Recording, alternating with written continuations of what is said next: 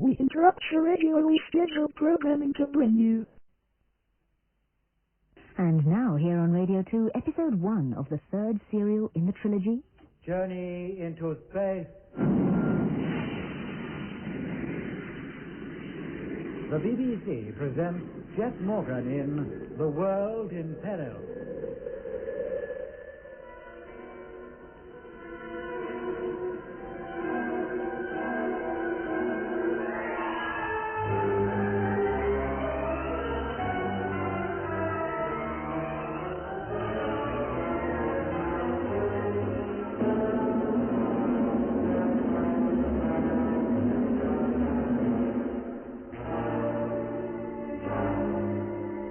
April 15th, 1972, Earth time. The Mars fleet, or what is left of it, is returning to the moon nearly a year before its scheduled time.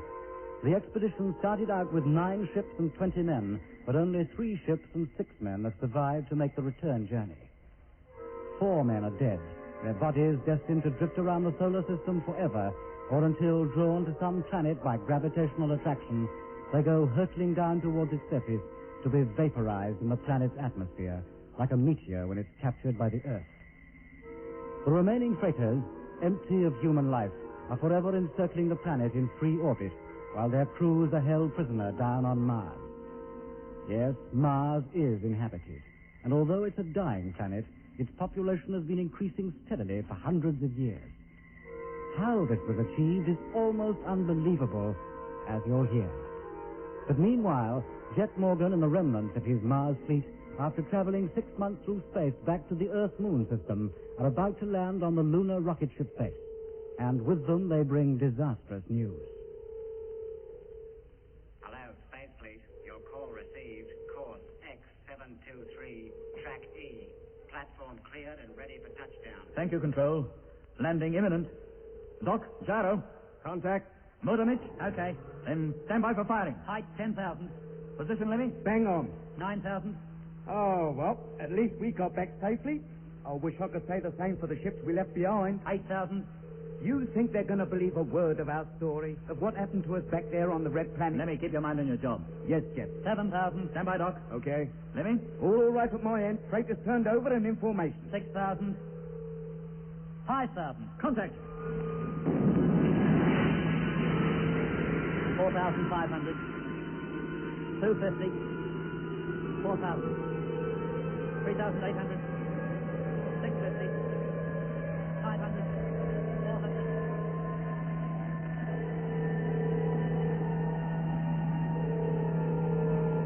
250. 200. 150. 100. 50. 40. 30. 20. 10. Hold on to your hats. Here it comes. 0.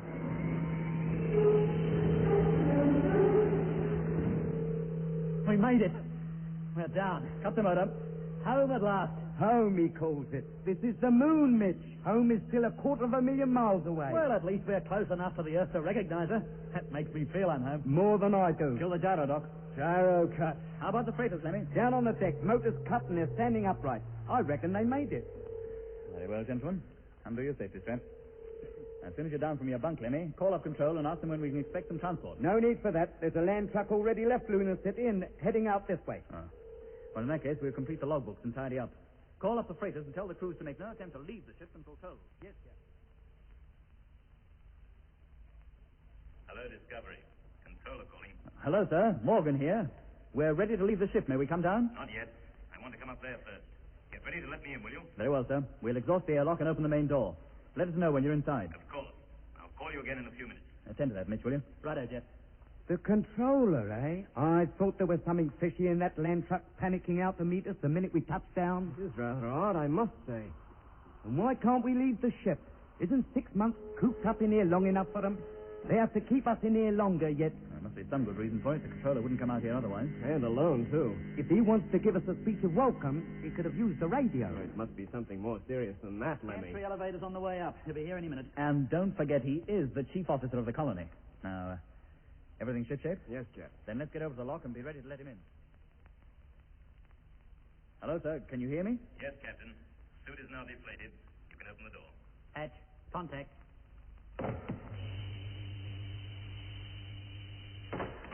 Let me give you a hand, sir. Thank you, Captain. Thank you. There you are. Can you unfasten this confounded helmet for me? Allow me, sir. Thank you, Barnett. There we are. That's better. Well, gentlemen, welcome home. To the moon, at any rate. Thank you, sir. Thank you, sir. This is a sorry business. How many ships were lost? 6, sir, and 14 men. 14. I take full responsibility. Hey, wait a minute, Jeff. Nobody's to blame. We should have turned back. Oh, every member of every ship agreed to go on. You gave them a choice, remember? I had no right to give them a choice. Only orders. Oh. And I should have ordered them to turn back. Why, Jet, how were you to know the trouble we were going to run into when we got to Mars? We had enough indications of it on the way, didn't we? What with the destruction of number 7 and the loss of its crew, Whittaker and Peterson's suicide. Captain Morgan, Sir? nobody's blaming anybody for anything. At least, not until after the inquiry. Inquiry? Nothing to be scared of. I'm glad to hear it. But your account of how those men and ships were lost, Well, sir? it's fantastic, almost unbelievable. You really think so? In fact, some of the people who have read your report refuse to believe half of what's in them. Truth, you don't think we threw them up for fun, do you? I don't know, but unfortunately some do. They're even suggesting they were drawn up to cover your own negligence. Let them try and tell me that. Wait a minute, Lemmy. Sir, you indicated that you didn't doubt them yourself. Is that so? Gentlemen, for 2 years I helped prepare you for this trip to Mars. I came to know you very well. In my opinion, there was nobody better qualified to handle the discovery and lead this project than you.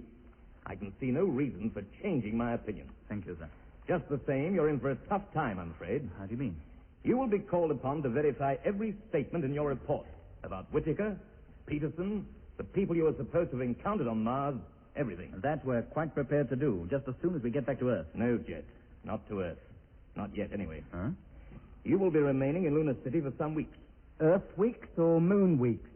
Earth weeks, Barnett. Well, that's something. Perhaps I should make it clear that I didn't ask for this committee to come up here. I, too, have to obey orders, you know. I was merely told it was coming and told what to do about you when you landed. And what about us? You are to have no contact with anyone in the colony other than myself and members of the committee. You will make no effort to communicate with anybody down on Earth without my approval. You will be confined to your quarters, which under the circumstances will be as extensive as possible. Apart from that, you will be given as much freedom as such restrictions allow. As free as a bird. One moment, sir. Yes? Whittaker. What about him? He was the first indication that there was anything strange happening. And it was information from control that drew our attention to it. Surely his case, born in 1893, missing from home since 1924, and then turning up in our fleet 47 years later, not looking a day older than 30. Well, surely that should be proof enough that something very weird was going on, that our reports could not have been fabricated. Whittaker undoubtedly is your strongest point.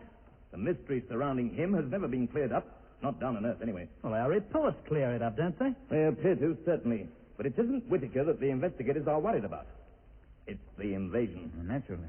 For the first time in man's history, not a shot has been fired in war anywhere on Earth for a whole decade. Fighting forces of all countries have been reduced to the minimum. The world has at last begun to settle down to a long era of peace. And then you come along with a nice little tale of how another planet is about to invade us. It's true. The date was fixed for the close opposition of 1986, but if they were ready, they could even attempt it in 73. Mars would still be close enough. Precisely. And how will they attack us? What weapons will they use? How can Earth defend herself? And how do you suppose people would react to the news that their world was about to be taken over by an alien race? Beings no one has ever seen. Yes, there'd be a worldwide panic. Exactly. But if what you say is true, they must be told and prepared for the worst. And it is on your evidence alone, scanty though it may be, that the committee must decide what to do. What if they concede our story is true? Then their findings will be published and the necessary preparations for world defense put into effect. And if they decide otherwise? Then your report will be suppressed and the Mars project written off as a failure. Maybe in 15 years from now, another attempt to reach the planet will be made. I see. Oh, very well, sir. We're at your disposal. What are your orders? Put on your suit. Then we'll go to ground level, and I will personally escort you to your quarters in Lunar City. Well, just give us time to collect the logs together. No. Leave them where they are. Nothing is to be removed from the ship. Oh.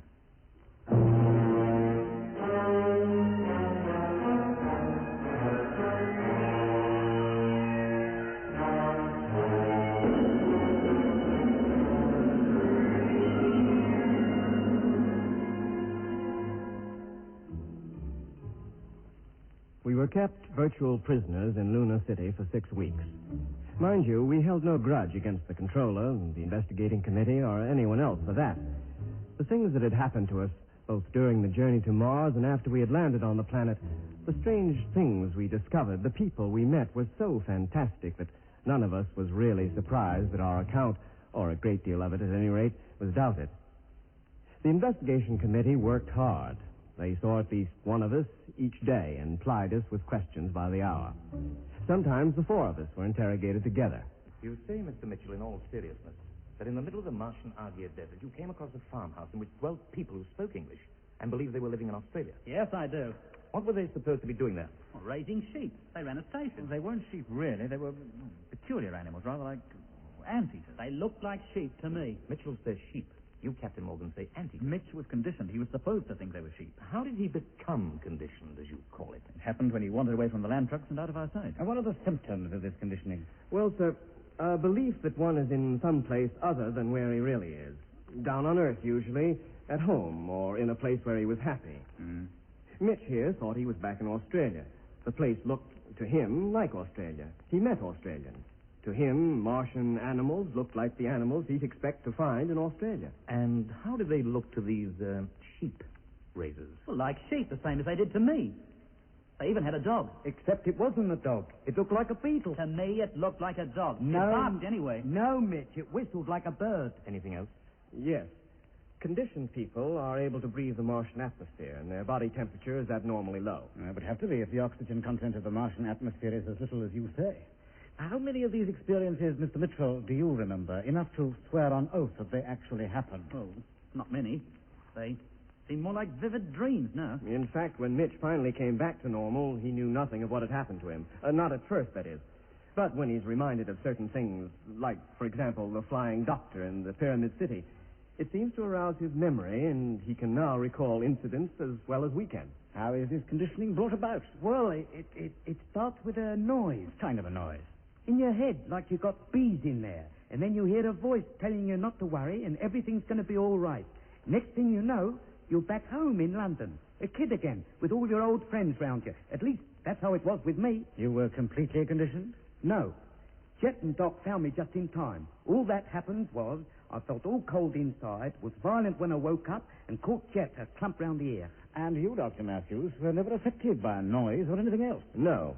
No, I believe that some people are immune to Martian conditioning. I happen to be one of them. Are you, in your professional capacity, able to hypnotize people? Yes, sir.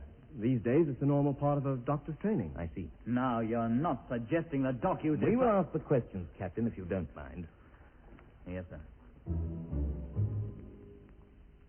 And so it went on, day after day. Every question, every answer was recorded and the tape flown back to Earth under seal. Our logbooks, which carried a complete record of our journey to Mars and back, were played over to us and the questions asked on over half the entries. We told the committee all we could remember of the great underground factory in the Lacus Solus where hundreds of men worked building spherical spaceships under the impression that they were still down on Earth building aircraft for the use in the Second World War. Of the Earthmen who seemed to realize exactly who they were and where they were, and who begged us to take them along when we made our final dash to get away from the planet and back to the moon. At last, after 6 weeks of grueling questioning on the part of the investigation committee, our ordeal came to an end. We were told nothing of the committee's findings, and a week later, they took a ship back to Earth. We were still confined to our quarters, as were the crews of the freighters who were kept in another part of the colony and with whom we had no contact whatsoever. We learned later that they, too, had been subjected to a searching examination. Then, one morning, Lemmy came bursting into our rest room with some exciting news. Jet, Doc. Hello, Lemmy. I thought you were up in the observation tower. I was, but what I saw up there sent me running back here. What's the trouble? The Discovery. They're working on it. What?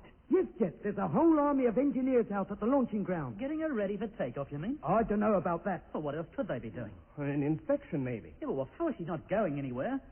And they went over every inch of her for a month after we got back. How about the freighters, Lemmy? Anybody working on those? Not that I could see. Then what can be going on? We have a right to know. Oh, but everybody else in this colony knows. The way they treat us, you think we've committed a crime or something. Well, I'm going to the tower to look for myself. Me too. Coming, Doc? Yeah, sure. Hey, wait a minute. Who's this? The controller. Good morning, gentlemen. Hello, sir. Morning, sir. Sit down, please. I want to talk to you. Let me bring over another seat. What's it about this time, Chief? Not another investigation committee on its way. No, nothing so grim as that. A few hours ago, I received the result of the first committee's investigation. It's quite a formidable document. What does it say? Are they going to turn us loose now? Let us go back home? You're going back to Earth, yes. Well, there's a turn-up for the book. What did the inquiry, sir? What did they conclude? That you were probably telling the truth. Probably. But I like that. You must remember, Mr. Mitchell, that no matter how convinced you may be of what occurred during your trip, your individual reports did not always agree. Apparently, all of you, with the exception of Dr. Matthews, were at some time or another under the power and influence of the Martians, allowing that such beings do exist. And all of you are rather vague about events during that time. But the committee has decided that at least something of what we said is true. Yes, in fact, they are quite prepared for the worst. The invasion? Yes. Well, thank goodness they're awake to it at last. Yeah, and what are they going to do about it? That's something for a body on a far higher level than the committee to decide. But this I do know. Copies of their report will be given to all Commonwealth and major foreign governments, and a worldwide conference will then be held to decide how we can defend ourselves against a Martian invasion should it come. It will come, sir. In 1986, with the next close opposition? So we were led to believe. Well, that gives us 14 years in which to get ready for them. But how do you prepare to meet something you know next to nothing about? We hope to find out a great deal in the not-too-distant future. Oh, how? Captain Morgan, would you return to Mars if we asked you? Return? When? At the next opposition. Mars will be further away than during the last one. What ship could reach her? The Discovery, if she were modified. So that's what's going on over at the launching ground. Yes, but the modifications would have to be very extensive. How's she carry enough fuel? We've only 2 freighters left. The backroom boys think it can be done. Extra fuel tanks and a more powerful motor will be installed. She'll be as tall as a skyscraper. What about the extra weight? She'll be a 3-stage job. Should reach twice her old velocity. And squash her crew flat in the process. Not quite, Lemmy, but their endurance will be tested to its limit. And what do we do when we reach Mars? You'll be told that when you get down to Earth. Now, will you go? Of course, we all will. Eh? How long before we leave? 3 months at the outside. That is the estimated time it will take to get the Discovery ready. And when do we go back to Earth? On the next ship. But there's one thing more. Yes? This project is to be treated with the utmost secrecy. You are not to talk about it to anyone. Nobody at all, you understand? Of course, sir. Very well, gentlemen. Transport to the launching ground will call for you in 12 hours from now. When you reach Earth, you will be escorted to your new living quarters. Well, where will they be? I don't know. Will we be landing in Australia or Europe? I don't know that either. All I do know is that I'll be coming with you. We're in for a right old time. I can see it coming. Well, that's all for now, gentlemen. And good luck. Thank you, sir.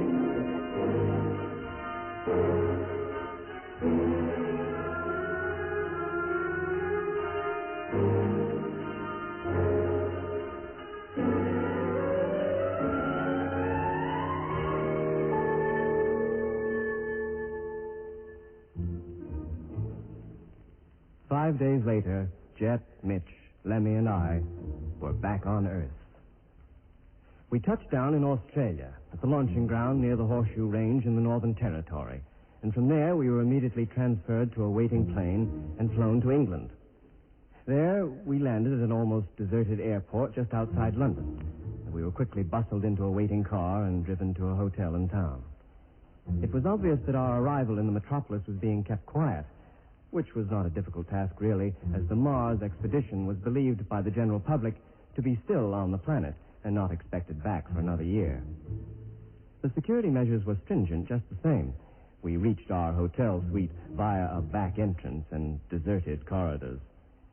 We were then left for the night, and a police guard placed outside our door, not so much to keep us in as to keep inquisitive people out. The guard also brought our meals and, on 1 or 2 occasions, helped us eat them. During the afternoon of the following day, the chief controller of the lunar base called for Jet in a closed car and took him down to the Space Fleet headquarters. How much longer are they going to keep Jet down there? Oh, if he's not back in an hour, I'm turning in. It's nearly midnight already. Now, do you think you can stop looking out of the window, Lemmy? Eh? I'd like to put the light on. You can go into your own room and put the light on, can't you? What's the attraction out there, anyway? I like to watch the people in the park and hear the hum of the traffic. There are people in the park at this time of night? You'd be surprised. Oh, it's good to get a breath of fresh London air again. I bet the air in the East End smells even sweeter. What wouldn't I give to be back there now, walking through the old streets again? Oh, there's a fat chance of that. They won't even let us take a walk in the park. How long are they going to treat us like this? Like we was a litter of prize pups. Too valuable to let out except on a lead. Yeah, valuable's right. Look, Lemmy. What's that? That couple walking down there with a dog. Oh, don't. It makes me think of Becky. What, the dog? Do me a favour, Mitch. It's not so bad for you. Your home's in Australia, but mine's here in London. And Becky's not above a couple of miles from here, and she doesn't even know I'm in town. They won't even let me call her up on the phone. What were you going to say about those two down there? I was going to say that if the Martians do invade, neither they nor anyone else will ever have a park to walk through again. So? So he should stop beefing about being shut up and realize that we're kept out of sight and guarded night and day because we are valuable. Because Jet, Doc, you and me are the only 4 people on this globe who have first-hand knowledge of what might be in store for the Earth. And that's the reason I can't sit here in this window and take a breather? Well, what if somebody recognizes you, realizes we're back? Somebody else would have to answer some mighty awkward questions. But it's dark and we're on the top floor. Oh, Mitch is right, Lemmy. We can't take any risks. If the slightest inkling of what was afoot did get out... Well, that sounds like Jet's back anyway. So draw the curtains, Lemmy, and let's put on the light, huh? Yes, sir. That's more like it. Well, you're back at last. Hey, what went on down there? Why did they keep us so long? It's all settled, gentlemen. We're going back to Mars. What exactly is the purpose of the trip? They need more information. We have to try and get it. What kind of information? All kinds. About the invasion plans, how it'll be done, the kind of ships they were using, how they're propelled, and what kind of weapon they're most likely to be vulnerable to. They don't want much, do they? We take in any other ships with us? 2, but no crews. They don't want to risk having another Whittaker aboard. They'll be remote controlled from the flagship? Anything else? Well, we're to try to bring back at least one conditioned man or woman. If possible, someone who hasn't been up there very long. That's not going to be easy. Nothing is going to be easy. In fact, it's realized that we're taking a considerable risk. That's an understatement, if ever I heard one. We'll be lucky to get back at all. Well, at least we have some idea of what we're up against this time. That's what worries me. Anyhow, that's all I can tell you at the moment. We'll get our marching orders in due course. Now, we'd better get to bed. We have to be up early in the morning, all of us. What for? There's a car calling for us at 4 o'clock. 4 o'clock? Where are we going? I don't know, except that it's to an observatory somewhere outside London. What's the idea, Jet? Well, that we'll only know when we get there. Now, go to your rooms and get what sleep you can. The guard will bring you breakfast at 3:30. Good night. Hi, Jeff. Good night, Jet.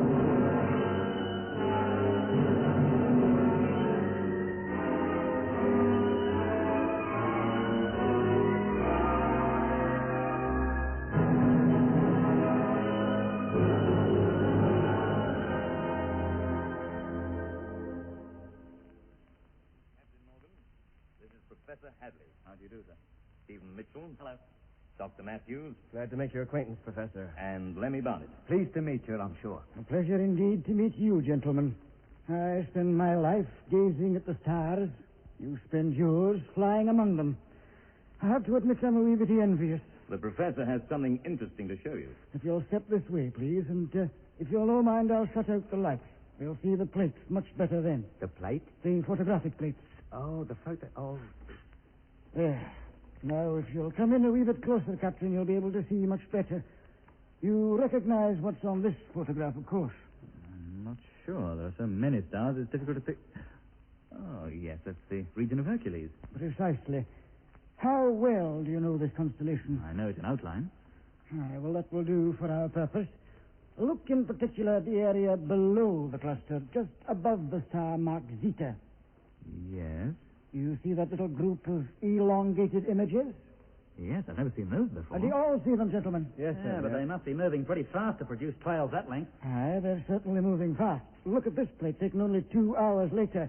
The same images appear in an entirely different part of the constellation. And you'll notice that one of the trails is well ahead of the others now. So, they're not traveling at the same speed? No, Mr. Barnett. In fact, although these objects seem to keep together most of the time, their speeds vary considerably as a group as well as individually. And their track is no more constant than their speed, as you'll see on this next plate. Here, you see their position is much lower. In fact, they've very nearly moved out of Hercules entirely, down into the region of Ophiuchus, and all in the course of one evening. That can only mean one of 2 things. That their speed is far greater than anything ever seen in the heavens before, with the exception of meteors, of course, or that they're very close to the Earth. Which must be the right answer. Precisely. There's no doubting it, gentlemen. These objects, whatever they are encircling the Earth some 6,000 miles above its surface. And they've been doing it for at least 2 weeks. Blimey, the Martians. They're already here. Is this particular group the only one you've discovered, Professor? Aye. But that doesn't rule out the possibility of there being others. You're quite sure they're not experimental orbital rockets launched from Earth? Quite sure. Sir, how do they look through the telescope? Roughly circular and nearly a mile in diameter. What? They can't be spaceships, then. If it were not for their extraordinary behavior and their proximity to the Earth, I'd say they were asteroids, great chunks of rock adrift in space. Are they visible now in daylight? No. And they'll be below the horizon now anyway, but other observatories on the night side of Earth will be tracking them. What would be their present position?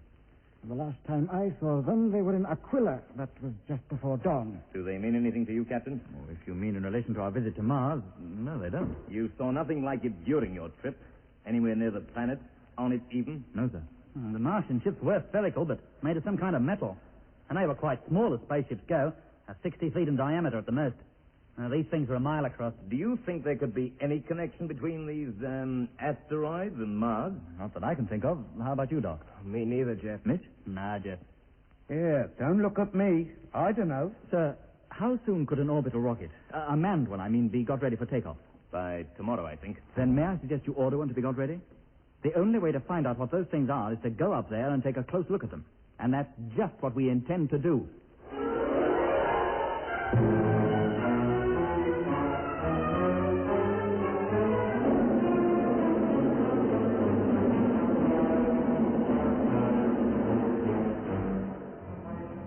That was episode 1 of Journey into Space. Taking part in this recording were Andrew Foles as Jet Morgan, Alfie Bass as Lemmy, Guy Kingsley Pointer as Doc, and Don Sharp as Mitch. Other parts were played by David Jacobs and Alan Tilton. The orchestra was conducted by Van Phillips, who also composed the music.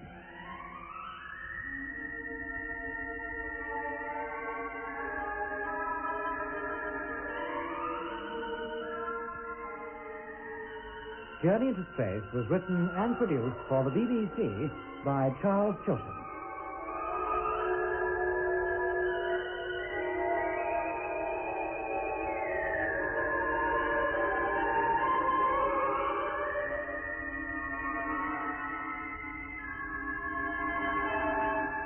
And episode 2 of Journey into Space can be heard at the same time next week. And if you can stand some more excitement, of perhaps a slightly less perilous nature... Journey into Space.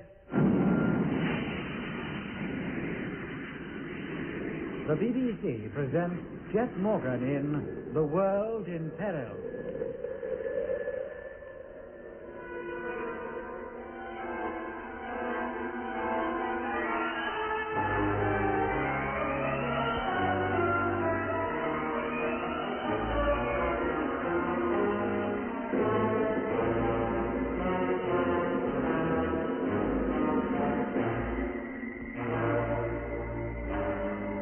A year has passed since Jet Morgan set out on his ill-fated trip to Mars. And now, with the remnants of his crew, he has returned home, bringing with him the startling news that the Martians are preparing to invade the Earth. The invasion is not expected until 1986, so it is believed the Earth has 14 years in which to prepare to meet this threat from space. And then, early one morning, Jet and the crew of the Discovery are taken to an astronomical observatory outside London and shown photographs of a group of unidentified objects, which, according to the director of the observatory, are encircling the Earth some 6,000 miles above its surface. Jet decides to take Lemmy and a passenger-carrying orbital rocket out into space to investigate the strange phenomena. Well, she's all ready, Captain Morgan. It will take off just after sunset. The asteroids, or whatever they are, will be in the night sky and visible from this latitude. Now, are there any questions? The takeoff and setting the ship in its orbital course will be automatic? Yes, takeoff and final orbital speed have been timed to match those of the asteroids. But once you're in free flight, you can maneuver the ship yourself, within limits. Well, will Doc and I be able to follow the proceedings? Certainly, Mr. Mitchell. I've arranged for you both to watch the whole course of events from the main control room. Now, there are your crew suits, and I'll call for you in the wagon in half an hour. Thank you. Well, good luck, Jeff, and you, Lemmy. Thank you, Doc. Thanks, Doc. If we land on one of those asteroids, I'll bring you back a stick of rock as a souvenir. Fat chance there is of that, but good luck all the same. See you both sometime tomorrow. So long, Mitch. Now, gentlemen, if you'll just follow me... All right, Lemmy. Put on your suit. Yes, Jeff. All right, Jet. In you go. Thank you, sir. And you, Lemmy. Ah, I'm sorry the space is so confined, but this is no passenger ship. what, no take-off couches? No, Lemmy, reclining chair. Oh, don't worry about it, sir. We'll be quite comfortable, thank you. Good. So now step out onto the elevator and make my way down. Take care of yourselves. So what harm can a few chunks of rocks do us? All right, Lemmy. Close the airlock and the main door. Airlock, contact. Then carry out pre-takeoff check. Yes, mate.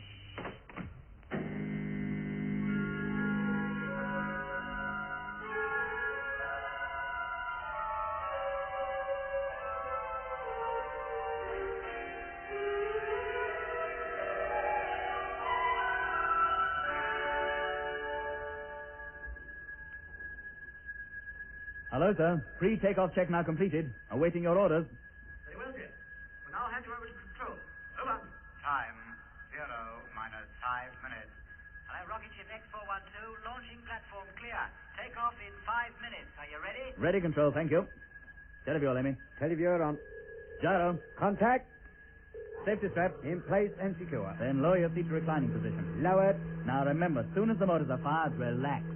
Oh, if I had just a couple of hot towels on my face, I'd fall asleep. Hello, control. All set now. Stand by.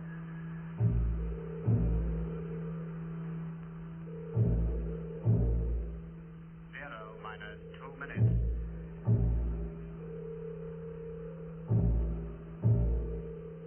Zero minus 1 minute.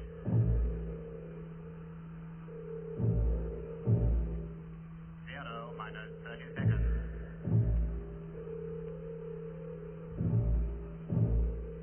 Zero minus 10 seconds. 5, 4, Stand by. Here we go. Change at Clapham Junction. 1.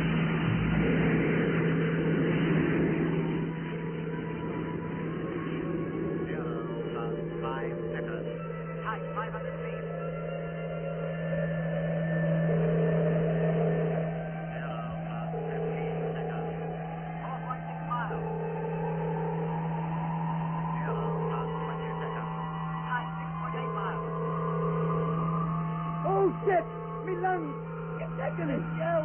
Shout or sing or something! John! Drown! Body!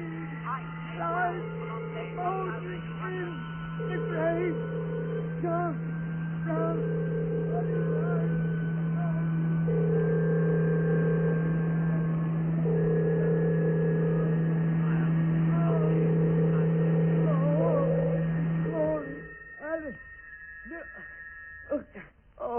Oh, blimey. That's better. I thought for a minute I'd be pushed right through this seat. Well, stay put. We're not finished yet, Lemmy. That's the booster away. Hello, rocket ship. Booster's now been jettisoned. Stand by for firing of second stage. Oh, no. Quiet, Lemmy. Hello, control. All okay here? Roger. Firing in 10 seconds from now. 5, 4, 3, 2, 1.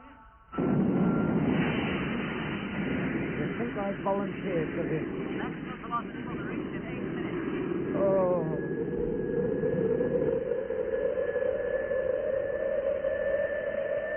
Oh. Hang on, Lemmy. It'll soon be over.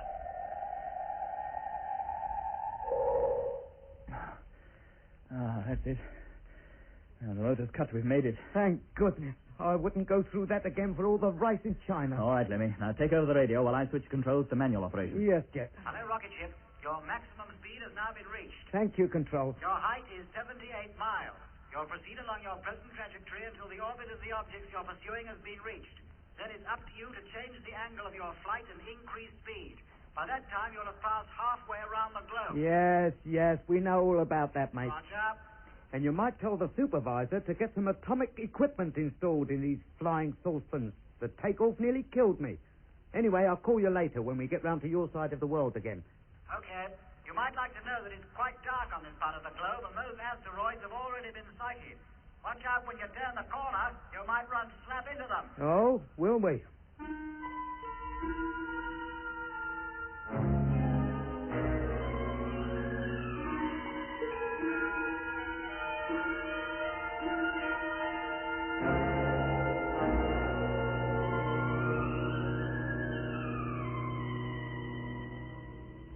Approaching the night side of Earth now, Lemmy. Switch on the radar. Right. Any response? Oh, give it a chance to warm up. Shall I put on the forward televiewer? No need, Lemmy. I'll look out from the pilot's window. Ah, the radar's alive now, mate. But she's not responding. Hello, Control. Morgan calling. Hello, Jet. Receiving you loud and clear. We're just passing over the Earth's terminator. Radar's on, but we're not getting any signal. You will. Can you see those things? Yes, and they're traveling much faster than usual. You'll have to step lively. Increase your speed by 3,000 miles an hour. Very well. Increasing speed. Now. Hey, Jet, we've got something. On the screen. Great W supplements. We found them. Hold on a moment. Now, where? There. See? As plain as the nose on your face. 1, 2, 3, 4, 6 of them. Same as we saw on the professor's photograph. Yes, that's them, all right. Strong signals, too. Hello, Control. Hello, Jet. This is Mitch. We've picked them up, heading straight for them. We'll give you a running commentary as we approach. Good on you. All right, Lemmy. Now get the camera ready and position the telescope. Yes, mate. We can't be far off now, Jet. Signals are belting in. Can you see them?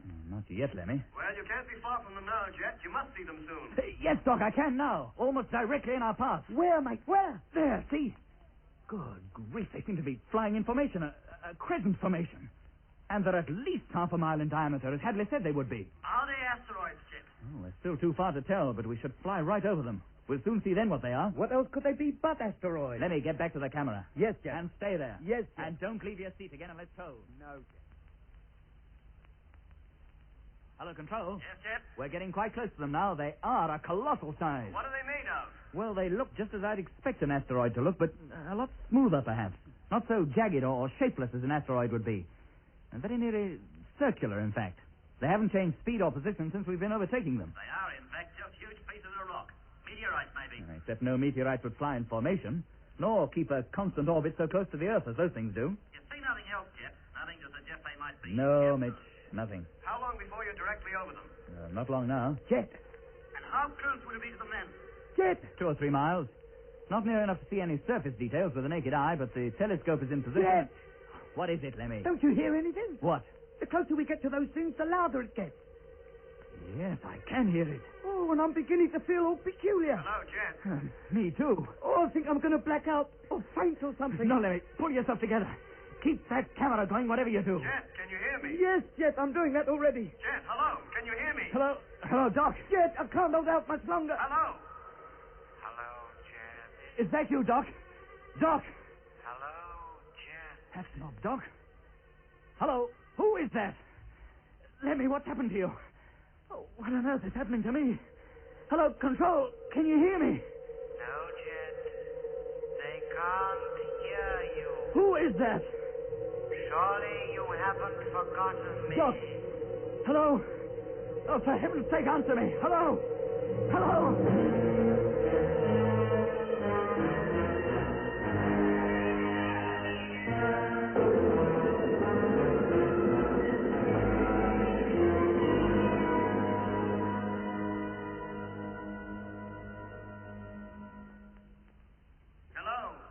Hello, rocket ship X412, control calling, trying to contact you. Come in, please. They still don't answer. Give them another try, Doc. If they don't answer this time, we'll have to do something about getting them down. Hello, Jet. Doc calling. Calling rocket ship X412. Come in, please. What happened? I must have blacked out after all. Are you all right, Jet? Jet? Oh, crikey. Hello. Huh? Who's that? Calling Jet Morgan aboard rocket ship X412. Come in, please. Doc. Hello, Doc. Let me hear. Lemmy, you can hear us. Yes. What's all the fuss? What's all the fuss, he says? We've been calling you for more than 24 hours. But only a second or two ago, I was taking pictures of those asteroids, or whatever they are. In fact, I still had my hands on the guiding control when I woke up. How do you mean, when you woke up? I blacked out. How about Jet? Judging from the way he slumped in his chair, I think he must have done an all. Here, wait a minute. Those asteroids, they've gone. Yes, they have. And we've changed our position, too. We're not over the same part of Earth we were a couple of minutes ago. It's daylight down below. What's been going on? Listen carefully, Lemmy. Yes, Doc. Is Jet strapped into his seat? Yes, he is. Good. Now switch the ship over to automatic control. Automatic? Yes. Then go back to your own seat and strap yourself in. Yes, Doc. Automatic control on. Now moving over to seat. What's the idea? We're going to hand you over to control and bring you down. We'll explain everything then. Oh. Hey, wait a minute. It's Jet. He's waking up. Hello, mate. How you feeling? What happened? You blacked out. We both did. That noise, remember? Yes, that's right. Stand by, Lemmy. Firing imminent. What's going on? They're taking us down, mate, on the automatic control. So you just sit still and take it easy. Yes, but what about those... No use worrying about them. They've opted. Doc and Mitch will explain everything just as soon as we get down on the deck. Hello, rocket ship X412, control calling. Are you receiving me? Over. Hello, control. Receiving you loud and clear. Over. Motor about to be fired for descent. Are you ready? Ready. Firing in 5 seconds from now. 4, 3, 2, 1. Contact!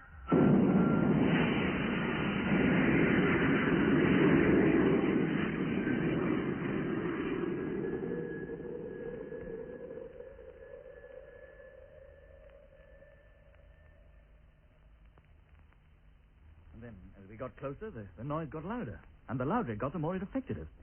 And the last thing I remember was seeing Lemmy hanging motionless just above his chair in front of the camera, which was still running. Yes, Jet. And it continued to do so until the whole reel of film had been used up. Is there anything on it, sir? That we'll see in just a few moments. Oh. Jet, this voice you heard. We were calling you, you know. You're quite sure you couldn't have mistaken Doc's voice for someone else's? I'd stake my life on it. It was not Doc's voice. It was McLean's. What? McLean? Did you hear it, Lemmy? No, Mitch. I must have passed out by then. I didn't even hear Doc calling. Who, may I ask, is McLean? He was formerly a crew member of one of the freighters in the Martian fleet, but we lost him. You mean he's dead? He was captured by the Martians, and we had to leave him behind. How long did this noise take to have its full effect, Jet? A minute or so, no more. And it seemed to be no time at all before I woke up again. It was more than 24 hours. We were just about to send up another rocket after you. And what happened to those asteroids? A few moments after you had passed out, they moved across the sky at a fantastic rate. Within half an hour, they disappeared over the eastern horizon. Where are they now? Goodness knows. Haven't been seen anywhere in the sky since. Even though dozens of observatories have been on the lookout for them. Yeah, they left you and your rocket standing, Jet. Even if you'd been conscious and had tried to pursue them, you couldn't have caught them. Not in a million years. Well, it looks as though the moment they realized they were being observed from close quarters, they got out of the way, and quick. But how could they? Just huge pieces of rock. We don't know how they did it, Jet. We only know they did. And where did they come from? Where did they go to? Well, that we can only guess at, sir. But there's one thing that is crystal clear.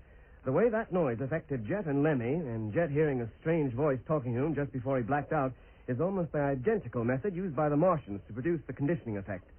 So, I think we can safely say that those controlled asteroids are from Mars. You mean the invasion's begun already? No, not necessarily, Lemmy. They may send advance parties, reconnaissance squads first. But we never saw anything like those flying rocks. Not during the whole time we were on Mars. The Martian ships were metallic and minute by comparison. And when we were put to sleep by noises on Mars, we always dreamed we were back on Earth. But there was no dream this time. We hardly realized we'd even been asleep. It was just like 24 hours had been stolen from our lives without our knowing it. Hello? Supervisor here. Oh? Good. No, leave it there. I'll pick it up and project it myself. That was the photographic section. The film is ready. Let's take a look at it, shall we? Sit down, gentlemen. It will be on in just a few moments. I suppose you had time to fix the camera, Lemmy, before you blacked out. Of course I did, Mitch. What lens were you using? Telephoto. That's what I was told to use, and I used it. Camera was running just as soon as the objects were sighted. Oh, there go the lights. Now we'll see just what the camera did capture. And there they are. Nearly through the whole screen, don't they? Not of equal size, that's for certain. One in the center of the formation seems twice as big as the rest. The surface is a lot rougher than you thought, Jet. Well, I was viewing them with the naked eye. They look like miniature moons, and they seem to have little craters on them, all of a uniform size. How big would you say they are? Diameter about 100 feet. Were we getting a close look at them, Jet? Well, we were getting nearer to them all the time, but it was about now that Lemmy began to hear that noise. Well, they are increasing in size, gradually. What, the craters? No, Mitch, the rocks, the asteroids. You know what I think, don't you? What's that, Lemmy? Those craters are not craters at all. They're circular holes. What makes you think so? Well, if they were craters, the sunlight would be lighting up part of their floors at least. But those things are jet black all over. Well, Lemmy's got something there, you know. Well, if the reel lasts long enough, we should get a really close look at them in about 10 minutes.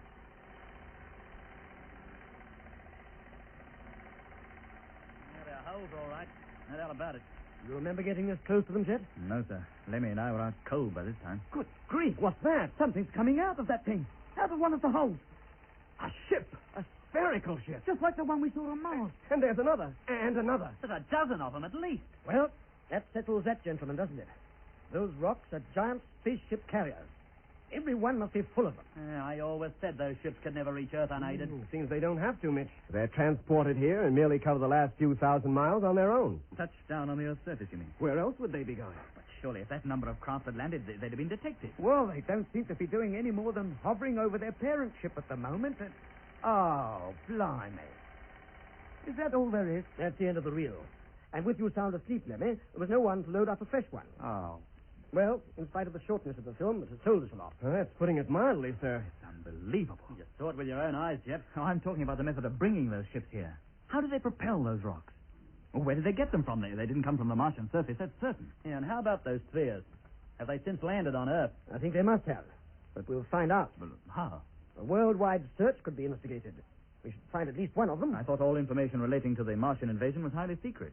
How do you keep it secret if you order a worldwide search for their ships? If all those ships we just saw have landed on Earth, it won't be a secret any longer. We'd better report this right away. Come along to my office, gentlemen. I'll get the chief down here and see what he has to say. Very well, sir.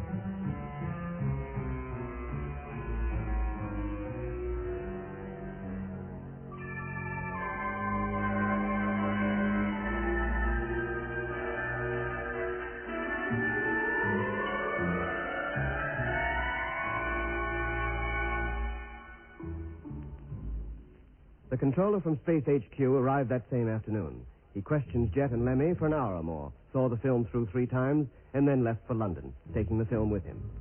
As for us, we were told to remain at the orbital rocket station until we heard from him again, which we did the very next day. And not in person, but through the rocket station supervisor, who called on us in the early light of dawn. Who is it? Jenkins. Oh, come in, sir. Sorry to wake you at this unearthly hour. Is something wrong? There's good reason to believe that one of those spheres has landed. What? Where? In the Lake District. 2 nights ago. Anybody see it? Only 2 people. A couple of campers. Apparently the weather was foul and it was raining hard, and they got up and went outside to loosen the guy ropes of the tent. It was then that they saw it. A sphere? Well, we can't be sure. They'd hardly stepped outside when they saw what they took to be a fireball racing through the air above their heads. They saw it descend into a valley. Did they go down there to investigate? On the contrary, they were hardly more than kids. What with that and the storm that was going on, they were pretty scared. They got out of that as quickly as they could. Then they got a lift from a passing motorist who dropped them off at the next town when they called at the police station. There they stayed the night. They told the police what they'd seen, of course. Yes. Next day, the station sergeant went over to where the 2 kids had camped up on the hill. From up there, he could see that something pretty big had plowed its way through the trees of a wood below. He went down to see what it was, and what he saw sent him running back to the nearest phone box. What was it? He described it as a space missile. Thought it must be one of our experimental jobs that had crashed. A report was then sent down to London and from there to us. We have to go and investigate it, in the hope that you and Lemmy can identify it. But maybe it is one of your space missiles. No, Jet. This thing is spherical and large enough to carry a crew. Now, how soon can you be ready to leave? Half an hour? Good. I'll go and wake up the others.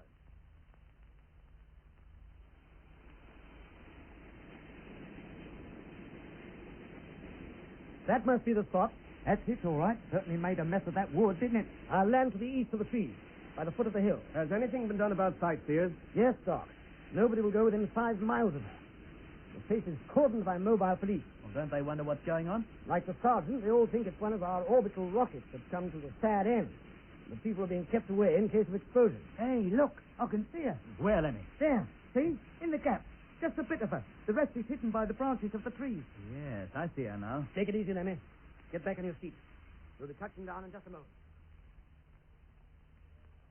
Well, gentlemen? Yeah, that's a Martian sphere, all right. Identical in every detail with those we saw on the planet.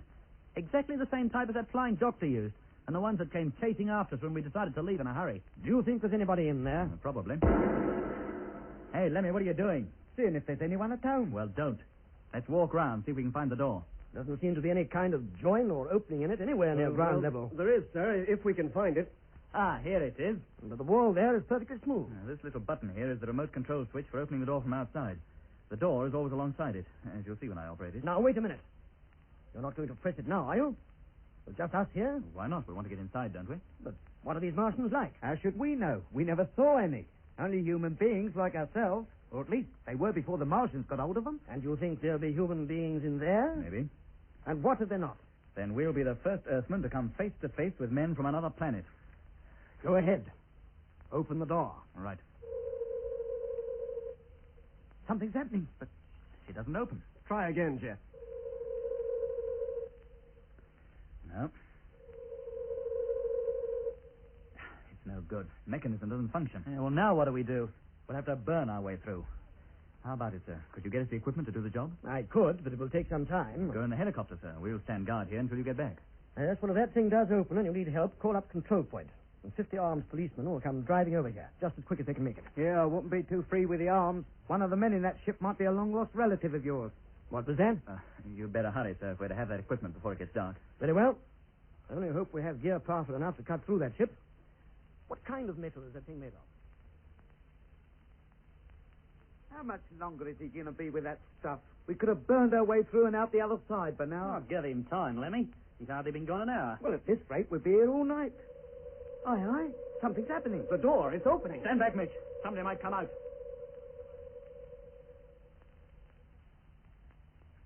Well, they're certainly taking their time about it. But what caused the door to open? Search me, Doc. Unless our working on it accidentally completed the circuit or something, I don't know. Well, how long do we wait here, waiting for them to show themselves? We'll give them 10 minutes. If nobody's appeared by then, we're going in. The 10 minutes is up, Jet. Well, I'll go. The rest of you wait here. No, I'm coming with you. You can't go in there alone. All right, if you must. Then stick close together and take your time. Come on, Doc. Let's get it over. Now, keep close to me, Doc. Yeah. I'll lead the way. There doesn't seem to be anybody down in this section. No. Have a good look around, Doc. It doesn't seem to be any different from the sphere we saw on Mars. Same control panel, same pillar in the middle of the cabin. Yes, but that ship had a crew, Doc. It needed one to operate it. Hey, can you remember which controls were which? No, I can't say I can. But don't go touching anything, Doc. Would I be likely to? Hey, what's that? Hey, this lever, it moves. What? You sure you didn't touch something? Yes, Jet. It moved down at least 3 inches. On its own? And now a light has come on. There goes the lever back again, back to its former position. There must be someone in here. The upper cabin, maybe. Come on. Now, wait a minute, Jet. If there is somebody up there... That's just what we came in here to find out, isn't it? I hate this thing to take off. I don't think it can take off. If it could, it would have done so 2 days ago. As soon as it was realized its landing had been discovered. Well, if you say so, I'm game. Do you remember how to get into the upper section? Yeah, by this central pillar. It's hollow inside and leads up there. Door control should be here somewhere. Ah, here it is. And the door's opening. Come on, there's a ladder fixed to the wall. Watch your step. Say, look at this. Good grief. The place is absolutely jammed with all kinds of gear. A little different from the last one we were in, eh, Doc? The upper section in that one was more or less empty. Couldn't possibly be anyone up here. There's hardly room to move around. Then the opening of the main door and the operation of the flying controls must be remote controlled. Yes, that's why that control panel downstairs was alive. But who controls it? Somebody up in those asteroids, Doc. Yeah, they might even know we're in here. Hear every word we're saying, maybe even see us. Well, in that case, and now we've satisfied our curiosity, Hey, listen, what's that? Delta door. It's closing. Man, sakes, let's get out of here quick before this thing takes off with us in it.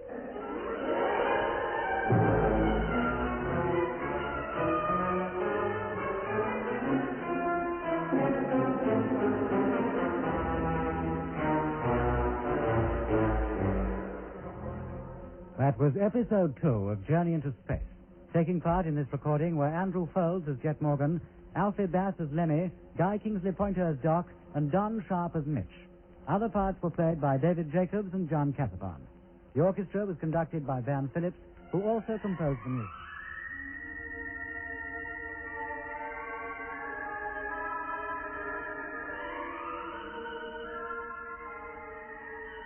Journey into Space was written and produced for the BBC by Charles Chilton.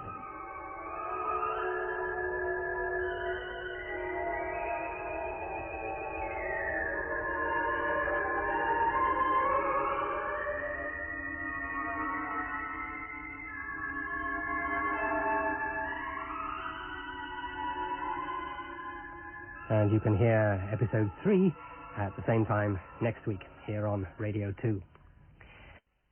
Now for episode 3 of Journey into Space. The BBC presents Jet Morgan in The World in Peril.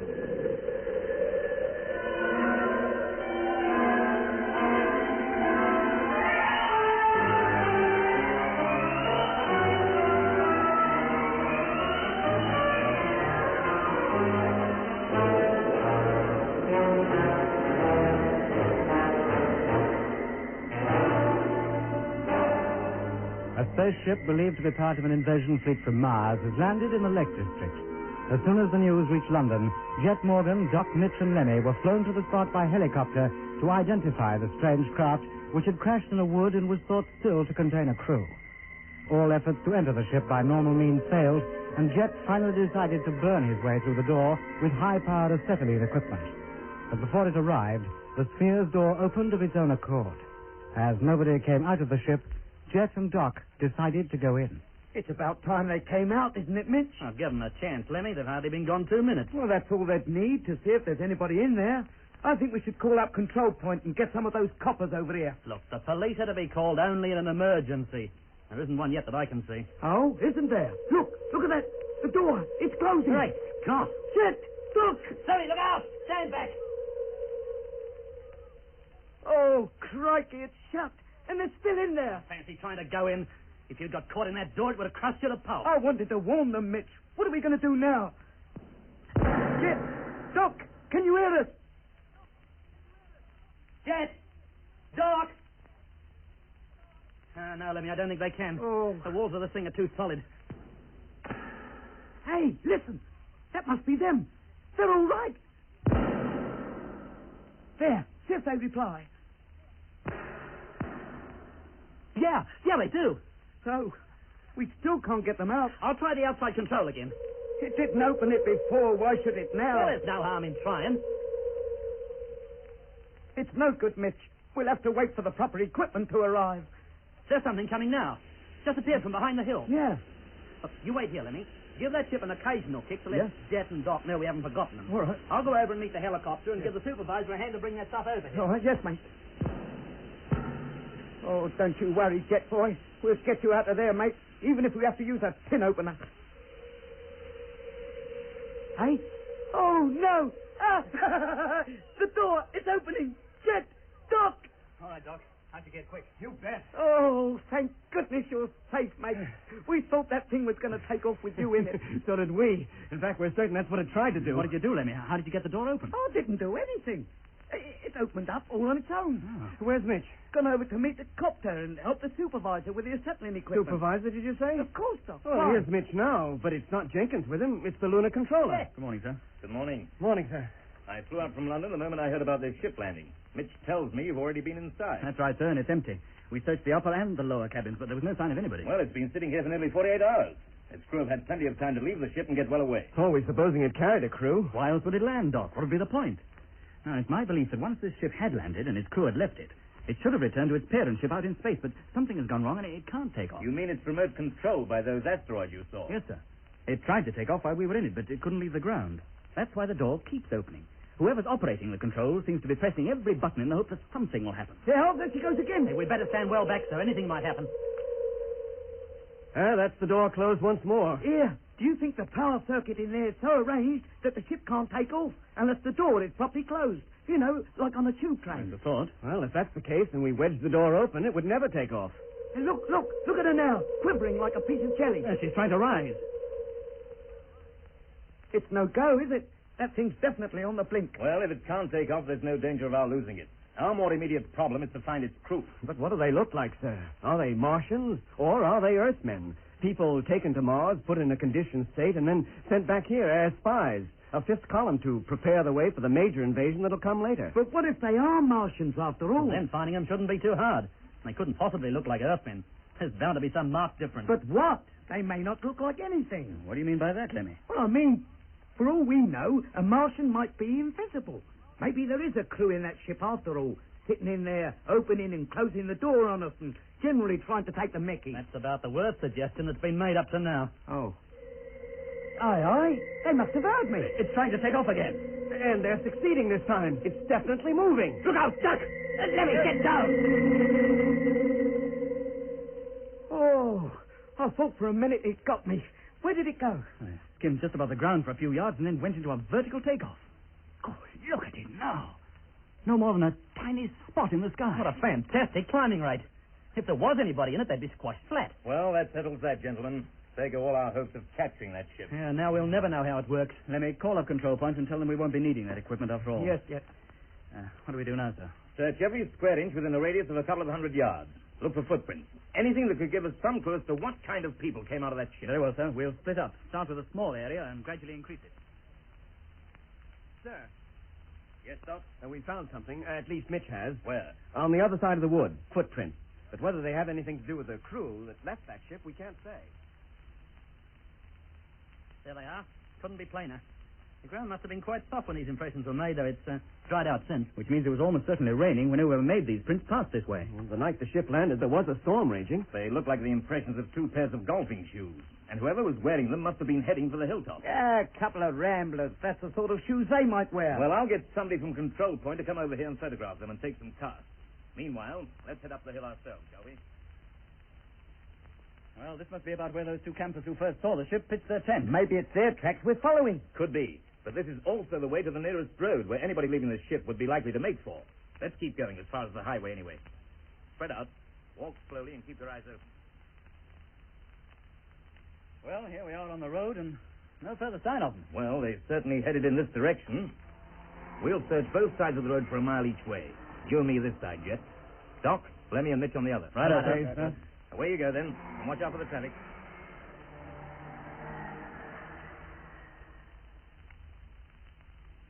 Well, Jet? No, sir. Nothing. Doc? Not a thing, I'm afraid. Mitch? Same with me. So, why should I be luckier than anybody else? Well, I still believe that whoever left those prints came as far as this road. Then they were either given a lift or they walked as far as the next town. In either case, they must have been seen. If not during the night, then either yesterday or today. Well, how do we find out? We get the police to help us. To find 2 people we can't even describe? 2 people wearing exactly the same type of shoe cannot be such a common occurrence. If they put up at a nearby town, they might well have had the hotel porter clean their shoes for them. They'd walked through plenty of mud. It's a long shot, but I suppose it might lead to something. Long or not, it's the only thing we've got. If we can trace these 2, it might help us to track down the rest. The rest? Don't let's fool ourselves that this was the only ship to reach Earth.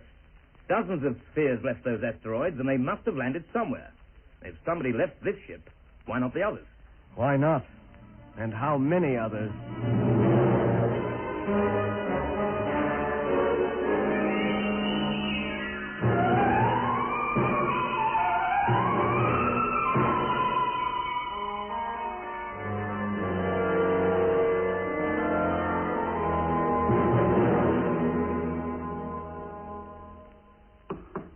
See who that is, Lemmy. Well, let's hope it's the tea. I'm dying of thirst.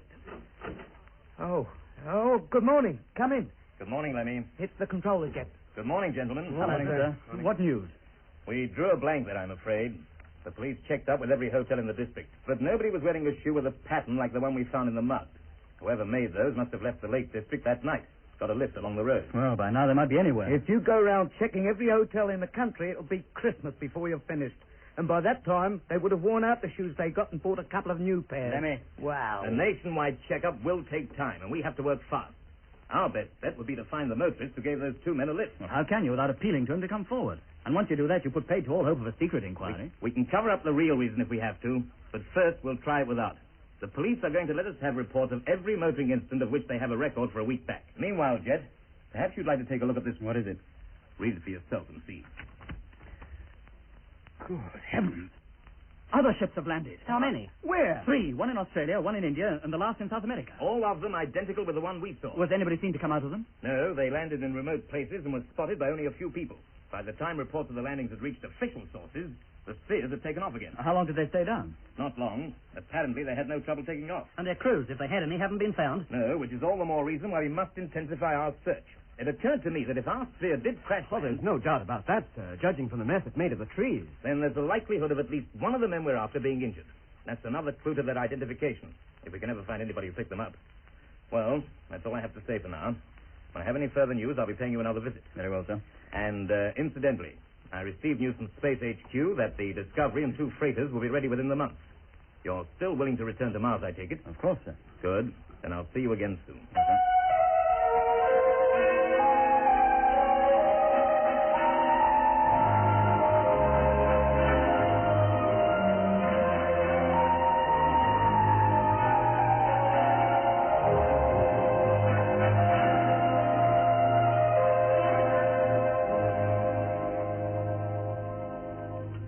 That lot, Lemmy, you can start plowing through these. Oh, turn it up, Mitch. I've read so many reports, I'm going goggle-eyed. parking offences, speeding, shooting the lights. And you know, I never realised so many people drove while under the influence. Dozens of them. Get down to it, Lemmy. We've got lots more to go through. But none of these fellas could ever have been anywhere near Miles. They behaved too normally. Hey, here's something. What, Doc? Any of you read this case before? A fellow called Moore. What did he do? That's the whole point. He didn't do anything. What was that? Yeah, picked up in Hyde Park near Marble Arch on the evening of the 3rd of July. The day after the ship landed. So, what's this nothing he was doing? Found at the wheel in a stupefied state, not fit to be in control of his vehicle. Oh, I've got a couple like that. He's had one too many. That's what the constable thought, but he was wrong. Police doctor found the man was ill and had him taken to the hospital. What is wrong with him? Apparent loss of memory. Thought he was in Warrington instead of London. And his temperature was abnormally low. Where does he live? Manchester, a commercial traveler. But unless he's considerably improved since this report was made out, at the moment he's in Paddington Hospital. But I think we'd better see him. Lemmy, get the controller on the phone, will you? Yes, mate. Now, look, don't let's get too excited. This may have nothing to do with what we're looking for. Hello. Special line. A247. Yeah, that's right. No. Morgan speaking. Oh, hello, sir. Oh. Yes, very well, sir. We'll wait until we hear from you. And thank you, sir. Moore was discharged from hospital 2 days ago. Oh, no. Where is he now? They presume he's gone back home. Anyhow, the controller's getting onto it, and if he is in Manchester, they'll have him flown down here on the next available plane. Good. I'd very much like to meet Mr. Moore. Me too, Lemmy.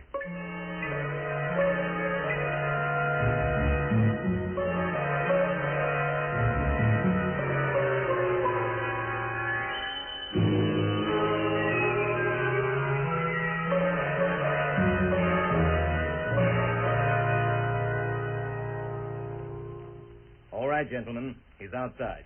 He'll come in just as soon as we're ready for You him. found him quite easily? Yes, Jet. He was living at the address he gave to the police. Didn't seem to have anything to hide. What kind of a man is he? Middle-aged. Portly, a strong character, I would say, but rather worried about what happened to him. Anything else? No, sir. Shall I bring him in then? Yes, do, sir. We might as well see him and get it over. Very well. Yeah. What if he recognizes us as the men who went to Miles? Well, it's unlikely. Like most other people, he doesn't know the fleet has returned yet. But to be safe, you'd better handle him, Doc. Okay, Jet. The rest of us will go into the next room. He's not likely to recognize just one of us, but the four of us together might be a different story. Mr. Moore, this is Dr. Matthews. Pleased to meet you, Doctor. How do you do? Sit down, will you? Aye, I don't mind if I do. The doctor would like to ask you a few questions, Mr. Moore. You can be perfectly frank with him. Don't try to hide anything. Why should I? I've got nothing to be ashamed of. Good. I understand, Mr. Moore, that you've recently had a lapse of memory. That's right, sir, I have. And I can't understand it. 1 minute I was driving near Warrington, in Lancashire, you know. Uh-huh. And next I'm sitting in Hyde Park at the wheel of my car without the slightest idea of how I got there. But that's just not possible. I mean, you couldn't be in one place one moment and in another the next. I didn't say I was. I said it seemed like it. What time were you in Warrington? In the early hours of the morning. But when I woke up in Hyde Park, it was the evening of the next day. And the funny thing was, I intended to spend the night in Warrington. I had the hotel booked. Did you notice anything strange before this loss of memory occurred? Aye, I did. I don't like to admit this, but long before I got to Warrington, funny things were happening. What things? Well, tell me, Doctor, is it possible for a man to have nightmares while he's awake? I can't say I've ever heard of such a thing. Well, it happened to me. Oh? You see, I'd called at Penrith. That's in the Lake District, you know. And by the time I started out for Warrington, which was my next port of call, it was already dark. Well? I'd already done a full day's driving and was feeling pretty tired, so I chose to drive along the secondary roads to avoid the heavy traffic, you see. You know, I found it difficult to keep awake. I'm not surprised. Well, I'll confess it now. I don't intend to hide anything from you. Good. Then the storm come up. One of the worst I've driven through for a long time. And I tell you, if I'd seen an hotel or an inn right there, I'd have packed it in and got myself a bed. But there was nothing for it but to press on. And then it happened. What? It's a bad dream, a nightmare. Tell me about it, Mr. Moore. Well, I'm driving along, not too fast, mind you. I'm not a fool, you know. Talking to myself to keep awake, when suddenly there's a flash of lightning, and I see two men standing at the side of the road and waving to me to stop.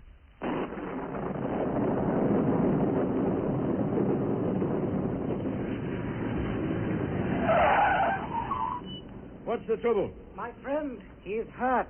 This is a fine night to choose for an accident. You want a lift? Thank you.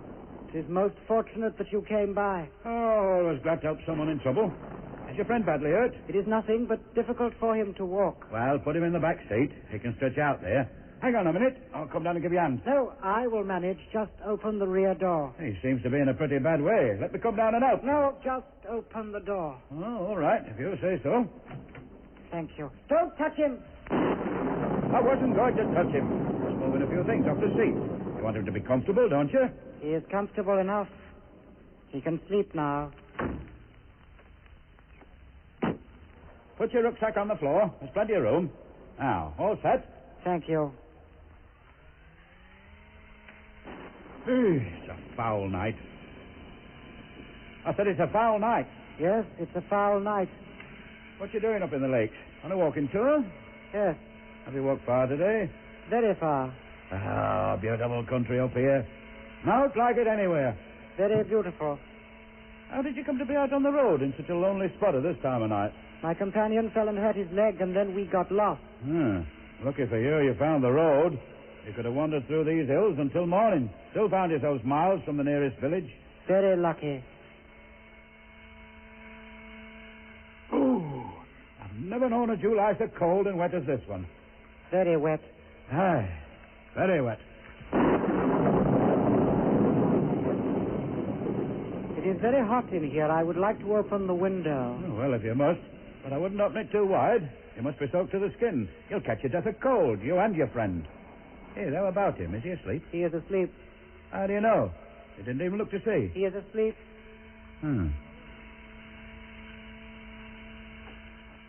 Where exactly are you heading for? Where are you going? Warrington. Should have been there by now, but I got held up at Penrith. I can drop you off at the next town or anywhere along the road. I thought perhaps you would be going to London. As a matter of fact, I am, but not until tomorrow. Tomorrow is no good. I must get there as soon as possible. I thought you said you were on a walking tour to the lakes. I did not say so. You assumed it. You're not a very friendly character, are you?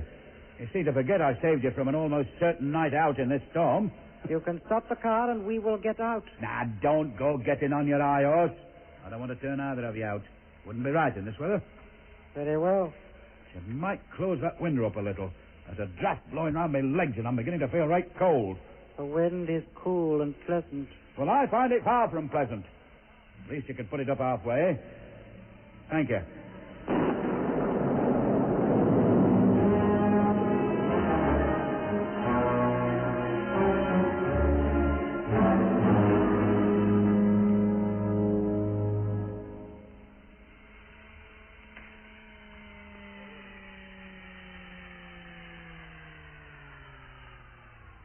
Why are we stopping? We are still at least 10 miles from Warrington. I've been driving for nearly 18 hours. I'm tired. I'm finding it difficult to keep awake. You want me to drive? No. I've got a flask of coffee here. I'd like some of it. Any objections?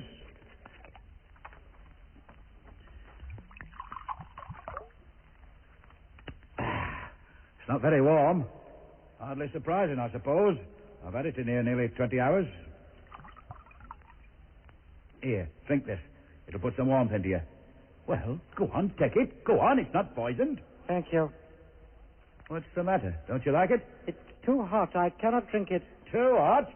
God, it's hardly warm. Perhaps later, when it has cooled off a little. Well, you're a Roman and no mistake. First you sit there by the window in soaking wet clothes and say you enjoy the draft. Then you can't drink a cup of lukewarm coffee because it's too hot. Let us get on. We're losing time. Well, I can't take you much further. We are going to London. You may be, but I'm not.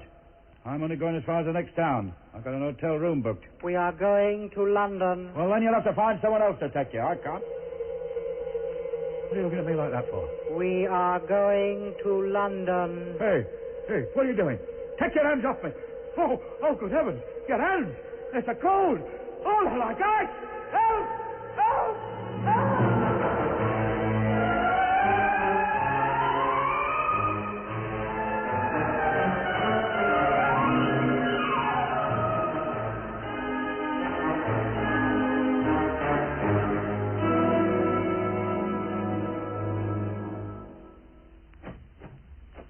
All right, gentlemen. You may come in now. He's gone. Well, he's the one who gave them the lift, all right. And who are they? Martians or are they Earthmen? Conditioned Earthmen who have returned from Mars. Yeah, did you get a full description of them? Of one, yes, but the injured one Moore hardly saw. Does the description fit anyone we know? McLean, maybe? It was his voice I heard up there among those asteroids. I swear it. It might well be, McLean. It might be anybody. Well, whoever he is, he shouldn't be difficult to trace. A man with very cold hands who cannot drink hot liquids or stand high temperatures. But what's the purpose of their landing here? Well, they must have been sent here to prepare the way for the invasion. But what can they do? Oh, plenty of things. They don't look any different from the rest of us, so they could easily get themselves jobs in high places. The power they have to hypnotize could enable them to wrest official information on our defense plans or anything else from people who had no idea they'd given it. In fact, if enough of them were landed, the whole country could well be completely at their mercy in no time at all. And not only this country. No, it could happen the world over. And then, when all was ready, the Martians need only appear to take over the Earth at their leisure. The world could wake up one morning to find itself conquered, yet not know it. Oh, turn it up, Jet. What are you trying to do? Frighten the life out of me? But there's a great deal in what Jet says, Lemmy. If you hadn't escaped from Mars, McLean and thousands like him could have landed on Earth and been absorbed into dozens of countries and nobody suspect a thing. Perhaps they already have. Hey? No, now don't. Well, gentlemen, I must get down to Space HQ and report this immediately. Very well, sir. And don't forget, if you shake hands with anyone with icy mitts, hang on and don't let go. I will, Lemmy. Goodbye for now.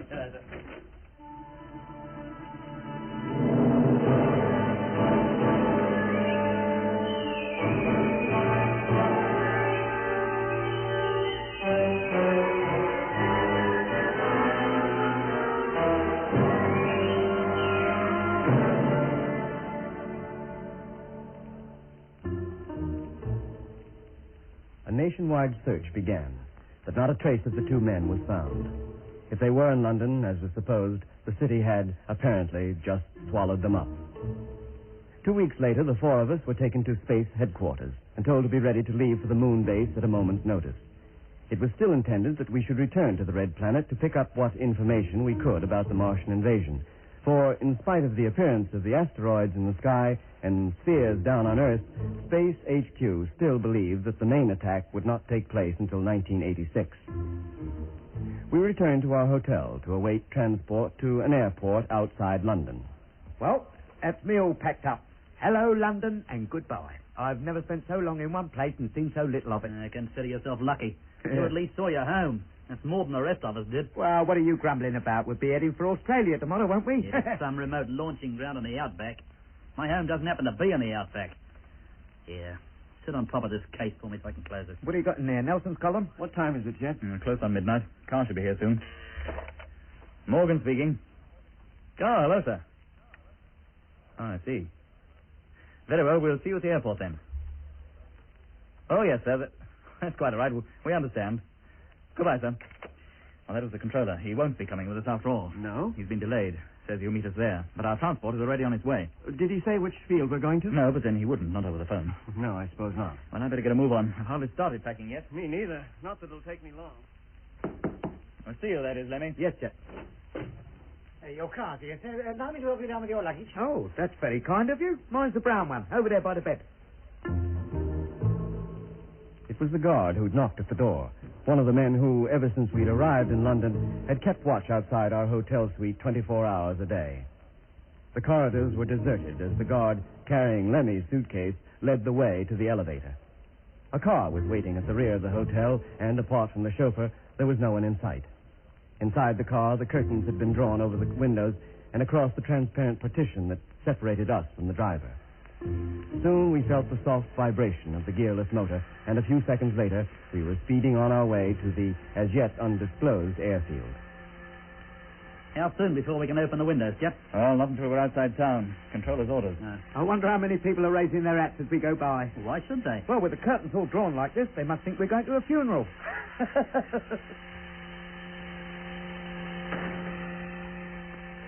All right, Lemmy. Take a peek outside. See where we are. Nothing out there that I can see, except trees and fields. We must be out in the country already. Good. Then draw the blinds and open one of the windows. Let's have some air. Yeah, good idea. Ah, that's better. Yeah, how about this curtain, Jet, behind the driver? Shall I open that too? Yes, you might as well. But let me put this light out first. There you are. Now go ahead. And slide back the panel, too, while you're about it. Find out which airport he's taking us to. Hello, chum. Sorry if I startled you. How far have we come now? 28 miles. Oh, have we? But it's hardly half an hour since we left the hotel. Orders were to drive you as quickly as possible. Well, there's no need to go mad. We'd like to arrive all in one piece. Hey, Jet. Which airport are we going to exactly? Driver's voice. Start having here. Our destination is not to be divulged. Well, of course it isn't, but you can tell us. We're going there anyway. Lemmy doesn't seem to notice anything wrong. Let him talk. Keep quiet and listen. Yeah, sure, Jet, sure. You'll know our destination when we reach it. That is all I can say. Well, then I think you're being unnecessarily secretive. If the controller had been with us, he'd would have told us where we were going. I am not the controller. Oh, good job, too, if you ask me. Here, now turn it up. You can't get away from me, you know. I'm in this car with you. Six, what's he doing? Trying to kill us? Hey, slow down there in front, you hear? Slow down. A fat lot of notes he's taken of that. Hey, keep your seat, Mitch. Wait a minute. Lemmy, what are you doing? He's climbing into the front seat. Lemmy, be careful. Don't you worry, Mitch, boy. I'll handle this. Now, you. Oi, slow down. You here?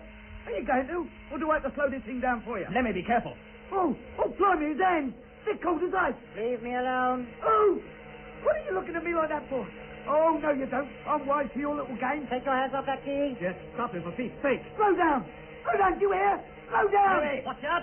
Look out in front.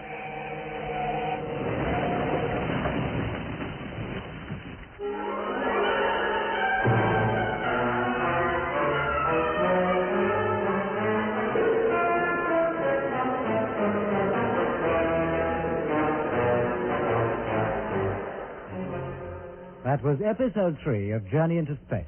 Taking part in this recording were Andrew Foles as Jet Morgan, Alfie Bass as Lemmy, Guy Kingsley Pointer as Doc, and Don Sharp as Mitch.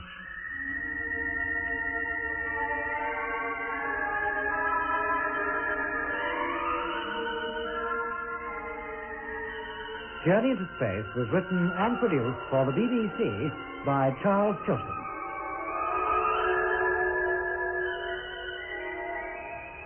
And you can hear episode 4 at the same time next week. Into space. The BBC presents Jet Morgan in The World in Peril.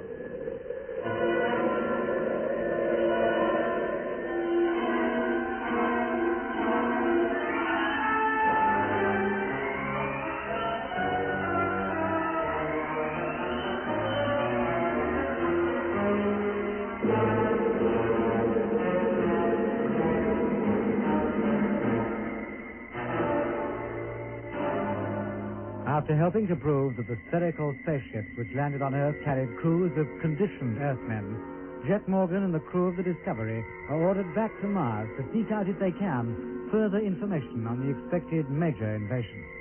In the early hours of the morning, a car calls at their hotel and, with curtain drawn, conveys them rapidly out of London towards an airport from which they will catch a super stratocruiser to a launching ground in Australia. But when, some 30 miles out of London, Lemmy drew back the curtains and spoke to the driver of the vehicle, it was realized that he was no ordinary person. Here, now turn it up. You can't get away from me, you know. I'm in this car with you. Man, Six, what's he doing? Trying to kill us? Hey, slow down there in front, you hear? Slow down. A fat lot of notes he's taken of that. Hey, keep your seat, Mitch. Wait a minute. Lemmy, what are you trying to do? Climbing into the front seat. Lemmy, be careful. Don't worry, Mitch, boy. I'll handle this. Now, you, wait, slow down. You here? Are you going to? Or do I have to slow this thing down for you? Lemmy, be careful. Oh, blimey. His hands. They're as cold as ice. Leave me alone. Here. What are you looking at me like that for? Oh, no, you don't. I'm wise to your little game. Take your hands off that key. Stop him for Pete's sake. Now, slow down. You here? Slow down. Lemmy, watch out. Look out in front. Look out. We're going to turn over.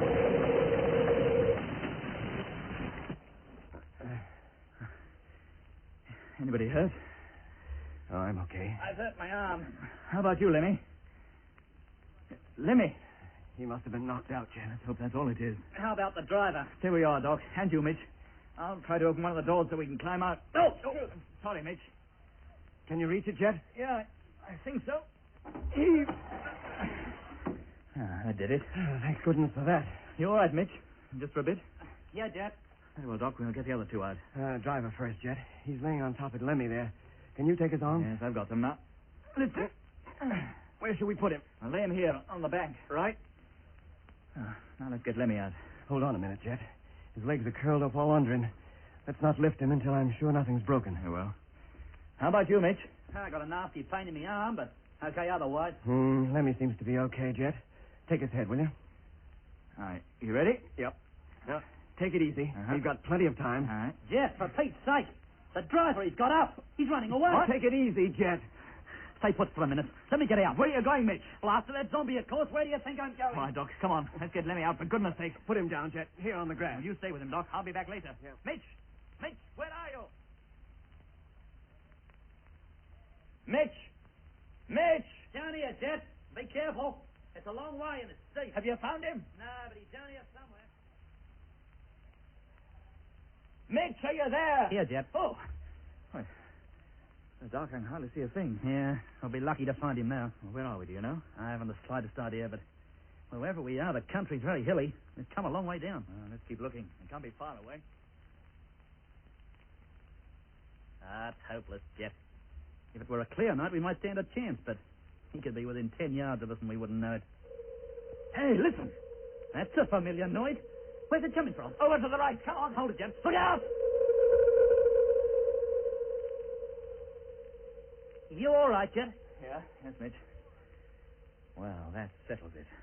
We'll never catch him now. Yeah, that ship was waiting for him. Probably waiting for us, too. How do you mean? Well, it's obvious, isn't it?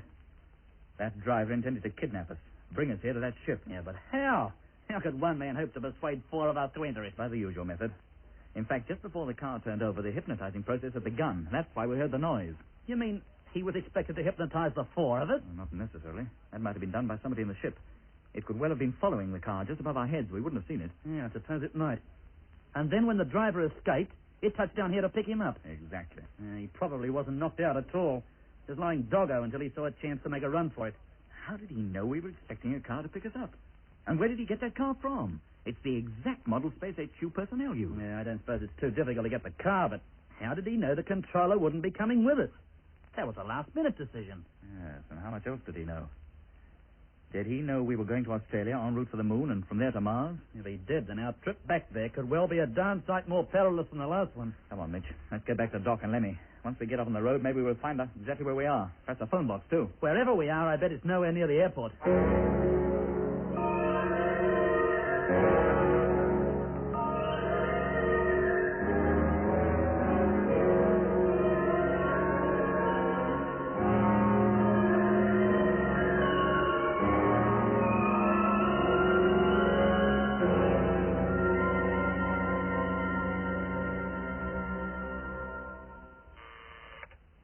Lunar Controller speaking. Who? Then put him on immediately. Hello? Hello, Jet. Have you had me worried? Where are you? Near Hindhead. What on earth are you doing down there? What? Well, never mind the explanations now. I'll come down and pick you up myself. Oh. Yes, that's a point. Well, listen. Keep out of sight and walk along the road in the direction of London for a couple of miles. When I turn up, I'll have 3 headlights blazing and one of them will be flashing. Is that clear? As soon as you recognize the car, step out into the road so that I can recognize you. Good. See you later, then. Sir? Get a car ready immediately. I'll be leaving in 5 minutes. Yes, sir. Will you want a chauffeur? No, I'll be driving myself. Very good, sir. That's all. Yes, sir. Supervisor, please. Hello, Jenkins. I found them. No, I'm going to pick them up right away. Now, have a breakdown squad go along to the Portsmouth Road as far as the Devil's Punch Bowl to recover a wrecked car. It's lying on its side in the ditch at the edge of the road. Meanwhile, bring the police and have them put a guard round the wreck. I want no one to go anywhere near it before the breakdown squad get there. Is that clear?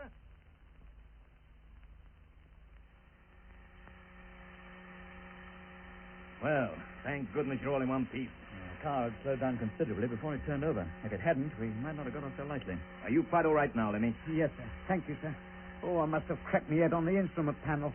I was out for fully 5 minutes, or so the doc says. And your arm, Mitch? Just a bad bruise, that's all. Nothing to worry about. Well, that's something. But we have plenty of other worries. So one headache is not enough? Why did you leave the hotel without me? But you rang up to say you'd meet us at the airport. And the transport was already on its way. Yeah, it arrived not 5 minutes afterwards. I didn't call anybody. Fact is, I called for you half an hour after you'd left. What? Then who did ring us? That's what I'd like to know. But I thought it was impossible for anybody to telephone us except through the exchange at Space HQ. And even then it was necessary to know the code number of the line. Well, somebody knew it. They also knew you were about to pick us up, and at what time. How else could that Whitaker driver have timed his call on us so nicely? Do you think they knew of our intention to go back to Mars? Probably. On the other hand, they may have merely wanted to get you out of the way. You're the only people on this Earth with first-hand knowledge of the way the Martians behave. You're the only real stumbling block to their infiltration plans, if that's why those men were landed from the spheres. I wonder where they would have taken us if they had managed to hypnotize us. Yeah, I hate to think. Well, there's one thing arises from this which must not be overlooked. What, Jet? Somebody friendly to the Martians, a conditioned Earthman, maybe one landed here only recently, has been planted in Space HQ. How else could they have known of our intention to leave London tonight? That can be the only answer. And if there is someone there, he must have been there for years. He would never have had access to guarded information otherwise. Yeah, well, if that's true, there can be hardly anything the Martians don't know about us. They must have known every detail about the first trip to the moon and of the trip to Mars long before the public ever had an inkling of it. Of course they did, Mitch. That's why Whittaker was planted in the Mars fleet. He probably had orders to wreck the whole project. And here we are getting ready to do it all over again. You still want to go, Jet? Of course we do, sir. The fate of the world may well hang on it. Well, at least there'll be no Whittaker coming along with us this time. Yeah, that's right.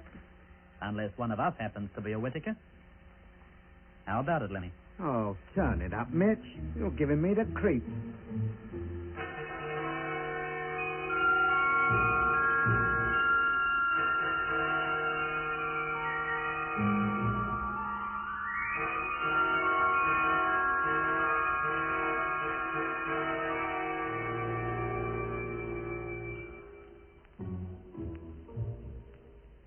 Nothing further happened to give us cause for alarm. The controller drove us to the airport, which, incidentally, was on the opposite side of London. There we found a super stratocruiser waiting to take us to the other side of the world.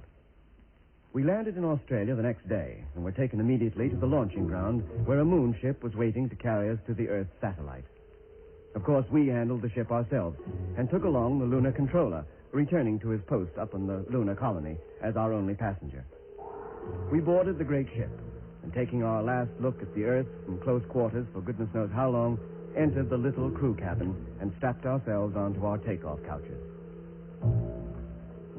Firing imminent. Stand by. Okay, Doc. Sure, Jet. Mitch, all okay in my section. How about you, Lemmy? Bang on, Jet. You comfortable, sir? Yes, Jet, thank you. Go ahead, Control. Ready for firing. Firing in 10 seconds. 5, 4, 3, 2, 1. Contact!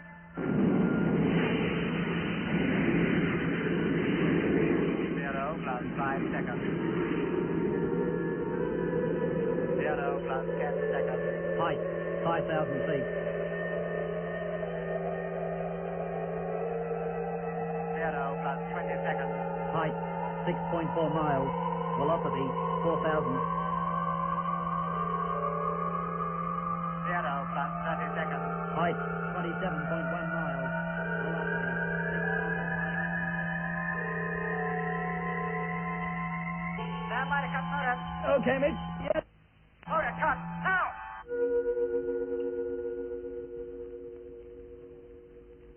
Oh, that's better. First class takeoff. Everybody okay? Yeah, too okay. right. Okay. Very well, you may leave your bunks.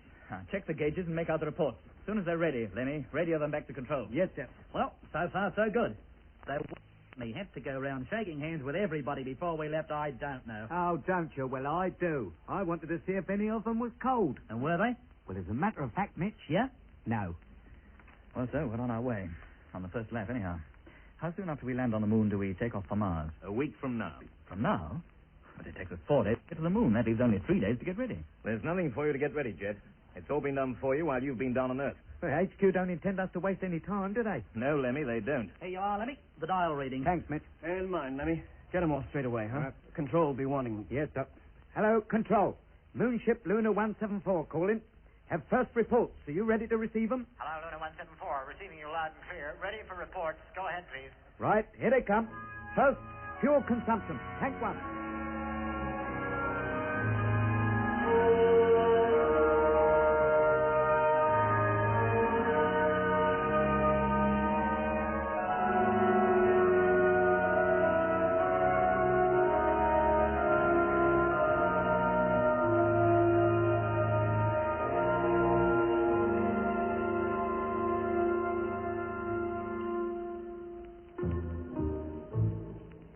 We landed on the moon 4 days later. The trip was uneventful, and once the ship had touched down, we were taken to our old quarters in the lunar colony, where we were to stay until the time came for us to take off for Mars. From the observation tower set high on the precipitous slopes of the Jura Mountains, we could see across the Bay of Rainbows toward the launching platform where the modified Discovery and the two freighters were standing. Night on the moon is equivalent to 14 days on Earth. But when we touched down, 12 of those days had gone, and the long, cold lunar night would soon give way to the blinding, long, hot lunar day. The sky was velvet black and studded with millions of brilliant, multicolored stars. Above the horizon was the Earth, now almost full. Its light, much brighter than moonlight, enabled us to see quite easily the launching ground and its tall, stately ships, tall as skyscrapers. One of the most impressive sights I know is the lunar sunrise. At one moment, the moonscape is dark and somber, lit only by the reflected light from the Earth. At the next, at the very instant the first rays of direct sunlight appear over the horizon, the moon's surface is transformed into a study of bright light and deep shadow, the shadows being cast by the mountains, hills, and crater rims. As the long day progresses and the sun rises higher in the sky, the shadows grow shorter and the sunlight more brilliant. We knew the sunrise was not a sight to be missed, so, a few minutes before the first of the sun's prominences was due to appear from behind the mountains in the west, the four of us gathered in the observing tower to watch the breathtaking sight.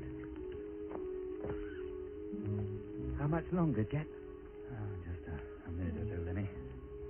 Yeah, there's one of the peaks catching the sunlight now. Always dead on time. Yep. There's another. And another. Now, wait a minute, Doc. There are no peaks that high over there. That's the direction of the bay. But something's catching the light up there. And whatever they are, they're moving. Good grief, they are, too. Excuse me, Doc. Let me get the intercom, quick. Sure. Hello?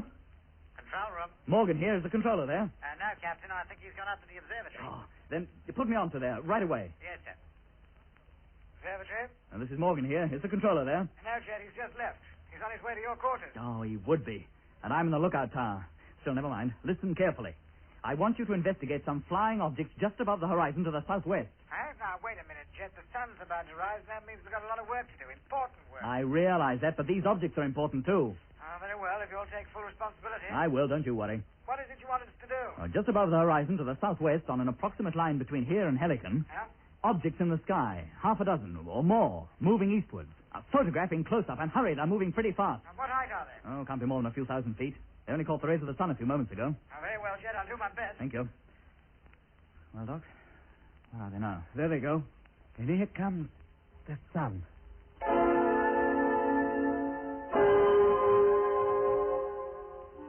It's just as though somebody turned on a switch. Hey, those things are increasing their speed. It's as though they realize they're caught in the sunlight and might be seen. They must be flying low for the same reason. They've avoided being illuminated up to now. Yeah, well, they can't avoid it any longer. All they can do now is move over into the night side and quick. And that's just what they are doing. Look at them move. They're climbing, too. They're getting away from here fast. Getting smaller all the time. There, they're gone. Will they be back? What should I know? Come on, let's get back to our quarters. The controller better hear about this.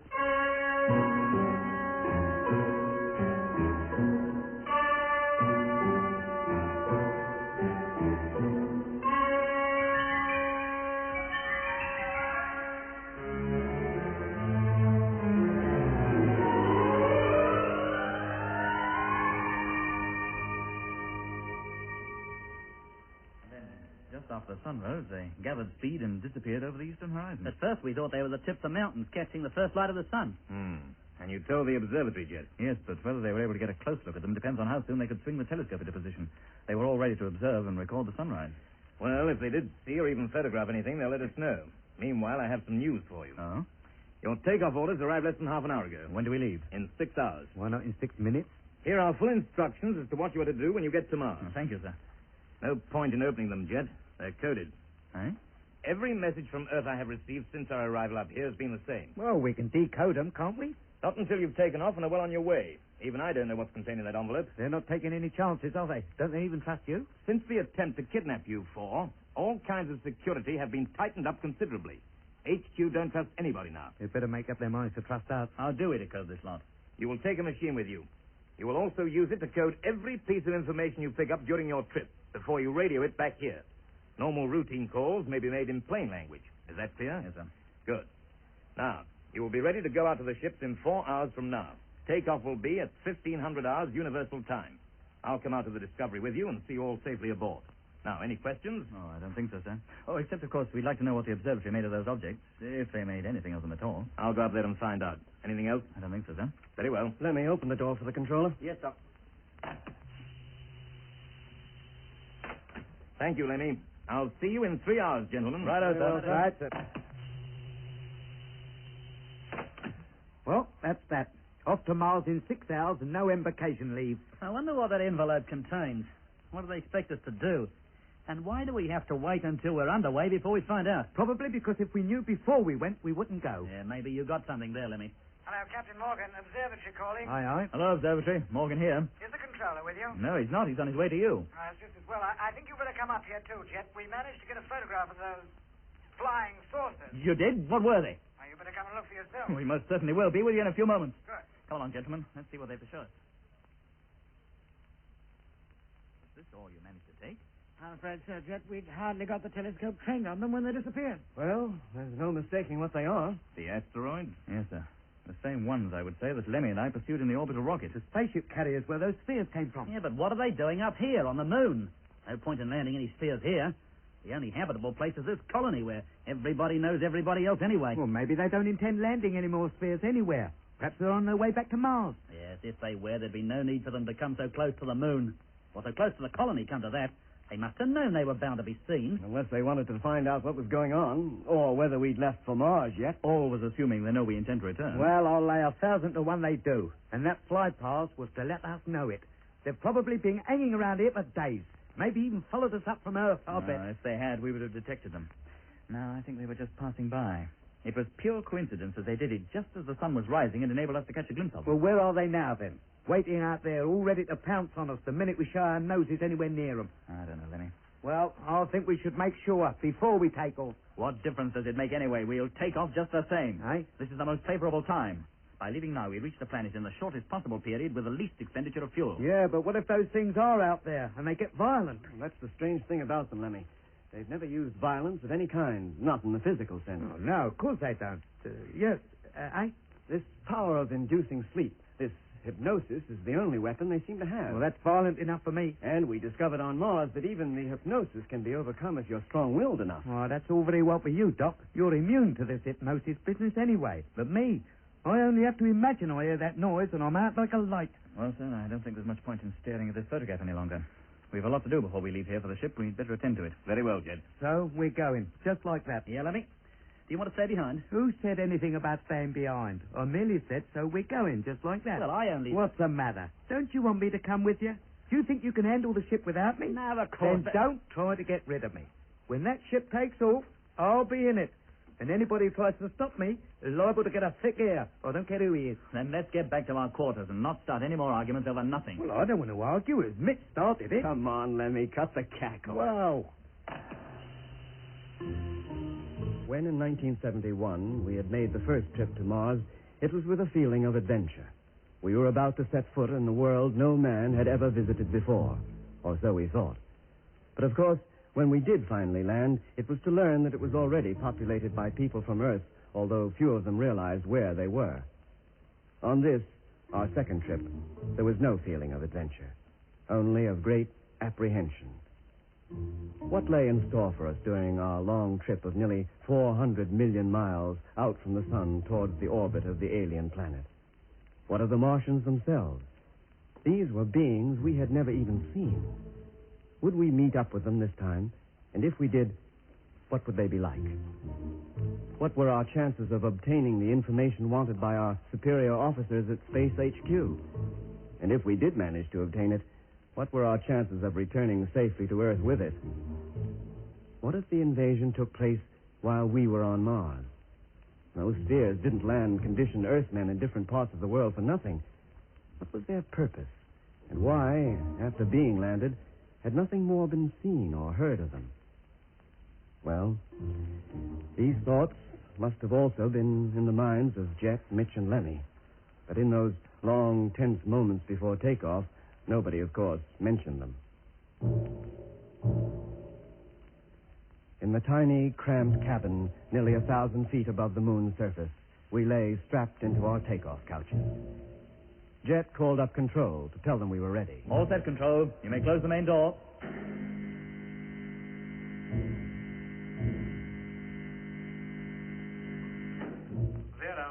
5 minutes. We went through the usual routine. Televiewer, gyro, radar. Ship over to automatic control. Roger. 4 minutes.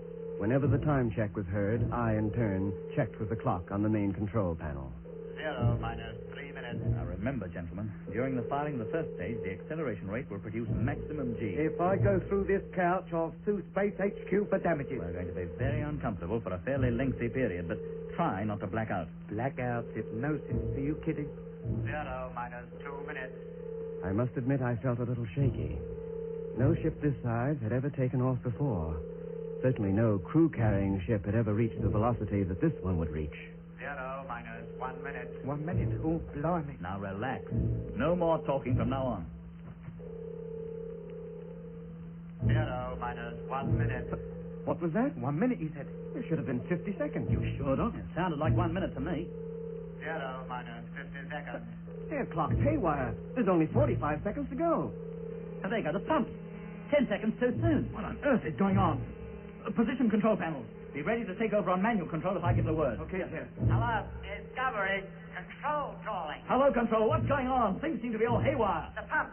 They're off. We know that. We can hear them. 20 seconds to go. Everything is haywire down here, too. Why? What's the trouble? Takeoff is... cancer. You leave it alone like this. 15 seconds. Somebody started the pumps. The motor's bound to fire. 10 seconds. Turn them off. You hear? Revert to manual control. Turn them off. What's happening down there? Hello. Hello, control. Hello. They don't answer. Don't get off your bunk, Mitch. You haven't the time. Zero. Mitch, get back. You hear? Mitch, get back when you've got the time. All right, Jeff. I switch to manual operation now. Lenny, steady your stern view. Stern view, on. Tight, Mitch. 2.4 miles. Jeff, look, on the screen. Look what's down there. Those perishing spears, dozens of them. Well, we can't turn back now. But what's happening to the boys down there? Whatever it is, there's nothing we can do about it.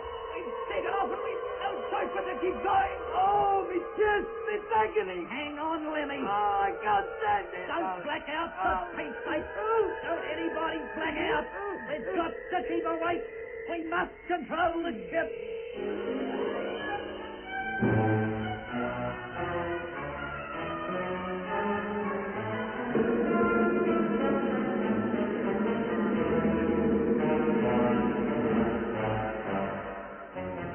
That was episode 4 of Journey into Space. Taking part in this recording were Andrew Foulds as Jet Morgan, Alfie Bass as Lemmy, Guy Kingsley Pointer as Doc, and Don Sharp as Mitch. Other parts were played by David Jacobs and Alan Tilton. The orchestra was conducted by Van Phillips, who also composed the music.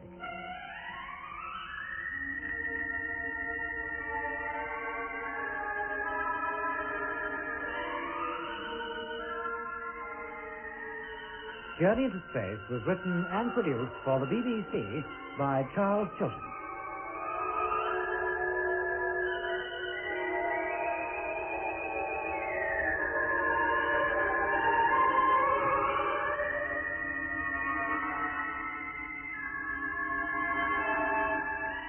Well, just as there's a big following for Radio 2's Journey into Space, so also is there a devoted army of fans for television's Blake 7. If you're one, you'll be pleased to hear that there are 2 new video releases available now of Blake 7 and 2 new Doctor Who releases, The Hartnell Years and The Troughton Years, all on the BBC video label. Into space. The BBC presents Jet Morgan in The World in Peril.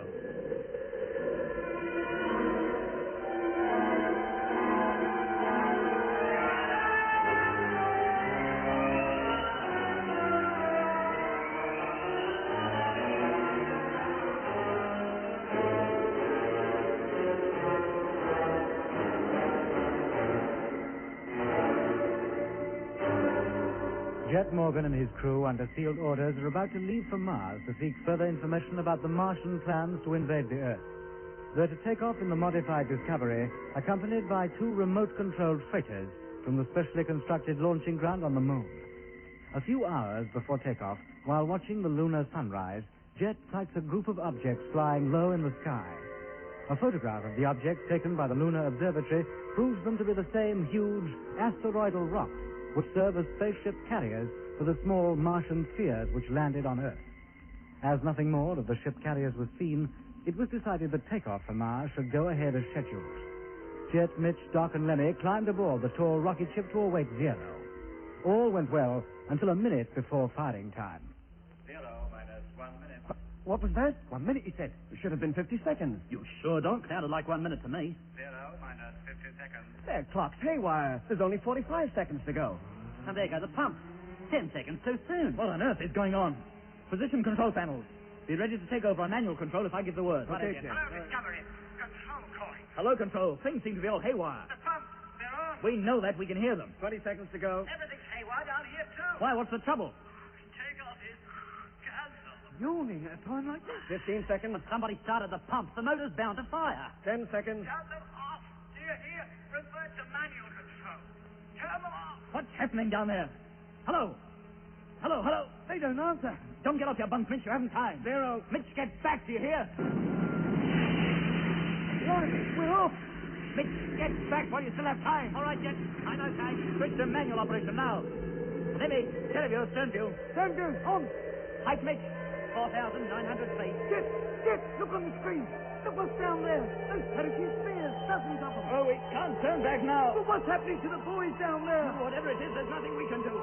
We've taken off and we've no choice but to keep going. Oh, my chest. Oh, my chest is agony. Hang on, Lemmy. Oh, I can't stand it. Don't black out, for Pete's sake. Don't anybody black out. We've got to keep awake. We must control the ship. Mitch, height 7.6 miles. Velocity 1,355. Course, Lemmy. Bang on. Radar, Doc. Okay. Oh, the pain. Oh, I shall die. I know I will. Hold on, Lemmy. You must not black out. I'm 14.1 miles. Velocity 2,100. Oh, blimey. Thank goodness. Oh, I'm going to be sick. Take a deep breath, Lemmy. Concentrate on the screen. And call up control. Try to contact them. Yes, mate. Hello, Control. Discovery calling. Come in, please. Doc, the televiewer. Swing it round. See if the freighters are with us. Right. Hello, Control. Space Fleet calling. Ready to jettison booster. Come in, please. Here, Jet. They're there. Both alongside. Good. Now, how about it, Mitch? How long before the second motor should fire? 2 minutes. Hello, Control. Answer me, for Pete's sake. Oh, it's no good, Jet. I can't get a peep out of them. What has happened down there? Oh, let's not bother about that for now. I'm much too worried about what's liable to happen up here. We'll jettison the booster and fire the second stage ourselves. All right. 1 minute, 45 seconds to go. You keep watch on the freighters, Doc. Right. Lemmy, keep trying to contact base. Yes, Jet. Freighter remote control now switched in. Hello, Control. Hello. Discovery calling. Control. Over.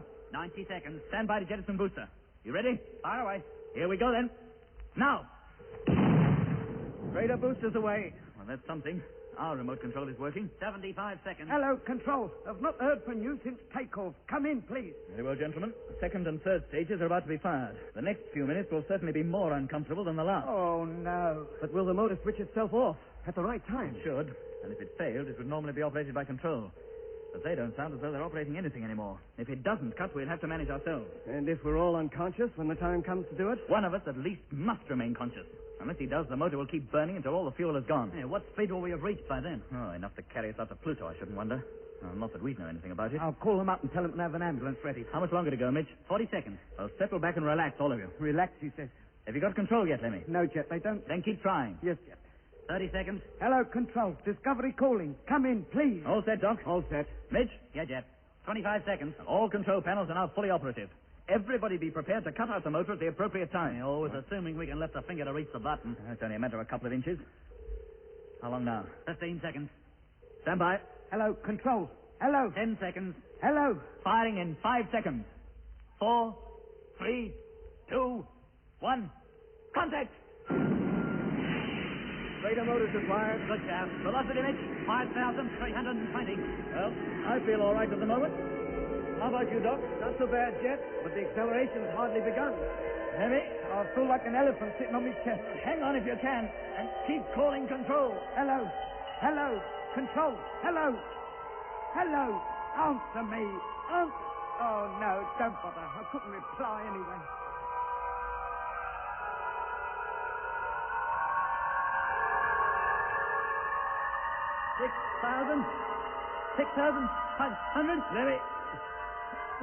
Lemmy.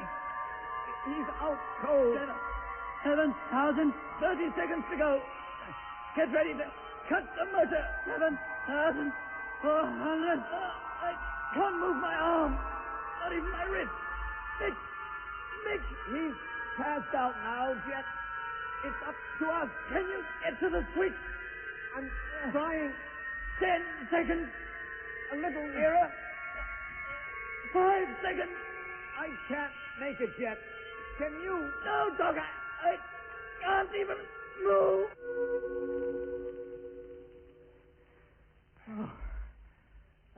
What happened? Did you reach the switch? No, Doc. It cut off of its own accord. Oh, it worked. Thank goodness. There's nothing wrong with the ship then. How about the freighters, Doc? Yes, still alongside. Lemmy. Mitch. Oh, I never felt so crook in all my life. Come on, drink it down. Yeah, Doc. What happened? You blacked out. Lemmy? Yeah, he passed out too. He's still out. Jet's over at his bunk now. Are we on course? We presume so. We haven't checked yet. As soon as you feel well enough, checking our course is something you can start working on. Yeah. But take a rest now. We've got plenty of time. Oh, too right. I didn't be told that twice. Well, I'm going to leave you, Mitch, and take a look at Lemmy. Sure. Don't worry about me, Doc. Well, Jet? He's coming round, Doc. Good. Oh. Hello. Control. Hello. Hello, Lemmy. Can you hear me? Lemmy. Hey. Oh, it's you, Doc. Did I black out? Yeah, you did. And Mitch. Oh, me insides. Oh, feels all funny, like it's not there. Swallow this, then. It'll make you feel better. Yes, Doc. Oh, I feel just like I've been on a scenic railway after a dinner of strawberries and cream. Well, you just lie still for a while. Yeah. You'll feel better soon. Yes, Doc. And if you want to take your mind off your space sickness, try calling control occasionally. It was fully 30 minutes before Mitch and Lemmy felt well enough to get up from their bunks.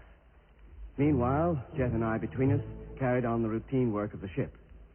A check on the condition of the motor, the fuel consumption, and the position of the accompanying freighters told us that our departure had gone off exactly as planned, except that we'd left 10 seconds too early. But, of course, we would have felt much happier if our findings could have been confirmed by control. The fact is, we couldn't raise them. It's no good, Jet. They don't answer. What is going on down there? Nothing but the sound of things. Well, there's nothing for it now but to contact us direct. Oh, in that case, I'll see what I can do. Now, let's see if we can get them on the receiver first, shall we? Your height and speed indicate normal landing procedure. Track E. Over. That's them. Sounds like they're bringing a ship in. Oh, that'll be X-170. It left the moon for Earth just before we landed in the bay, remember? Yeah, that's right. X-170 to control. Your message received and thank you. Normal landing procedure will be put into operation in 5 minutes. Over. Good luck, X-170, and happy landing. Happy yet. If he only knew the trouble we were having. Now, just retune the transmitter. There. And there. Turn on the juice and Bob's your uncle. Oh, bags of aerial current anyway. Now, here goes. Hello, Control. Spaceship Discovery calling Earth Control. Can you hear me? Over. Well, they should have heard me. Now, we wait a couple of seconds for the radio wave to get down to Earth and back, and... Hello, Earth Control calling Spaceship. Will you repeat your call, please? Hello, Control. Spaceship Discovery. Repeat, Discovery calling. Over. Operator down there can't believe his ears. Hello, Discovery. Control replying. Receiving you loud and clear.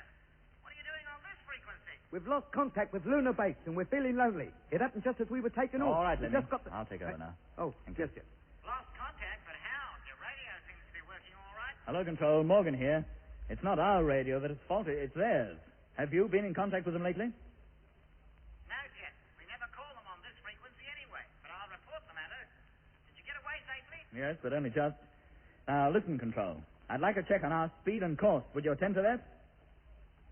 I'll see the right people are informed. And we'd like you to relay a message to Space HQ in London. But it won't be ready for some minutes yet. Can you keep a listening watch for us? It's better. I understand that. Sorry to have butted in on you like this, but we had no choice. Don't worry about it. Hear from you later. Thank you, Control. Oh, well, everything seems to be perfectly normal down on Earth anyway. We'll make out a full report for Space HQ and see what action, if any, they expect us to take. We'll have to code it, of course. Yeah, I suppose that was Earth Control we were speaking to. Why shouldn't it be? I don't know. The tricks these Martians get up to, you can never be sure who you're talking to these days.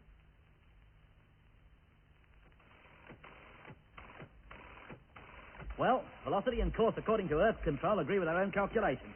That's something. How about you, Doc? How are you doing? Almost through, Jet. That's it.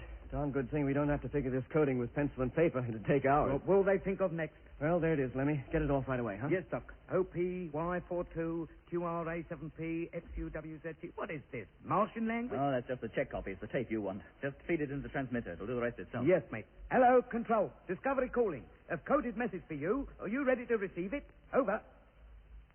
Hello, Discovery. Receiving you. Ready to take your message. Over. From Discovery to Control. Day 1.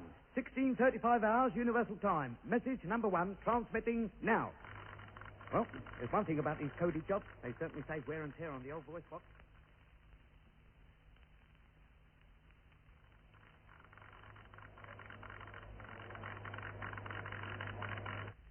Hello, Discovery. Transmission of message now complete. Over. Hello, Control. We got that lot. Thank you very much. And about time, too. What took you so long with the reply? All right, Lemmy, let's have it. There it is, Jet. Help yourself. Don't blame me, Lemmy. As soon as I received it, you got it. How you doing out there? Oh, all right, mate. Except we've travelled 120,000 miles further since we last heard from you. Yeah, well, don't let's boast about it, Lemmy. You never know who's listening. Oh, no. Sorry, Mitch. I forgot myself. Yeah, well, watch it. Yes, mate. Hello, Control. That's all for now. Call you again in 1 hour for routine check. Roger. Well, Jet, what does it say? Says we have to proceed with trip as planned and stay tuned to Earth Control. So there's still no contact with the moon? No. Well, what are they doing about it? Well, if no contact is made within the next 6 hours, the ship will leave Earth for the moon to find out just what has happened. Yeah, let's hope nothing happens to the ship. Well, whether it does or doesn't, we won't hear for 5 days at least. It'll take them that time to get there. Maybe by now the whole of Lunar Colony has been Whittakered, controller and all. You're a cheerful soul, Lemmy, aren't you? Well, there's no point in our pretending that nothing has happened to them, is there? We should think ourselves lucky we got off when we did. And whatever happened to the colony didn't happen to us as well. Yeah, Lemmy. Maybe we should.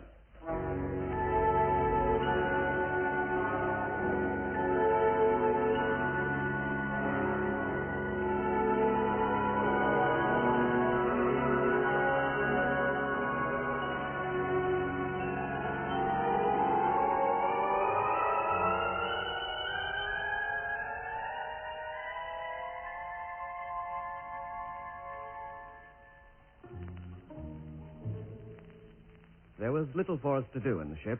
Every couple of hours, we checked our position relative to the Earth, Moon, and Sun, and carried out routine checks on oxygen supply, power packs, radar, radio, televiewer, and other electrical circuits.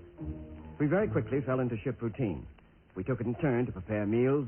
2 men were always on duty, sleeping being arranged accordingly. To the port side of the ship was the sun, a brilliant blue-white globe, its corona clearly visible. Behind us lay the Earth and its attendant moon, both rapidly decreasing in size as we traveled further from them. The 2 freighters, both as large as the Discovery, coasted alongside us. In spite of the speed at which we were traveling, the freighters appeared to hang motionless in the void. Of course, being remote-controlled, they carried no crews. Seeing them there and knowing they were empty of any kind of human life made them appear uncanny. On our last trip, these same 2 freighters had carried 2 men apiece, and aboard number 2 had been Whittaker, the first condition Earthman with whom we had knowingly come into contact. How many others had there been? How many were down on Earth at this very moment? A week passed, during which time we covered over 10 million miles, left the Earth's orbit, and moved steadily outwards away from the sun towards the orbit of Mars. Then came the day when we received a special message from Control. Jet took the decoded message from the roller and read it over to himself. He read it twice, in fact. Well, Jet, come on. What's it all about? The ship that left Earth for the moon. Didn't you get there? Oh, it got there, all right. And then? They've heard nothing since. Oh, no. Well, what do they do now? Send up another one? Oh, I doubt it. No point in throwing away good men or ships. Yeah, well, when did they lose contact? Almost the moment the ship touched down. The pilot reported he'd made a safe landing in the bay, and that was the last they heard from him. Oh, what happens now? To us, I mean. We press on, of course. and remain in contact with Earth Control. What I meant was, what happens to us when we get back from Mars? These ships can't land anywhere except on the moon. Control has said nothing about that. Well, they better start saying something, and quick. Well, what's all the hurry? We won't be landing back on the moon for a year at least. And by that time, the mystery of what's happened down there might well have been solved. And it might not. When we started out on this trip, we only had the prospect of the Martian landing to worry us. Now we've got the worry of what we're going to run into when we land back on the moon. If things at Lunar Colony are not back to normal by the time we return, we won't land there. We're going to free orbit around the Earth and ask Control to get us down by orbital rocket or some other method. Always assuming Earth Control is still in control. For all we know, the Martian invasion might take place while we're away. What do we do then? Wander around the solar system forever? Until we starve? Or the oxygen runs out and we die of suffocation? What makes you such a cheerful character? Well, it's better to face up to the facts, isn't it? They're not facts yet, only possibilities. Well, then we should be prepared for every possibility. If we call up Earth Control one day and get no reply, don't say I didn't warn you. Lemmy, if the Martians could take over the whole world, it should be easy enough for them to take over control as well. And give the orders, you mean? Well, if they cared to. Why they should want to bother, I can't think. With the invasion completed, we'd be of no danger to them anyway. They could afford to ignore us. Leave us to get along as best we could. Yes, but the possibility of their invading before we get back is remote. Meanwhile, it's up to us to get as much information as we can about how the invasion is to be made. Well, I didn't think there was any doubt about that. Thousands of those sphere-carrying asteroids will approach the Earth, and from them, thousands more spheres will make the actual landing. Whatever kind of creatures those spheres contain will attempt to conquer the world and take it over. Oh, I don't think it'll be quite as simple as that, Mitch. That method could only result in interplanetary war, and war, in the way we know it, is something completely alien to the Martians. Well, how would they do it? You know as well as I do. The Martian method is to attack the mind, to get people under their control by hypnosis. Once that had been achieved, their subjects could be led to believe that everything is quite normal. I doubt if they'd even realize an invasion had taken place, in the majority of cases. You mean there would be exceptions, Doc? Well, not everybody on Earth would succumb to the hypnotic treatment.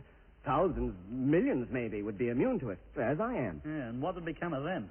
Well, I suppose they could band together, form pockets of resistance. Properly organized, they might even drive the Martians off the Earth again. They'll be lucky. Well, let's hope it doesn't come to that. If we're lucky, the invasion may not take place at all. You think we can prevent it, just the four of us? What we find out on Mars may help the Earth to prevent it. If we get to Mars. Well, why shouldn't we? These Martians are no fools. They know what we're up to. If they wanted to, I'll bet they could snuff us out right now. All right, well, why don't they? Because they realize that for the next 6 months, while we're coasting out to Mars, we're no danger to them. But when we get to Mars and start poking our noses into things they don't want us to know, it'll be a different story. We'll end up just 4 more conditioned slaves. Just like Frank Rogers, Dobson, Harding, and the rest of the old fleet. If only we knew more of what we're up against, who the Martians are, or even where they live. There was certainly no sign of anybody on the planet other than conditioned human beings. And they'd all been brought up from Earth anyway. Well, those pyramid cities certainly weren't built by Earthmen. No, Mitch, they weren't. They must have been built, long before the first Martian set foot on our planet and picked up the first unsuspecting prisoners. We never went inside those pyramids. Maybe the Martians live in there. Maybe. And if they do they ever come out of them? Maybe they don't have to. Maybe each of those pyramids is a vast control room from where the whole pattern of Martian life is operated. In that case, if they can live happily there, what would be the point of their trying to conquer the Earth? They've probably got fed up with life in a pyramid and want to change. If only there was someone who could tell us. Yeah, maybe there is somebody. Who? The time travelers. Those fellows who are now living on Venus. Yes, the time travelers. We've no proof they even exist. Not one of us remembers meeting them.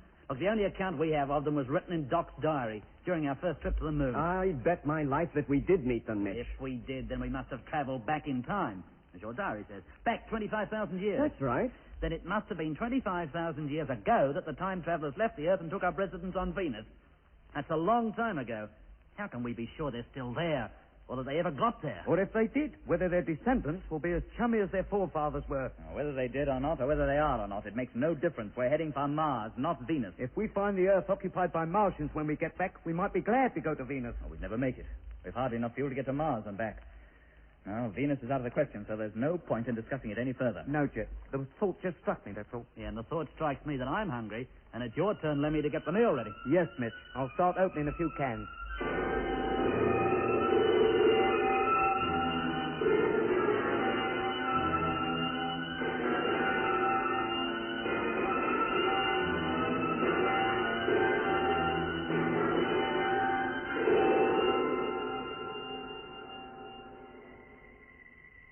The full journey to Mars was expected to take nearly 7 months. Now, that time is long enough in itself, but cramped as we were in the tight little cabin of the Discovery, it seemed an eternity. There was no division of day and night such as there is down on Earth to help mark the passage of time. The main clock in the control panel was set to Greenwich, Universal Time. The hours it ticked off were the same as those down on Earth. So, a day to us was 24 hours, nothing more. The scene outside looked the same at noon as it did at midnight. There was still no contact with Luna Base. A second ship had been sent up a week after the first, but the pilot had been told not to make the landing, but merely to encircle the moon and photograph the bay, the launching ground, and as much of the lunar colony as possible. But that ship, too, had failed to return. We could now only assume that the moon base had been taken over by the crews of the spheres we had seen landing. All Earth-Moon ships were grounded now, and no further attempts to land on the Earth satellites were made. In fact, the four of us were the only Earthmen now flying the spaceways, and we were some 30 million miles from home, and had traveled some 360 million miles to reach that far. We passed off-duty hours listening to the radio programs relayed up from Earth, between routine calls with control. We played card games or read books from our microfilm library. I did more writing than reading, although I must admit after a few weeks of coasting through space, my entries grew shorter and shorter.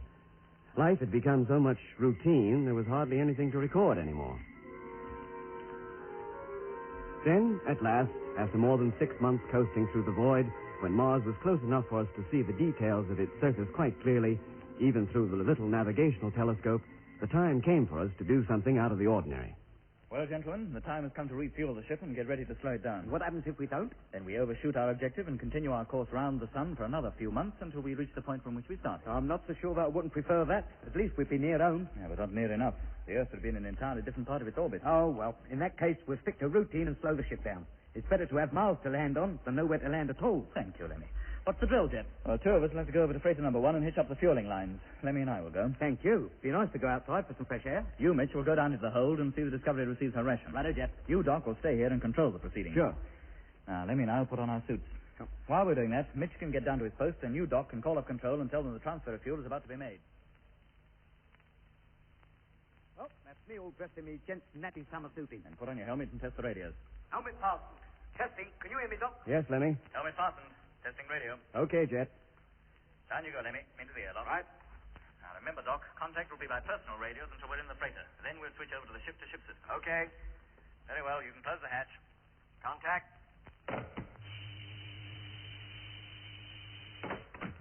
Exhausting airlock. Inflating. Hello, Mitch. Can you hear me? Yeah, Jet. I'm down in the hold now. Then let out the fuel lines. We'll pick up the three ends outside. Righto. Very well, Doc. You can open the main door. Main door. Contact.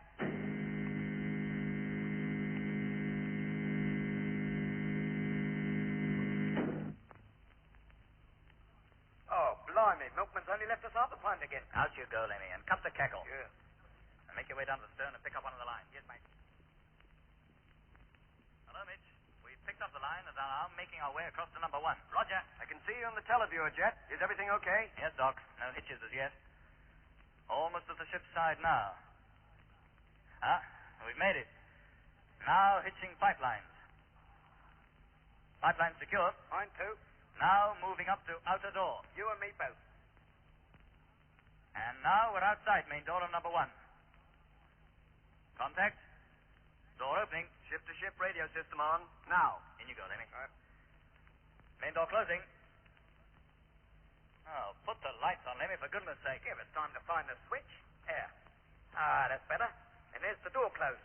You can fill up the airlock now, Jet, and we get upstairs. Contact. Suit deflated. She's filling up. We're beginning to hear things again.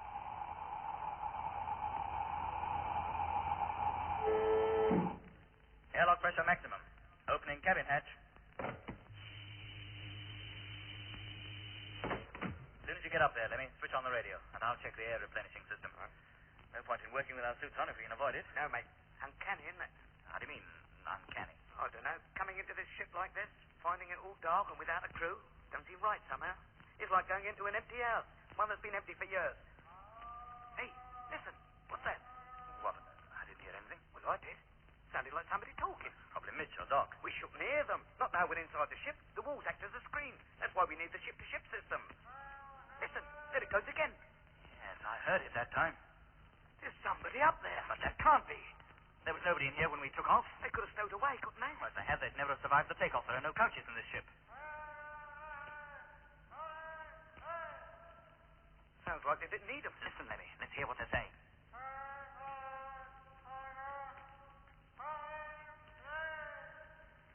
I can't understand a word of it. Yeah, I don't like this. Let's get back to our own ship. We can't. We've got to transfer the fuel. We'll never reach Mars otherwise. Surely they must hear us. Why don't they show themselves? Yes, why don't they? And if they won't, we'd better show ourselves to them. Eh? Come on, let's climb the ladder. I'll lead the way. Oh, blimey.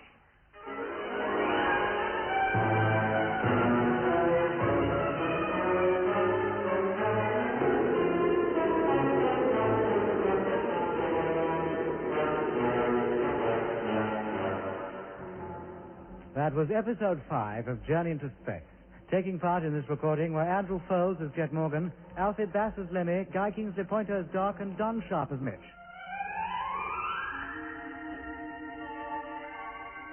Journey into Space was written and produced for the BBC by Charles Tilson.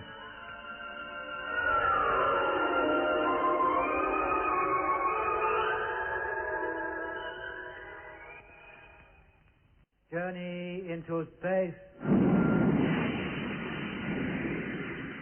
The BBC presents Jet Morgan in The World in Peril.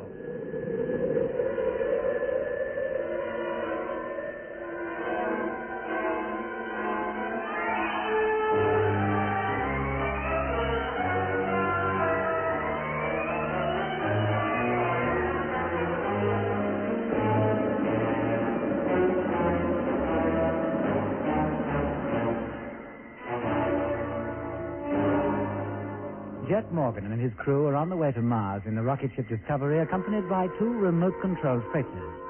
After 5 months coasting out to the Martian orbit, the time arrives for the transference of fuel supply from the freighters to the Discovery prior to slowing the spaceships down so that a landing on the red planet can be made. So, donning their spacesuits, Jet and Lemmy transfer from the Discovery to freighter number 1, carrying the fueling lines with them. After securing the lines, they enter the freighter from which they will control the refueling operations. She's filling up. We're beginning to hear things again.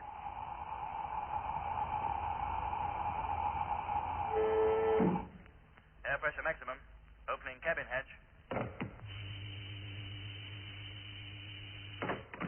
As soon as you get up there, Lemmy, switch on the radio, and I'll check the air replenishing system. No point in working with our suits on if we can avoid it. No, mate. Uncanny. Isn't it? How do you mean, uncanny? I don't know. Coming into this ship like this, finding it all dark and without a crew, it don't seem right somehow. It's like going into an empty house. One that's been empty for years. Hey, listen. What's that? What? I didn't hear anything. Well, I did. Sounded like somebody talking. It's probably Mitch or Doc. We shouldn't hear them. Not now we're inside the ship. The walls act as a screen. That's why we need the ship-to-ship system. Listen. There it goes again. Yes, I heard it that time. There's somebody up there. But they can't be. There was nobody in here when we took off. They could have stowed away, couldn't they? If they had, they'd never have survived the takeoff. There are no couches in this ship. It sounds like they didn't need them. Listen, Lemmy. Let's hear what they're saying. I can't understand a word. I don't like this, Jet. Let's get back to our own ship. We can't. We've got to transfer the fuel. We'll never reach Mars otherwise. Surely they must hear us. Why don't they show themselves? Yes, why don't they? And if they won't, we'd better show ourselves to them. Eh? Come on, let's climb the ladder. I'll lead the way. Oh, blimey. Well, doesn't seem to be anybody up here. And who was that we heard nattering? Close the hatch, Lemmy. I'll check the air supply. Everything seems to be okay with the air. You can take your helmet off. Yes, mate. Stow your helmet, then call up Doc. See if the radio's okay. Right. Meanwhile, I'll make a thorough search of the cabin. Maybe when they heard us coming, they nipped down into the cargo hold. In which case, we'd have heard the airlock or the hatch at least. That's a point. But where else could they have gone? Nobody could hide in here. The only place they could be is down in the inspection hold. I'll take a look there. Now, be careful, Jet. Don't go doing anything stupid. Oh, don't worry. The inspection hatch is transparent. All I have to do is put the light on and look. Oh, what are we panicking about? The ship-to-ship radio's on, isn't it? That means the receiver in this ship must have been alive before we even got through the airlock. Doc's probably been calling... And why isn't he still calling? I'd stake my life on that voice not being Doc's. No, it wasn't much like it, was it?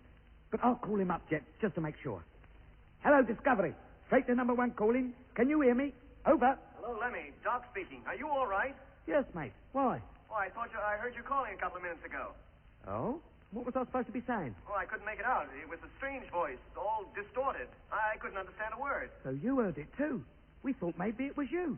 Did you try and call us? Yes, I did. But I realized that you must still be in the airlock and couldn't possibly hear me. Hello, Doc. Jet here. Hello, Jet. Did you hear all that? Yes, Doc. So it did come from the radio. And that voice, I mean, sounded for all the world like somebody in the cabin. Have you heard it since? No. Maybe it's Control trying to contact us. On the ship-to-ship frequency, Doc? Oh, no, I suppose not. But who could it have been then? Who would know we were using this frequency anyway? Maybe it's some freak transmission, harmonic or something. On this equipment? It has been known. Well, it's all very strange. I've never known the equipment behave so oddly before. Normally, reception is as clear as a bell with no kind of interference from anywhere. Well, we got it this time. Well, so long as communication with the ships is okay, we'll leave it at that. Let's get on with the work we came over here to do. Very well, Jet. Lemmy, hook up our personal radios to the Discovery. Yes, mate. We're up. Lemmy and I will now go down into the hold and transfer the fuel. Is Mitch all set? Yeah, Jet. All ready and waiting. Did you hear any voices, Mitch? No, I didn't. Doc told me about it, but I couldn't hear anything. Maybe something to do with my being stuck down here in the bowels of the ship. It's not all that easy to hear you. Oh, well, we'll get down to the hold ourselves. I'll call you before I'm ready to set the pumps going. Come on, Lemmy. Let's go. Contact.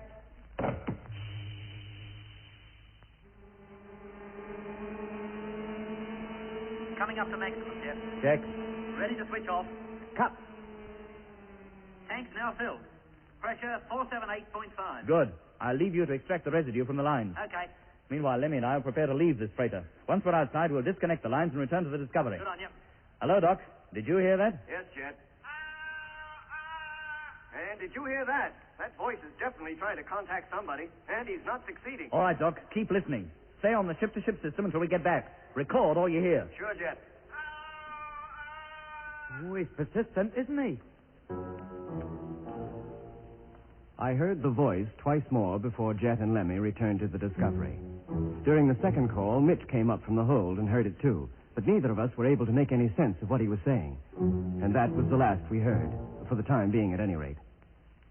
3 more weeks passed, during which period we traveled another 13 million miles.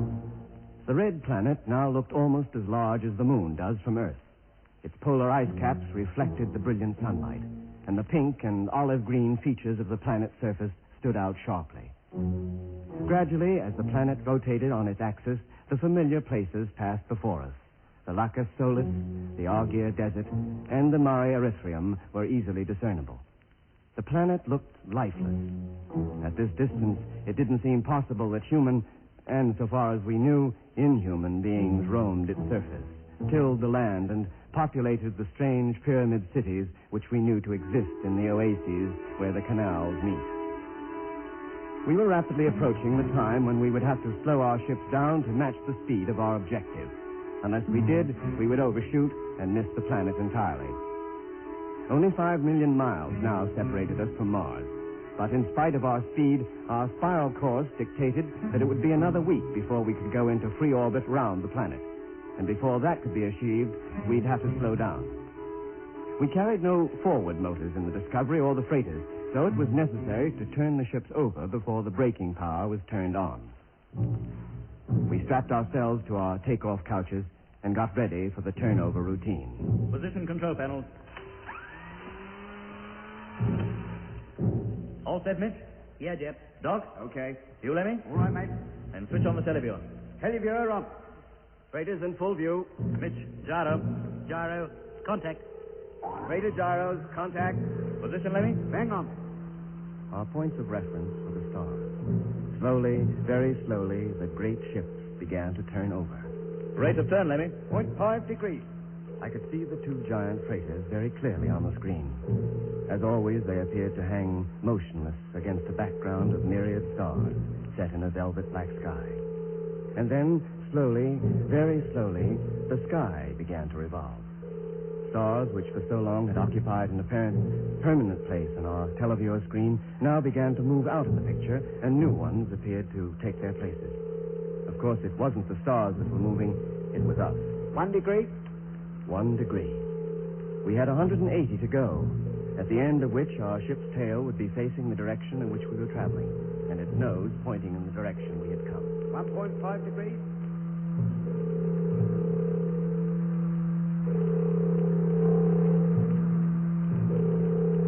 Slowly, the minutes ticked by. And slowly, as the ships turned turtle, the background of stars on the televiewer screen also turned over. 179 degrees. At last, after what seemed an interminable time, the maneuver neared completion. 179.5 degrees. Stand by to cut gyros. 180. Ship's gyros cut. Trader gyros cut. Stern televiewer, Lemmy. Term you. On. And there she is. The red planet. Slap in the center of the screen. Stand by to fire motors. Standing by. Position, Lemmy. Okay, Jet. No drift that I can see. Firing in 20 seconds. Traces, Doc. In position and ready to fire. Motors, Mitch. All set. 15 seconds. Let's hope when we put the brakes on we don't go into a skid. Oh. 5 seconds. 4, 3, 2, 1. Contact. Radar motors firing. Speed decreasing. 4,500. 4,100. 3,700.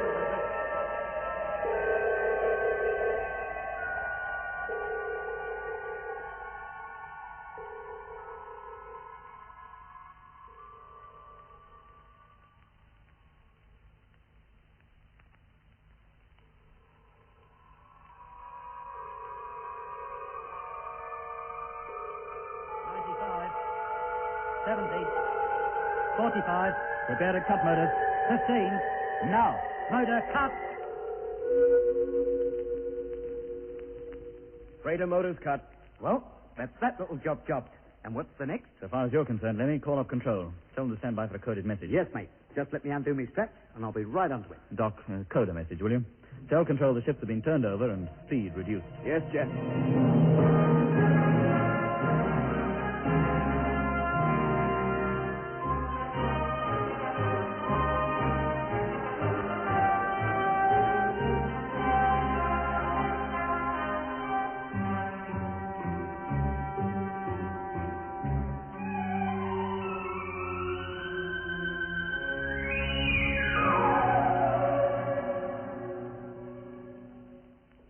Look at it.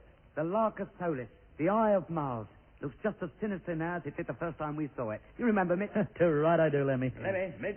Yeah. Coming, Jet. All right, put up the telescope now, Lemmy. Jet wants to discuss our orders. Oh, be right with you, Mitch, boy. Yeah. Come on, then. Well, gentlemen, by this time tomorrow, if all goes well, our journey will be over. And we'll be encircling Mars in free orbit about 1,000 miles above its surface. And the best of luck. And what does that remark mean exactly? Oh, nothing in particular, Jet. But as soon as we go into the free orbit, they're bound to see us, aren't they? Well, they might mistake us for stars. And they might not. The fact remains we have to go into free orbit. Yeah, how long do we stay there? For as long as it takes us to survey the whole surface of the planet in close-up. Jet, what do you hope to see? Well, we should be able to see the city in the Larcus Solis quite clearly. We could also confirm the existence of other cities, too. That so-called flying doctor told us there were many more in the northern hemisphere. And then? Then we select the loneliest spot we can find and make a landing. What about the ice caps? They were good enough for us before. The only trouble with landing on either of those is we'll have to travel such a long way before we can hope to meet anybody. And in an emergency, we'd also have a long way to get back. Yeah. So all we have to do is land in a lonely place near a city. You know, there's one thing in favor of landing back on the ice cap, Jet. What's that? Well, when we panicked away on our last visit, we left a freighter full of supplies, a complete land caravan, and a radio station at our polar base. If they're still there, they could be very useful. Perhaps. Meanwhile, we have other more important things to discuss. There are 4 things above all else that Space HQ want to know. First, how are Earthmen conditioned, and how, if at all, can they be brought back to normal? And if they can, what will they remember of the time they were in a conditioned state? Yeah, from personal experience, I'd say very little. But when you came back to normal, Mitch, you remembered quite a lot. Yeah, only events in which you had a share or could remind me of. Exactly. But it's my belief that all the things you did while in a conditioned state could be brought back to you if somebody could remind you of them, or if you again visited the places in which they occurred. You mean a conditioned man's memory could be jogged by an association of places and ideas? Yes. And Mitch's case isn't the only thing I'm basing that conclusion on. There were those men we met at the underground factory, the ones who asked us to take them back to Earth. Well, how do they fit in? Well, I believe that until we came along, they thought they were on Earth, just as most people on Mars do. But their contact with us, our way of speaking, all sorts of things about us, aroused long-forgotten memories. When we talked to them of Earth, the memories of their previous lives on that planet came rushing back. But those men hardly seem to be conditioned at all, Doc, any more than Webster did. Had the conditioning worn off, do you think? Very probably it was allowed to wear off. We mustn't forget that even though those men looked young, they were, in fact, very old. They knew, even though they didn't admit it, that they were too old to return to Earth. Back home, they would have reverted physically to their true age and died. So there was no need to keep them conditioned any longer. They wouldn't escape. Then if we do get hold of a conditioned type, he must be a young man. Somebody who hasn't been up here very long, isn't it? Exactly, Lenny. Yeah, oh, that's right. And how do we tell how old they are? Well, the shorter the time they've been here, the deeper will be their conditioned state. Well, what brings you to that conclusion, Doc? Remember Dobson and Harding, and McLean, even Grimshaw and Frank Rogers. Yes. Their conditioning was such that they wouldn't move a muscle without being told. On the other hand, the flying doctor, who had been on Mars for more than 50 years, was, to all appearances, quite normal. He wasn't kept deeply conditioned anymore because it suited the Martians better for him to be in command over his own faculties. Traitor. But Dobson, Harding, and the rest weren't. They were hardly more than robots. And that's the type Space HQ wants. The type we must try to take back. If we get back. And how do we go about unconditioning them? Well, that's up to the experts down on Earth. Unless we're lucky enough to stumble on some method ourselves. But I believe they may return to normal on their own account, as Mitch did, the moment they come into contact with familiar earthly things. Well, so much for condition types. What's next on the agenda? Next, the spheres. No, they don't expect us to capture and take one of those back to Earth with us, do they? No, they may, but they do hope we may find out something of how they're made and how they work. And if we can't discover either of those things, then we must find out how they can be destroyed. If thousands of those spheres suddenly appear over London one night, HQ want to know how to deal with them. And that's about the toughest task of the lot. But there's one thing that's certain. Those ships are not propelled by any method that we're familiar with. There are no rocket motors. Rates of acceleration can be slow or fast. Maneuverability is fantastic. They can go straight up, sideways, backwards, or forwards, how and when they like. Unlike us, who, once we're coasting, are stuck with whatever course we're on. With minor exceptions. Yes, Mitch. Our method of propulsion, the reaction method, must seem very antiquated to the Martians. Our ships must appear to them as, well, old sailing ships appear to us. They move, and eventually they get there, but that's about all. Yeah, my theory is that the Martians have long ago tapped some power, magnetism maybe, that pervades the whole solar system, maybe the whole universe. So wherever they go, that power's always with them. They use magnetic lines of force, you mean? Yeah, something like that. Though what exactly it is, I've no more idea than you. What hope do you think, Mitch, of our learning how the spheres work? Even if we captured one and took it to pieces, not much. What could an ancient Egyptian make of a dynamo, or even a steam engine if he suddenly came across and one? And yet Earthmen, conditioned Earthmen, I realize, help build those spheres. Somebody down there must know exactly how they work. And it's up to us to get hold of him, isn't it? I'll bet that supervisor geezer at that underground factory would know. There wasn't much he didn't know. Well, that's a job you can do, Lemmy. As soon as we touch down on Mars, nip over to that factory near Lacus Solus, capture the supervisor and bring him back to the ship. No need to be salty, Mitch. It's not called for. A great deal depends on our getting hold of the right kind of conditioned personnel. And how do we do that? Well, that's a problem we have to tackle once we've landed. Together with the problem of avoiding conditioned personnel getting hold of us. And then there's the exact date of the invasion. If we never get off Mars, we must find that out and radio it back to Earth at the first opportunity. And finally, there are the Martians themselves. Who are they? Where do they live? What do they look like? And where do they get those asteroids from? The ones that carry the spheres. And are they propelled on the same principle? Well, they must be. Well, in that case, they could leave for Earth or any other part of the solar system whenever they please. Of course they could. They wouldn't be dependent on favorable positions between Earth and Mars before they left, as we are. They wouldn't have to travel halfway around the sun, 400 million miles, to reach an objective that comes within 40 million miles of their own planet anyway. Yeah, the only thing they'd have to consider was the direction in which the Earth was traveling in relation to their own planet.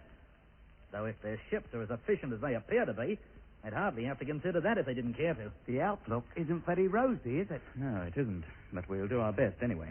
Maybe we'll find somebody down there who will want to help us, as Webster did last time. Maybe. Meanwhile, we'll make our plans as though we're getting no help from anybody. Once we're down there on the Martian surface, we stick together as much as possible. Nobody is ever to wander away on his own. Now, is that clear? Too right. Okay, Jet. Now, if we have to split up, it'll be only in pairs. And one pair will always remain in the vicinity of the ship, wherever we put her down. Right. Yep. Now, remember, our main object is to radio all possible information we can to Earth. If we can get away ourselves later, with or without conditioned types, then all the better. But our own safety is second to the relaying of the information that is so vital. Now, if anything should happen to me, Doc will take over duties as captain of the ship. After him, Mitch. Don't go any further. I'm not used to giving orders anyway. Very well, gentlemen, that's all for now. Exactly how and where we land will be decided after we've traveled round the planet a few times and taken a good look at it. Right now, prepare to go into free orbit.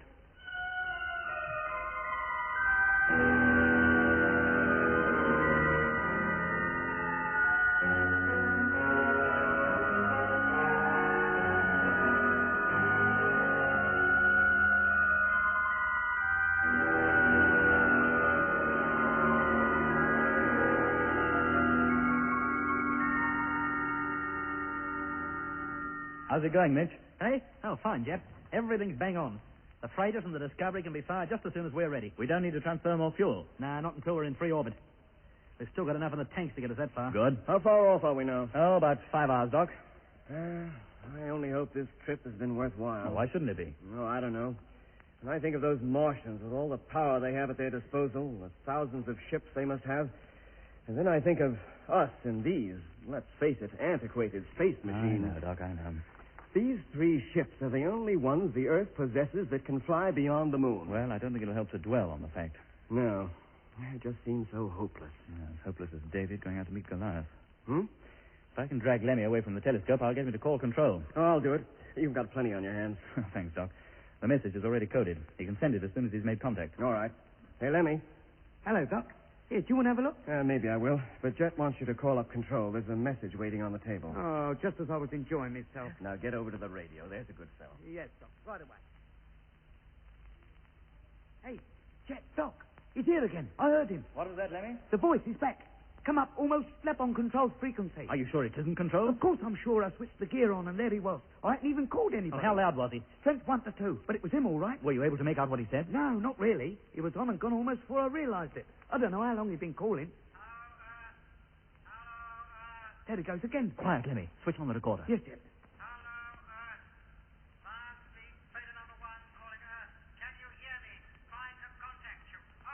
Hey? Mars Fleet, he said. And freighter number 1. Can't be. There's nobody in our freighters. I hope. How far off frequency is he, Lemmy? Not much. Would he hear you if you called? I doubt it. Not without a retune the transmitter. Very well. Call control. Tell them we have a message for them. Hello, Earth. Discovery calling control. Have a message for you. Come in, please. Well, it'll be nearly 8 minutes before we get a reply. And while we're waiting, Doc, perhaps you'd code another message requesting permission to retune transmitter. Yes, Jet.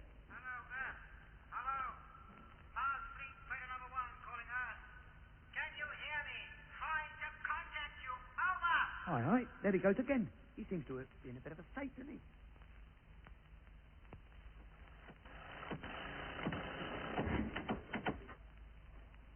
Well, Doc? Permission granted. All right, Lemmy. Away you go. Yes, Jet. What do we use as a call sign? Or do we let him know who we are? Use XOP. Right. Well, now that's the transmitter retuned. Now, let's see what happens. Hello. Hello. Station XOP calling. Can you hear us? Anybody? Didn't sound as if anybody can. Now, give him a chance, Lemmy. He's probably millions of miles away from us. Hello, Earth. Hello. Oh, is he? Freighter number 1 calling Earth. Can you hear me? Trying to contact you. Over. He's not so far away after all. Call him again, Lemmy. Hello. Station XOP calling. Receiving you, Strength 1. Are you receiving me? Over. Is the recorder on, Doc? Yeah. Get ready to take a bearing this time, Lemmy, and be quick about it. He may not talk for long. Yes, Jet. Hello, XOP. Receiving you. Strength 5. Who are you? Are you Earth or Moon Control? Never you mind, mate. Who are you? He doesn't answer that one. Here, Lemmy. Let me take over.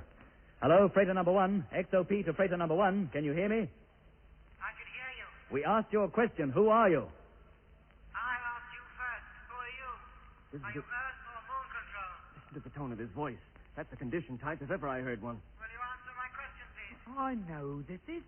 It's the Martians trying to contact those spheres that landed on the lunar colony when we took off. Then why should he want to talk to Earth? That's a point. He must know the signals between here and the moon would take minutes to cover the distance. Yet there's hardly any delay between replies. Which means he must be somewhere down there on the Martian surface. Hello, freighter number 1. Moon Control here. Receiving you, Strength 1. Over. Now, see what that produces. Hello, Moon Control. Thank goodness I've got you at last. I've been trying to contact you for weeks. And most important message for you. Can you take it? Hello, number 1. Your call received. We'll take it in a few moments. But first, who are you? Freighter number 1 of the Mars fleet have important message for you. And what of the rest of the fleet? Where are they? The rest of the fleet? You're only number one. There must be others. Can't remember. Can you hear me? Yes, we can hear you. It's all so vague. There were others, but I can't remember. I'll bet you can't, chum. Can't you even remember who you are? Frank Rogers. Frank? What? Frank Rogers was in number one, in the original fleet. Only part of the time, Lemmy. His ship was actually number two. Can't be, Frank. It can't. Well, why not? We left him behind, didn't we? But the Martians got him. He was deeply conditioned, or so you said, Jet. That's right, Doc, he was. Last we saw of him was in the Lac of Solis. Why, he didn't even know me. Hello, can you hear me? Hello, number one. You say you are Frank Rogers. That's right, that's my name. Are you alone in your ship? Yes. Nobody else with you? The freighters carry a crew of two. Two? Yes, that's right, I remember now. Grimshaw. Grimshaw, where are you? Grimshaw! Now he's gone crackers. Hello, Rogers. Hello. Hello, number one calling, receiving you strength 5, over. This is a weird business. Can I talk to him, Jet? Sure, if you think you can get any sense out of him. Hello, Frank. Hello, who's that? This is Doc. Doc. Oh, Doc, what are you doing down there? You should be out here in the fleet with us on our way to Mars. I am. I'm in the flagship. I must talk to Earth or Lunar Control. If you have any message, Lemmy will pass it on for you. Lemmy? Lemmy? Lemmy? What's the matter? Doesn't he like the name? Anybody? He got lost out in the land truck. I think this is Frank Rogers, Jet. Every time we mention something to do with the fleet, it seems to jog his mind. But I was never lost in any land truck. Him and 2 others. They'll never get back to Earth. None of them will. I'm the sole remaining member of the whole fleet. Hello. Hello, Frank. Can you hear me? Raider number one calling. Have a message for you. For goodness sake, Doc, let's type the message. Maybe that'll give us some insight into what's on his mind. Ready to receive your message. Over. Hello, here is the message. Receiving you. Give us your message, please. From Raider number one to Discovery. Have routine checks. Are you ready to receive them? Whoever it is, he must be clean off his rocker. Hello, give us your message. Do you hear? I can't. It's Whittaker. He's... Oh, my, keep away from me. Whittaker? But he's dead. Get away, do you hear? Hello, flagship, emergency. Hello, hello, hello!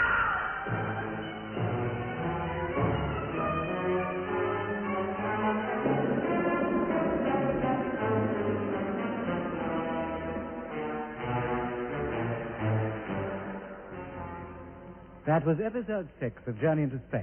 Taking part in this recording were Andrew Folds as Jet Morgan, Alfie Bass as Lemmy, Guy Kingsley Pointer as Doc, and Don Sharp as Mitch. Other parts were played by David Jacobs. The orchestra was conducted by Van Phillips, who also composed the music.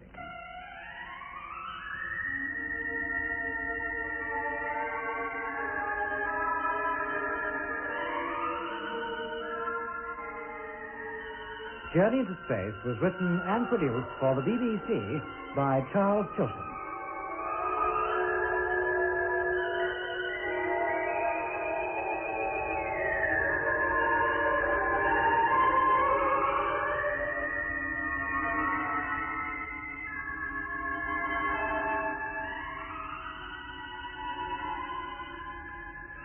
And you can hear episode 7 at the same time next week here on BBC Radio 2.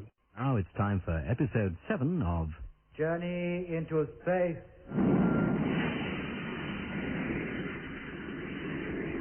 The BBC presents Jet Morgan in The World in Peril.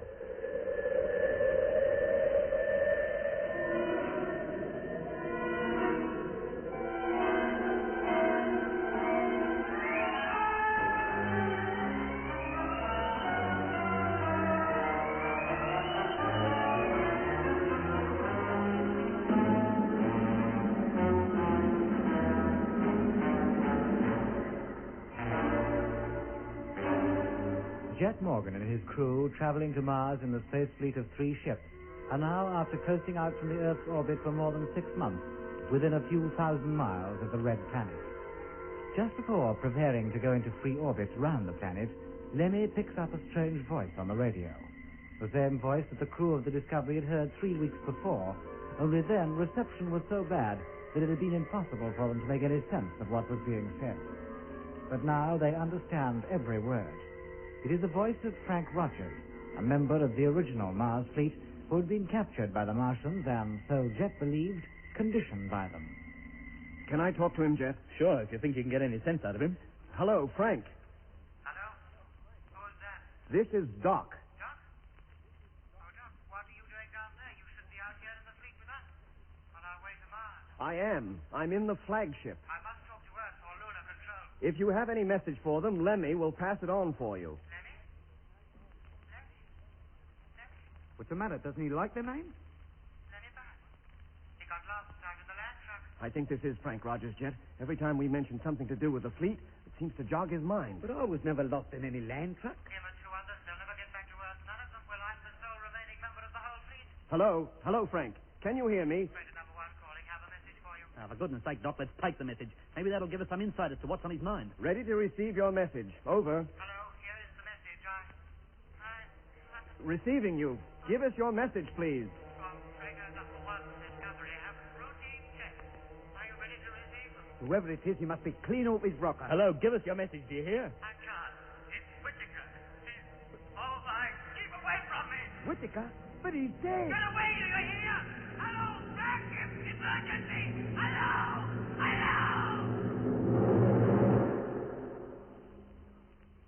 Hello? Hello? What's all this talk about Whittaker? It sounded as though he's there with him. Hello, Frank, can you hear me? Hello? He doesn't answer, Jet. Where is he? Where'd he call him from? From down there on the planet, of course. Where else? Oh, I know that, Lemmy, but from whereabouts on the planet? Now you're asking. Hello, Captain Morgan calling Frank Rogers. Come in, please. Look, Jet, we can't spend too long on this. The time for getting into free orbit is getting very close. Lemmy, take over, will you? Yes, mate. Keep trying to contact him. If you do, give me a yell. Meanwhile, the rest of us will get the ship ready. Hello. Flagship calling Frank Rogers. Have not heard from you for some minutes. Come in, please. Lemmy called Rogers for an hour, but we heard nothing more from him. At the end of that time, Lemmy had to leave the radio panel and return to his bunk, in readiness for the increase in speed that would carry the Discovery and the two freighters into free orbit 1,000 miles or more above the planet's surface. The maneuver went off without hitch. When it had been completed, the main transmitter was retuned and Earth Control informed of the fact.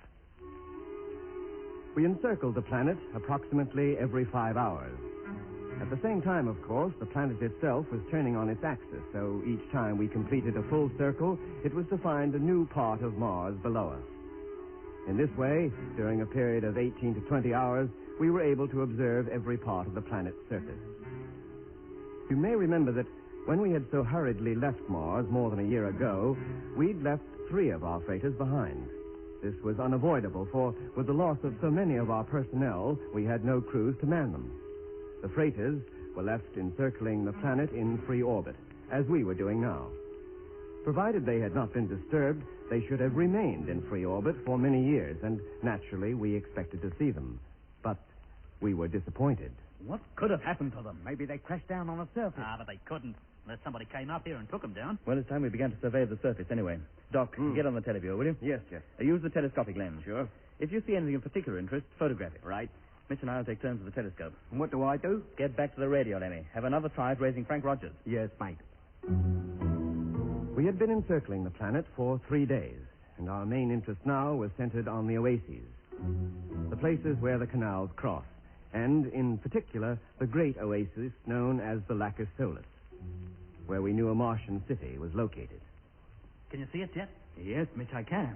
But it blends so well with the surrounding features, I'm sure we'd never have noticed it had we not known it was there. Any sign of any activity? Not that I can see, but we can hardly expect to at this distance. Well, that establishes 2 cities up to now, the one in Ophir and the Lacus Solis. But there must be many more. I'm sure there are, Doc. If we knew exactly where to look for them, we could probably see them. But to scrutinize the whole planet would take days, weeks, in fact, and we haven't the time for that. And how about those asteroids? We should see them. They're bound to be parked near together wherever they are, and should be easy to pick out. But they can't come from the planet, Mitch. They're much too big. They'd never get off the ground, not in 1,000 years. Where do they come from? And how do they get those spheres into them? What are the insides of those asteroids like? I don't know, Doc. But where they come from puzzles me even more. Well, how about one of you taking over here? I've stared through this eyepiece for so long, my eye is weeping. I'll take it, Jet. Very well, Mitch. I don't think there's much more to be seen in Lacus Solis, so cover as much as you can of the area up to the South Pole. We should be directly over it in about half an hour. Sure. Hey, Jet. What is it, Mitch? Polar base, it's still there.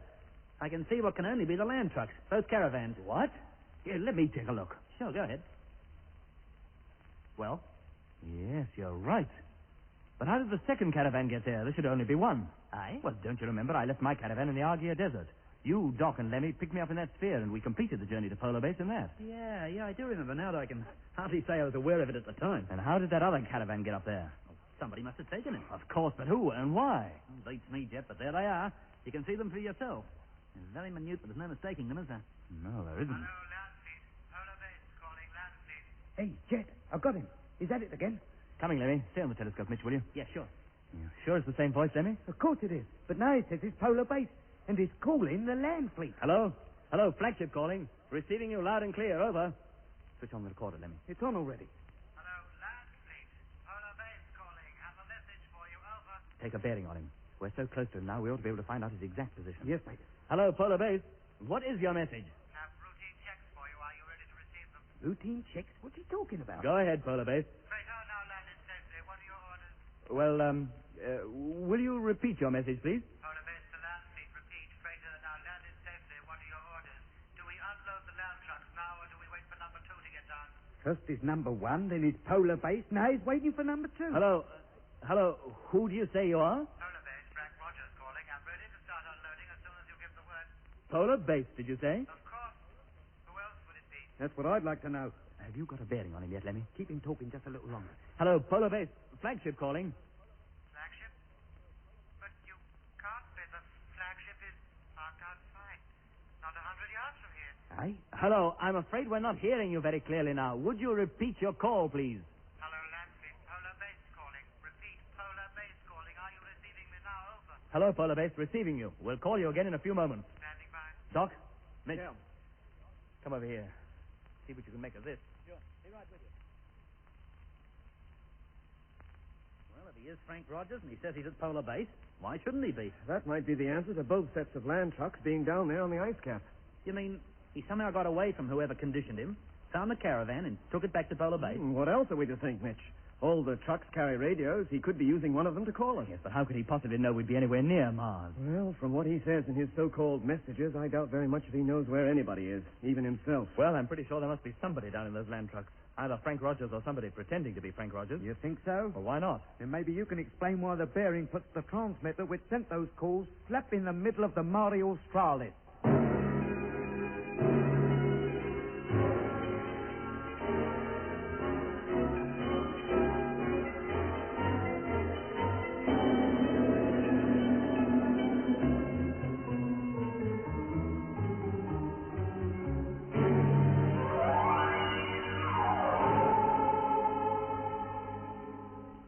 Well, where is he? In the land trucks at Polar Base or down there in the Mare Australis?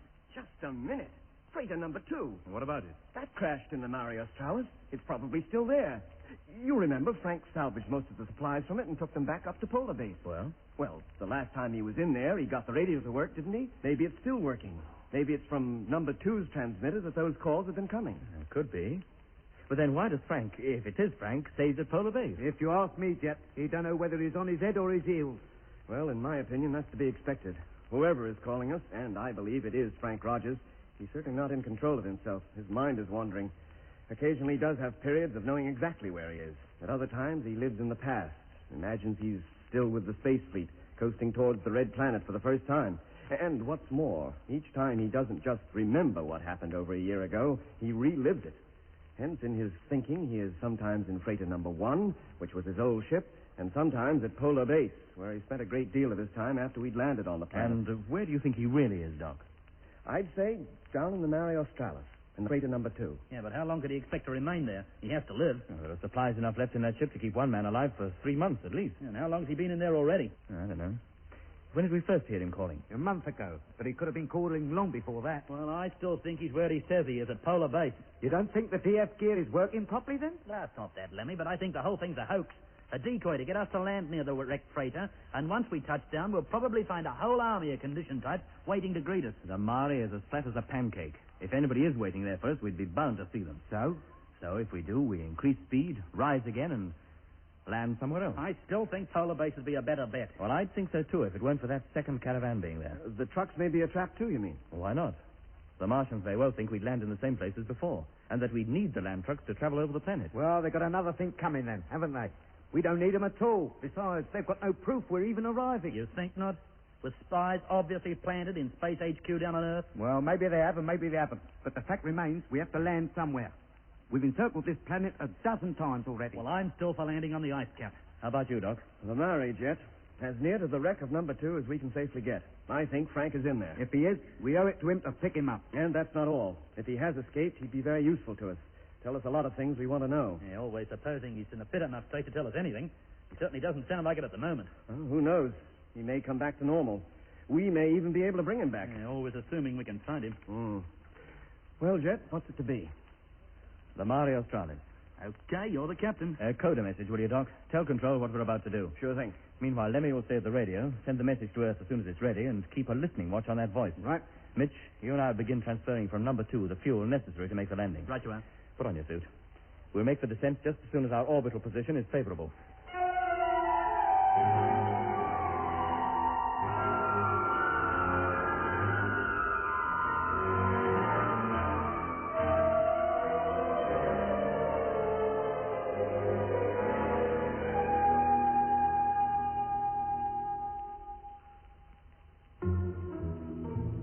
As soon as the message had been coded, I handed it to Lemmy for transmission, then went down in the hold to receive the fuel that Jet and Mitch were to pump into our tanks from the second freighter.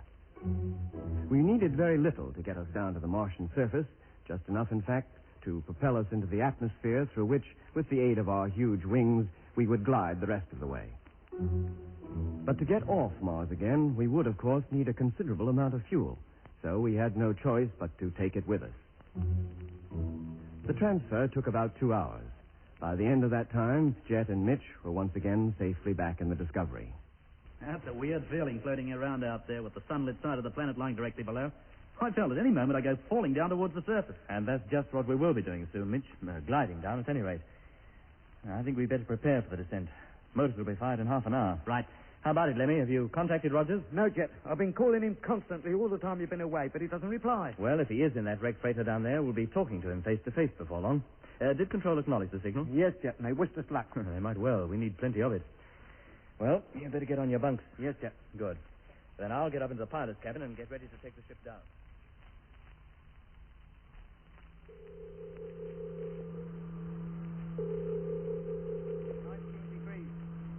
19.5.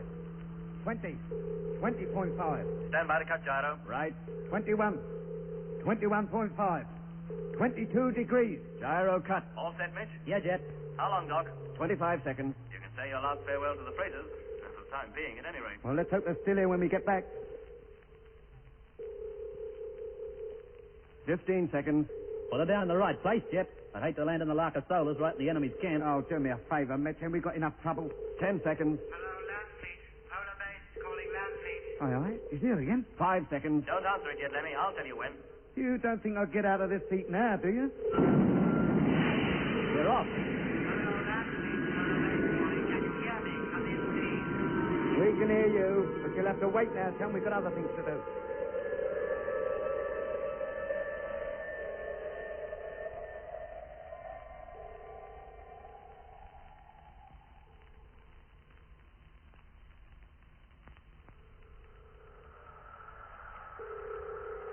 Where are we now, Doc? Over the southern ice cap, Lemmy. Can you see the trucks down there? Sure, come over here and look for yourself. Height, Mitch? 17,000. They don't seem to have suffered any damage, do they? No, and they certainly haven't been in action lately, or we'd be bound to see the tracks they'd left. That ice down there doesn't have a mark on it. And the ice cap's a lot bigger since we were here last. Yep. Winter has clamped down over the southern hemisphere, Lemmy.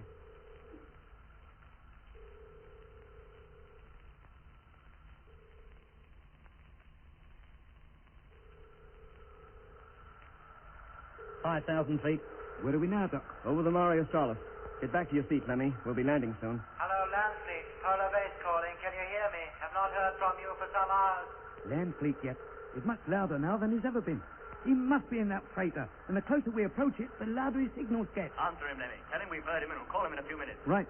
Height, Mitch? 4,000. Can you see the freighter yet, Jet? No, Doc, I can't. Well, you should. We're dead on course. Hello, Polar Base. Land fleet calling. Receiving you loud and clear. Over. No sign of it. Maybe the wreck has been cleared away. Hello, land fleet. Receiving you at full strength. 3,000. Well, we're getting mighty close to something, Jet. Signals from Rogers are belting in. Hello, Polar Base. Receiving you full strength and all. What are your orders? Orders are that you have to be a little patient. We'll be calling you again in a few minutes. Is that clear? 2,500. I said, is that clear? Now he's not replying again. Hello, polar bait. Hello. Never mind it now, Lemmy. Get back to your seat and strap yourself in. We'll be landing any moment. Yes, sir. 2,200. Hello, Mitch, Doc. Yeah, Jet? I can see it, the wreck. Exactly as we left it, standing off its nose.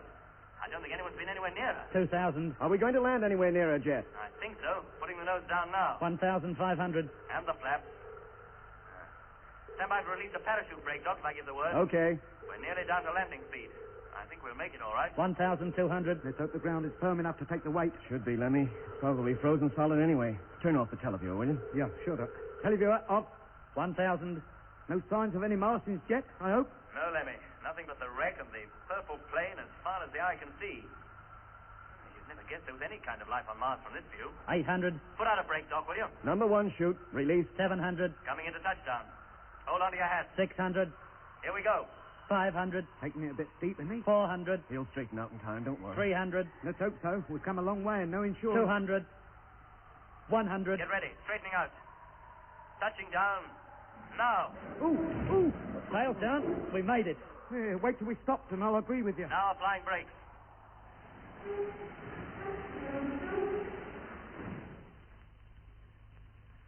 That's it, gentlemen. We're down. Good on you, Jet. First class landing. And we're all in one piece. But for how long, I wouldn't like to say.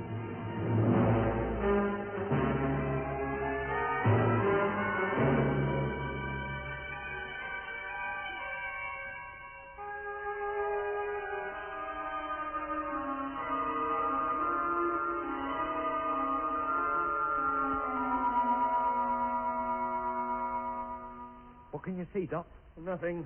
It's just as Jet said. There's only the purple plain stretching clear to the horizon. And the freighter? Oh, can see that too, of course. It's to the west, about half a mile away. Well, do you mind if I get up there and have a look? Okay, Lemmy. But you could have used the televiewer and seen just as much. Oh, no, Doc. But that isn't the same as seeing it in the flesh.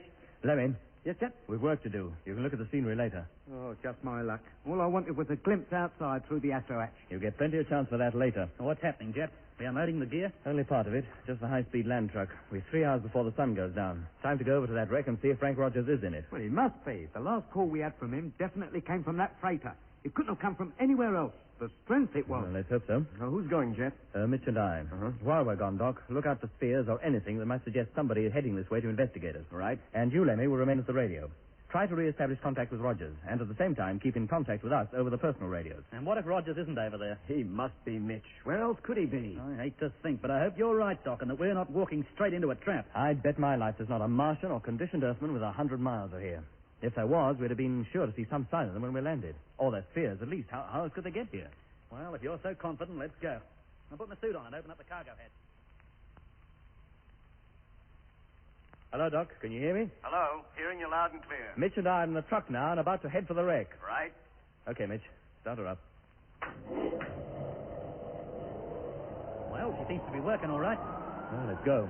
We haven't all that much time if we're going to get back here before dark. Hello, Jet. Yes, Doc? We're in contact with Rogers again. The signals are so powerful, they're overloading the receiver. Can you get any sense out of him? Not really. Did you tell him we'd landed? No, but I did say somebody was on his way over to the ship. And what did he say to that?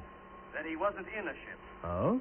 Now he thinks he's out in space again. Lemmy's having quite a time with him. Well, get him to sit tight. Tell him we'll be with him in just a few moments. Okay. I only hope I can get him to understand what I'm talking about.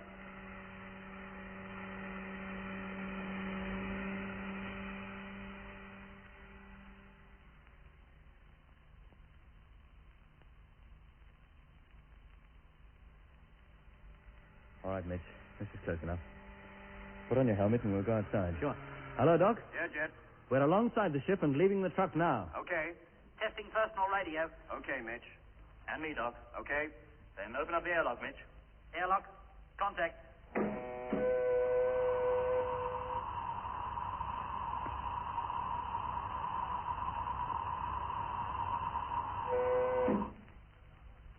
Hello, Doc. Mitch and I are now outside an approaching freighter. Have you heard any more from Rogers? No, nothing. Very well. We'll inspect the ship first. We'll go around to the cargo flaps, Mitch. See if they're open. Yep. Well, they're open all right. The ship looks no different from how we left it over a year ago. I shouldn't think anybody's been anywhere near it. Even the ladder's down. Then let's get in. I'll lead the way. Take it easy, Jet. Don't worry, Doc. We will. Try putting the lights on, mate. Yeah. There. Well, our circuits still seem to be working. Then let's go up as far as the cabin. Can you still hear us, Doc? Yeah, Jet. We're walking through the cargo hold towards the cabin airlock. Nothing here seems to have been disturbed. In that case, you should find the airlock open. The outer door, anyway. We've just reached it now. Well? It's closed. Oh. Then somebody must be in there. Call up Rogers. Tell him we're outside. There's no point, Jet. He doesn't answer anymore. In that case, there's nothing for it but for us to go in. Always assuming the remote controls are still functioning. They are.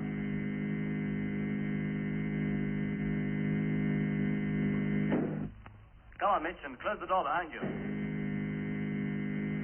We're in the airlock now, Doc. If Rogers is in the cabin, he should hear us operating it. Well, if he does, he gives no indication of the fact. Lemmy's calling him constantly, but gets no reply. Filling airlock.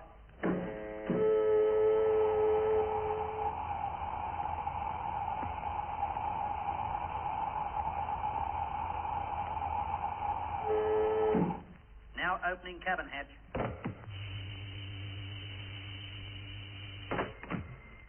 That's strange. The place is in darkness. What? Ah, that's better. Mitch has switched on the lights. Take it easy, Jet. Have a good look round before you go in. That's just what we are doing. Well, is he there? No, Doc. The cabin is empty.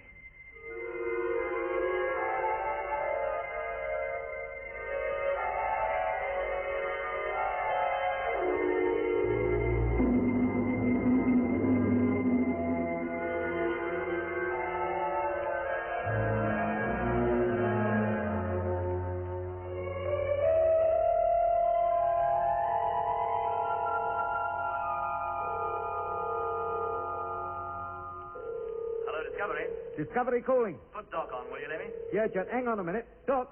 Coming, Lemmy. Take over the televiewer, will you? Keep it rotating all the time. Yes, Doc. Hello, Jet. Doc speaking. What's up? Mitch and I have searched the cabin over here thoroughly. And? And although there's certainly nobody in it now, there has been. Oh? How do you know? The radio transmitter is on. And judging from the juice it's used up, it's been on about a month or more. Then we could well have been receiving calls from it. We must have done. And there's no sign of Rogers? No. Mitch is back in the cargo hold having another look, but it's pretty certain he's not in the ship. Well, maybe he, if it was him, left the ship when we landed. But how? And what in?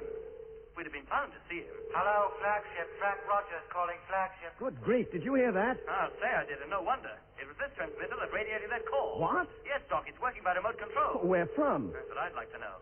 Answer the call, Doc. See if you can get any sense out of it. Then switch off your transmitter. I'll contact him direct from here. Transmitter off. Hello, Landfleet. Flagship calling. Receiving you loud and clear. Go ahead. Hello, flagship. Thank goodness I've got hold of you at last. Where are you? Oh, what is more the point, where are you? At Polar Base. My instructions were to stay here until further orders. Did you find the wreck? Yes, we found it. How about the crew? Are they hurt? There's no crew in her, Frank. No? Then what's happened to them? Where have they gone? Listen, Frank. Yes, Doc? You're up at Polar Base, you say. Of course. Are you alone? Yes. That's the funny thing. Where is everybody? Yesterday the Discovery was parked right alongside these trucks. Now she's gone. Where are you? Listen carefully, Frank. Are the land trucks still mobile? Of course they are. Why shouldn't they be? Then these are your orders. You will drive your truck down to the Mare Australis. What position? We'll put out a bearing beam for you. That should guide you straight to us. Very well, but what's happened? How did you get down there? Why wasn't I informed? Never mind about that now. Just come here as quickly as you can and call me as soon as you're underway. Message received and understood. Call you again in half an hour. Hello, Jet. Did you hear that? I certainly did, Doc. It sounded exactly like Rogers that time. But he still seemed very confused. You think he really is at Polar Base? Where else could he be? He's been calling from there and using the transmitter of number 2 to boost his signals, just as we did last time we were there. Well, if that is the case, and if he manages to handle the truck, he should be here in about 36 hours. Yeah. I don't think there's much point in Mitch and I staying over here any longer. We're coming back. Good. Just as well. It's getting dark soon. I'll give you a call as soon as we leave. Good. Meanwhile, I'll set the DF system so Frank can home on us. Doc. Yeah, Jet. Now leaving cabin and about to enter airlock. We'll call you again just as soon as we get outside. Right.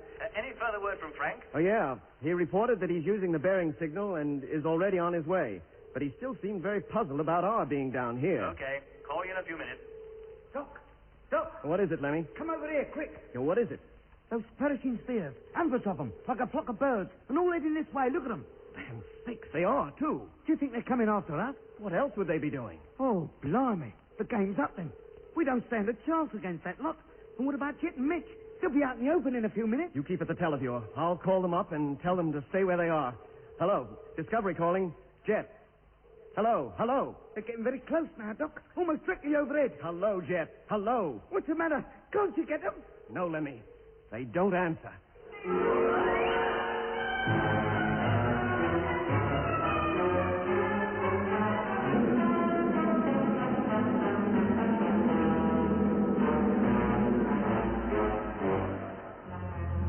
That was episode 7 of Journey into Space. Taking part in this recording were Andrew Foles as Jet Morgan, Alfie Bass as Lemmy, Guy Kingsley Pointer as Doc, and Don Sharp as Mitch.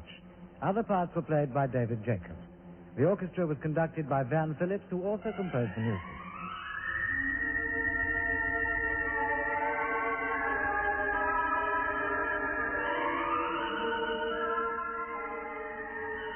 Journey into Space was written and produced for the BBC by Charles Chilton.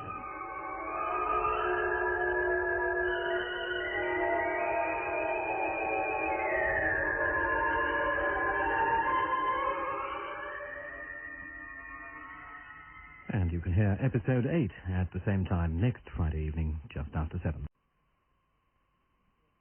Into space.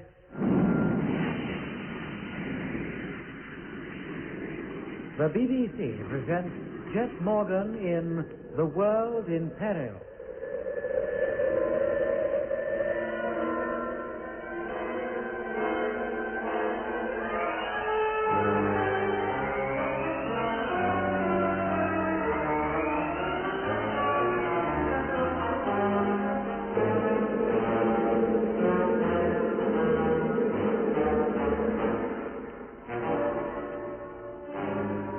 Jet Morgan and his crew, after coasting out from the moon for more than 6 months, have at last landed on Mars. They touched down in the great desert region of the Mare Australis, near where freighter number 2, one of the ships of the first expedition, had crashed. They chose to land in this particular place because they believed Frank Rogers, former member of one of the original Mars fleet crews, was in the ship sending confused radio messages to no one in particular. Once they were on the ground, Jet and Mitch lost no time in entering the wrecked freighter, but found it empty. However, the transmitter was found to be working, remotely controlled by Frank Rogers, who was apparently at the polar base on the southern ice cap, where, in fact, on 1 or 2 occasions he had declared himself to be. As Rogers seemed to be in a semi-conditioned state, Doc ordered him to drive one of the land caravans to where the Discovery was. Then, satisfied that Rogers had understood his orders, Doc called Jet, who had once made preparations to leave the wreck and return to the Discovery. Hello, Doc. Yeah, Jet. Now leaving cabin and about to enter airlock. We'll call you again just as soon as we get outside. Right. Any further word from Frank? Yeah. He reported he's using the bearing signal and is already on his way. But he still seems very puzzled about our being down here. Okay. Call you in a few minutes. Doc! Doc! What is it, Lemmy? Come over here, quick. What is it? Those perishing spears. Hundreds of them, like a flock of birds, and all heading this way. Look at them. Man, sakes, they are, too. Do you think they're coming after us? Oh, what else would they be doing? Oh, blimey, the game's up then. We don't stand a chance against that lot. And what about Jet and Mitch? They'll be out in the open in a few minutes. You keep at the televiewer, Lemmy. I'll call them and tell them to stay where they are. Hello, Discovery calling. Jet, hello. Hello. They're getting very close now, Doc. Almost directly overhead. Hello, Jet. Hello. What's the matter? Can't you get them? No, Lemmy, they don't answer. Those spears, they've stopped. They're hovering right above us. They must have seen us. How could they miss us?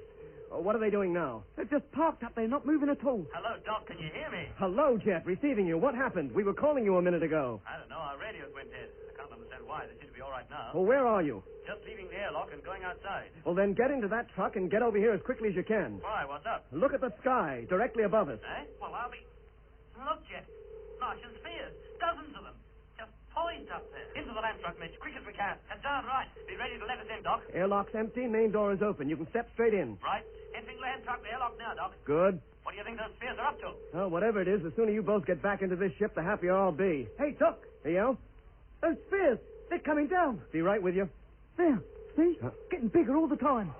I'll bet they don't intend that Jet and Mitch should get back to this ship. Hello, Jet. Yes, Doc? Those spheres are descending, and rapidly. Are you going to make it? I hope so. We're about halfway now. Can you come any faster? No, Doc. We're going flat out already. Oh, blimey. Those ships are about down on the deck. What's up, Lemmy? I don't know. I feel all peculiar. Like when Jet and I met up with those asteroids. Yeah. I'm beginning to feel rather odd, too. You, Doc? Oh, dear, oh, dear. What's happening? Hello, Jet. Mitch. Hello, Discovery. Frank Rogers calling. Can you hear me? Over. Hello, Jet. Well, what was that? It wasn't Jet, mate. It was... Lemmy, what happened to you? Hello, Discovery. Rogers calling. Can you hear me? Over. Hello, Frank. This is Doc. Hello. Answer me, please. Oh. What happened? Where am I? Hello, Doc!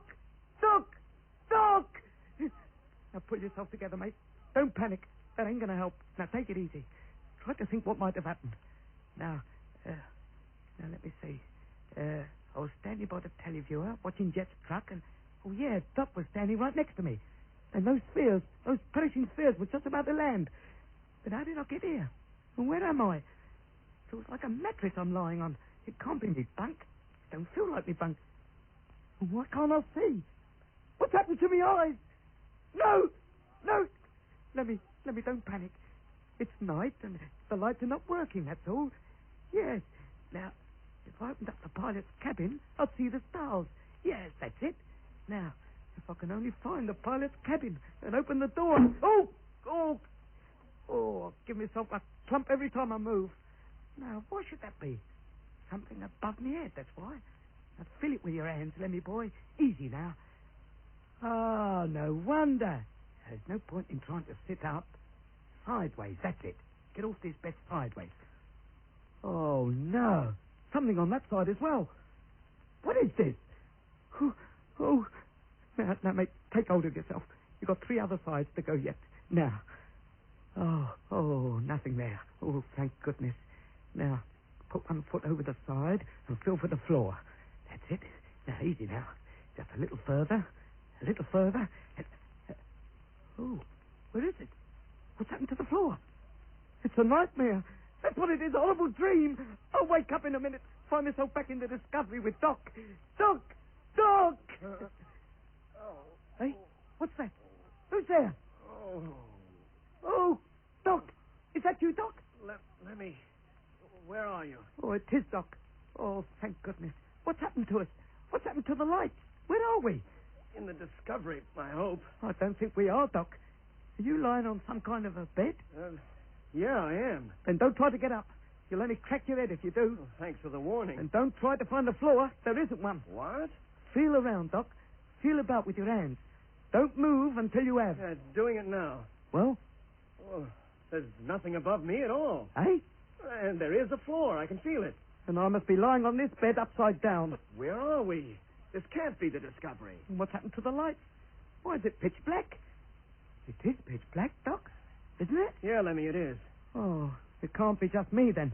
For a minute I thought maybe I'd come... If you had, I have too. Is that you, Doc? What? That's Jet. Doc, that's Jet's voice. Lemmy. Yes, mate. Where are you? Where are you? I can't see a thing. Neither can Lemmy or I, Jet. Are you lying on some kind of a bed? Yes, I am. But how did I get here? That's what we've been trying to figure out. Jet? Jet, for Pete's sake. What's going on? And there's Mitch. Take it easy, Mitch. But what's happened to me? Why is it so dark? Calm down. We're all in the same boat. Now, Mitch, how much can you remember? Hey? Well, all I remember is being in the truck with Jet and heading at full speed for the ship. That's all I remember, too, Doc. Those spheres had landed. I remember that. One of them had landed just outside the ship and completely blocked out our view of the truck. Well, it's pretty obvious what happened. We were overpowered, somehow rendered unconscious, and brought here. Where? How do I know? Well, we'd better find out, hadn't we? You fellas stay where you are. I'll get up and see. Oh, truth. Oh, I cracked me head on something. Aye, I did that, Mitch. Don't try to get off your bunk. There isn't any floor. Eh? I told you, Lemmy, I can feel a floor. Can you, Jet? Yes, I can. This bed can't be more than a couple of feet off the ground. Then mine must be 10 feet. Your voice, Jet. And yours, Doc. They seem to be coming from a lower level than Lemmy's. Yeah, that's right, Mitch. Well, you two stay where you are. Don't attempt to get up in case you've fallen into yourselves. Doc? Yeah? If you can reach the floor safely, then do so. See if you can stand up. Right. Well? Yes, I can. Standing by the bed now. Me too. Now, stay put, Doc. I'll walk over to you and keep talking. All right. Over here now. Take it easy. There's no guarantee that the floor is level. Seems to be up to now. Come on, then. I'm nearly with you, Doc. Here I am. I can't be more than a couple of feet away from the sound of your voice. No, you can't. There. I've made it. That is you I'm touching, isn't it, Doc? Yeah. You still have your suit on. All but my helmet. Have you got on yours, Mitch? Yeah, I have, but like Jet, no helmet. Well, how about you, Doc? What are you wearing? My suit. But I wasn't wearing it in the ship. And I have no helmet either. And I've got mine on. Yeah. Who dressed me and Doc? What's the game? Well, never mind that now. Here, Doc, hang on to me. We'll start from this bed. Find the wall and go all round this place. Feel it out. Right. But take it easy.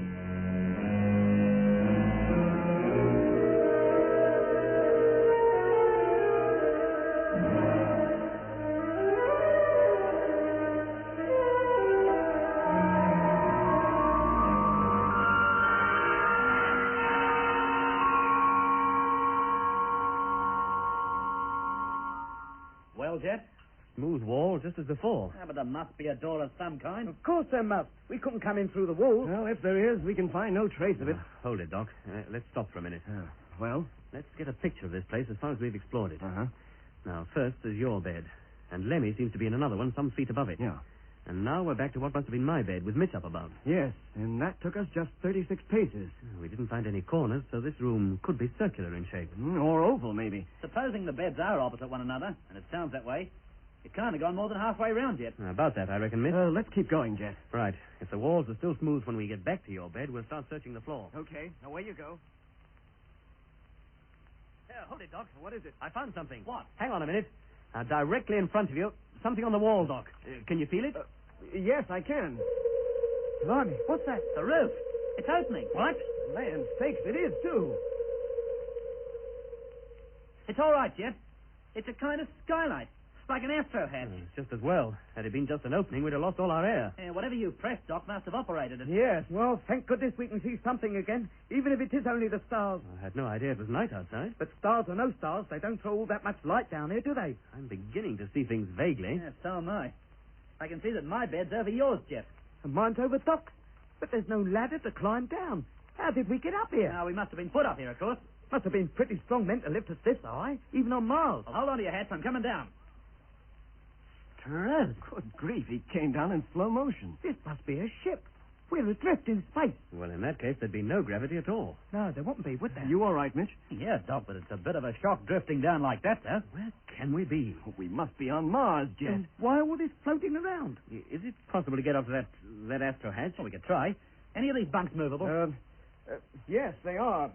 They're just standing against the wall. Hang on, Doc. I'll drift down and give you a hand. No need, Lemmy. I can manage it quite easily myself. It's hardly any weight at all. I'm coming down all the same. Oh, whatever we are, gravity here is less than on the Earth's moon. Well, who's going up to that window? You and I, Doc.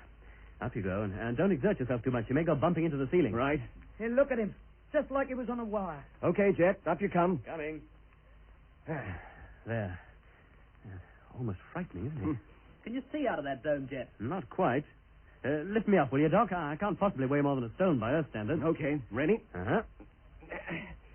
How's that? Fine. Well?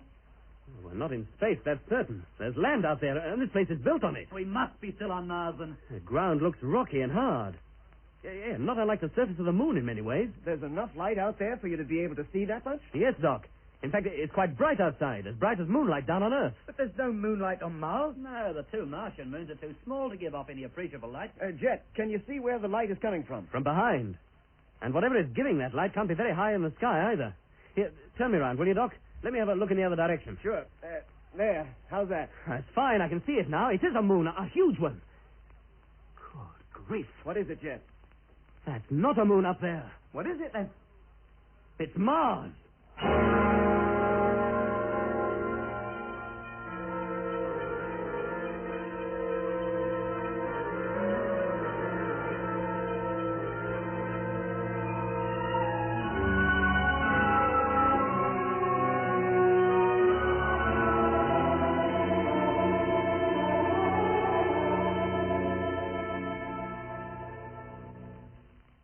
Mars, you say, Jet? But how can it be? It's there, Mitch, I tell you, hanging low in the sky. Here, Doc, put me down. I'll lift you up. Very well. Now, you ready? Yep. Well? It's Mars, all right. hanging in the sky like a colossal red moon. We must be thousands of miles away from it. There's no doubt about it. Do you want to come up here and look for yourself? No, what's the point? You and Jet say it's Mars, and it must be. Stand clear, Mitch. And you, Lemmy. We're coming down. We're not in the way. Come down as soon as you like. Oh, sorry, Lemmy, but it looks pitch black down there. We can't see a thing. Are you down, Jet? Yes, Doc. Then watch out below. We must be adrift in space, as I said. Wherever we are, Lemmy, we're not adrift. That's solid land out there with rocks and hills and a horizon. We're not adrift in space any more than if we were on the Earth's own moon. You think this is a moon, then? One of the Martian moons, maybe? I didn't say so, Mitch. I merely said the surface outside looked similar to that of the Earth's moon. Well, on one of the Martian moons is about the one place we could be. And how we got here or who brought us, I hate to think. Well, at least we should be grateful they put us all together. If I'd been alone in this place when I woke up, I'd have gone crackers in no time, I'll swear it. If only we could see something more than just that little patch of sky up there. Here. If it's bright Mars light outside, why is it so dark in here? Because there's no atmosphere out there, Lemmy, that's why. If Mars rises high enough in the sky to shine directly through that hole, then perhaps we'll see something of this place. If it doesn't, then we'll see precious little. Oh! Lemmy, what happened? Oh, I walked into that skyscraper of a bedstead, that's what. Well, put it back against the wall, out of harm's way. You don't want to look out of that astro hatch again? Not at the moment, Lemmy. All right. Oh, sorry. I hardly know my own strength. I suppose Mars light isn't the only light we're liable to get. Of course not. If this is one of the moons of Mars, we're bound to catch the sunlight sooner or later. Let's hope so. I'd hate to spend all my time here in this inky darkness. And how much time are we going to spend here? How should I know, Doc? But surely, Jet, whoever brought us here can't possibly intend to leave us here forever. Well, why not? For all we know, this might be some kind of prison. Well, it certainly is that, or we wouldn't be in it. But if it was intended that we should be left here to die, why go to the trouble of laying us all out on beds? Maybe they thought we were dead already. Trust you to think of something cheerful, Lemmy. If they'd wanted to kill us, they could have done, and been sure it was well done. No, but there's no record of a Martian ever killing anybody, Jet. I'd rather they did kill me than keep me cooped up in this black hole for the rest of me days. Well, our imprisonment here may be only temporary. Well, let's hope so. Well, there's no point in sitting here moping over the fact. Let's do something. I'll dance, only you couldn't see me. Well, what had you in mind, Doc? Well, when we found that panel, or whatever it was that opened that skylight, we'd only got halfway around this place. I think we should continue our search. Yeah, why not? Perhaps we find another panel and the old roof will fall in. All right, Lemmy, that'll do. Where were we when we found that panel, Doc? Over by your bed, Jet. We'd about reached it, judging from the sound of Mitch's voice. Very well. You and I'll go back to it and go over the spot again. But this time with our suits off. We'll not be so clumsy then. Can I take mine off too? It's getting like an oven in here. Yes, Lemmy. And you, Mitch. Okay. We lay them on the bed. Lemmy just move back to the wall. Mine on the extreme left, then Doc's, then Mitch's, and finally yours, Lemmy. Then we'll find them easily in the dark should we want to put them on again. All right, Jet. That's mine in position. Now what? Doc and I will cross the room and find that panel again. From here, it'll be to the right of the bed. And Mitch, you will come over with us too. But when we reach the bed, you go to the left of it. Right. Now, feel your way around the wall. Up and down as far as you can reach. And what do I do? You start from this side. Go round to the right. You should meet Mitch halfway. Yes, mate. All right, gentlemen. Let's go. Let's hope there's not a hole in the floor. How you doing, Jet? Not very well, Mitch. We can't find that panel this time. Well, it can't be far, Jet. It was somewhere near here, I swear it. How are you doing, Lemmy? Gradually making me way round, but the walls are smooth as glass. There don't seem to be a crack or a bump in it anywhere. Oh! Oh! Lemmy, what happened? Oh! Blimey, Mitch. Lemmy, answer me. What happened? I tripped over Mitch. That's what. I might have hurt myself. Why didn't you warn me? How could he warn you when he can't even see you? Well, he heard me talking, didn't he? He could have warned me he was near. I'd have been glad to, Lemmy, if I had been anywhere near you. Well, I put it... Eh? You mean? From the sound of it, we're still on opposite sides of the room. And who's this over there? There can't be anybody. There is, Jet. I tripped over somebody. I thought it was Mitch. Stooping down, examining the wall. It was just about it. Oh! Oh! Oh, no! Lemmy, what is it? There's somebody lying on the floor. And he's cold. As cold as ice.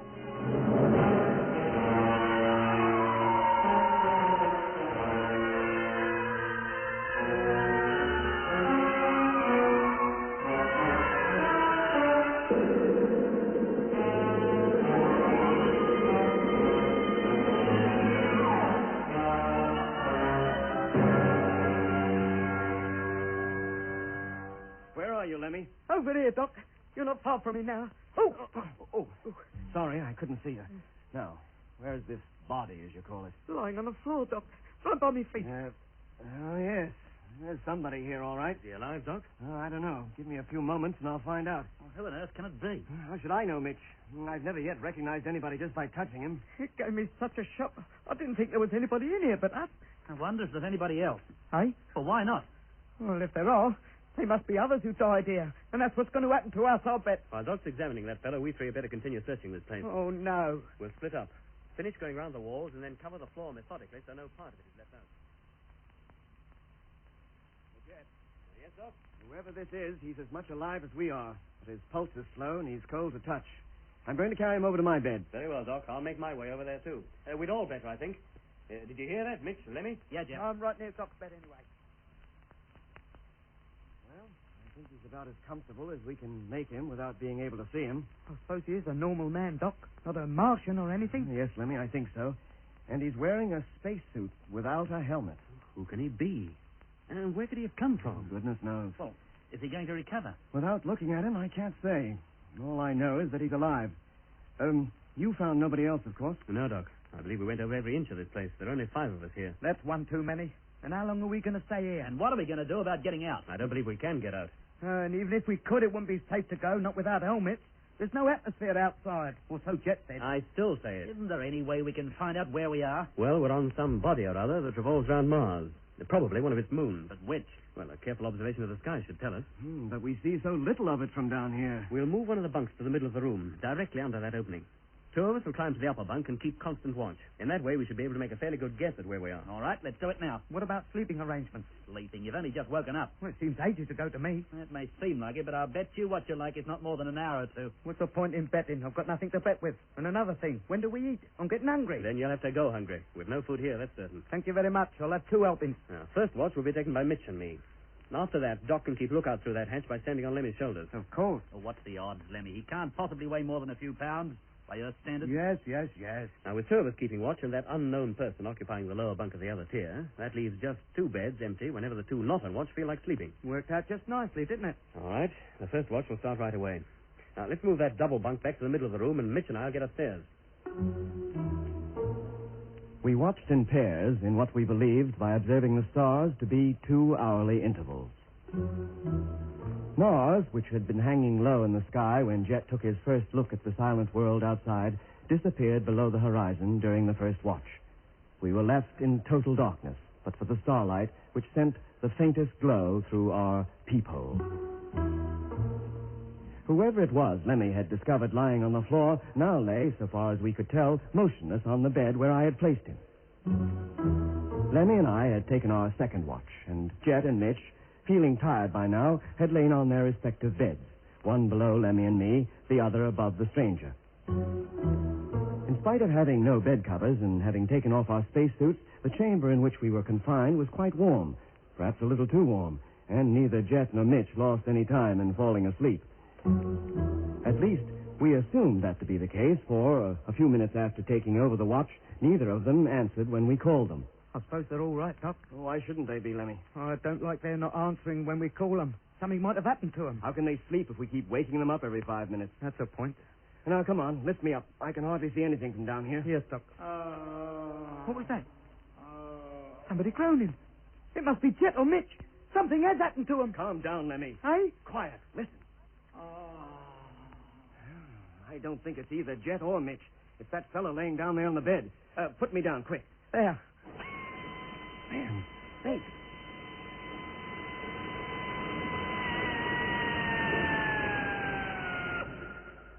Oh, what kind of a groan is that? Let's get down to the floor level, Lemmy, and wake up Jet. Doc, the hatch. It's closing. Stay where you are, Lemmy. Don't move. Oh, blimey, that's goodbye to what little light we did have. Oh, shut up, can't you? Doc, where are you? I've just reached the floor. Let yourself down, and keep a tight hold on the bunk until you reach floor level. Yes, Doc. Oh, now what? Pete's sake, what's going on? Where are you, Doc? Standing right by you, Lemmy, and don't shout in my ear. Oh, sorry, I didn't know you were so close. That noise, it stopped. Jet. Well, doesn't he wake up? How can he sleep with all that row going on? Jet, wake up. You must be standing next to his bed, Doc. Get hold of him and shake him. Oh, that's what I'm about to... Good grief. Now what? His bed is empty. He's not in it. Oh, crikey. What are they trying to do? Send us mad?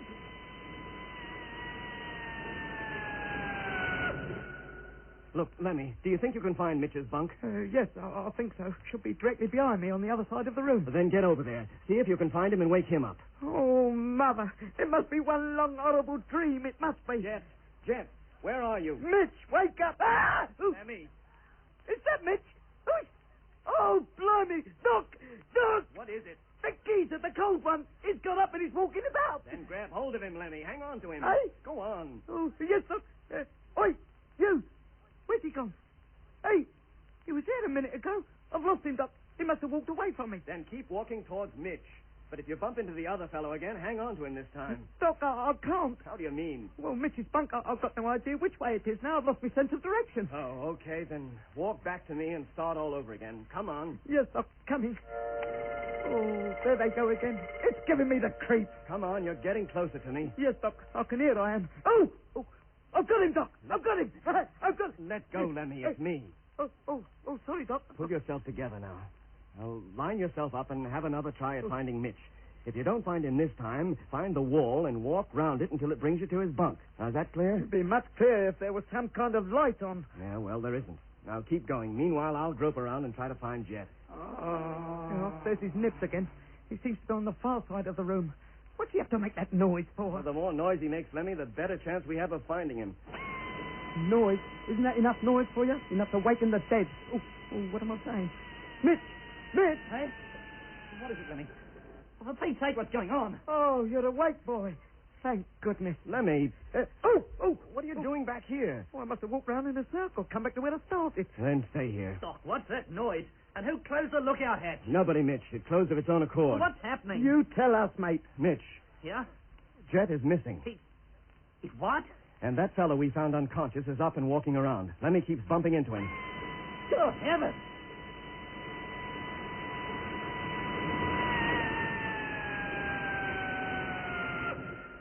What's that? We don't know. Noises like that have been going on for the last 10 minutes or more. Well, I'm coming down, Doc. Just keep talking so I can find my way to you. What? Mitch, wait. Stay where you are. Well, why? Look at the floor. It's glowing. Part of it, anyway. A circular patch. Like a transparent manhole. It is a hole. I can see down into it. You can? Yeah, Doc. That must be the entrance to this place. Truth. Oh, blimey! That manhole's opening!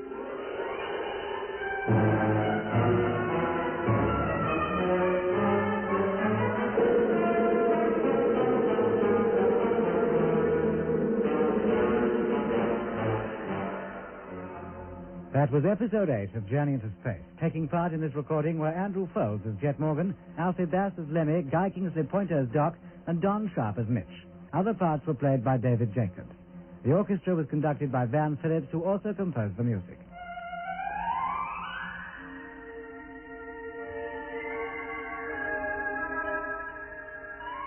Journey into Space was written and produced for the BBC by Charles Chilton.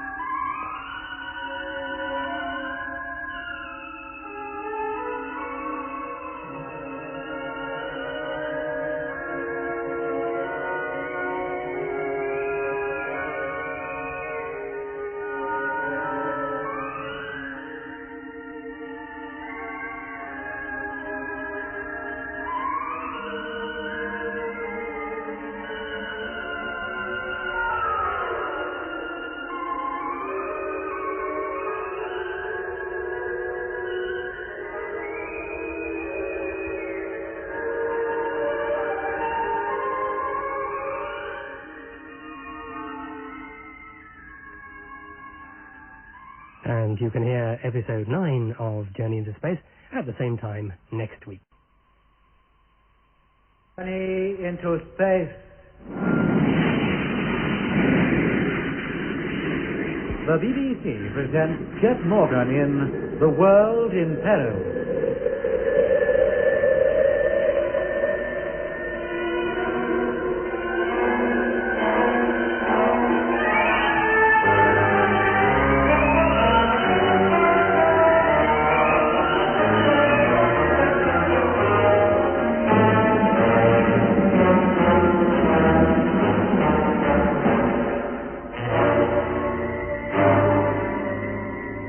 Jet Morgan and his crew landed on Mars, but had hardly touched down on the planet when a fleet of Martian spheres appeared overhead. All 4 men then lost consciousness and awoke to find themselves confined in a dark chamber. They explored their prison as best they could and discovered a lookout hatch in the roof through which, to their amazement, they saw Mars hanging like a great moon in the sky. They could only conclude that during their period of unconsciousness, they had somehow been transported to one of the moons of Mars. Then they found a 5th person in the room. He was alive but unconscious, and Doc laid him on one of the beds which the room contained. A system of watches was started, and whilst 2 men slept, the other 2 observed the barren world outside. It was during a watch by Lemmy and Doc that the cover of the small, transparent dome closed. Weird noises were heard, and to Lemmy's infinite discomfort, the stranger got up from his bed and began to walk around. Doc found his way to Jet's bunk to wake him, but the captain was not there. And then Mitch, who was sleeping on the opposite side of the room, woke up. What is it, Lemmy? For Pete's sake, what's going on? Oh, you're awake, boy. Thank goodness. Lemmy. Oh! What are you doing back here? Oh, I must have walked round in a circle. Come back to where I started. Then stay here. Doc, what's that noise? And who closed the lookout hatch? Nobody, Mitch. It closed of its own accord. What's happening? You tell us, mate. Mitch. Yeah? Jet is missing. He's what? Yeah, and that fellow we found unconscious is up and walking around. Lemmy keeps bumping into him. Good heavens.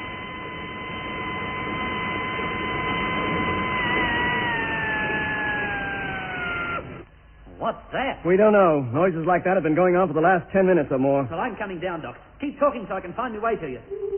No, Mitch, wait. Stay where you are. Well, why? Look at the floor. It's glowing. Part of it, anyway. A circular patch. Like a transparent manhole. It is a hole. I can see down into it. You can? Yeah, Doc. That must be the entrance to this place. True. Oh, blimey. That manhole's opening.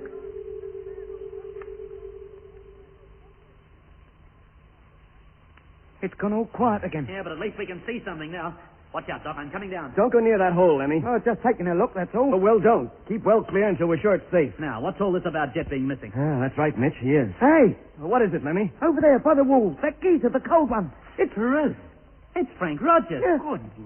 Frank. Hey, what's the matter with him?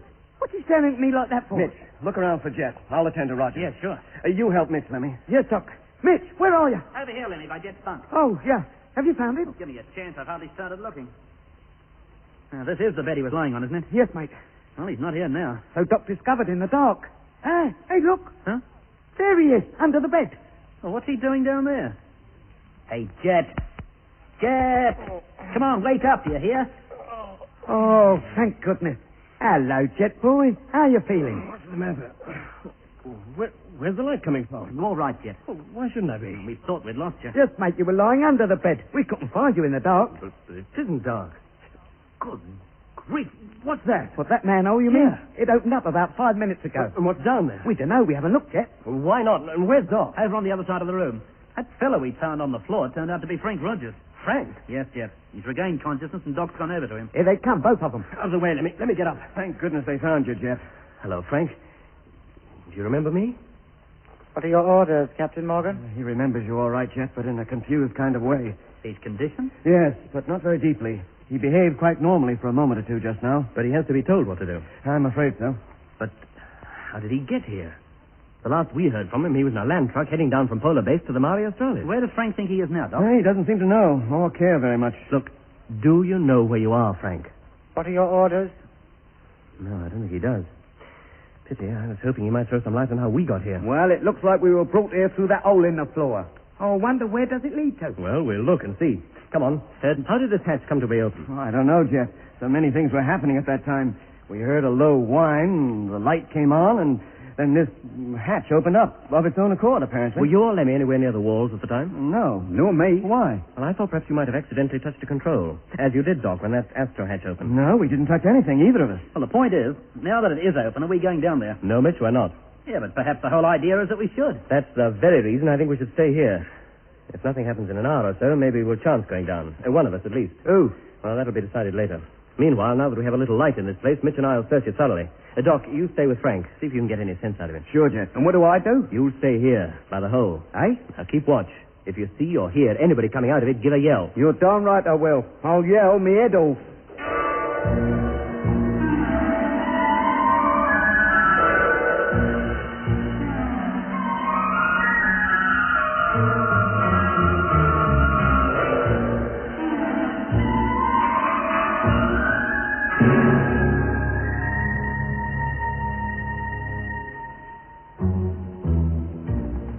Jet and Mitch's search of our prison revealed little more than we had already discovered when we first felt our way around it in the dark.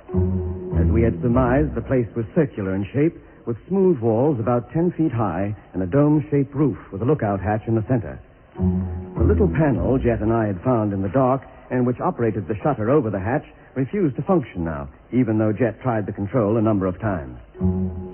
While the investigation was being carried out, Lemmy sat by the opening in the floor, listening intently for any sound that would herald the approach of visitors, Martian or otherwise.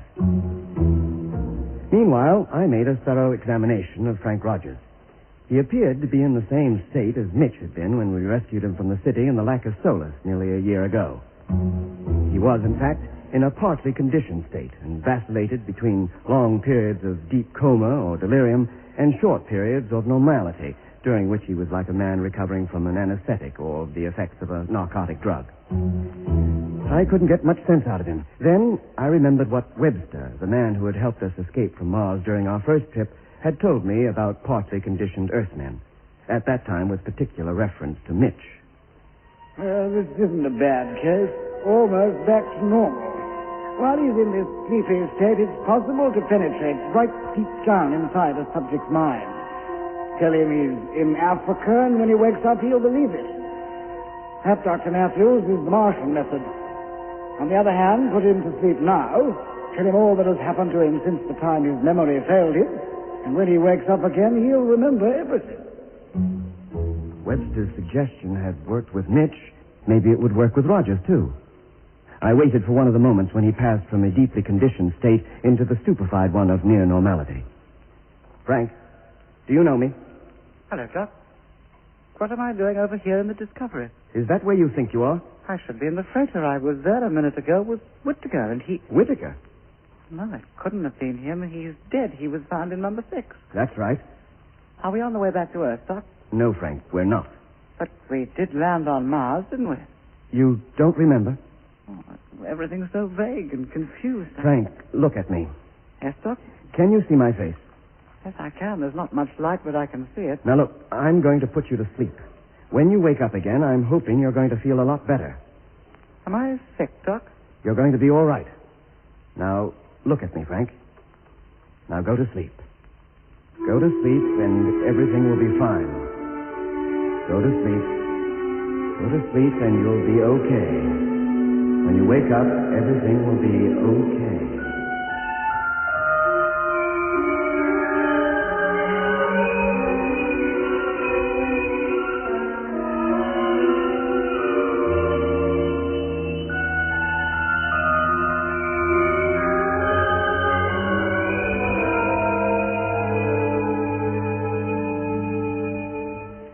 Well, Doc, how is he? He seems to have been asleep for a long time. Maybe. How can we tell? We've no means of measuring time in this place. But he's going to be all right, Doc. I hope so. I think his temperature is rising. His pulse is quickening, and his breathing gets gradually deeper. All good signs. It was that way when I deconditioned you, Mitch. Yes, but how soon before we know for sure? Well, if all goes well, he should wake up feeling normal. And how much of the past year will he remember? That I don't know. Mitch remembered nothing until we reminded him of events in which we knew he was involved. But we know nothing of what happened to Frank. Yes, I realize that. And so I think everything that happened to him since we last saw him will be just a blank in his memory. Yeah, but is there no way of getting him to recall events? He must know a lot of things that would be very useful to us. If he could revisit all the places he's been in the last year or more down on Mars, maybe it would jog his memory. A fat chance there is of that. We're not even on Mars. Oh, keep your voice down, Mitch, and let him sleep. Better if he can wake up on his own good time. Sorry, Doc, I didn't think. Look, let's get over to the other side of the room. We can talk there without disturbing him. Yeah, come on. We'll see how Lemmy's getting on. I've been sitting here listening so hard, my ears are growing. But you've heard nothing. No, mate. Heard nothing and seen nothing. How long is it now since this hatch opened, I wonder? It must be hours. I seem to have been sitting here forever. It may seem that way, but it probably isn't very long. It must be, Mitch. I'm getting that hungry, and I'd give anything for a drink. I feel much the same. The time we've been in here might well amount to days. It might well, including the time we were stretched out on those bunks unconscious. Well, I don't think anybody intends to come up here. The hatch opened so we could go down, you mean? Well, why not? Well, if it's an invitation to dinner, they might have told us, whoever they are. Well, why should they? They must know that hunger or thirst will send us down eventually anyway. And what happens when we get down? I hate to think. Well, hungry or not, I'm for staying here. Let them come to us. Look, what difference does it make who goes to whom? But what about Rogers, Jet? We can't leave him here alone, and I don't want to wake him before he's had his sleep out. How long was it, Doc, before I woke up when I was in Frank's state? About 16 hours. No, Doc, you can't go. And we can't leave you here with only Rogers for company. Of course not. You intend to go down there, then? Oh, yes, Mitch, I do. I don't think we learn anything by just waiting. Then I'm coming with you. No, Mitch, you stay here, too. You can't go down there alone, mate. I don't intend to. Well, I was going to say. You'll come with me. Me? Be careful, Jet. You think I won't be, Doc? Now, let me put on your suit. My suit? But what for? With no helmets anyway. No, but the radios might be useful should we get separated. Yeah, I suppose they would. Always assuming they work. Very well, then. Get a move on. We start down those steps just as soon as we're dressed. All right, Lemmy, you ready? Yes, mate. And check your radio, see if it functions. Hello. Testing radio. Can you hear me? Yes, Lemmy, I can. Can you hear me? Yes, Jet. Very well. Switch off. We'll use them only if we have to. Now, I'll lead the way. Well, take your time. Come on, Lemmy. I'm right behind you. Don't worry. Not very easy to walk down. There's no rail to hang on to. Go on, Lemmy, down you go. All right, Mitch. You told me to take my time, didn't you? Jet's turning the corner already. What's round it, Jet? More steps. Goodness knows how far down they go. Well, wait for me. You're not in that much of a hurry, are you? All right, I'm waiting. Come on. There goes Lemmy round the corner. Now they're both out of sight. Can you hear us? Yes, Mitch, we're still descending. Can you see? Yes, there are lights in the wall, every couple of feet or so. Hey, what's that? The hatch. It's closing. Jet, come back. Stop, for Pete's sake. Don't let it close. Hang on to it. Good grief, it makes no difference. Get your fingers out of the way, quick. Doc, they're shut in down there. Jet! Calm down, Mitch. But they're trapped. They'll close that hatch, and how did they know Jet and Lemmy were in Hey, there? wait a minute. Looks like they're coming back. Jet, can you hear me? No, he can't. That manhole cover's too thick. Mitch, get your suit. Bring it over here. What for? So we can talk to them over the radio. Oh, yeah. Hang on a minute. Oh, hold it, Lemmy. We're doing all we can. Here you are, Doc. Oh, good. Hello, Jet. Hello, Doc. What happened? Oh, you hardly got out of our sight when the hatch closed. We tried to stop it, Jet, but even with both of us hanging onto it, it made no difference. Well, what do we do now? Just stand here with Doc and Mitch staring at us like we was fish in the Brighton Aquarium? Well, so long as the radios are working, we'll go on, Doc. Just as arranged. But keep in touch. Okay. Here we go, then. Come on, Lenny. Keep close to me. You don't have to tell me. Oh, there they go. And now they're disappearing round the bend. Round the bend is right. Can you hear me, Jet? Yes, Doc. Still descending. On the second turn now. He's not very loud, is he? Still descending. No, he isn't. Jet, Yes, Doc? is your radio okay? You're not very loud. Neither are you. In fact, the further we go down, the fainter you get. Same with you, then? Yes, Jet. But what else do you expect? Our signals are blocked. It's solid rock we're walking through. I don't think there's much we can do about it, Doc. How far down are you now? Must have come about 20 feet. Yeah, we're going to lose contact with them altogether soon. Can you still hear us, Doc? Yes, Jet, but only just. Barely hear you. What was that? Hello, Jet. What did you say? They must be way down by this time. We've lost contact with them altogether now.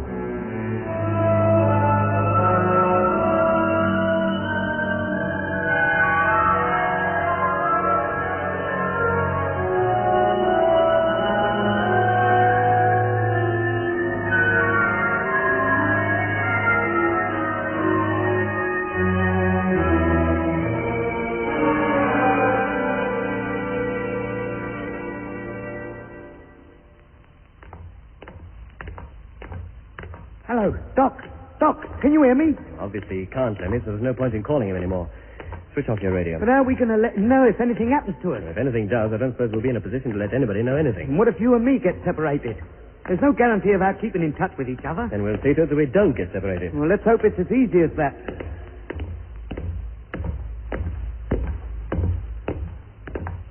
Oh, if these steps go down much further, we come out on the other side of the moon, if that's what we're on. Wait a minute, Lemmy. Eh? What's the matter? We've come to the end of the steps. So? Where do they lead to? To a huge open hall. Is anybody about? Not that I can see. Come on, down to the bottom. Oh, Grand Central Station. What? New York. Yes, it is rather like that. Are we going out there? Yes, come on. Yeah, where's the light coming from? From up in the roof. What kind of a place is this? Look at the wall.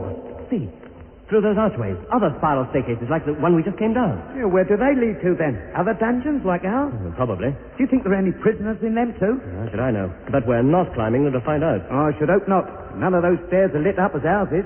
Look, Lemmy. At the far end of the hall. Eh? A much bigger arch leading to a long corridor. That's lit up all right. About the only place leading out of here that is. Then that's where we head for.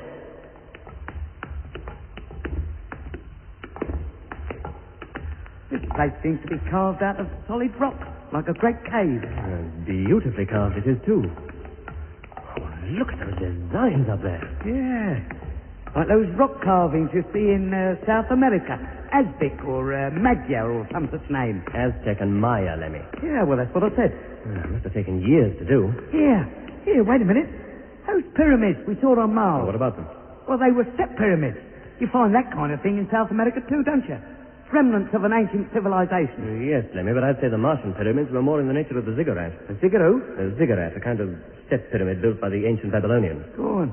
Are those carvings Babylonian too, then? Oh, no, Lemmy. Far from it. And neither are those arches with the steps behind them. They look more like what you might find in an old castle. Yes, sort of Norman. Yeah, that's what I meant. Hold it, Lemmy. What's that? I want to take a good look down that corridor before we go any further, that's all. What for? There's nobody in sight. It's that makes me cautious. What difference does it make if we do meet anybody? We've got nowhere to run to. I'm certainly not nipping up any of them dark stairways.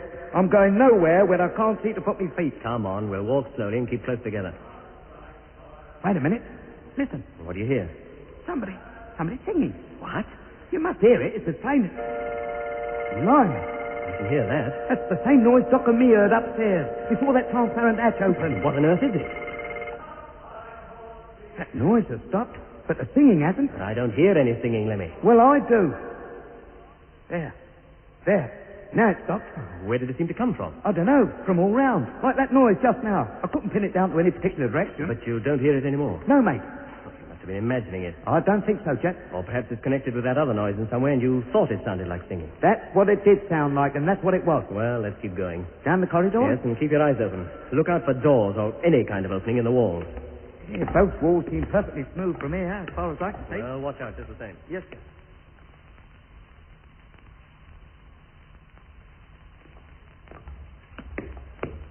I wonder how Doc and Mitch are getting on up there in the first floor back. Hold it, Lemmy. Now what? Look. Down there on the right. A door. Oh, yeah. Flush with the wall. No wonder we didn't see it before. Come on. Here, Jet. Now, don't be too hasty. Fits very snugly, doesn't it? Yeah, like it was airtight. It is solid, too. No, don't bang too hard, Jet. We might just wake somebody up. How does it open, I wonder? It doesn't. At least not to you. Eh? Who was that? Somebody spoke. Do you think I'm deaf already? Hello? Who are you? Where are you? We didn't realize you were awake. Well, we're supposed to have been asleep then? You were the last time we saw you. All five of you. All five of us? He must know about Frank. Of course we do. We carried you up there and laid you out in the bed. We? Who's we? Where are the rest of you? Or have only two of you woken up? Look, before we answer any more of your questions, would you mind telling us where we are and what's going on? Of course. You're aboard number 734. Oh, thanks very much. That explains everything. 734 what? Asteroid 734. Asteroid? Is that what this is, an asteroid? We thought we were on one of the Martian moons. The moons are already occupied by the enemy. There's no point in taking you there. That all depends on who you mean by enemy. You must be hungry. Oh, indeed I am. I'm famished. Then keep walking. Straight down the corridor. There's plenty of food for everybody here. Where? Straight down the corridor, I said. But don't attempt to enter any door until I tell you. There's nothing to be scared of. Yeah, I don't like this, Jet. You think I do? Look, let's go back to Doc and Mitch. And, Charles? Oh, straight down the corridor. Very well, whoever you are. Flynn is my name. Flynn. Very well, Mr. Flynn. We're walking down the corridor now. Good. Stop at the fifth door you come to. Hey, listen. There's that singing again. Oh, crikey, what's that?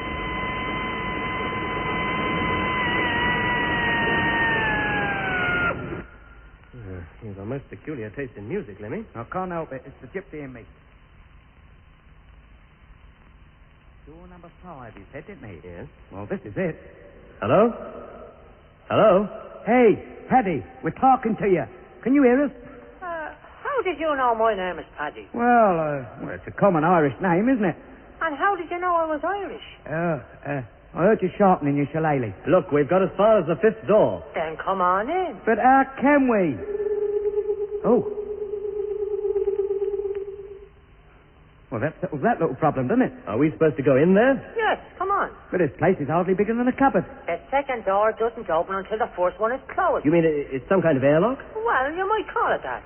Now, when you come in here, you're going to stop out there all day. All day? It was pitch black the last time I took a look outside. In you go, Lemmy. Eh? But you think it's safe? What happens if we get in there and the other door doesn't open? We'd die of suffocation. That's a fine thing to say when all I'm doing is trying to help you. Oh, I wish I could believe it, mate. And now you're calling me a prevaricator. Am I? Go on, Lemmy. Well, if you say so, Jet. All right, we're in. Whether we like it or not, he's got us now.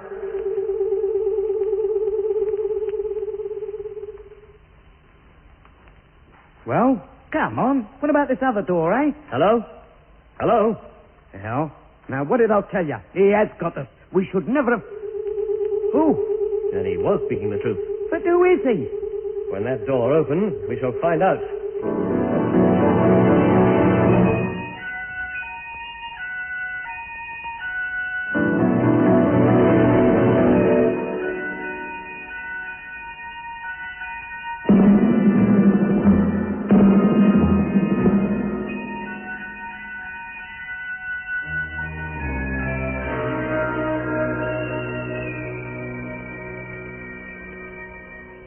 Any sign of them yet, Doc? No, Mitch. Well, at least the light's still on down there. That's something. I don't see how that helps. Neither do I, really. Oh, I'm sorry, Doc. I'm so agitated, but I reckon I'd be more so if that light went out. While it burns, I feel Jet and Lemmy must still be okay. I wish I could think the same. I wonder where those steps do lead to. And why did that hatch close the minute they went down them? What if it's a plan to separate us? I don't see how. Whoever opened that door couldn't have known who was going down those steps. No, they couldn't, could they? There's that noise again. It's the third time since Jet and Lemmy left us. I'd give anything to know what's going on. Where we are. On one of the Martian moons. Where else can we be? If only we could take another look outside. I suppose that astro hatch still doesn't function. I don't know. It ceased to work when that manhole opened. But now it's closed and... Yeah, maybe that has something to do with it. Here goes anyway. It's working. True. Damn sakes. Doc, it's so bright. It's sunlight, Mitch, shining directly through that opening. Yeah, it's blinding. I can hardly see. Shall I close it again? No, we've been in the dark so long, it'll take a little time for our eyes to adjust themselves. Leave it open. I didn't expect to see daylight outside. For some reason, I thought it was perpetual night in this place. I'm beginning to see things a bit better. See, that's Frank. He's waking up. Yeah, no wonder. The sun's shining directly on his face. Then it's moving, quick. Yep, pull his bed over, into the shadow. There, that's better. Oh, where am I? Frank, how are you feeling? What's that noise? Now, don't worry about it, Frank. Noises like that keep happening. Yeah, but it sounded like a... Like what, Frank? I don't know, but it's a very familiar noise, Doc. I can't seem to place it. You still know who I am, then? Of course. Why shouldn't I? Is he normal, Doc? Has he come out of that conditioned state? Condition, Mitch? You know me too, then? Oh, why not? Where are we? And who left the hatch open? The sun's rays can be dangerous out here. Out here? In space. Isn't that where we are? But what ship is this? Frank, lie down. Take it easy for a spell. But what's going on, Doc? Where's Jet and Lemmy? Weren't they here? The last time you woke up, they were here, but they're not here now. Frank, listen to me. Yes, Doc. Can you remember being at Polar Base? Polar Base? Oh, yes, I do. I most certainly do. I was in one of the land trucks. What were you doing there? I was trying to call somebody on the radio. That's right. I was trying to call Earth or Moon Control. Yes, that's right, Frank. Now, then it was him. Yes, it all comes back to me now. The Discovery had taken off without me. It had gone and left me behind. Frank, that was more than a year ago. What? Yes. Don't you remember flying over the Lacasolis in the freighter that crashed? Yes. Yes, I do. And what happened after that? It's important you should try and remember. I don't know. All I remember clearly is arriving at Polar Base in the land truck and finding the Discovery had gone. And I tried to call up Earth and tell them. There was more than a year between those events, Frank. Meanwhile, a great deal has happened you've forgotten. Forgotten? But why should I forget? A whole year couldn't be missing just like that. Can you remember what happened then? No, I can't.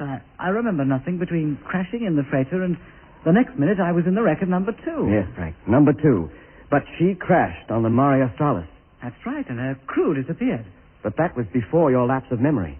It all comes back to me now. You and Lemmy and Mitch were in that Martian sphere. I flew over the Lacasolis and saw you, and then... Oh, there's that noise again. I've heard it before. You have? Many times. The wreck, number 2. That has something to do with that noise? No, Mitch, I went back to it alone. But how could you? I did, Doc. I distinctly remember I did, and I tried to get the radio going, tried to call somebody, and then...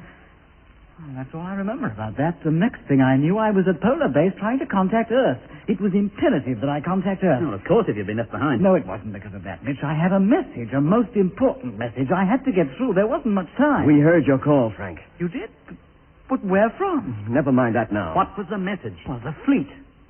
That was it, the fleet. You thought you were in it? You thought you were still in the original fleet during our first trip here? Oh, no, not our fleet, the Martian fleet. That was it. I had to warn Control. What did you have to warn Control about? About the invasion. The invasion? Yes, Doc. I had to tell them that the invasion fleet had left and was already on its way to Earth.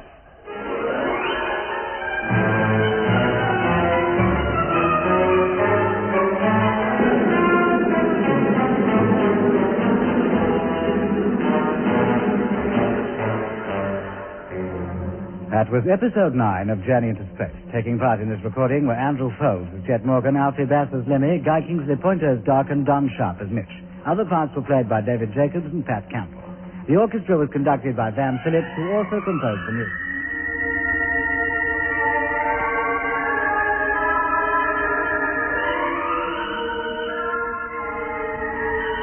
Journey into Space was written and produced for the BBC by Charles Chilton.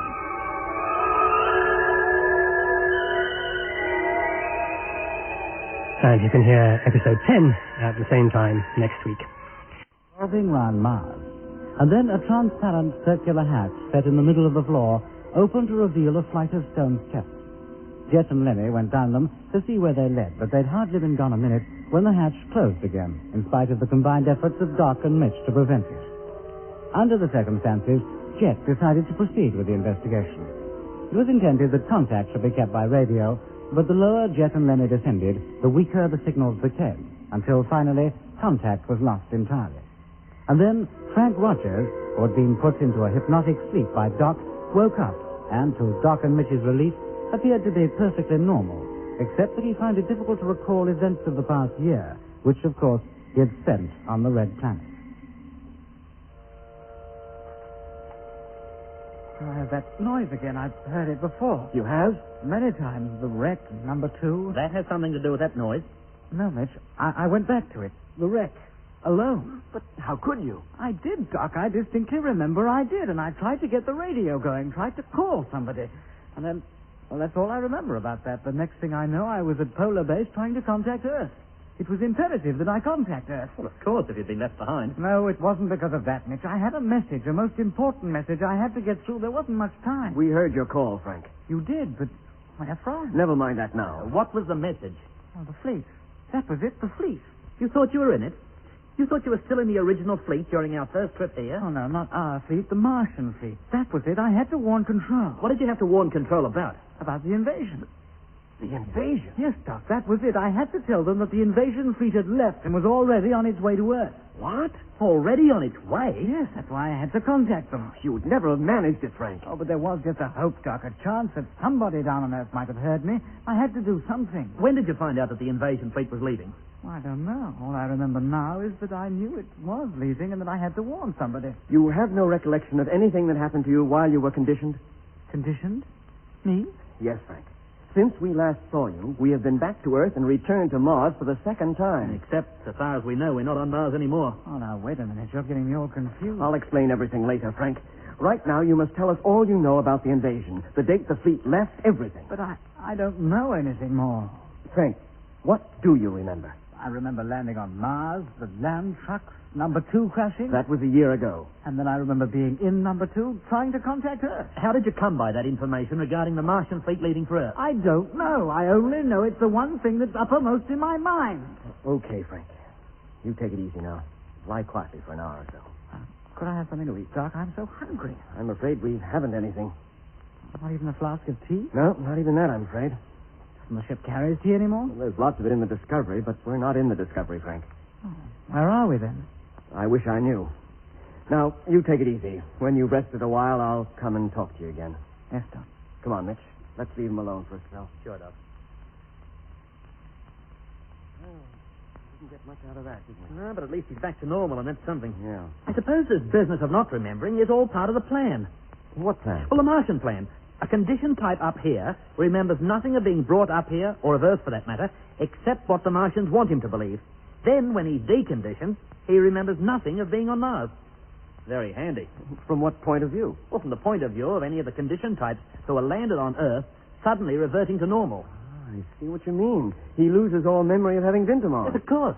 And how would he account for the years he's been away? Well, lots of memory. You read such things in newspapers often. Man missing from home, turns up again a few years later, doesn't know where he's been or what he's been doing meanwhile. Years of his life gone just like that. And all the time, he may have been on Mars. Why not? That's a safeguard.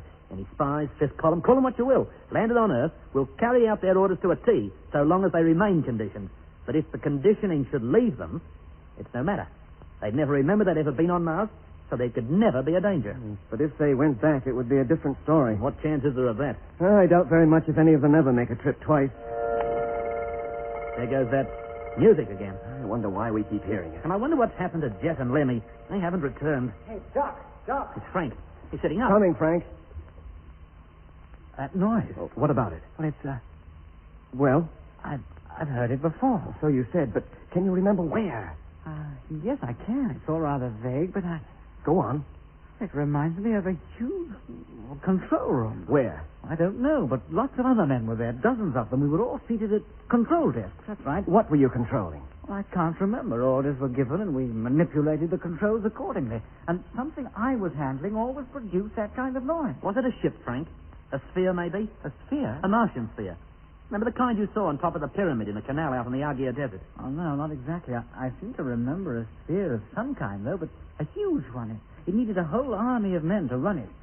We even lived in it. Wow, then it must have been a size. Doc, let me get up. Sure, go ahead. I want to look around. Why? Is this place familiar to you? It was in a place like this that we slept when we weren't on duty. Frank, have a good look round. Maybe the sight of a few more familiar objects will bring a few more things back to you. Yes, they're beginning to come back. That hatch, it leads downstairs, doesn't it? Yes, that's right. Yeah, but it's shut tight. It won't open. Jet and Lemmy went down there just before it closed. We've heard nothing from them since. And that astrodome up there, does it give you a clear view of what's outside? You're too right, it does. Is it barren out there? Yes, it is. Just like the Earth's moon, only a lot rougher and on a smaller scale? Yes. An asteroid. What? An asteroid, that's what we're on. But what would we be doing on an asteroid? Well, the Martians control them, live in them. Live in them? That's why you never see a Martian on Mars. They hardly ever set foot on the place. They spend most of their time between here and Jupiter in the asteroidal belt. But how can they possibly live on asteroids? They don't live on them, Mitch. They live in them. Do you mean under this floor, somewhere at the bottom of those stairs, is a Martian? Almost certainly. And what about the Earthmen aboard? What do they do? They're the crew. Crew? But you talk as though this is a ship. It is, Mitch, a great spaceship. The Martians can propel these things through space. Of course. Yes, they can, Mitch. Don't you remember? Jet and Lemmy saw exactly the kind of thing Frank's describing hovering over the Earth. Great spaceship carriers carrying spheres which landed on Earth, dropped a number of personnel, and then returned to the mothership again. Well, I know nothing about that, Doc. Yeah, but you were on one. Or so you think. Yes, but I don't remember ever going anywhere near Earth. No, it's not likely they'd let you know if you did. Did you ever know where you went, Frank? I can't say I did, Doc. I did my turn of duty at the panel and slept in a place rather like this. That's all I remember clearly. Well, you have a good look around here. See if you were reminded of anything else. Yes, Doc. Right away. Martians living on asteroids. Do you think there are any on this one? Who knows? How can we even be sure Frank's got his facts straight? Well, I see the line up all right. He knew what the scenery outside looked like without even a glance out of that astro hatch. Yeah, but look, what about Jet and Lemmy? Yes, you don't have to remind me. It must be a couple of hours now since they started down those steps. Have they met any Martians? And if they have, what's become of them? Jet and Lemmy, I mean. I hate to think, Mitch.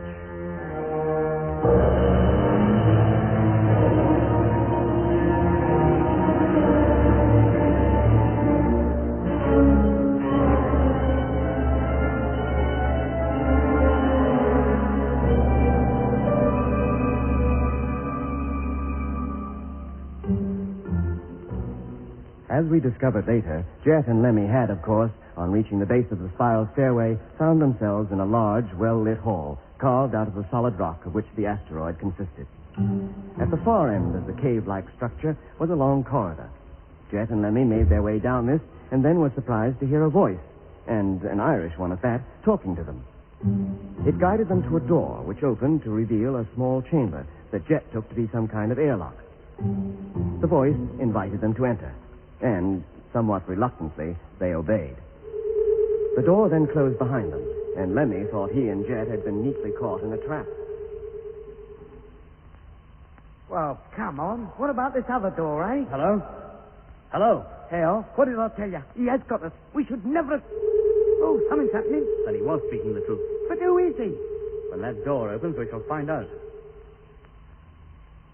Come on in. Make yourself to home. Come on, Lenny. But where's the geezer? I thought he'd be here. Yes, he is, but we won't meet him by hanging back now. Come on. Be careful, mate. He's probably behind the door, waiting to hit us over the head. No. That's an unkind thing to say about me. It wouldn't even hurt a fly. Blimey, mate, you scared the life out of me. Are you the same man who was talking to us outside? I am, to be sure, and it's a pleasure indeed to meet you face to face, Captain Morgan. Well, thank you, but who are you? I told you, Flynn. Paddy Flynn. We know that, mate. But what are you doing here? Now, that's an odd question to ask a man. What are any Earthmen doing up here? But you're not conditioned. Or are you? I have a strong mind, Captain. The Martians did their best, but I laughed at them. Paddy Flynn has a will of his own. Nobody conditions him. And what are you doing on this asteroid? This is a Martian asteroid, isn't it? Oh, it is, to be sure. Or perhaps I should say it was. The Martians think they control it, but they don't. Well, who does? Well, there's two of us, Jack Evans and myself. Two of you, is that all? Well, there can't be much to control. Oh, but there is. All manner of things, the like of which you never saw. There's the main control room for a start. The flight, speed, and course of this vessel is controlled from that. This is a great ship, you mean? Oh, of course. And does it carry a fleet of spheres like those we saw on the Martian surface? Yes. And does this asteroid ever approach close to the Earth? Oh, it never has yet, but it soon will. Eh? Number 734 is only one of a whole fleet of asteroids, all bound for Earth. What? Yes, the invasion fleet. Jack and me wanted to go back to Earth, too. That's why we're aboard. This is the only chance we'll ever have to go back home. Look, Mr. Flynn. Me friends call me Paddy. Look, Paddy, you better tell us the whole story from the beginning. Oh, it'll take time. I thought you said you were hungry. We are, mate. I'm starving. Then I'll explain everything while you're eating. Now, are Doc, Mitch, and Frank Rogers awake yet? Of course they are. Doc and Mitch, anyway. Then why didn't they come down with you? Well, first, because none of us had a clue where those steps led to or what we'd find at the bottom of them. Ah, yes. And second, Frank Rogers is conditioned. Doc wouldn't leave him. Ah, sad thing about Rogers. And such a nice fellow, too. Oh, you know him, then? I had to teach him a thing or two. He was trained as an asteroid crewman. Oh, where? At the city of Lacus Solus. That's the central training school. All personnel brought up from Earth spend a considerable time there before they're allocated to a regular trade, you might call it. Trade? How many trades are there? Oh, hundreds. Engineers, farmers, builders. And who do they work for? The Martians, of course. I thought you knew that already. But who are the Martians? Oh. What do you mean, oh? If I knew, I'd be glad to tell you. But I will tell you this. Eh? There's one on this asteroid. Where? I can't talk about it here. Well, why not? Well, you'll have to kind of trust me. Now, about the rest of your party up there in the sleeping quarters. Are you quite sure they're awake? Of course we are, except for Rogers. He was asleep when we left, but he may well have woken up since. Ah, well, it doesn't matter. Doc and Mitch can carry him down. He doesn't weigh much. What do we do? Go back there and get them? Oh, you needn't go to that bother. I'll get them down myself. How? I'll talk to them. Tell them to come down. Why didn't you talk to us when we were up there? Oh, I intended to, Captain. But Jack and me have a lot to do. I had to leave this place and go to another part of the ship. So I just opened up the hatch up there and hoped you'd come down of your own accord, like. As soon as we did, the hatch closed. Ah, yes, it does that. There are times on this ship when all hatches have to be closed. A safety precaution so that atmosphere cannot escape. But an audible warning is always given a few minutes before. Is that what all that row was? A noise like a scream. Yeah, frightened the life out of us. Oh, that was it. Now, if you'll excuse me, I'll go and give them a call. Do you mind if we come with you? No, not at all. We have to go to the next room. We control pretty well everything from there. Come on, Lenny, and keep your eyes open. You think I won't? I don't trust this geezer. Do you? I'm not sure. Come on now. What are you holding back for? Coming. You can imagine the surprise of Mitch, Frank, and myself when, from out of nowhere, as it were, came first the voice of Paddy Flynn and then the voices of Jet and Lemmy, telling us to leave the sleeping quarters and make our way down the steps to where they all were. When we protested that we had no idea how to open the hatch, it was opened for us. On Jet's instructions, we took our suits with us and made the descent down the long spiral stairway, passed through the great hall and down the long passage until we reached the door behind which we were to find our crewmates. Frank, who had undoubtedly been on this or a similar asteroid before, now began to remember a great deal. He had, it seemed, spent some time, while in a conditioned state, inside one of the huge, controllable pieces of flying rock. By the time we had joined Jet and Lemmy in the anteroom, where a meal had been laid out for each of us, Frank's recollections of the period he had spent on the asteroid were flooding back. Yes, I remember it all now. This isn't just an asteroid, it's a flying city. I should think up to 100 or so people live on it. 150. All of them condition types, trained to man the thing, manipulate the controls according to received orders. Now, where they come from, I can't remember. From a place like this. I give orders myself. You do? Why not? Of course, I received them from somewhere else in the first place. From where exactly? From what you might call the nerve center. From inside the asteroid? Precisely. But who gives you the orders? The Martian who is in charge of this asteroidal ship. Yes, but where is he? And what's he look like? Is he human? I don't even know whether we should refer to him as he or she. Doesn't his or her voice give you any indication? Well, it's a very high-pitched voice. You might call it feminine. But the things it says and the way it says them are distinctly masculine. He never speaks except to give an order. What makes you think he's on this ship, as you call it? There's one room here which none of us has ever entered. Well, why not? There are notices which make it perfectly clear that you should keep out. That's right, I remember that. Not that there's any need to tell people to keep out. There's no way of getting in that I can find. Well, how can you be sure there is anyone in it? Well, it's a well-known thing that at least one Martian dwells in every asteroid. Of course, some say more, 2 or 3. They give the orders to trustees like Jack and me. And those orders are passed on to the conditioned crew who carry them out. But don't the Martians ever come out of their rooms? I've never heard of one coming out. You mean they spend their whole lives in there? No, I wouldn't know that. But how do they live? What do they live on? I wouldn't know that either. Well, come to that, what do you all live on, Paddy? Where do you get your food? From Mars. All the food we carry is grown on Mars. When we run out, we approach the planet, release the spheres, and pick up more. Pick up new personnel, too. Send back the old ones. And what for? Because no man can remain conditioned forever, isn't that right, Paddy? Oh, you're right. That's right. The conditioning gradually wears off, but before it's worn off completely, the men are returned to the latus solis. For a refresher course, as you might say. And there's sometimes the conditioning wears off completely. The subject becomes immune to it. And then they have the choice of throwing their lot in with the Martians or working in the factories. Forced labor. You might even call it slavery. How many of that type are there? Hundreds. But you, Paddy, threw your lot in with the Martians. They treat you well if you do. Then why are you treating us so well? We hold no brief for them. The fact is, Captain, you're looking at a rebel. Eh? So long as I knew there was no chance of getting back to home, I did as I was told. But now a whole fleet of asteroids, just like this one, is about to leave for Earth. They haven't left yet, then? No, but we expect our sailing orders any minute. Just how many of those asteroids are there? Dozens of them. Hundreds for all I know. And all the men on them are to land on Earth? Oh, no. Normal types like me are not allowed to. And only a selected few of the condition types will actually make the landing. And what do they do when they get there? And nobody's told me that. Where does the rebellion come in, then? It seems to me that things are going exactly the way the Martians want them to. Ah, that's where you come in. Oh, I thought we'd be dragged into this. Well, how do we make any difference? Oh. I have to leave you now. Where are you going? That noise. It's Section 4 air conditioning. Happens about every hour. Excuse me, I'll be back directly. The men down there can't do a thing unless I order them to. Frank, where's he going? I don't know, Doc. I don't remember being in any place quite like this. Well, wherever he's going, he's gone. What do you make of all this, Doc? Oh, I don't know, Jeff. You think he's genuine? About being a rebel, I mean. I wouldn't bet on it, Mitch. Hey, listen. There's that celestial choir again. Anybody else hear it? Yes, I can. What? That's no choir. Can you still hear that singing, Lemmy? No, Jet. It stopped now. Just as it did before when that noise came on. Oh, crikey, what's that? Whoa! Look at the wall. For Pete's sake. What is it? Oh, blimey, what's happening? Lemmy? Oh, let me get out of here.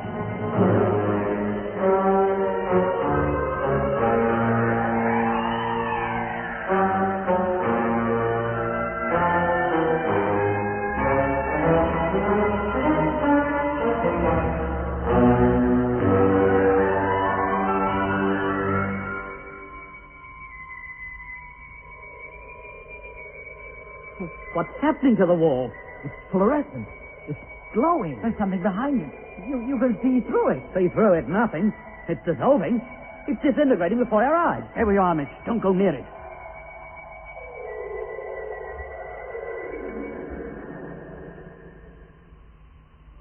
God grief, it's completely gone now. The whole wall just disappeared. And what's that beyond? Looks like a vast control room.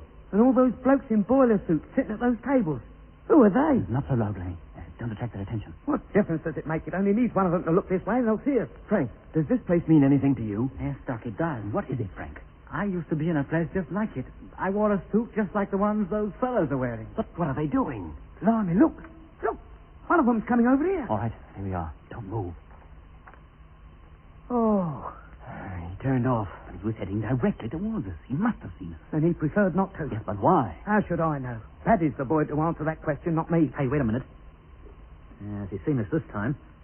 He's looking straight at us. And he's coming back. Here, why doesn't Paddy come back? Paddy! Paddy! Quietly, me. Getting very close now. Now he stopped. All right, mate. Don't just stand there staring. If you've got something to say, say it. What are your orders? Hey? Orders? Us? We have no orders. Who are you? I said, who are you? Orders received and understood. Orders received and under... But nobody gave him any. Now he's turned round and is walking back. Is it him that's crazy, or is it us? Why, you. Hey, you! What is going on? He must be stone deaf as well. Either that or he chose to ignore us. I'm not sure he even saw us. How could he miss us, Doc? He looked straight at us. Then why didn't he come any closer? And who did he get the orders from? He certainly behaved as though he received some from somebody. Yeah, well, why don't we go out there? Aye? If we walked up to that fellow and tapped him on the shoulder, he'd have to take notice of us, wouldn't he? And then? Yes, come on. Yeah, and what happens if the wall reappears once we're on the other side of it? We needn't all go through. We'll go as far as where the wall should be, and then Mitch and I'll carry on. The rest of you stay on this side of it. But if they don't want to be sociable, why bother? Oh, come on, Lemmy, and stop arguing. What's up? There is a wall here. What? Yes, Doc. Absolutely solid, but invisible. Feel it. Go on, feel it with your hand. Man sakes, there is, too. An invisible wall? It's not a wall. It's a giant televiewer screen, three-dimensional. Why, it's so realistic, it completely fooled us. And who was that foreman or whatever he is talking to? He was looking straight at us. He was looking at the camera that picked up his picture. That made him appear to look at us. Look out, we're off again. The picture's fading. Stand back, Lemmy. Keep clear.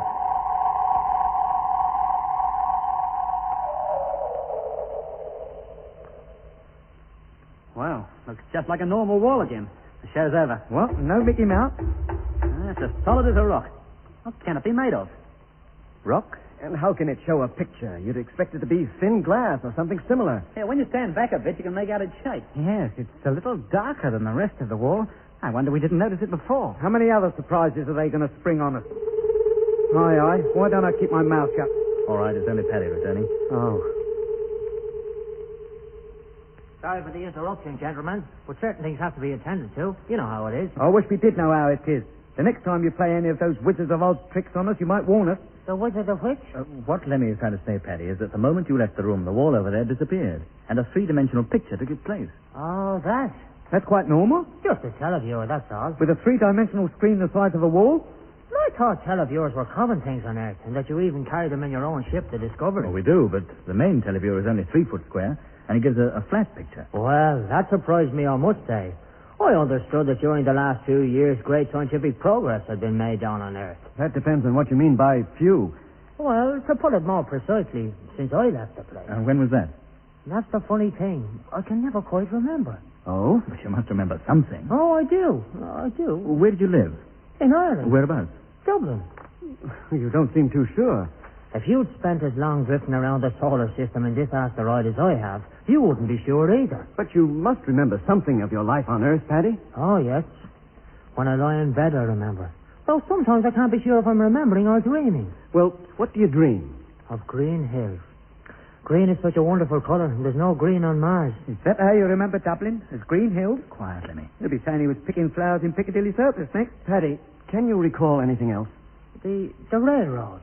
Which railroad? The one I was helping to build, of course. There was hundreds of us. Where were you building this railroad? That I can't remember. Oh, we lived in a special train. As the tracks got longer, the train moved up.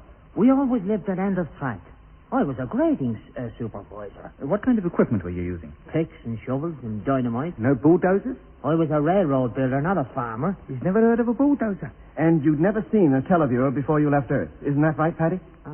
I don't think so. Paddy, this railroad you were building, did it run through good, green country of the kind you dream about? Oh, no. Well, was it barren, unpopulated? No towns, just rolling, undulating country, virtually without trees? Yes, I think it was. But I can't be sure. It certainly wasn't green. And the machines that pull the trains. What did you call those? The locomotives, you mean? Driven by steam? Of course, there was. Tell me, Paddy, would you know what a diesel engine was? No. I never heard of one of them. Ever heard of a helicopter? No. Atomic power? That's a new one on me. Did you ever hear of Marconi? No. Einstein? No. Abraham Lincoln. Oh, yes. Now, that's a familiar name. Abraham Lincoln. Was he an Irishman? Oh, he was an American. Were you ever in America? Well, were you? Yeah. What's the matter with him? He's gone all gooey-eyed. America. When you were working on this railroad. I can't. Oh, that's it. That's what? That noise. I'm wanted. Must answer at once. Well, where are you going? I'll be back soon. Stay here. Don't leave this room. If he makes any more wolves disappear, I'll do him. Well, what do you make of him, Doc? Do you think he really remembers anything about Earth? Yes, he does. But he's talking of a time so long ago, it's a wonder he remembers anything at all. How do you mean? I believe he was working on a railroad, but in the States. Well, why? Because of the terms he used. Locomotives, end of track. Who ever heard of building a railroad with picks and shovels? In the 19th century, that's exactly what they did, Jet. They practically used their bare hands. So all his memories of Earth date back 100 years or more? Exactly. Oh, blimey. You mean he's been up here all that time? Yes. We'll be meeting Cleopatra next. But he's hoping to go back to Earth. He'll never make it, Mitch. You know what will happen the moment he sets foot on Earth. Yes. He'll revert to his true age. Ah, but he's been looking forward to it so much. Quietly. Here he comes. It's come at last. What? The order to join the main fleet. We're going back to Earth. We're going home. Oh, no.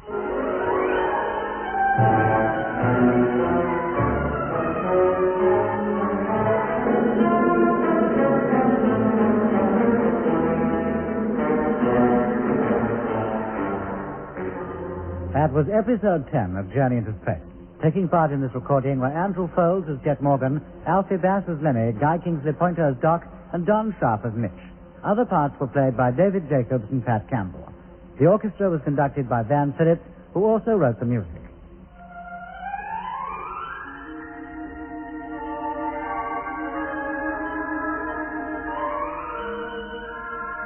Journey into Space was written and produced for the BBC by Charles Chilton. Journey into Space will be taking a 2-week break now, returning to Radio 2 in its usual slot on Fridays at 7 p.m. on September the 13th. Into Space. The BBC presents Jet Morgan in The World in Peril.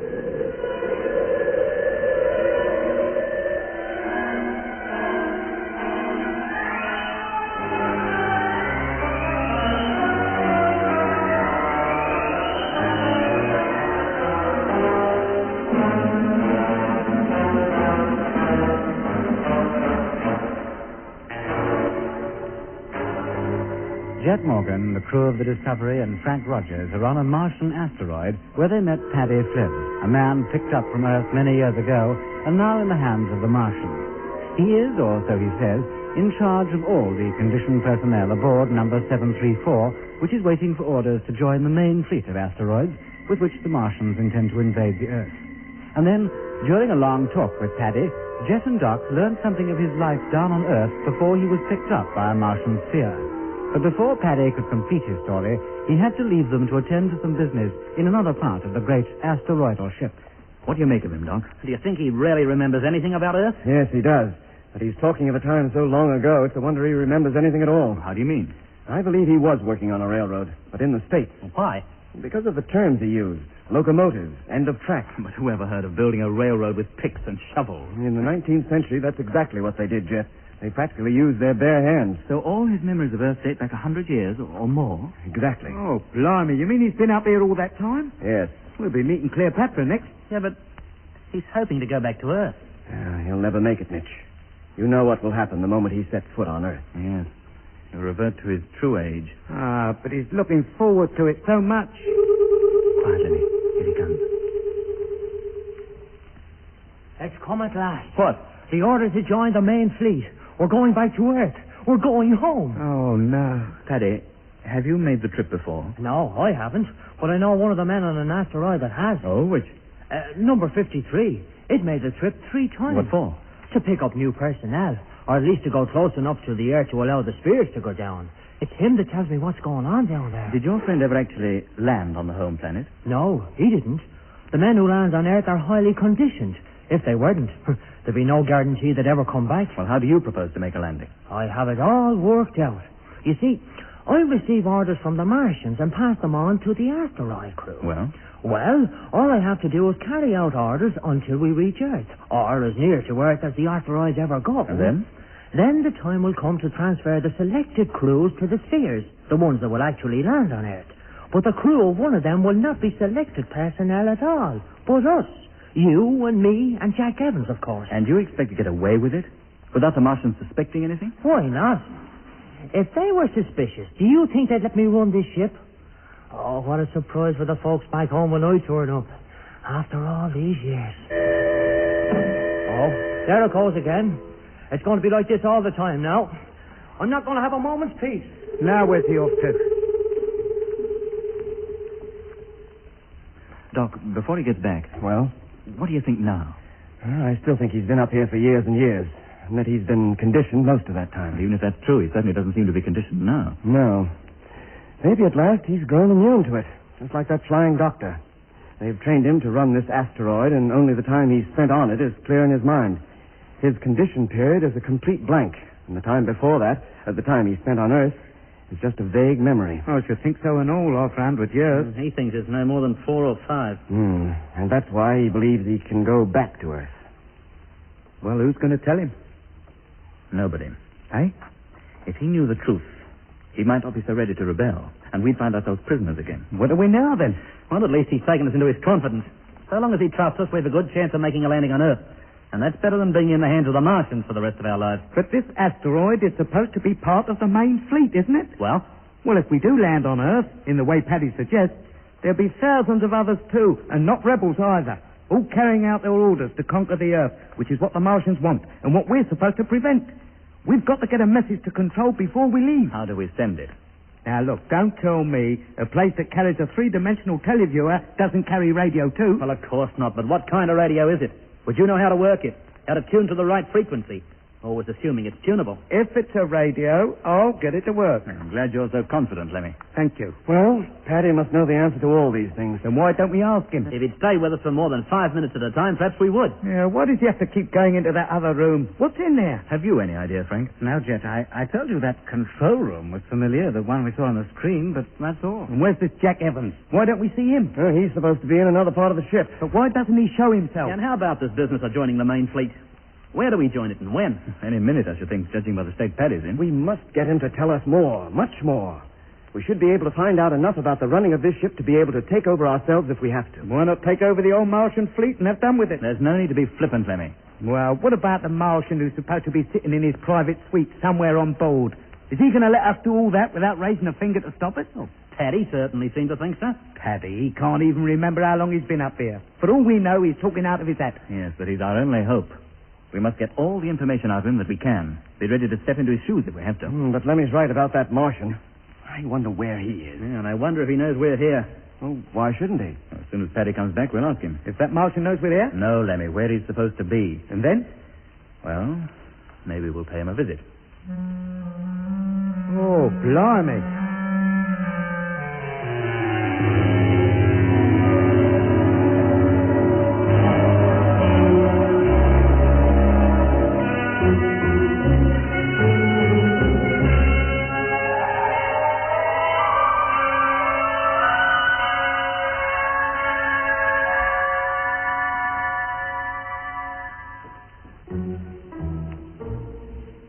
Paddy didn't come back. Where he had gone or why, we had no idea. Yet, in spite of his odd behavior, I felt somehow that we could trust this strange Irishman. The more I thought of it, the more certain I became that, although he was, mercifully, quite unaware of it, he had been away from Earth too long ever to be able to return. Perhaps it was this knowledge that made me feel sympathetic towards him. Or perhaps I was merely grateful for his apparent normality in the midst of these new and alarming circumstances. past few hours had been so full of incident that we had had little opportunity to take stock of our situation. But now we had plenty of time, and I found myself thinking how sudden and, for all we knew, final had been our transition from the Discovery to the huge mass of asteroidal rock on which we now found ourselves. Would we ever get back to Mars? Or would the Discovery remain for all time empty of human life? An ironic monument to all we hoped to achieve when we set out on our second trip to the Red Planet. Was Control, even now, still trying to call us? Or was all hope of contact already abandoned? We were completely cut off from home, helpless intruders on an alien world. A world, for all we knew, peopled by beings who, although our destiny lay in their hands, we might never even see. Well, how much longer is Paddy going to be? He seems to have been gone for hours. But the other times he left us, he wasn't gone more than a few minutes. Can't we call him in some way? There must be some kind of intercommunication system in this place. How else could Paddy have spoken to you, Jet, when you and Lemmy were on your way down here? Yeah, and come to that, how did you and Lemmy speak to us when we were still upstairs? We did it from the next room, where Paddy is now. What sort of room was it? Oh, just a small one. Had a control table with a small televiewer screen set in it. Oh, a vision phone, you mean? You might call it that, but although you could see the person you were talking to, they couldn't see you. One-way system. In vision, yes. Which means you can watch and hear what's going on without whoever you're watching knowing anything about it. That's it. Then how do we know we're not being watched right now? By that Martian, for instance. Maybe we are. But if that were the case, do you think Paddy would have been so keen to talk about his plans to get back to Earth? That depends on whose side he's on. Well, let's try calling him anyway. Here, wait a minute. Now what? If he can hear us talking, he must have heard us talking about him. Yeah, and about how, if he did set foot on Earth, he'd revert to his true age. Which, if Doc is right, would be about 130 years. I can't imagine he'd want to go back if he knew the truth. Maybe that's it. He does know and doesn't want to. Then why was he so excited at the prospect? That's the point. No, I don't think he did hear us. Well, let's try calling him anyway. Paddy! Paddy! Paddy, can you hear us? Paddy! Come on, mate, answer us. I don't think he's going to. Well, what are we supposed to do? Just sit here until we're as old as he is? No, we're not. How did he open that door? There was a control at the side of it. All right, let's go in there, see what's going on. Come on, Frank. Coming up. Well, she's opening all right.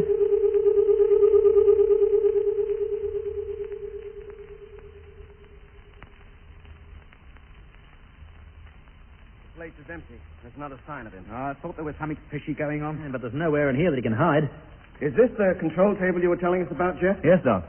Yeah, it's the only thing in the room. Where on earth did he go? He couldn't just disappear. And if he was going to be away so long, why didn't he tell us instead of leaving us waiting outside like a lot of mugs? Maybe he didn't know he was going to be away for so long. You mean somebody carted him off? Hey, how about this? What is it, Doc? Another door. Where does it lead to? I wouldn't know. I didn't notice it last time we were here. Did you, Lemmy? No, Chet. I was so surprised at meeting Paddy, I hardly noticed anything. Try opening it, Doc. Okay.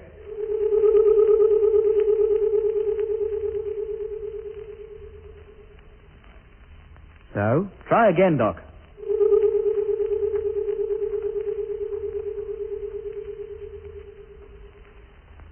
And again. So? No, it doesn't function. What's that? Hey, Jet, that visual telephone is warming up. What brought it to life? Well, Frank, he sat down and started operating it. You've used one of these before, Frank? Yes, Chet, I have. Where?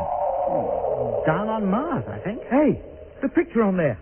Isn't that the big hall where we saw all those carvings? Yes, it is. And that's where we first heard Paddy's voice. Yeah. He must have been sitting here watching us. Can you get a different view of the hall, Frank, or is the camera fixed? Wait a minute. That's it. Hey, listen. There's that singing again. Then it must be coming from the hall. Scan the whole place, Frank. Let's look at every corner of it. Yeah, there's the Norman arches. And the steps leading up. And there's that passageway. And look. There are the singers. Blimey. They're all dressed in boiler suits. Just as those men in the big control room were. Where are you going, Mitch? Back into the other room. An idea just struck me. Get after him. They may bring him back. Yes, sir. Hey, Mitch, wait a minute, Mitch.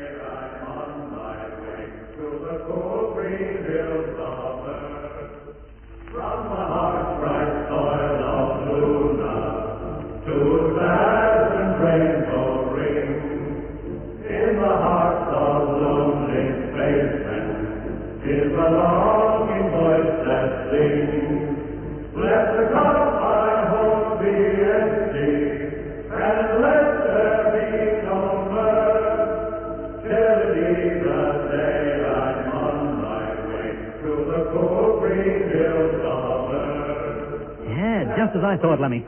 The picture on that panel in there is the same as the one on the wall out here. Yeah, it's like we were down in that hall ourselves. It's so realistic, isn't it? Yeah, where are those fellas marching to? Or from, for that matter? From that passage. The same one we came down to get here. The one outside. They must have passed right by our door a few minutes ago. Yeah, well, they've certainly passed out of range of the camera now. Come on, let's get back to the others. Blimey. Yeah, that's the signal for all doors to be closed. Then what are we waiting here for? Let's get back to Jet quick before we get shut off. Lemmy, where are you? Coming, Jet. Come on, hurry, Lemmy. The door's closing. I'm right with you, Mitch boy. No, wait. You'll never make it. Hold it, Lemmy. If you get caught in that door, you'll be crushed to pulp. Oh, it's shut. And us on the wrong side of it.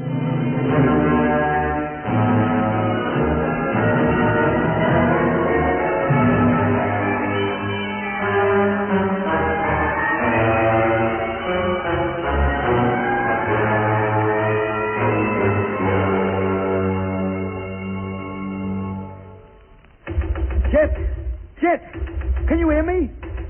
No, of course he can't, Lemmy. The door's too thick. Oh, crikey, now what? The wall. The picture's changing. Never mind about the picture. What about this door? How do we get through it? But, Lemmy, look. Eh? Look at the screen.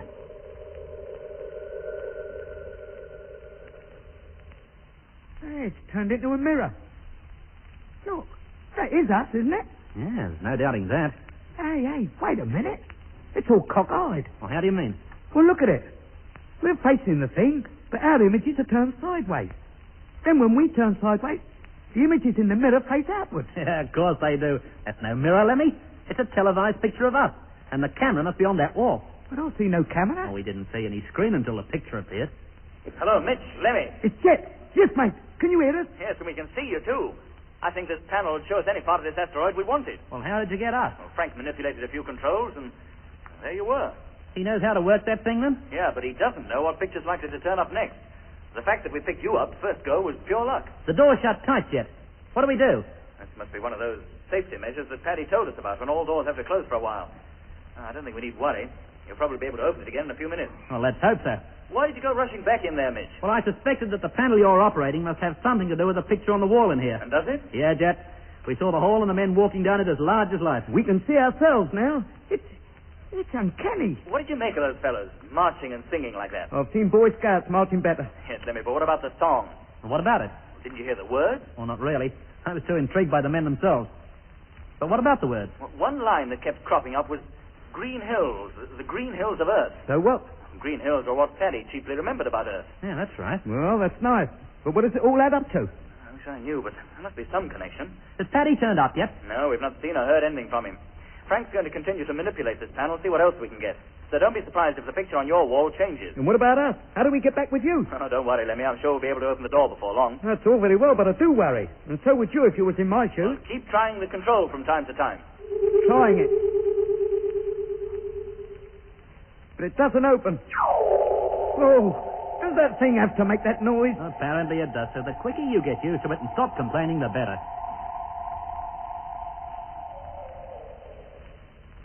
Well, what's that a picture of? It looks like the surface of the asteroid. Yeah, it must be. Look, over there. There's one of the domes. Sleeping quarters, I suppose, like the one we were in. It must be night outside again. Oh, it's just like we were really out there, isn't it? Look at the stars. Hey, yeah. Yeah, look at them. What about them? Well, they're dipping below the horizon. So that's unusual. Well, at that rate it is. This asteroid must be rotating. Eh? Yeah, Lemmy. What for? Well, there's only one reason I can think of. Well? We must be moving. We must already be on our way to join the main Martian fleet. Oh, no!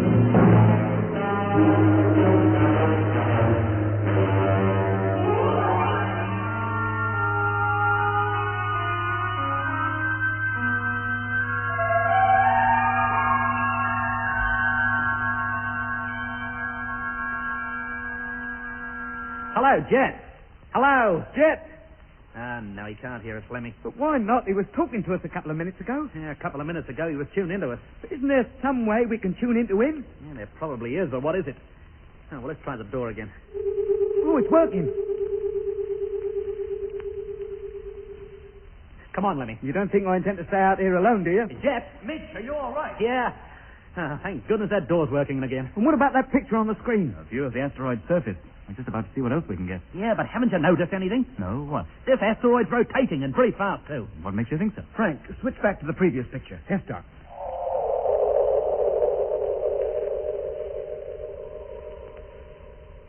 There. Now, take a close look at it this time. Watch the stars near the horizon. Man sakes, I think we are rotating. And judging from the direction in which the stars are traveling, the camera that picks up that picture must be situated somewhere near this asteroid's equator. Is it possible to rotate that camera, Frank, as you did the one in the hall? Well, I should think so. Try it, Doc. Which is the control? Same one as before. That's it. Turn it full circle, Doc. The view in the other room's much better. But there doesn't seem to be any way to control the picture from there. Everything seems to be done from this panel. Oh, that's a fat lot of use, isn't it? What do you do? Keep rushing from one room to another all the time? Well, I think under normal conditions there'd be an operator here permanently to produce pictures for the big screen next door on order. This little screen here is merely a monitor. Hey, look, just coming into picture now. Mars. Doc, come with me. Where are we going? Into the next room. Keep that picture on the screen, Frank, and keep the camera rotating. Yes, Jet. Lemmy, you stand to the door. Yeah? If I want to give Frank any further instructions, I'll call you and you pass them on. Right. It certainly is. Mars never moved across the sky so rapidly when we observed it from that astro hatch upstairs. I thought it strange that there was no sunlight. Well, there will be soon, I bet. Are we just rotating, or do you think, as Mitch does, that we're on the move already? I wouldn't like to say. And it would take us some hours to find out just by sitting here gazing at that picture. Well, we've got to find out, Doc. Paddy would know. Yes, but where is he? What's happened to him? And what if he never turns up again? But why shouldn't he? Well, why should he have disappeared? He said he'd be only a few minutes. Maybe he had to go somewhere else, unexpectedly. He probably went through that other door. But it wouldn't open. Hey, wait. To enter this place, we had to go through two doors. That's right. And one wouldn't open unless the other was shut, just as in the airlock of the Discovery. It must be the same with the second door in there. For all we know, Paddy is on the other side of it and can't get back because that door we just came through is open all the time. Very well, we'll go back in there and give it a try.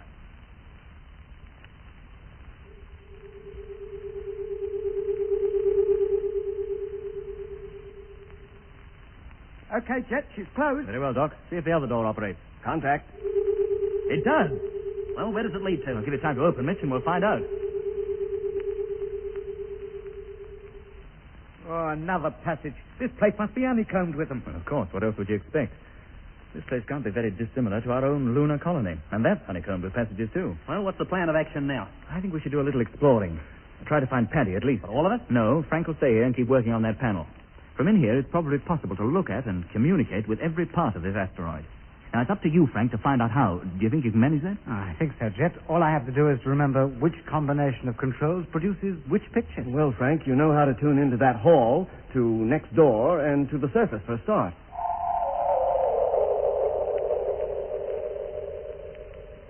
Hello, what's that? It's the control room, the big one. First picture we saw. Yeah, and there's that foreman, the one who asked for orders.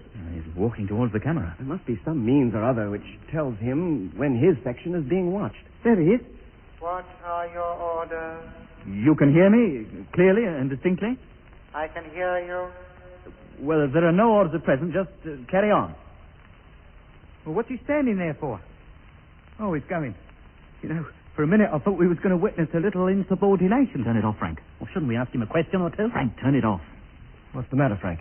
I don't know. I just get a very uneasy feeling every time I see that place. Yeah, what was the idea of turning the picture off anyway? Because that fellow on it seemed surprised. But not receiving any orders? No, it's hearing a strange voice. He expected Paddy to talk to him, you mean? Of course. What could I do? He was filling the screen and demanding his orders, almost before I had time to think what to say. Well, we can't worry about it now. Well, while we're gone, Frank, do your utmost to follow us on that screen. I'll do my best. Mitch will stay here with you. Sure, Jeff. Doc, Lemmy and I will go down that corridor and see what we can find. Now, as soon as we've gone, close the door behind us. What for? So that if Paddy comes back by way of the next room, he can get into here. All right. Come on, Doc. And you, Lemmy. Yes, Jeff. Now, once we're outside, Mitch, we'll bang on the door. If you can hear us, give a reply. What's that for? So that when we return, Mitch will know when to let us in. And if I don't hear you knocking? Then leave the door open. Paddy can find his own way home. Come on, Lemmy. Coming. All right, Mitch. Close it.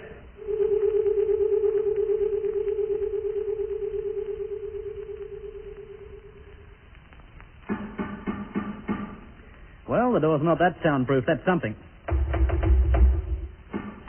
Oh, let's hope they do find out something, or Paddy at least. Now, Frank, let's get on with it. And the first thing to do is see if we can locate them on the screen.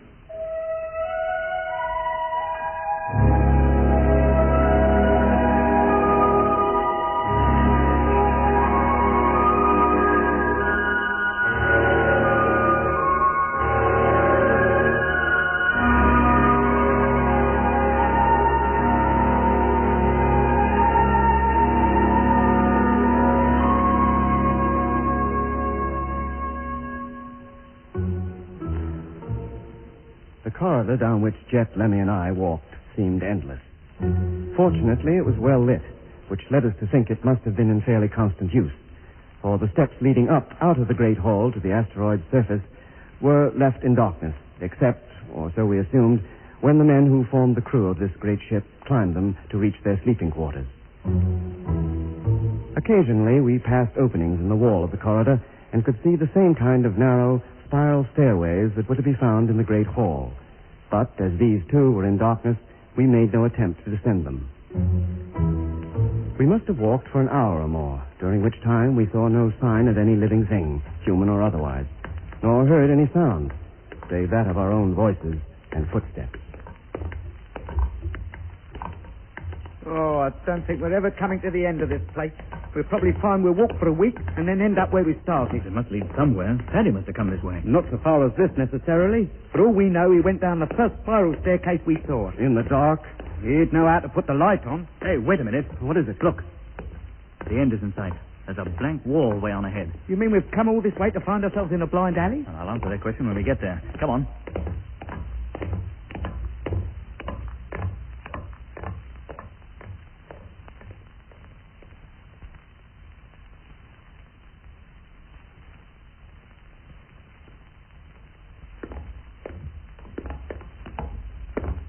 Not the end at all. It's a T-junction. Well, that makes a change anyway.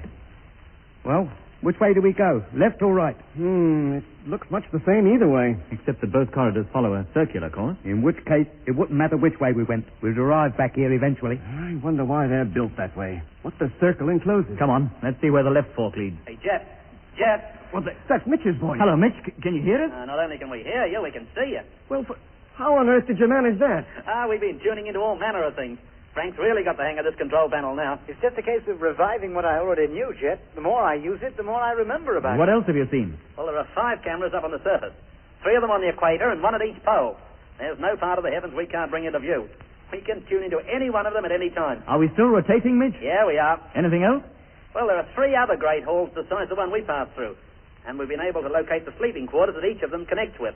They're all up on the surface, too. And we've now discovered how to look in on that control room without attracting the attention of the condition type in charge. That's right. He'll only come running over to the camera if the sound system is switched in. But if you cut it out, you can watch him with impunity. And neither he nor any of the men with him seem to realize it. That's a great comfort. I wonder who's watching us without our realizing it. And there are at least 3 other rooms of a similar kind, all with condition types working in them. Any idea what they're working at? No, Doc. But 2 of the rooms are circular. Eh? But this corridor... And we passed through miles of corridors, via the televiewer, of course, before we finally caught up with you. Well, now that you're here, why don't you stay for a while? Have you any idea of our exact position, Mitch? The way we've come is twisted and turned so much we've lost all sense of direction. No, I'm afraid not, Doc. You wouldn't know if we're near any one of those control rooms or anything. No. Has Frank any idea? No, Jet, I'm afraid I haven't. Well, how about Paddy? Any sign of him? No, I looked next door a couple of times, but he hasn't turned up yet. Well, keep us in your picture if you can, and your sound system on. Too right, I will. We began to think we'd never find you. Well, meanwhile, we'll keep going. We must come to something soon. Okay. I'll be keeping an eye on you. Come on, Doc, Lemmy. Right. Here we go again, round the bend.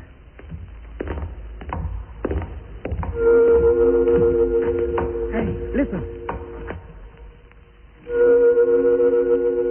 That's a new noise, isn't it? Now, what does that mean? And where's it coming from? Oh, I'd say from farther along the corridor, round the corner.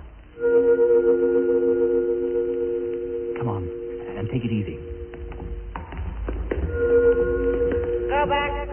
Hey, somebody said, go back.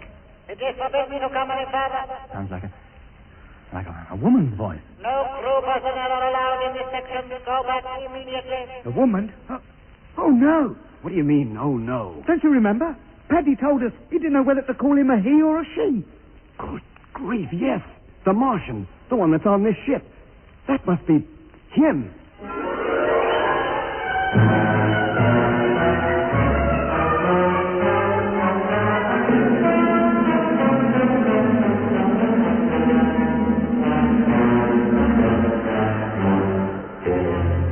That was episode 11 of Journey into Space. Taking part in this recording were Andrew Folds as Jet Morgan, Alfie Bass as Lemmy, Guy Kingsley Pointer as Doc, and Don Sharp as Mitch. Other parts were played by David Jacobs and Pat Campbell. The orchestra was conducted by Van Phillip, who also composed the music.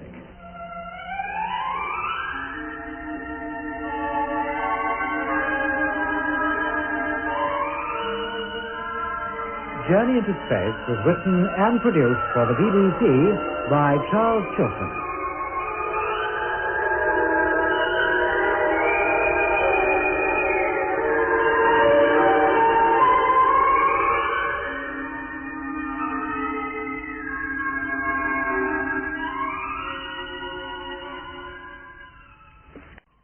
Journey into Space.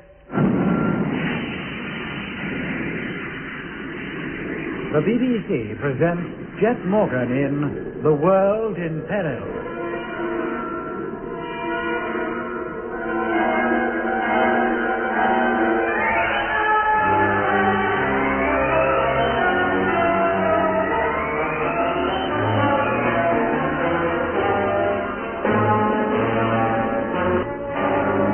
Jet and the crew of the Discovery are aboard the Martian asteroid 734.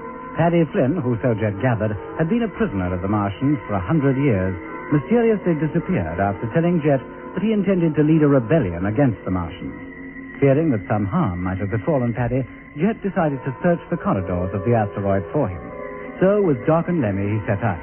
They wandered through miles of passageways without seeing anybody, and then heard the voice of Mitch, telling them that, with the aid of the vision phone, he could not only speak to Jet and his companions, but could now see them too. Telling Mitch to keep tuned in to the search party, Jet, Doc, and Lemmy continued their walk along the winding corridors. Hey, listen. That's a new noise, isn't it? Now, what does that mean? Where's it coming from? Well, I'd say from further along the corridor, around the corner. Come on, and take it easy. Go back. Hey? Somebody said, go back. It is forbidden to come any further. Sounds like a woman's voice. No crew personnel are allowed in this section. Go back immediately. A woman? Oh, no. What do you mean, oh, no? Don't you remember? Paddy told us he didn't know whether to call him a he or a she. Good grief, yes. The Martian. The one that's on this ship. That must be him. Go back. That's all very well, mate, but where do we go back to? No crew personnel are allowed in this section. Go back immediately. You said that before. It is forbidden to come any further. He said that before, too. Monotonous, isn't it? Hello, can you hear me? Go back. Hello, who are you? It is forbidden to come any further. I think the idea is that we should turn back. Well, I'm not turning back. Eh? There's nothing in sight. I don't see anybody. Why should we turn back? Hello, Mitch. Mitch, can you hear us? No crew personnel are allowed in this section. Hello, Doc. Go back immediately. Mitch, do you hear that voice? Yes, of course, Doc. And you can see us? Yeah, Jet, sure we can. Can that vision phone go on ahead of us? Well, I should think so. We've been following you easily enough for the last 10 minutes. How far ahead are you? About 30 yards. Then keep that distance. We'll move on. If you see anything that might mean danger, let us know before we reach it. No crew personnel are allowed in this section. Go back immediately. Come on, Doc. And you, Lemmy. Now, wait a minute. Come on and don't argue. Hello, Mitch. Hello, Jet. It's still clear ahead. Not that we can see very far with the corridor curving round the way it does. That's strange. What was all the fuss about then? Goodness knows. But it must have meant something. Well, we haven't heard that voice for some minutes now. He must be getting ready to do it, that's why. Attention. Oh, blimey. Hold it. You have ignored the order not to proceed. Well, what are you going to do about it? Personnel proceeding beyond this point do so at their own peril. A cheerful character, isn't he? Hello, can you hear me? Go back. I asked if you could hear me. Go back. The least you can do, mate, is answer a civil question. Go back. He wants us to go back. Hello, Mitch. Hearing you. You're still ahead of us. Yeah, Jet. You have ignored the order not to proceed. Why does he keep saying the same old thing? And it's still clear, Mitch. Yeah, Jet. Just the corridor following the same curve. You must have gone nearly halfway around the circle by now. Personnel proceeding beyond this point do so at their own peril. All right. You said that before. There's no sign of anybody, Mitch? No, Jet. Go back. Oh, shut up. No doors or openings in the walls or anything like that? Well, not that I can see. Then we'll keep going. We would. Go back. You think you should, Jet? Why not? Why not? That Martian or whatever he has given all those warnings. He's been doing that for 10 minutes or more. Nothing's happened to us yet. Go back. If he'd answer just one of my questions, maybe he would take notice of what he's saying. I'm not so sure he's even hearing you. But why not, Mitch? You can. And what an odd voice he's got. Voice? He sounds like a whole perishing choir. You have ignored the warning not to proceed. And why does he keep saying the same old thing? Maybe that's the only English he knows. Well, it sounds to me as though he just keeps repeating the same orders at regular intervals. We go on, then? Yes, come on. Go back. And what if we refuse? He still isn't answering. Go back. Or is he? Still clear, Mitch? Yeah, Jet. Go back. Go and eat Coke.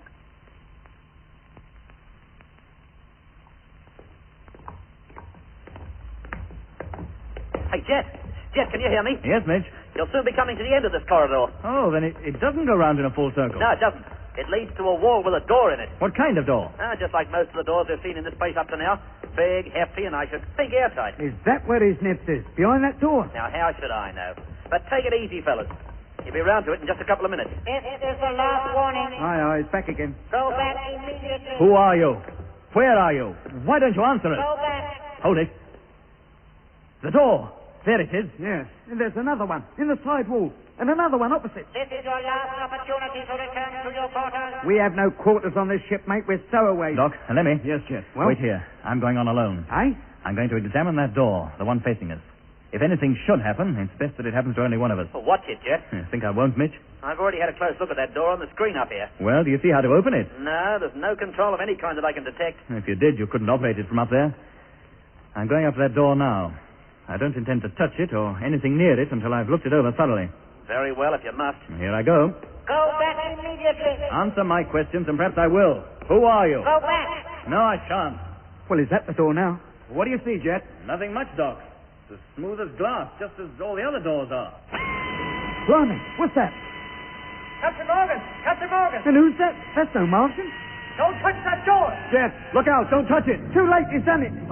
And something's happened to him. Come on, let me, quick.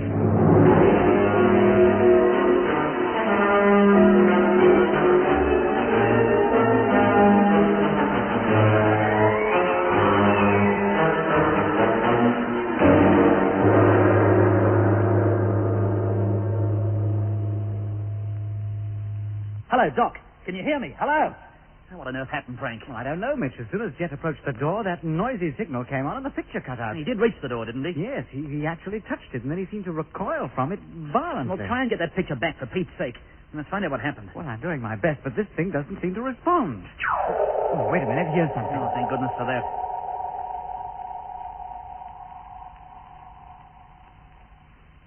Oh, that's not a picture of the corridor. No, it's that control room again. Tune it out quick before that foreman, as Lemmy calls him, starts asking for his orders. Right. You did tune it properly, Frank. Well, I think I did. Well, have another go. Hey, this is a place we haven't seen before. What the? What's that? That must be one of the hangars or whatever the Martians call them, where they store their spheres. Yeah, but look at that one in the center. Look at the size of it. I've never seen a sphere that big before. Well, neither have I. Surely that must be used for bigger flights than just ferrying from a close orbit down to the Martian surface. Well, it must be. Rotate the camera, Frank. While we're here, let's have a good look round. Yes, but what about Jet and Doc? Well, it's just for a few seconds. We may never find this place again. All right. Yeah, it's shaped like a colossal bow. See if it has a roof. Right. No, it hasn't. There's the sky. Those spheres are stored in one of the craters we saw out on the surface. Well, is every crater filled with spheres, then? I shouldn't think they're all big enough for that. Do you want to see any more? No, but we must remember to tell Judd about this. Maybe that we can find our way up to that place sometime. That big ship, if it's controllable, might be just the thing we need to get away from here. But we don't even know on what part of the asteroid that crater's situated. Well, Paddy might know. He'll tell us. He might, if he ever comes back. And always assuming Jet will be in a fit condition to go looking for it. So, try that thing again. See if you can find that corridor. If we can tune into other places, we should be able to tune into that. Hey, that's it, isn't it? Yes, at last. There's the door. The one Jet touched. Yeah, but where is Jet? Or Doc and Lemmy, for that matter. That corridor's empty. They've disappeared.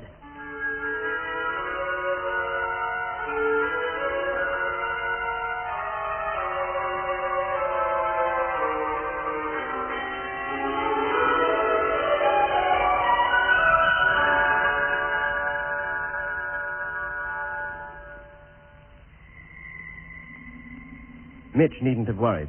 It was quite true that when he finally found the corridor in which the door leading to the Martian quarters was situated, Lemmy, Jet, and I had gone.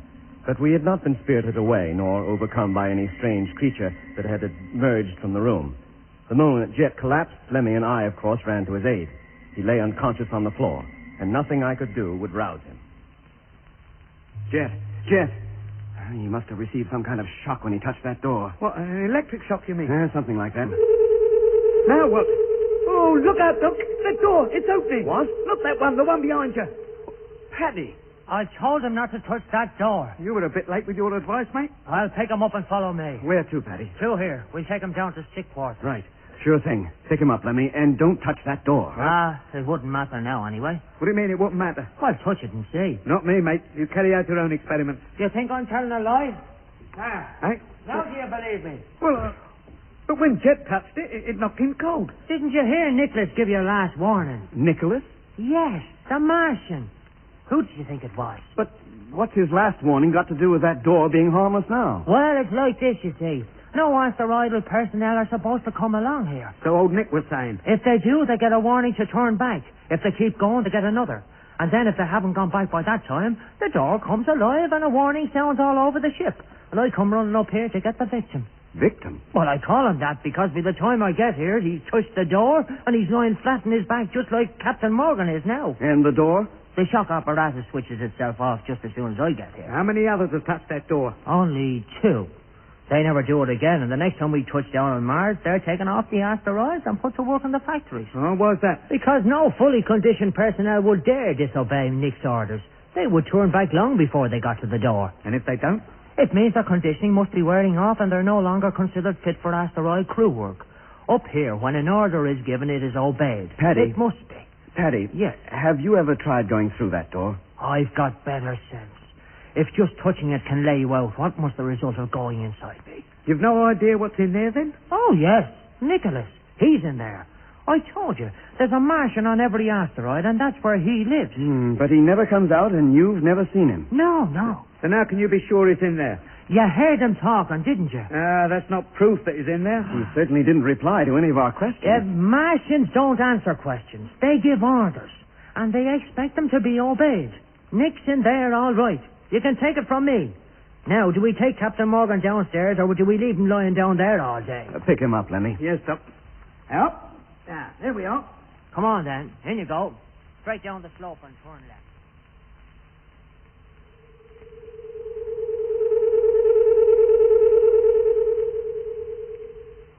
That's it. Now bring him in and lay him on one of the beds. Is this the sick quarters? Yes. You don't do much business here, do you? Now, what do we do about Jet, Paddy? Nothing. Nothing? Just let him lie quietly for a while until the effect of the shock wears off. It usually takes about a half hour or so. I see. We just have to be patient, like. Patient is right where you're concerned. Oh, what do you mean by that? Well, what do you think we were doing up there outside that Martian's door anyway? Looking for me. How did you know? Well, I knew that if I didn't return to the televiewer room, you wouldn't just sit and wait. Well, you said you wouldn't be gone for more than 5 minutes. Well, really, I didn't intend to be. Fact is, after I left you, I was called down to the main control room. Well, you might have told us. I hadn't the time. I had some very important things to attend to. Well, what things, Paddy? I had to get the ship underway. What? Yes, it's true. We've been traveling through space for more than 2 hours. Hey? We're on our way to join the main fleet. And when do we meet them? Oh, I don't know. But you can bet your life it won't be long from now. And then? And then when the whole fleet is assembled, we start out for Earth. What? But don't worry about that. I'm sure neither Nicholas nor any other Martian knows of our plan to appropriate a sphere to make a landing on Earth ourselves. It's not that worries us, mate. Oh? No, Paddy. We don't care if we never get back to Earth. Huh? So long as we can prevent that invasion taking place. But you can never stop them now. Nothing can stop them.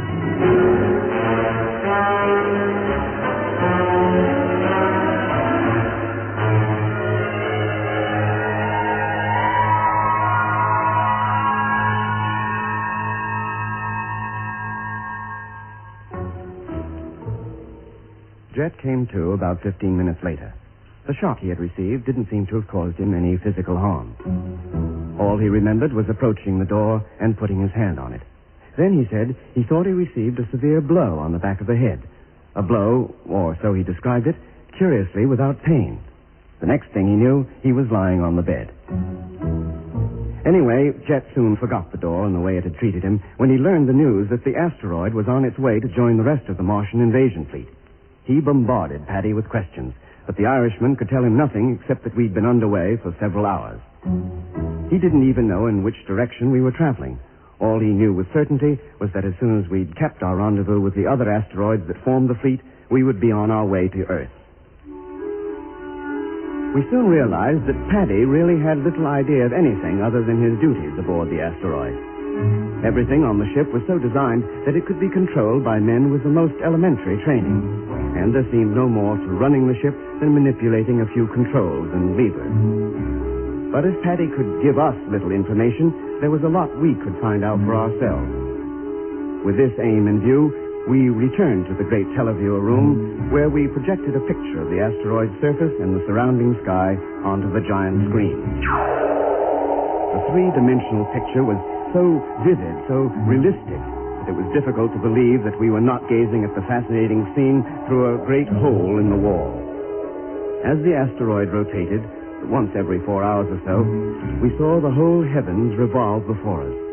Mars, the Earth, and Jupiter, with its 12 attendant moons, all passed across our screen in their turn. We watched the awe-inspiring picture for hours, and with the aid of improvised instruments, hasty calculations, and, I must admit, not a little guesswork, we finally arrived at a rough estimate of our speed and position. 60,000 miles an hour? But that's fantastic. Only twice as fast as the speed Discovery was capable of. Yet I hardly noticed any acceleration yet. Of course not. It must have taken us hours to reach the final speed. The Discovery does it in a matter of minutes. What about that course? Well, that's the biggest shock of all. Why, we're going to Earth, aren't we? No, Lemmy, we're not. Eh? So far as we can tell, and our calculations are very far from accurate... Well? We are heading in exactly the opposite direction. But where to? At a rough guess, I'd say Jupiter. Jupiter? Oh, no. Yes, Lemmy.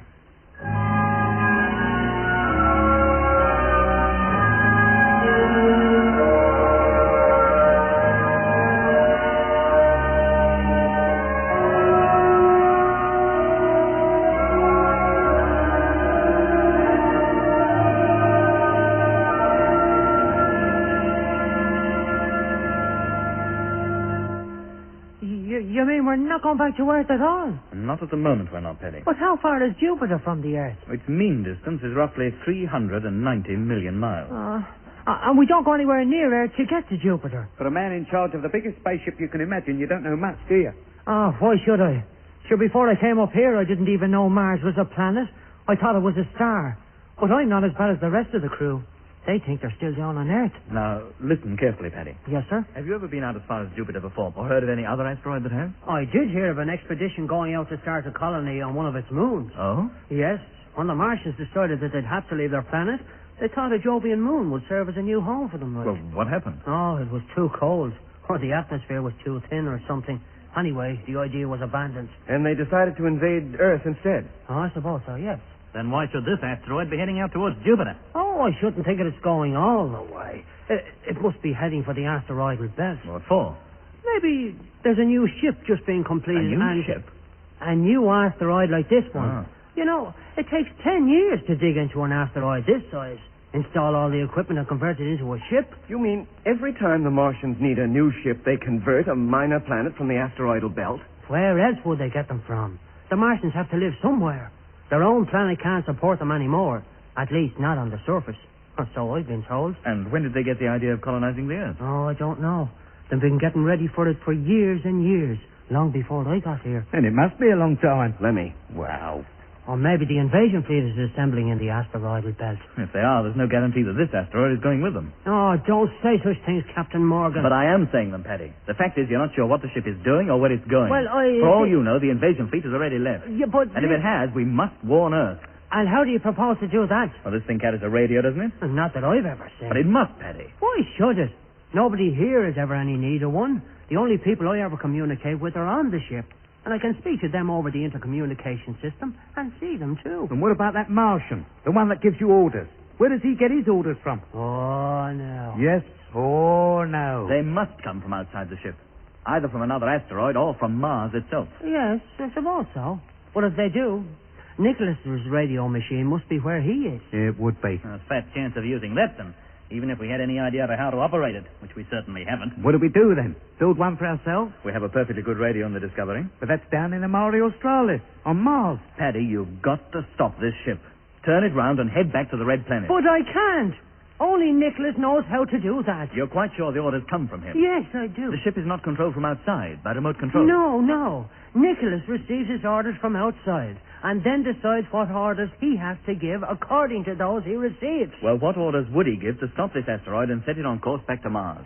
Oh, now, that wouldn't be easy. It's quite a complicated business. When the time comes to stop, I'm giving orders all the time, passing them on as fast as I receive them. And you receive them from Nicholas? Yes, of course. How? Over the intercommunication system. But he doesn't tell me what the instructions mean. I don't understand. Well, now, what I mean is, he just spouts out a long string of orders. I don't know what results they will produce until it actually happens. But the same order must always produce the same result. Oh, Paddy. it does, yes.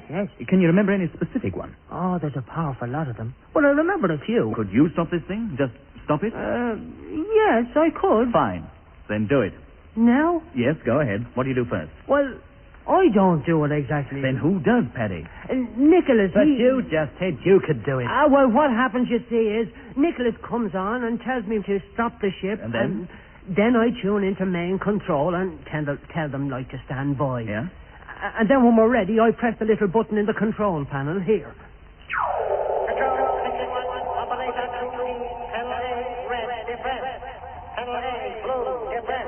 That is the Martian. The orders you hear now would slow the ship down. Is that a recording? Of course. But it makes no difference to those condition types down in the control section. Recording or no recording. Whatever they hear him say, they do. Can I hear him now? Oh, no. He can't be heard beyond this room at the moment. Have you anything else? I have, yes. Stabilizing procedure. Control, section 1.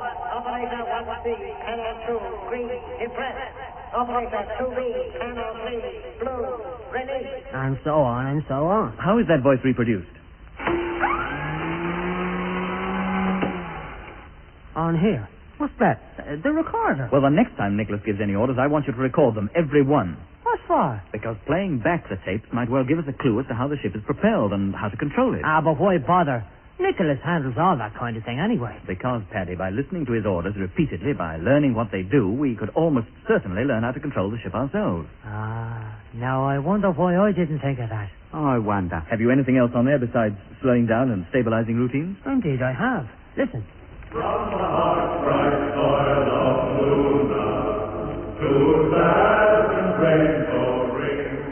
Oh, that choir. So that's where that singing has been coming from. Do you like it? What's the idea? It's the rebel song. I composed it myself. Oh, did you know? Well, you can't lead a rebellion and not have a rebel song. I have it played over to every part of the ship, at least once in every 24 hours.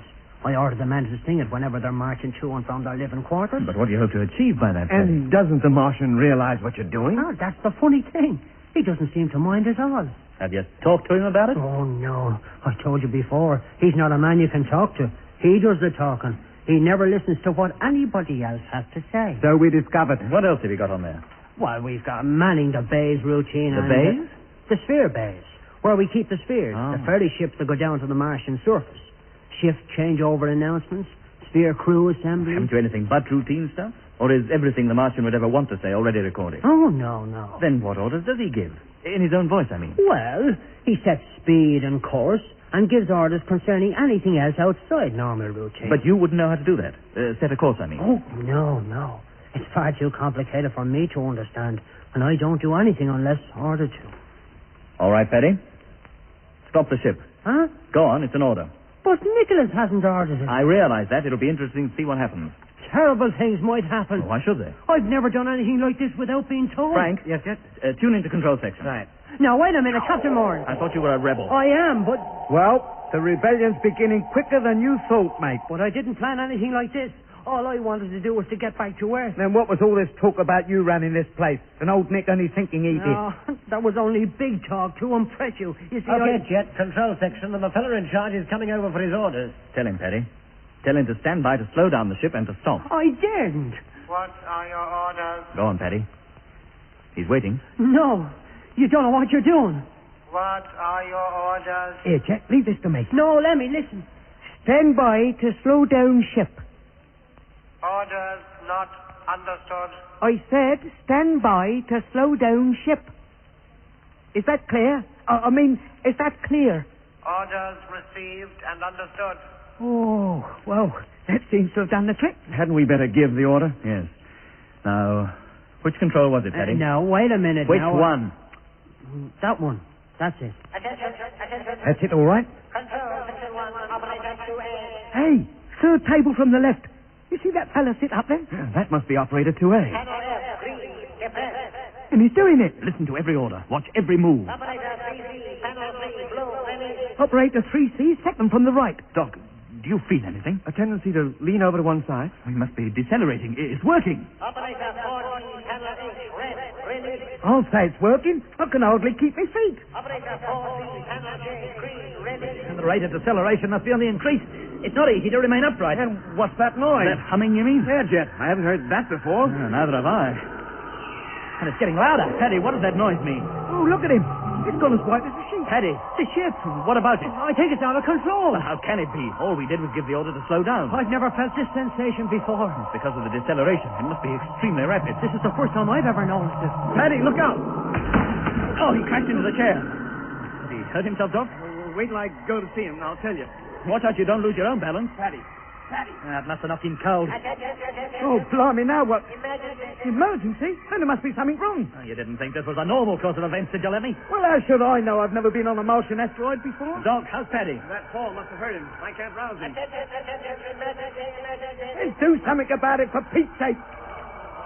Oh, no. Music at a time like this. Lie down, Lemmy. Mitch, lie down. Now what's he spouting about? Lemmy, look out. Oh! Lemmy, are you all right? Lemmy! Don't worry about him, Mitch. Look out for yourself. Grasp the control table. Hang on. I can't reach it. The pressure's getting stronger. Everybody's sliding across the floor. Watch out for the wall, Mitch. You'll crash into it. Watch out.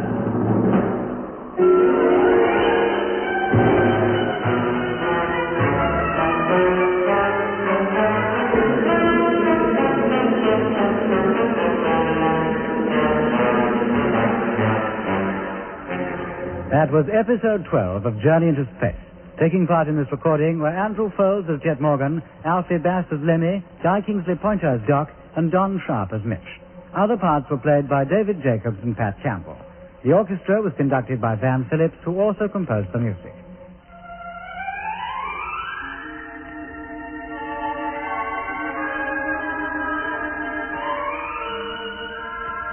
Journey into Space was written and produced for the BBC by Charles Chilton.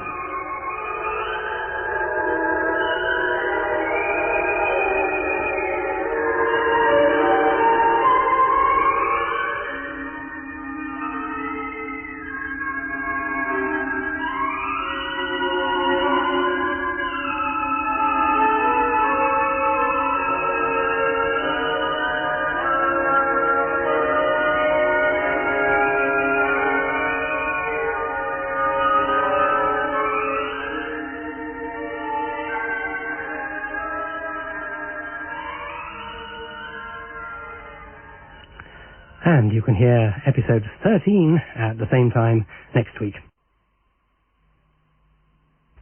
Journey into Space. The BBC presents Jet Morgan in The World in Peril.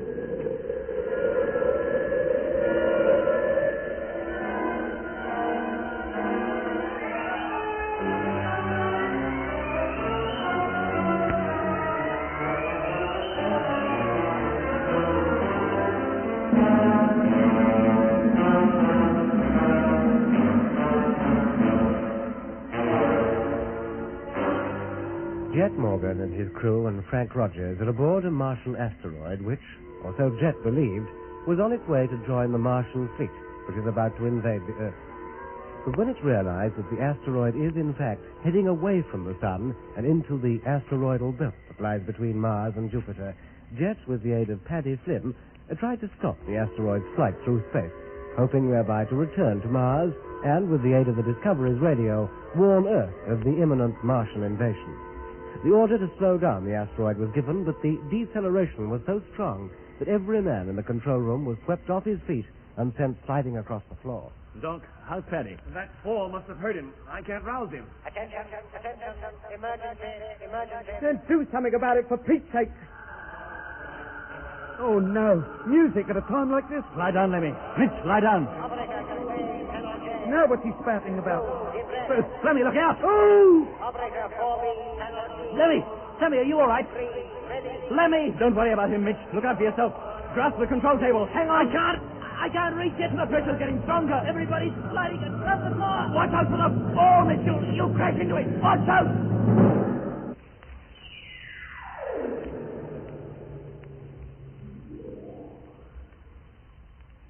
Oh, me head.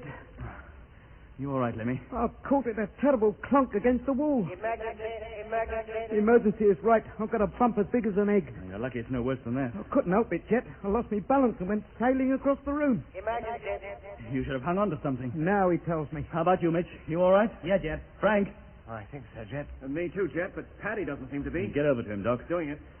Well, at least the pressure's gone down. We must have stopped now. Well, how could we? Out in space, nothing can remain stationary. I realize that, Mitch. What I meant was we were no longer being propelled. We're now in a natural orbit around Mars. Or the sun, maybe. Emergency.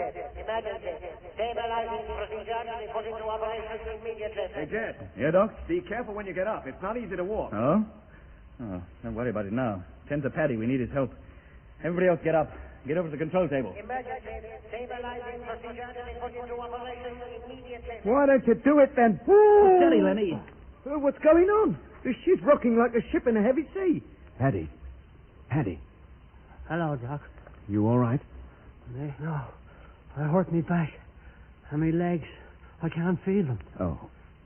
Well, lie still. Don't try to move. You took a nasty fall. What happened, Paddy? What went wrong? Ah, shut up. Stabilizing procedure. Tell control section. Frank, see if you can get them. Right. The ship's unstable, but she'll settle down. Stabilizing instructions should have been given before we stopped. All right, Jet. Control section. I've got them. Oh, blimey, and look at the mess down there. Half the operators are on the floor. And there comes the supervisor. He seems to be all right. What are your orders? Tell him, stabilizing procedure, stand by. Stabilizing procedure, stand by. Orders received and understood. What now, Paddy? The control, on the panel. Third from the right. Press it. Contact. Stabilizing procedure, control, section 1, operator 3B, panel C, blue. We'll be all right now. What was wrong? The ship was rocking on her axis, wobbling like a top. Take it easy, Paddy. Lie still. Oh, there'll be the devil to pay for this. I told Captain Morgan it was dangerous to try anything without the Martian giving the order first. I don't see why, Paddy. The procedure to stop the ship must be the same, whoever gives the order. Maybe, Jet, but how can we be sure? Maybe that Martian has to carry out some kind of operation at the same time as the men in the control room. That's why it's so necessary for his orders to be followed and timed so accurately. Well, we certainly upset his calculations this time. Maybe he'll even come out of his hole to see what went wrong. Attention. Aye, talk with the devil. Damage to installations may be extensive. All injured personnel are to be removed to sick quarters. Remainder of ship's crew are to remain at their posts until further notice. Repeat, remain where you are. Stand by. Stand by. What for? He's taking stock of the damage. If the ship's unfit to continue our voyage, we'll have to stop here. What, stuck between Mars and Jupiter? For how long? Oh, until another asteroid comes to take off the crew while the damage is being repaired. That might take years. Yes, Lemmy, it might. And what happens to us meanwhile? Oh, you'll be taken off with the rest. Back to Mars? Almost certainly. Well, that's what you wanted, Jet. Now maybe you're satisfied. As prisoners, Paddy? Unless the asteroid comes here as rebels aboard like me. If not, you'll be conditioned and put to work. Things haven't worked out quite as we planned, have they?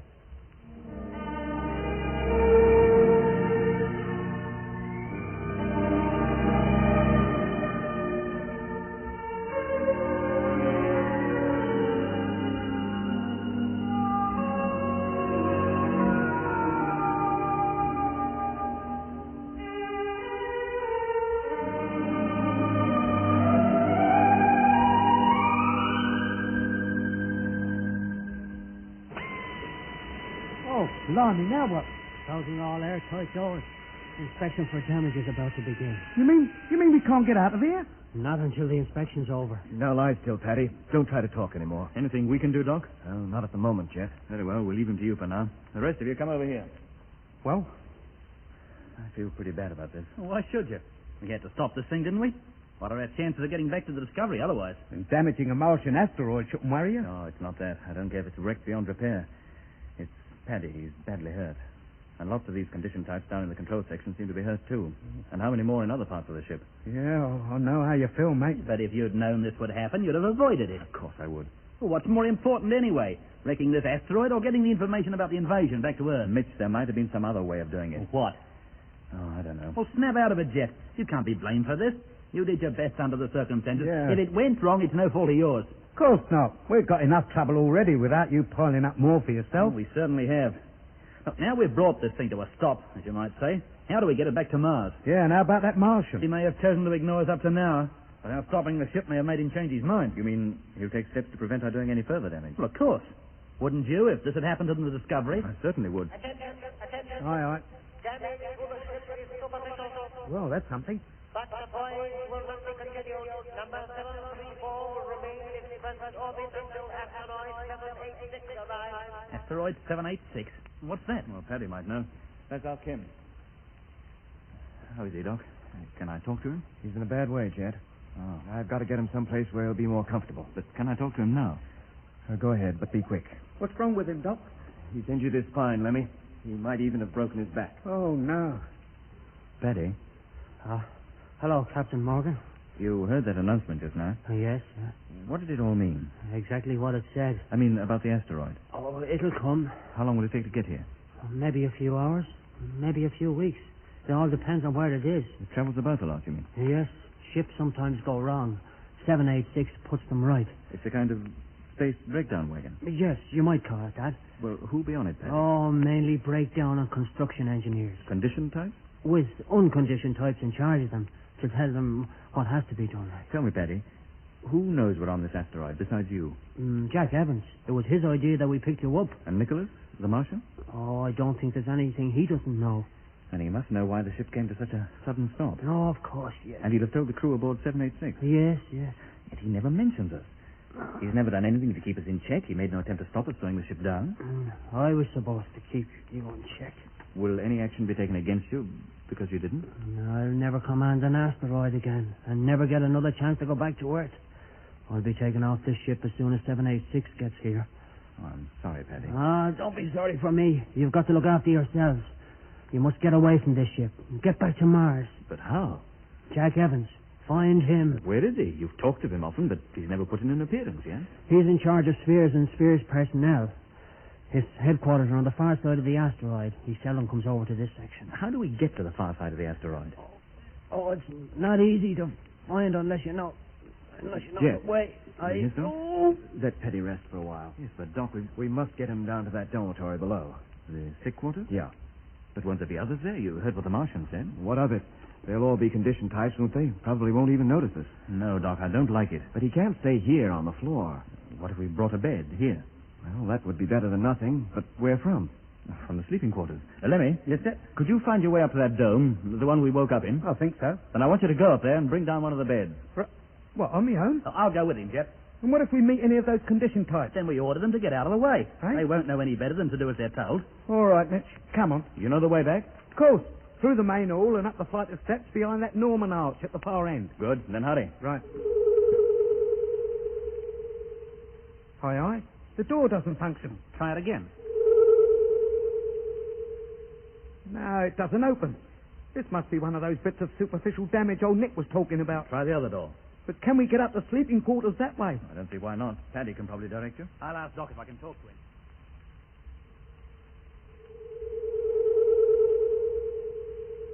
Now this door opens all right. Well, Mitch, which way do we go? Straight down the corridor and down the first flight of steps we come to. Those steps were pitch dark the last time we went past them. Now, according to Paddy, a light will come on the moment we set foot on the top step. Oh. Away you go, then. But be careful and hurry back as quickly as you can. We'll try to follow your progress on the vision phone. Right.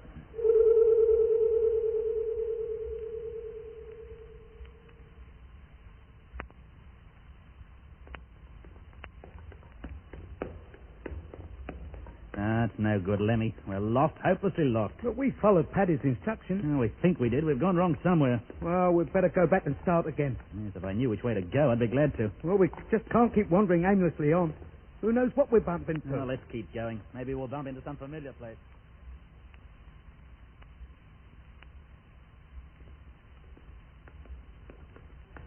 Oh, we must have been walking for hours now. And yet we haven't met a soul. Yeah, wait a minute. Well, what's up? This place is familiar. How? This corridor. It's curved. Well? Well, don't you remember?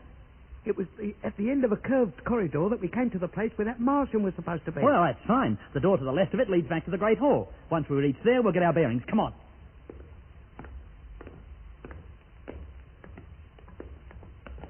That's funny. What is? We should have been warned to turn back by now. Oh? In fact, we got this far when we had the second warning last time. Then the door must be just round the corner. Then slow down, Mitch. Oh, we haven't time to slow down. We've been gone too long already. Yeah, why doesn't Jet contact us on that vision phone? He said he would. He said he'd try. Maybe that's not working either. Oh, look. It's true.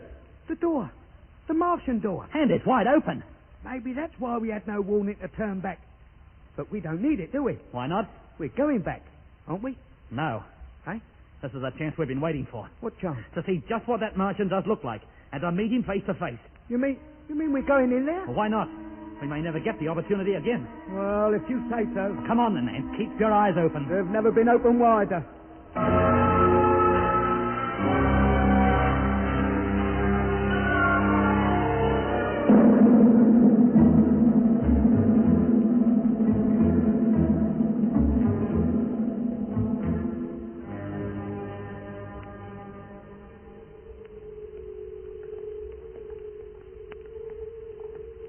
Blimey, Mitch, it is dark, isn't it? Yeah, there's just enough light to see by. But only just.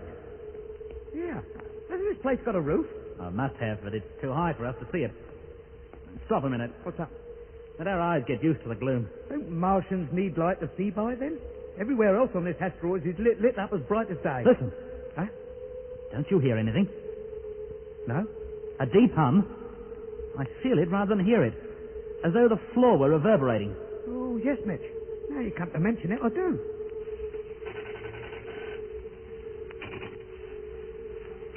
What was that? Mine.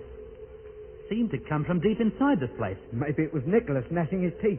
Are you seeing any better now? Yes, Mitch, I am. What can you see? Well, I can see a big, square-shaped mass, as big as a house. Yeah, me too. Come on, and mind where you step. Why, what's on the floor? Nothing I know of. I just want you to be careful, that's all. Oh.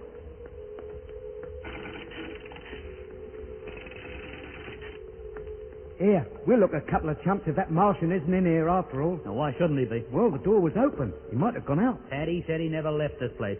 He'd never been known to come out. Paddy thought this asteroid was joining the invasion fleet and heading back to Earth.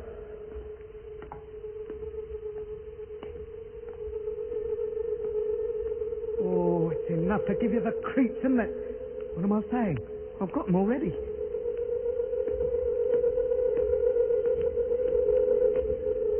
There's that humming again. And the floor, it's shaking like a leaf.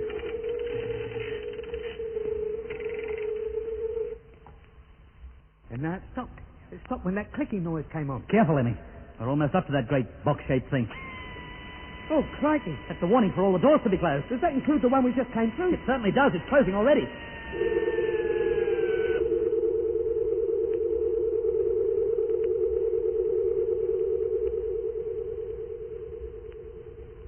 Stay where you are. Hey? Don't move. Who was that? Attention. Well, that's the Martian. Control personnel, section 2. Operators 3A, 3B, and 3C report to control section 1 immediately.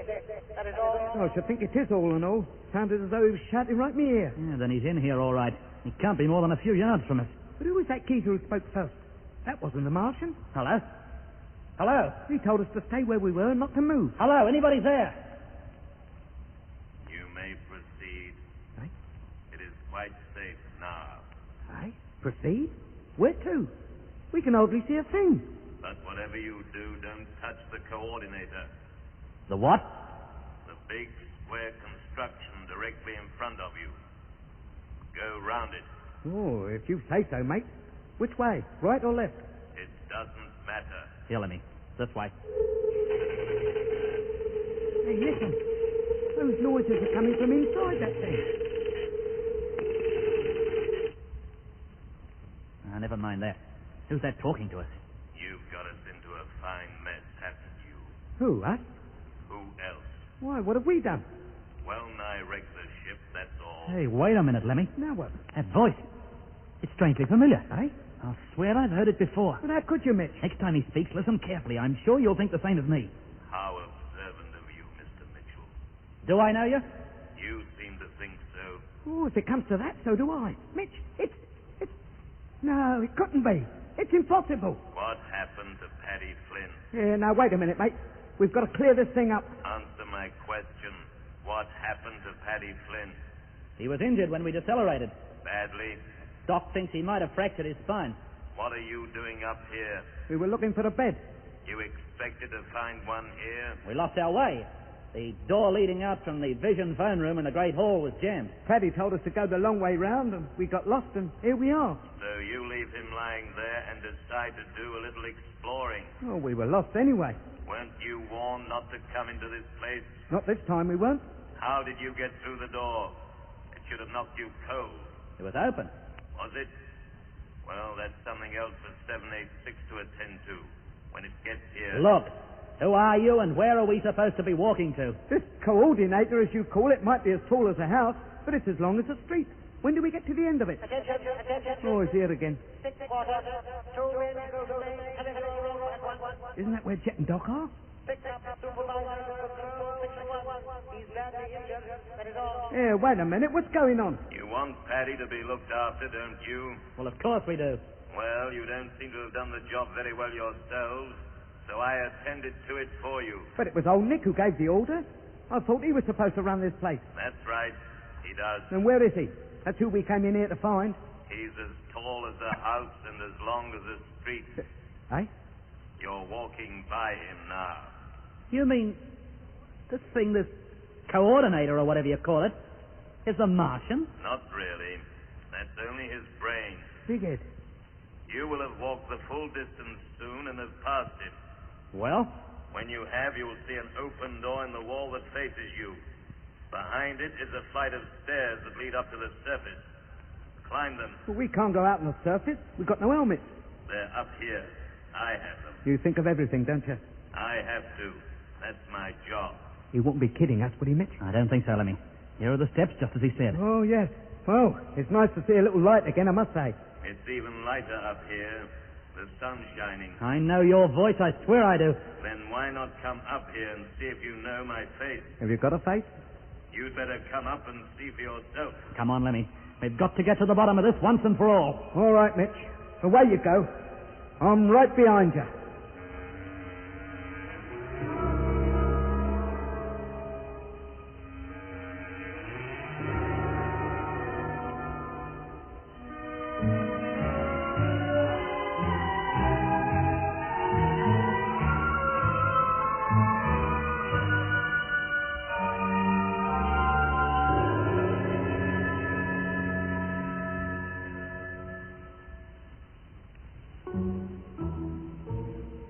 When Mitch and Lemmy left us, we expected them back within 20 minutes.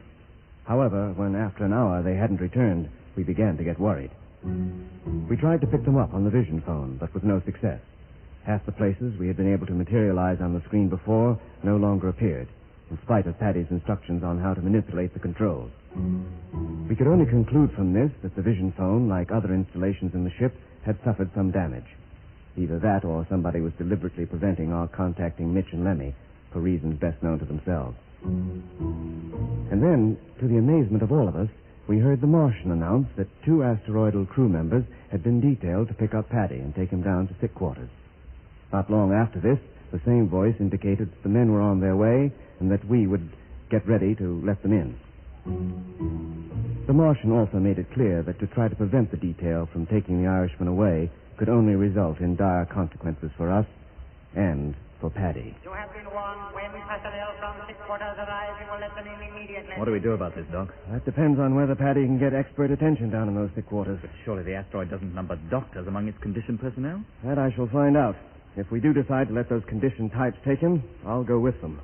And I won't return until I'm satisfied that Paddy's in capable hands. But, Doc, how capable can men be who walk about in a constant hypnotic state? Well, the Martians find them capable enough. Yeah, but I don't like the idea of your leaving here. We've heard nothing from Mitch and Lemmy, and they were only going up to sleeping quarters. Oh, I can take care of myself. Yeah, Mitch and Lemmy thought the same. Now, don't let him go. We don't even have to let these fellows in here if we don't want to. How can we stop them? By keeping open the door into the main televiewer room. The door leading out of here won't open unless that's closed. And if Lemmy and Mitch get back, how do we let them in? They'll bang on the door as arranged. Very well. If Mitch and Lemmy return first and bring the bed with them, maybe I'll reconsider. Hey, there's somebody trying to get in now. It must be those zombies from sick quarters. Mitch and Lemmy would have banged on the door first. Attention. The Martian. Now what? Open the door immediately. And what if we refuse? I said, what if we refuse? Doc. Yes, Frank? Paddy. He looks most peculiar. Huh? Good grief. Captain Morgan. Yes, that Martian's calling you by name. Well, I'm listening. What do you want? Paddy Flynn is seriously hurt and needs medical attention at the earliest opportunity. You are preventing him from hearing it. No, we're not. We don't want it to fall into your hands, that's all. If we open the door, will you allow Doc to accompany Paddy and guarantee Doc's safe return to us? Do you hear what I said? Yes. Yeah? No matter what he says, Paddy must be removed from here and quickly. Oh, well, why? He's in a very bad way now. He's not even conscious. Maybe they can do something for him down there, and if they can, they should do it as soon as possible. Captain Matthews may accompany Paddy Flynn. We guarantee he will not be detained anywhere on the asteroid against his will. He may return to you whenever he wishes. Well, that settles that, doesn't it? Yes. And we know for certain now that the Martian is not just a voice on a piece of recording tape. Frank, close the inner door and let those men from sick quarters in. Right. Okay, Doc. Now I know that Martian has a real existence. I trust him even less. Okay. Inner door closed. Thanks. You can tune to sick quarters, can't you, Jeff? Now, Frank can, anyway. But we must also use that vision phone to try and track down Mitch and Lemmy. Well, look in on me occasionally if you can, and I'll let you know how things are going. Very well. And do your best for Paddy, Doc. Of course, but I don't hold out much hope for him, I'm afraid. It's no good. We've examined every inch of corridor from here right up to sleeping quarters and back. There's no sign of Mitch or Lemmy. But where could they have got to? Oh, goodness only knows. Shall I start again? No. Tune into sick quarters. See if there's any more news from Doc.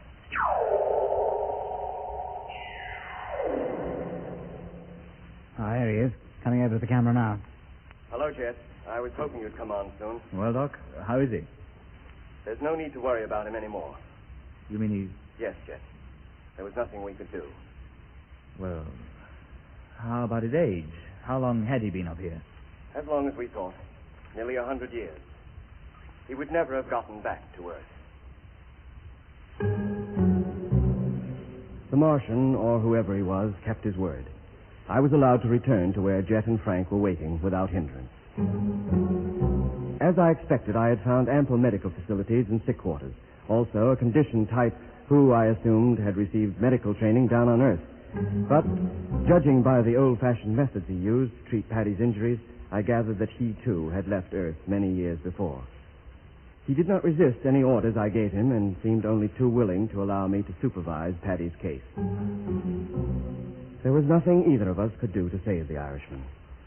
I remembered how Webster, the man who was injured in the fight in the underground factory down on Mars, had died from injuries far more superficial than those Paddy had received. Losing Paddy was a great blow. We had all come to like him, even though we'd known him for only a few hours. It was with a heavy heart that I returned to Frank and Jet, only to find that Mitch and Lemmy were still missing. We didn't know then that at that very moment they were climbing the steps that were to take them to the owner of the voice who had spoken to them when they entered the Martian's quarters. Take it easy. Don't worry, Mitch boy. I'm in no panic. Yeah, how far up this staircase does this geezer live? Not very far. Oh, well, thanks for the information, mate. Aren't there any lifts in this asteroid? Lifts are something it never occurred to the Martians to build. That's probably because they never had to do any walking about themselves. Precisely. Hey? You hit the nail right on the head, as you might say. Hold it, Lemmy. Huh? The door. That must be it. Oh, blimey. Now, be ready for trouble. You think I'm not? And here goes.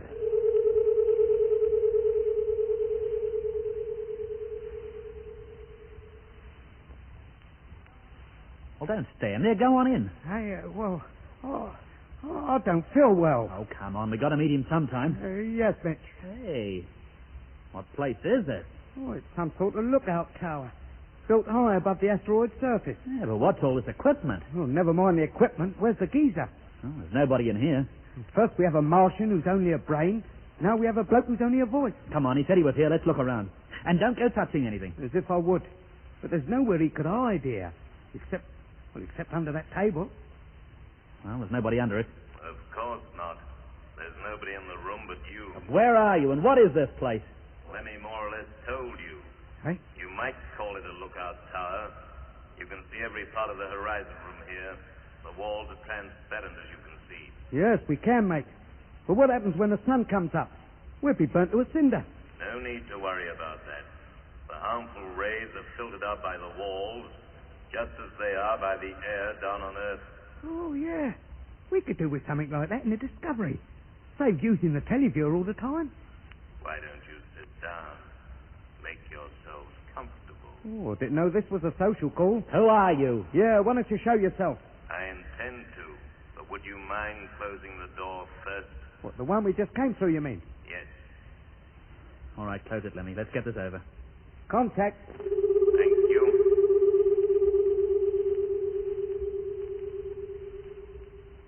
Well, where's the door he'll be coming through, Mitch? Over there, I suppose. The only other door I can see. Oh, and here he comes. The door's opening.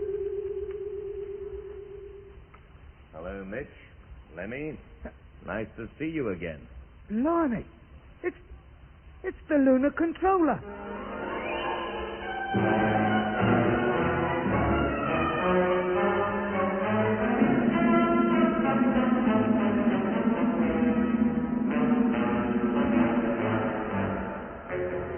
That was episode 13 of Journey into Space. Taking part in this recording were Andrew Foles as Jet Morgan, Alfie Bass as Lemmy, Guy Kingsley Pointer as Doc, and Don Sharp as Mitch. Other parts were played by David Jacobs, Pat Campbell, and Alan Tilton. The orchestra was conducted by Van Phillips, who also composed the music.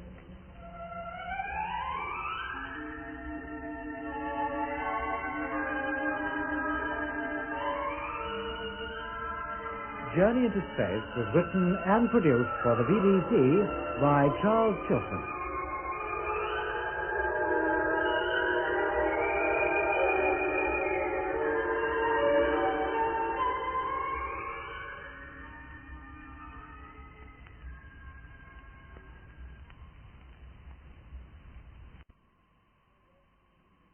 Journey into Space. The BBC presents Jet Morgan in The World in Peril.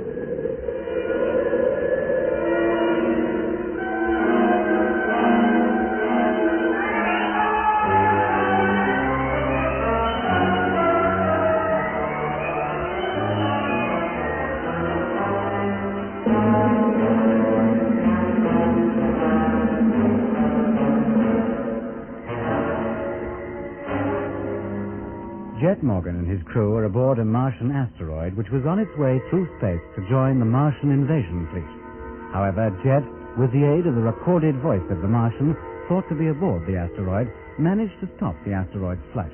But the deceleration was so rapid that the ship sustained considerable damage to its installations, and Paddy Flynn, the Irishman who'd been a prisoner of the Martians a great many years, received injuries from which he died. Meanwhile, Mitch and Lemmy, wandering through the winding corridors which honeycombed the asteroids, suddenly came upon the Martian quarters and found the door open. They went inside and heard a voice, a very familiar voice, telling them to climb a flight of stairs. This they did, and found themselves in what they took to be a lookout tower standing on the asteroid's surface.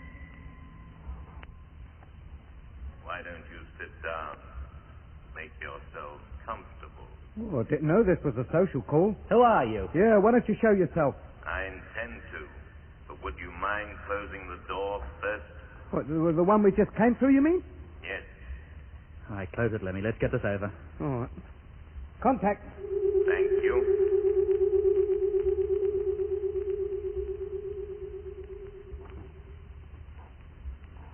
Where's the door he'll be coming through, Mitch? Well, over there, I suppose. It's the only other door I can see. Oh, and here he comes. The door's opening. Hello, Mitch. Lenny. Nice to see you again. Blimey. It's the lunar controller. Surprised to see me? We both thought we recognized your voice, but we couldn't see how it could possibly be you. Well, last time we saw you was down on the Earth's moon, just before the Discovery took off for Mars. How did you get here? Don't you remember? As you took off, a fleet of Martian spheres landed near the lunar colony. That's right. Well, no, I wrecked the takeoff. We only got away by the skin of our teeth. You were lucky to get away at all. Eh? The spheres were late. They were due to arrive 3 hours before. You mean you were expecting them? Of course. But how'd you know they were coming? Well, you saw them yourself. From the observation dome. You were watching the sunrise, remember? It was you and Jet Morgan who drew my attention to them. And very grateful I was for the information, too. But just seeing them didn't mean they were going to land. To me, it did. Eh? You mean you had advance information? Yes. Where from? From Mars, of course. Mars? But how? By the usual method. I knew when those spheres would land on Earth, too. and where the men in them were bound for. You knew when they'd land. Didn't I just say so? Then that one that landed in the Lake District, you knew about that as well. Of course. Its crew had left the ship 24 hours before you arrived on the scene. In fact, they had already reported to their contact in London by the time your helicopter got there. And you knew all this when you were supposed to be looking for them? So long as I was sure we wouldn't find them, I was willing to give you, the police, and anybody else all the help I could. Now, wait a minute. Yes, Lemmy? Are you trying to tell us you've been working with the Martians all the time? Yes. And that the lunar controller, one of the highest officials in Space HQ, is a traitor? Now, I wouldn't go that far, Lemmy. Well, what else are you then? No wonder every move we made was known. No wonder that condition geezer picked us up in an official car and took us down to Hindhead instead of the airport where you were supposed to be waiting. No wonder at all, really. You and all your talk about there being condition types planted in Space HQ. It was you that planted them there. Of course. And keeping us confined to that hotel. Not letting us write letters to our families or even contact them by phone. For the safety of the public, you said. A necessary move to avert nationwide panic. That was reasonable. And then you had the nerve to allow us to take off from Mars again. Find out all you can about the invasion. Why, you big... You knew about it all the time. I had to get you off the Earth. I nearly succeeded with that phony chauffeur, but you were too smart for me. So I had then to let you get at least as far as the moon. Nobody on Earth, in Space HQ, or anywhere else could possibly suspect that I had any other interest at heart than getting the Mars fleet safely on its way. Well, you certainly fooled us. We trusted you to do just that. But it was never intended that you should get away safely. Eh? Just before takeoff, the spheres from the fleet of Martian asteroids were to have arrived, overcome the lunar colony and all the personnel, including you. Then why didn't they? I told you. They were a little late. And before they appeared, your rocket motors had been fired. The Discovery and the two freighters had to take off then. I really should congratulate you on getting away at all, without any further help from lunar control. And what happened to them? They were easily overpowered. They were all hypnotized, conditioned, as you call it, transferred to the spheres, later up to the asteroid, and then to Mars. They got there some 3 months before you did. I believe they're all getting along very nicely now. And what about the two ships that were sent up from Earth to investigate the lunar colony's failure to answer radio signals? A skeleton staff of specially trained personnel were left behind to deal with them. The crews of those ships are on Mars, too, now. And the ships? They're still back there on the moon, on the launching ground. They were not damaged. And what about the colony now? There is no such thing. Now the Earth is no longer sending ships to the moon. The place has been evacuated. How about the Earth itself? 100,000 conditioned personnel have been landed to date. Right. They are there, living among normal people, just waiting for the invasion to start. They know exactly what to do when it does. Taking over the Earth will be an easy matter. 90% of the population won't even know what has happened. There'll be no bloodshed, no fighting. But how could you avoid it? Quite easily, Mr. Mitchell. That still doesn't tell me how. When you were back on Earth, did either of you ever watch television? Of course we did. You can't get away from it. It's in every home. Yes, in every home. In the telecinemas, restrooms, works canteens, schools, hospitals, restaurants. Look, I don't see what this has to do with conquering the Earth. Television is the most important weapon at our disposal. What are you talking about, chum? Surely you haven't forgotten the famous hypnotism incident of 6 years ago. Professor, what was his name? Brewer. Yeah, Brewer, that's it. Gave a lecture on hypnotic medicine. Yes, it was relayed throughout the British Commonwealth. What, you mean that geezer who puts people to sleep just by looking at them and talking to them from a televiewer screen? Yes. Am I likely to forget it? You'll remember that Professor Brewer had incredibly strong powers as a hypnotist. He had only to stare fixedly at the camera for a few minutes and speak in his soft and soothing way to have half his viewers falling asleep. That's right. Didn't take more than a couple of seconds in some cases. Professor Brewer had spent some years on Mars. What? Before he was taken to the Red Planet, he was an ordinary medical student. But on Mars, he was conditioned, trained as a hypnotist, and returned to Earth to practice his art and make a name for himself. And he certainly made one, but I wouldn't like to repeat it here. His appearance on TV on a worldwide link-up was engineered by us. You mean you fixed it all? Of course. We wanted to carry out a little experiment. It worked beautifully. And if it worked so well with a trained Earthman, You don't need me to tell you how it'll work when a Martian, to whom hypnotism is commonplace, carries out a similar telecast. Oh, And blimey. how far do you think he'll get? The moment the first reports of the effect of Brewer's talk reached the television authorities, he was cut off. Yeah, and in any case, the cameraman went to sleep. And for the last couple of minutes, the only view people got of Professor Brewer was his knees. The cameraman won't go to sleep next time. People already conditioned will be unaffected and will carry on as they normally would. You mean you've got condition type planted in all television organizations? The world over. But every station in the world won't necessarily carry the picture. Oh, yes, they will. It has all been arranged. But how's a Martian, especially if his brain is as long as a street, as you say it is, going to get into a studio without being noticed? He doesn't need to. At the time of the transmission, he will be in an asteroid like this one, poised above the Earth. Then, every station in every part of the world will suddenly tell its viewers to stand by for an announcement of worldwide importance. They will be told to bring as many people as possible to the receiver. This, they will be warned, is an international emergency. And can't you just see them, sitting there with their tongues hanging out, not wanting to miss a thing? And then it will happen. The regular program will be replaced by the one from the asteroid. It is estimated that everybody watching the screen will be conditioned within 2 minutes. And then? And then they will be in a condition whereby they cannot fail to do exactly as they're told. And they will be told to carry on life much as before, to go to work, run their homes, and obey the orders of the local supervisors, who by then will have taken over and have things well under control. Blimey. Even Big Brother's Big Brother didn't think of going that far. But surely these people will know something must have happened to them? Not in the least. They'll never realize life was any different. They'll imagine things are quite normal, as they've always been. Slaves of a television screen. They're hardly less than that now. And what about the people who won't be watching? There are bound to be some, I grant you. Well, won't they realize the rest of the populace has suddenly become abnormal? On the contrary, by then, it will be they who are the abnormal ones. It's all a matter of comparison, you know. The majority consider themselves normal, so to be in a minority is to be abnormal. You may be sure that the majority will soon try to bring the rest into line, and they will be fully briefed as to how this can be done. They will merely have to inform the local supervisor or his representative.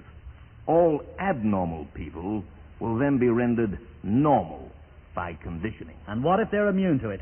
Or want to carry on their lives in the way they always have and don't want to change? I have no doubts arrangements have been made for such people. Oh, bet they have, and all. And how long have you been a supporter of this happy project? Since before I was returned to Earth, 5 years ago. You mean you were on Mars before? Yes. You're a trustee. That's right. And for that, I am to be rewarded with the post of supervisor to the London region. One of the most important positions a man could wish for. And what good will it do you? It will be a comfortable life. Once the whole world is under Martian government, there'll be no wars, no hunger, no unhappiness. No, you think not? Why should there be? With people properly organized, obeying orders because they can't help it, not having to think for themselves because it's already all worked out for them, why should they be unhappy? And why should they be happy? What is happiness but the absence of unhappiness? Well, I like to be happy in my own simple way, thanks. I don't want it all organized for me. But if you are unaware of it, what difference does it make? I think it makes a lot. Is a poor child playing with a stick and a paper ball any unhappier than a rich child with a complete cricket outfit? A child doesn't know any better. Precisely. And neither do conditioned types. But we're not conditioned, and neither are the people down on Earth, yet.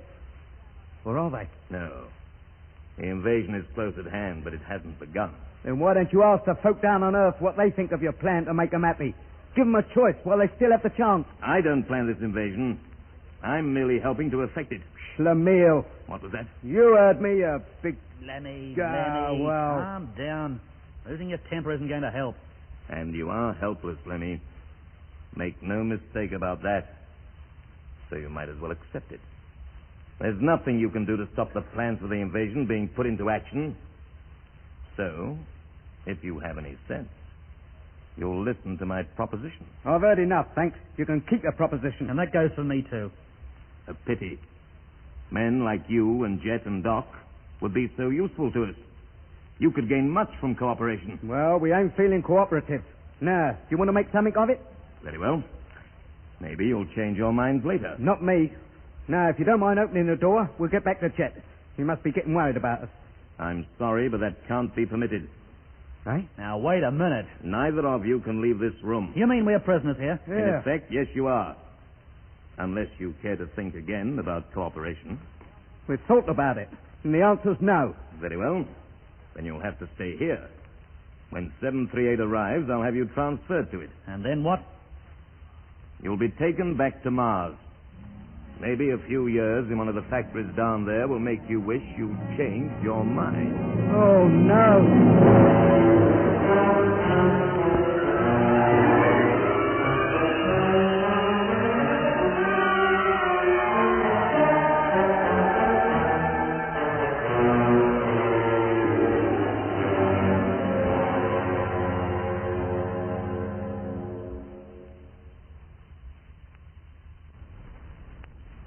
All right, Frank.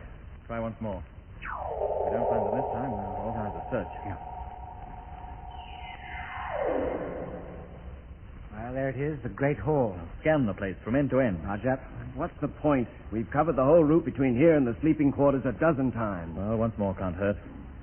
Oh, nothing. You want a close-up of the foot of the staircase? Yes, please. Well, there it is, in darkness, just as before. Well, then they can't be up there. Paddy distinctly told us if anybody used the stairway, the light would automatically come on. But once they reached the room, it'd go out. Only if they closed the door behind them. And Lemmy and Mitch wouldn't have done that. They didn't intend to remain longer than a few moments that it would take to collect the bed and head back here again. What could have happened to them? Well, they could have got lost. Paddy said that from here, the way to the sleeping quarters was rather complicated. But he gave them the fullest directions. And if they did miss their way, all they had to do was turn round and come back. They must have been gone for at least 2 hours now. And if we go and search for them, and they return meanwhile? Well, one of us will have to stay here. You'd better, Frank. You and I will go, Doc. Very well, if you say so. Try to follow us on that vision phone, will you? Well, I tried to follow Lemmy and Mitch, but it doesn't seem to receive all the places it did before. Well, do your best just the same. Well, of course, but find them soon. I'd hate you and Doc to get lost as well. If Paddy was right, it shouldn't be possible to get lost.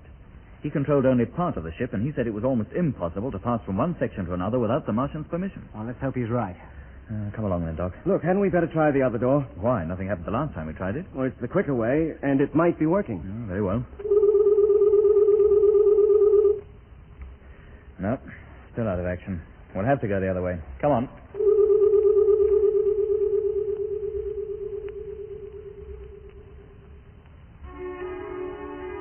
The directions Paddy had given Mitch and Lemmy, and which Jet and I now followed, seemed simple enough. But we soon found them to be totally inadequate, and it wasn't long before we were lost in a maze of corridors. We could well understand now why Mitch and Lemmy had not found their way back to the room in which we had first found ourselves awake. There was no word from Frank, so we could only assume that the vision phone of the control panel, where we hoped he was still sitting, was incapable of being tuned to whatever part of the asteroid Jet and I were now unwillingly exploring. We were in a long, winding, well-lit corridor, similar to the one where we had first heard the voice of the Martian. It was so similar that for a while we both thought we knew where we were, but as we progressed and no warning voice told us to turn back, we soon realized we were mistaken. Hold it, Doc. Oh, this can't be the way. There should be a set of those spiral steps leading out of here. Should have been on the right, about 50 yards after coming down that slope. That's if Paddy's instructions were correct. I doubt if they are. Yeah, so do I. Well, maybe we'd better go back to that big junction. Where the 4 corridors meet? Yeah. Well, Paddy said it would be 3. Well, that was the only junction we've seen up to now, and it was 4, all identical in appearance. Well, let's go back there. We'll take another way this time. Come on.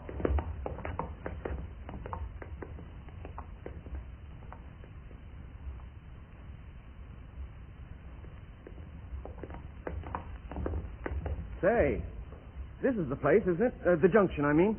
I would have thought so, but there are only 3 corridors here. But we couldn't have got lost in that short distance. Unless we took a wrong turning on the way back. I wouldn't have thought so. Well, there are certainly only 3 corridors meeting here. They couldn't have rebuilt them since we were here last. Perhaps we'd better retrace our steps again. There was only somewhere marking the way we'd come. We don't even possess a pencil between us. A large ball of string would be even more useful. What are you doing? Seeing if I can make a mark on the wall with my boot. Well? Nope. Goodness knows what that wall can be made of. I can't make even a scratch on it. This could be the 3 corridors that Paddy meant, I suppose.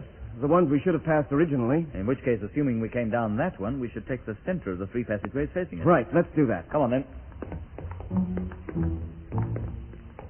But we were still no better off. The stairs we had hoped to find did not appear. The corridor forked twice in a very short time, and then again assumed a circular course, but in the opposite direction to the one from which we had just retreated. And then we heard a sound that made us instinctively flatten ourselves against the wall.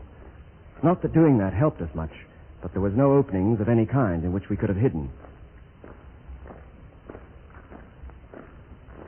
What do you make of that, Doc? Sounds like a drum.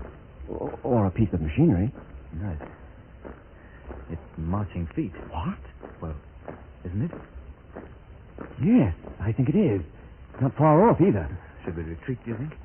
About 100 yards back there was a flight of stairs. Maybe we could hide there. No point. Here they are. Just coming round the corner now. Yes. Condition type. Look at them. Like men sleepwalking, looking straight ahead, neither to right nor left. Doesn't seem to be anybody in charge of them. I wonder where they're going. When they get level with us, we'll find out. Well, how? You'll see. They're nearly level with us now. I'll approach the one on this side of the front rank.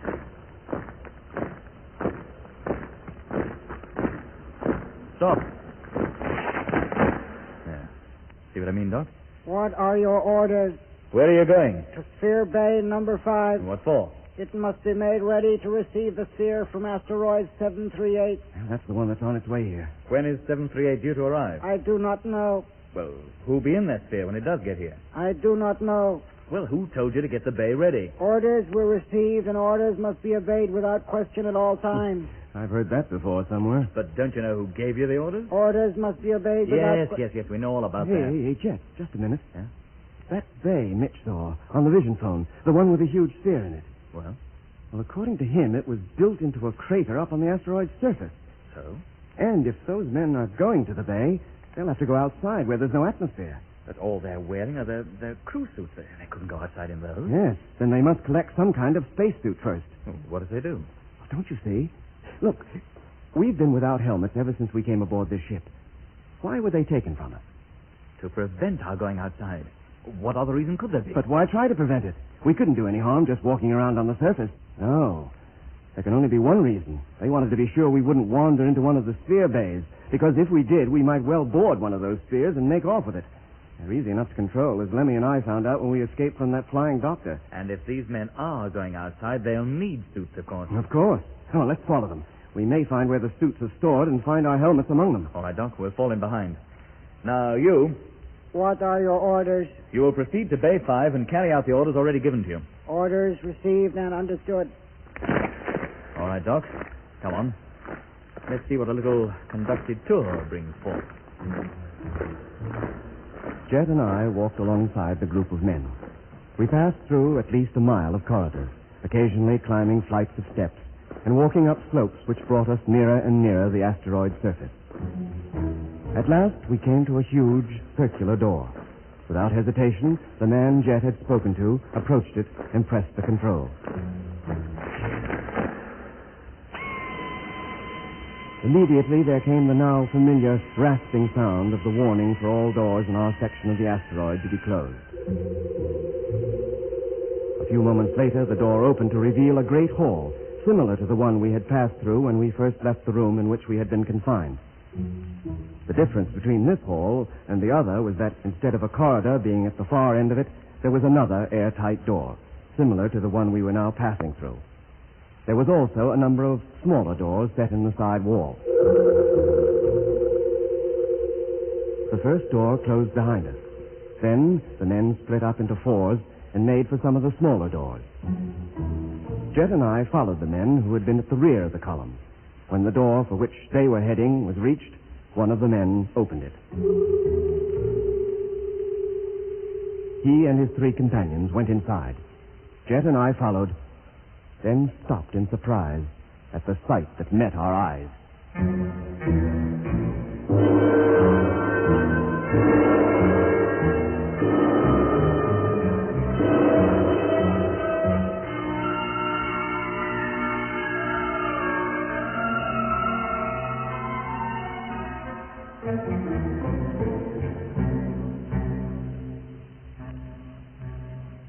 Come on, Doc. Let's get inside before that door closes and locks us out. This must be a storeroom for spacesuits. Do you think our helmets are up here? I can't hope we ever finding them if they are. It'd take us hours to explore this place. Hey, wait a minute. Those condition fellows, they're taking 4 of those suits to pieces. Yes, they're going to put them on. We'll do the same. And go outside. Well, why not? Nobody should recognize us in these get-ups, and we may learn quite a lot that'll help us to get away. Well, I'd rather find out how to locate Mitch and Lemmy, but okay, what you say goes, Jet. I'm with you. And let's hurry up, or those fellows will be out of here before we're even dressed. Now, keep a close watch on them. Put every piece on in the same order as they did. You bet. Well, so far so good. Yeah, they're putting their helmets on now. Okay, watch how they do it. We'll put ours on, too. Right, here goes. This suit feels so stiff, it's like being enclosed in a suit of armor. Hello, can you hear me? Yes, quite clearly. These suits must carry radio. But where? And where does the oxygen supply come from? And what do we do if it runs out? Well, it must last as long as it'll take those fellows to do whatever they have to do outside. And they're going. Fall in behind and stay close to them. Right. And even more important, stay close to each other. Attention! Attention! The Martian. Sounds as though his voice is right here inside my suit. All personnel are to assemble at the Spear Bay airlock immediately. Well, that suits us, Doc. Come on. Let's join the end of the main column. All personnel will now enter airlock. Come on, Doc.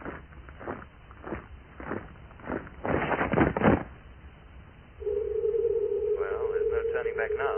The inner door is closing. What's that? They're exhausting the air out of here before opening the outer door. This is when we find out if we put those suits on properly. The airlock is now exhausted and outer door about to open. And these suits must be okay. Thank goodness for that. And there goes the outer door. All personnel will proceed to their posts and carry out their orders as instructed. On completion of task, you will return to the airlock. That is all. Here we go, Doc. Come on. It is a crater with dozens of spheres parked on its floor. Yes, and room for dozens more. Look, there's the big one that Mitch told us about. Could be. Stick close to the working party, Doc. We should get a good chance to look this place over. Stick close to them, you say? They're splitting up and going in different directions. Oh. Well, what do we do? Follow just one of them? No point in that. We'll go our own way. Huh? Now, not too far. Just up to that big ship. I want to get a really close look at it. Well, it doesn't seem to be any different from the smaller spheres. Not from the outside, anyway. Well, do you think it's operated in the same way? Probably. In that case, we should be able to get inside merely by pressing this control. We certainly can. Anybody watching us? Not that I can see. Very well, let's get inside, right? The construction of this sphere seems to be exactly the same as the smaller one. And the control panels are identical, too. Which means it needs only a few men to operate it. Yeah, but how about navigating the thing? How about food and water? And, always assuming we get this ship off the ground, where do we head for? For Mars and the Discovery. At least we can contact Earth from there. If Control is still listening, they may have given us up as lost. Well, we've seen all we need to down here. Let's get up the next deck. See what's up there. Open the door into the central pillar. Right. The stairs leading up should be behind it. Contact.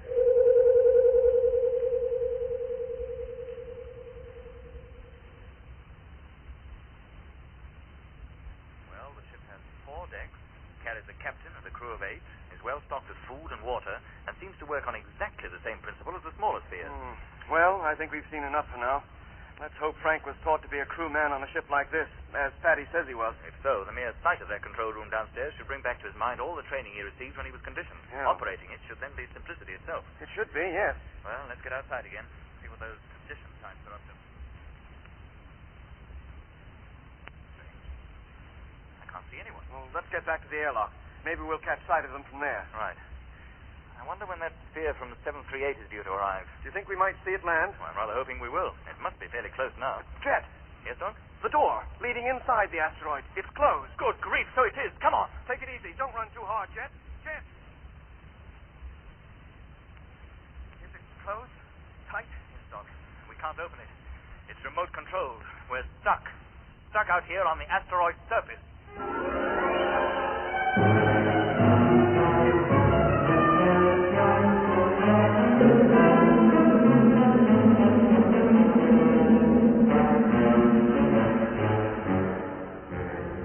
That was episode 14 of Journey into Space.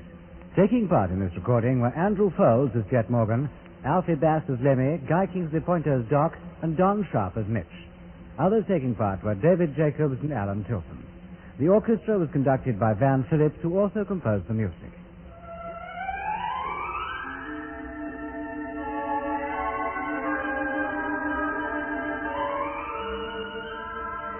Journey into Space was written and produced for the BBC by Charles Tilton.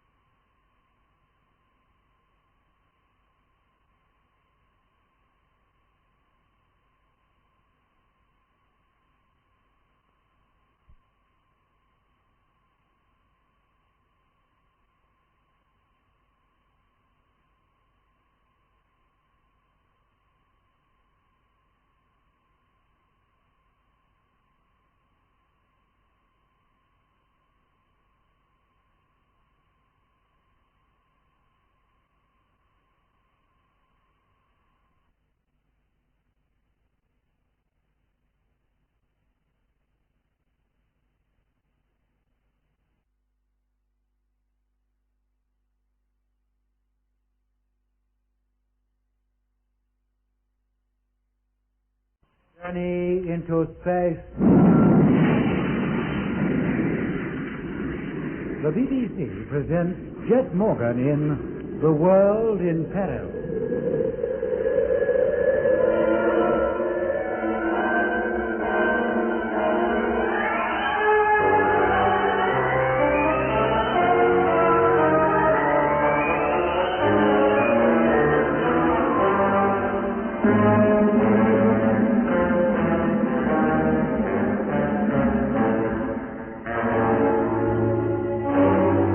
Jet Morgan, Doc, Mitch, and Lemmy are in the main room of the tall lookout tower normally occupied by the former lunar controller, who the Earthmen have now discovered has been in league with the Martians all the time.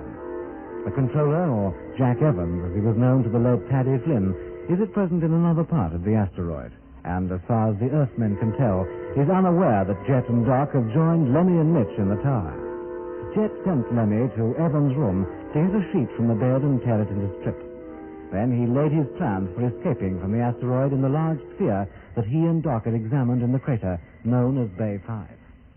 Now, Mitch, ask the brain how long it would take a sphere to get from here to Mars. Right.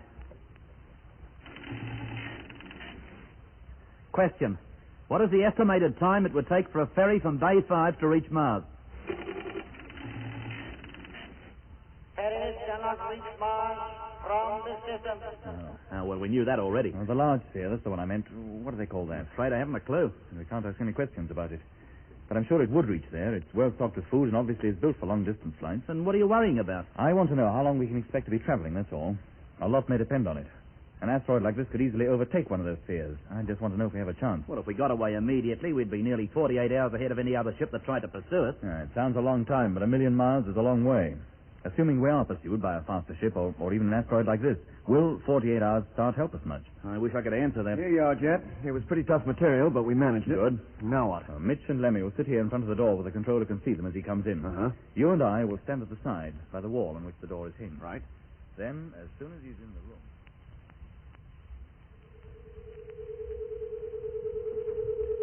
This sounds like him now. About time and all. I was beginning to think he was never coming back. Now, quiet, Lemmy, and try to look as though we've never left this place. Here he is. He's got Frank with him. In you go, Rogers. Mitch and Lemmy. So this is where you are. This is where you are, and this is where you stay, until the big asteroid gets here. And then? You'll be taken back to Mars, all of you. Where are the others? How should we know? We were looking for them ourselves when we wandered into this place. Well, it makes no difference. I'll find them sooner or later. Sooner than you thought, mate. Right, now grab him. Down him, boys. Time up, quick. Nice. Hold him, Lemmy. Sit in his chest. All right, it's a big bloke. Come on, Mitch. Get his hands behind his back.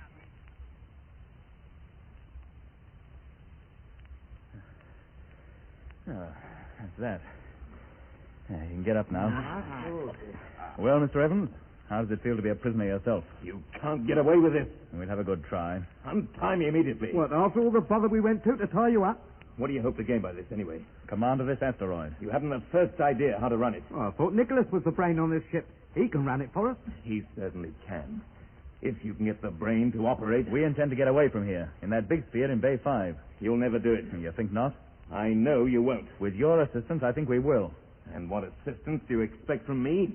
Show us how to open that door so we can find our way to that storeroom and get spacesuits for the rest of us. Also show us where our helmets are kept. We'd like to leave this place complete with all our own equipment. I'm showing you nothing. You'd better think again. Nothing. You haven't a chance. 786 will be here in less than 45 hours. All we need to know is how to get hold of some suits and get out to that sphere. You wouldn't get very far. You'd be overtaken long before you reach Mars. We'll take that chance. Now, how do we get to that storeroom? Find out for yourself. This is your last opportunity to tell us. I've no intention of telling you. Very well. Doc? Yeah? Put that spacesuit on. Where are we going? I think perhaps the controller would like a walk outside on the surface and give him time to think things over. But we have no suit for him. We won't bother with a suit. What was that? Unless, of course, you care to change your mind. You wouldn't do it. You're bluffing. You think so? You wouldn't murder a man. Deliberately murder him. What's the life of one man when the freedom of the whole world is at stake? All right, Doc, put your suit on. Okay. That's me already. Do we put the helmets on now? No, we'll wait until we're in the airlock. Or we may not hear if the controller tells us he's willing to cooperate after all. I still think you're bluffing. Pick him up, Doc, and let's go. Sure thing. Open the door, Lemmy. Yes, mate. Thank you. Now, Frank. Yes? Follow us down to the door on that vision phone and keep in touch. Right. Come on, Doc.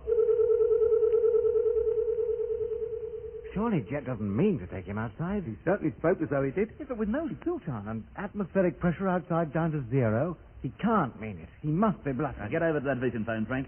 See if you can pick him up. Right. Here comes a picture now. Yeah, but not the one we want. We'll try it again. That's it, Frank.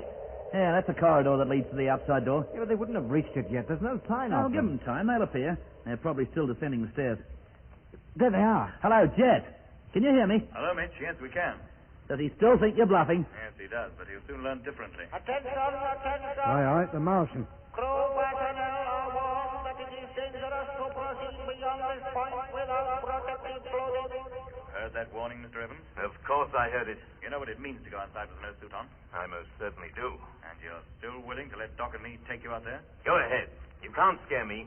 Very well. Attention, attention. Final warning coming up. The door you are now approaching leads to the asteroid surface. It is dangerous to proceed any further unless you are wearing suitable clothing. This is the last warning. And this is your last chance. Cooperate with us or we take you through the airlock. Go on, then. Get it over. Very well. You're sure you don't want to change your mind? You think I'm a fool, Captain Morgan? You wouldn't murder anybody. You won't get me to talk this way. Take him inside, Doc, and put him on the floor. I'll close the door. Sure.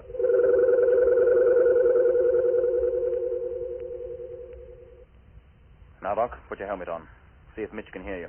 Fastening helmet. Hello, Mitch. Can you hear me? Yeah. Can you hear him, Jet? No, I can't. Of course you can't. Those suits are soundproof. You can talk to him only through the suit's radio. That I can do as soon as I put my helmet on. But then, he won't be able to talk to me. Mitch can, though, through that vision phone. Anything you have to say, you can say to him, and he'll relay it to me. But I have nothing to say. In just a few moments, we'll be exhausting the air from this place. You know what that means, so far as you're concerned. You expect me to suffocate? You don't have to. All you have to do is give me the information I require. I daren't do it. Why not? The Martians would punish me. Send me to work in the underground factories down on the Red Planet for the rest of my days. And on Mars, that can be a long, long time. At least twice the normal lifespan down on Earth. You don't have to stay behind. You can come with us back to Earth. That's a laugh. You'll never get back to Earth. None of you will. We'd rather try than stay on this asteroid. I'd rather stay here than try. Then you can, for good. Hello, Doc. Mitch, can you hear me? Yeah. Me too. It's up to you now, Mitch. The controller can hear you, but he can't hear us. Take over, will you? Right. Now listen. I'm listening. Do you agree to cooperate? And be sent to the underground factories? That's what you intended to do with us, isn't it? The answer's no. He says no, Jeff. Very well. Okay, Doc. Exhaust the air from here. And slowly. Contact. Well, there it goes. In 5 minutes, it'll all be gone. You're bluffing. You wouldn't exhaust all the air out of here. Wouldn't we? You'll see, chum. Well, don't you see I can't help you? It's more than my life is worth. Right now, your life ain't worth very much. Now, what's it to be? Turn off the exhaust. Oh, getting all excited now. Well, turn it off, Captain Morgan. Turn it off. No good yelling at him, mate. He can't hear you. You have about as much air now as you'll find on the top of a mountain. And it's getting thinner all the time. You can't do this. Doing it, mate. Stop. Stop. I'll cooperate. I'll do anything you say. All right, Jet. That's it. He's willing to tag along. Look at him. He's turned Charlie. Sweating like he was in a Turkish bath. I'll do anything. Yeah. Anything you say. Yeah, that's more like it. Fill her up again, Doc. We'll go back upstairs. Sure. Contact. And Mitch, Yeah? you can switch that vision phone off now. We'll see you in a few moments. Good on you. Frank, see to it, will you? Well, thank goodness he came round. I was beginning to think he wouldn't. Oh, me too. So what? There was hardly any air let out anyway. What? But the way the controller looked, he seemed hardly able to breathe. That was all in his imagination. Jet was bluffing. Yeah. But the controller was convinced the lock was exhausting, so he reacted as though it were. Let's thank our lucky stars he did. Yeah.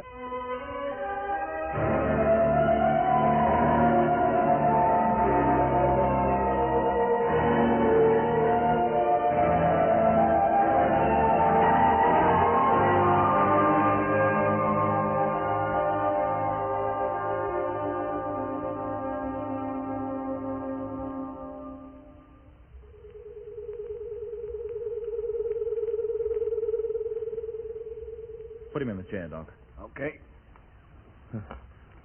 Aren't you going to untie me? Not at the moment. Later, perhaps, when you've proved that you really mean to help us. Well, How do we open that door? it's operated by control on the main panel. The red row. Fork from the left. Do all red controls operate doors? Yes. And certain doors can only be operated from here. Which? Which? That one. The main door that leads into the room where the brain is housed. The one that gives you a shock? Yes. How do we make it harmless? That green button above the red control. Just press that. Good. Now, how do we find our way to that storeroom? It's very complicated. How do we find our way? If you call for one of the sphere crew to meet you at a given place, he'll guide you to it. And bring us back? Yes. Very well.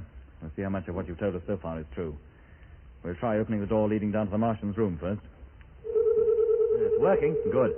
All right, Mitch. Take Doc with you. Go down as far as that electrified door and wait. And then? Well, by the time you reach it, there should be a condition type waiting to escort you up to the storeroom. Collect 3 more suits from there and then come back. Righto. Come on, Doc. Okay. Get to that viewer phone, Frank. Keep your eye on them. If things go wrong, let me know at once. Nothing should go wrong. Yes, I'd better not. Now, how do I get a condition type to meet Mitch and Doc? The control is on the left-hand panel. Press and speak. They'll hear you, and they'll obey you. Hello, Jet. Can you hear me? Jet, it's Doc. Going. Hello? We've got the suit. I can see you have. Is there anything else before we come back? Yes, in that same room, I remember seeing some metal bars. Oh, yeah, they're still here. Though what they're for, goodness only knows. I have a good use for them. Bring half a dozen with you. Right. And hurry back here as quickly as you can. Sure thing. And when you get to the main door leading to this place, tell the condition type to return to his quarters. Roger. See you later, then. Mr. Evans, there are a few more things I'd like to know. Well? That asteroid that's on its way here, how did it find us? It homes on us. On a radio beam that we're transmitting. Where's the transmitter? That's it. There. Uh-huh. When this asteroid is flying through space, how is its course set? Do you do it? No. It's done by remote control. Radio signals are received, which are fed into the brain downstairs and then translated into orders, which are given to me verbally. And then you pass the orders on to the crew personnel down below. That's right. So if that brain ceased to function, this asteroid would just be adrift in space, eh? Yes. And if the homing beam were cut off, could 786 still find its way here? Not until it got fairly close. And it's still a great way off. It must be. It's not due to reach here for 44 hours at least. Now, just one thing more. The big sphere in Bay 5, can that reach Mars? Yes, it can. How long would you take? Why don't you ask the brain? What are those big spheres called? Long-distance cruise ships. That one is number 7. Question. How long will it take long-distance cruise ship number 7 to reach Mars from this position? How long do I wait for an answer? A few moments. Here comes your reply now.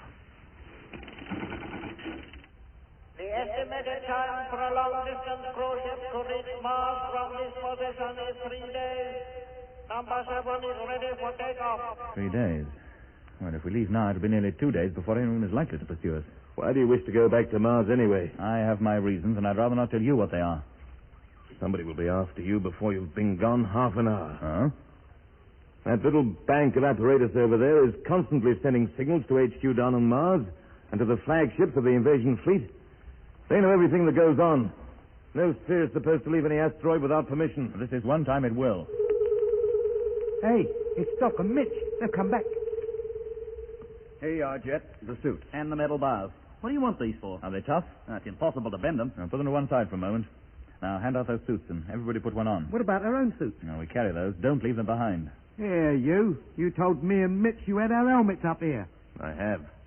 They're in the next room in the locker. Go in there. Let me get them. Right. Well, if our own suits are complete, what do we need these Martian ones for? In case our own have been damaged. Give Frank a hand, will you, Doc? He's having trouble. Oh, sure. Hold on, Frank. That's not the way. The bottom half must go on first. The helmets were there, every one of them. Put them on the floor, and I'll help you get into this Martian outfit. Well, I have to wear that. If you're coming with us, you do. Why? Well, I don't like the cut. It's not my style. Put it on and don't argue. Everybody dressed? Well, aren't we going to put the helmets on? No, not yet. Each of you pick up one of those bars. What for? Lemmy, that section in the corner. Smash it up. Well, all that lovely equipment. That lovely equipment will have a whole fleet of asteroids on our tail unless we render it useless. Now wreck it. All right. Here we go. Frank, get to work on that vision phone. Sure. The rest of us will work on this little lot. Right. Attention, attention. All right, we've woken him up. Emergency, emergency. You've never had an emergency like this one, chum. All right, that'll do. If anybody can get that gear to work now, they're welcome to try. Emergency. Shut up. Emergency. I said shut up. There, that fixed him. Emergency, emergency. Emergency. There, when you're dead, mate, you should lie down. Well, Mr. Evans, that I think about fixes any hope you had of making contact with outside. You mean you're not taking me with you? No. But you must. If I stay here, I'll be sent to work in the underground factories. Well, that's what you were going to do with us, wasn't it? But you can't do this to me. Can't we? You just watch us, mate. At least untie me before you leave. And have you tried to prevent our taking off? But nobody knows I'm here. I shall starve to death. All right, gentlemen, we'll go. Out onto the surface from the door downstairs and walk across to Bay 5. Put on your helmets and test the radios. Testing. Okay. Mitch calling. Fine. Can you hear me? Okay, Lemmy. Frank Rogers testing. Okay, Frank. Now start downstairs, all of you. Aren't you coming? I'm staying for just a moment to speak to the controller. Very well. Wait. Come back.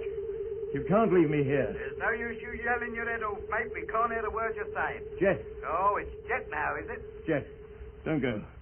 Listen to what I have to say. Well? If you take me, I could be of great help to you. And where's the guarantee that you won't contact the Martians and tell them exactly where we are and what we're doing? I won't. I promise you. You can lock me up in the Sphere's restroom. There's no way I can contact anybody from there. The radio is done on the main deck in the flight control room. And when we get to Mars? If we're caught, it'll be as bad for me as it will for you. We're all in the same boat now. Very well. I'll untie you. Put on your suit and walk in front of me. Head for the door that leads outside. Yes. Yes, of course.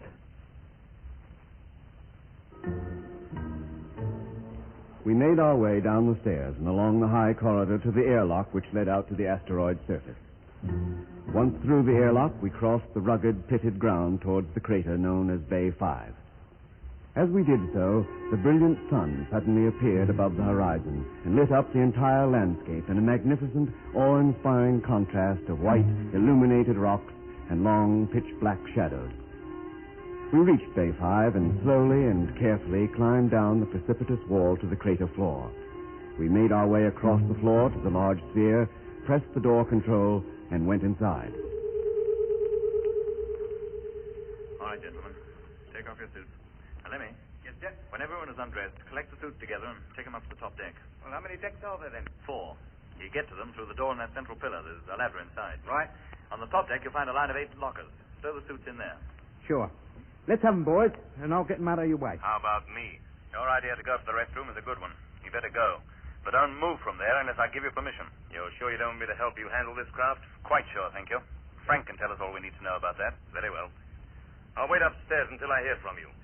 How soon before you attempt to take off? Just as soon as the boys have got those Martian suits off. You still don't trust me, Jet, do you?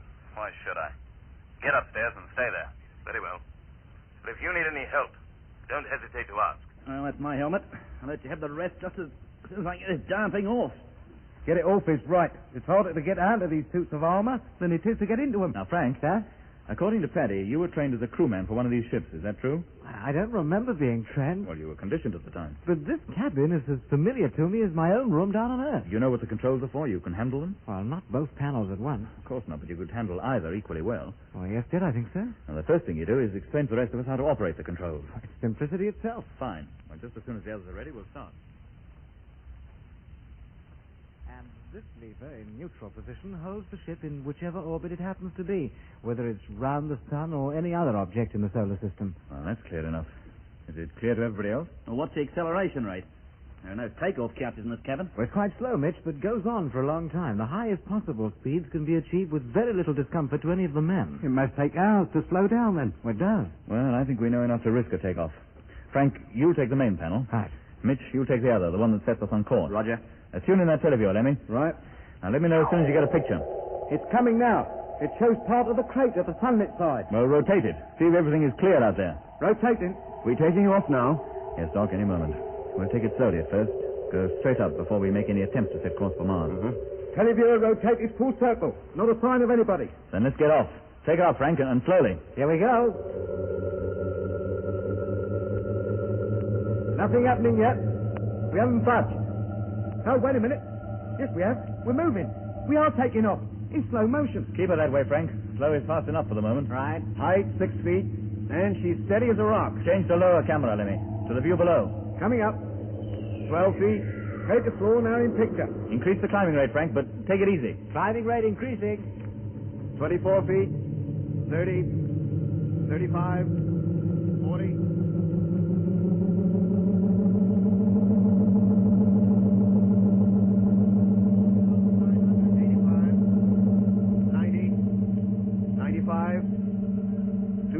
Feet. Hold her there. That's high enough. Oh, blimey, take it easy, Frank. Boy, what are you doing? Sorry, Lemmy, I slowed down a little too fast. Oh, I'll say you did. I nearly went shooting up to the ceiling. Well, so far, so good. Now to set course. You ready, Mitch? Yeah, Jet. Lemmy will give me the necessary picture. All I can see now is the asteroid surface down below. Did you hear that, Lemmy? I heard. Manipulating camera now. Yeah, picture's changing. I can see the sky. And there's Mars. Center it, Lemmy. Slap in the middle of the screen. Doing it. You're nearly there. Right, hold it. Yeah, you're quite sure this thing will head for the red planet just by our lining up on it on that screen? Well, according to Frank, yes. Why? Well, it just seems too good to be true, that's all. Okay, course set. Now turn on the juice and let's see what happens. Away you go, Frank. Maximum comfortable acceleration. Now, Lemmy, keep your screen tuned to that asteroid. And what else would I be doing? Contact. It works. We're leaving the asteroid behind anyway. But are we flying on course? I think we are, heading straight for Mars. We got away without a hitch. Don't speak too soon, mate. According to that electronic brain, it's going to take us 3 days to get there. And anything could happen in that time. The old perishing Martian fleet could be after us. And catch us, too. Yeah, that's the thing I like about you, Lemmy. So cheerful and optimistic. Wow.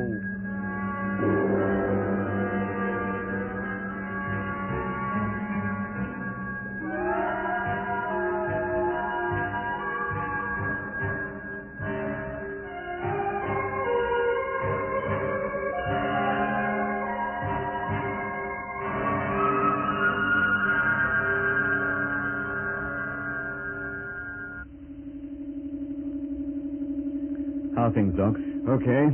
Speed still constant. How long before we're close enough to go into orbit around the planet? Just a few hours. How are things upstairs? Frank and Mitch are asleep. And the controller? Sullen as ever.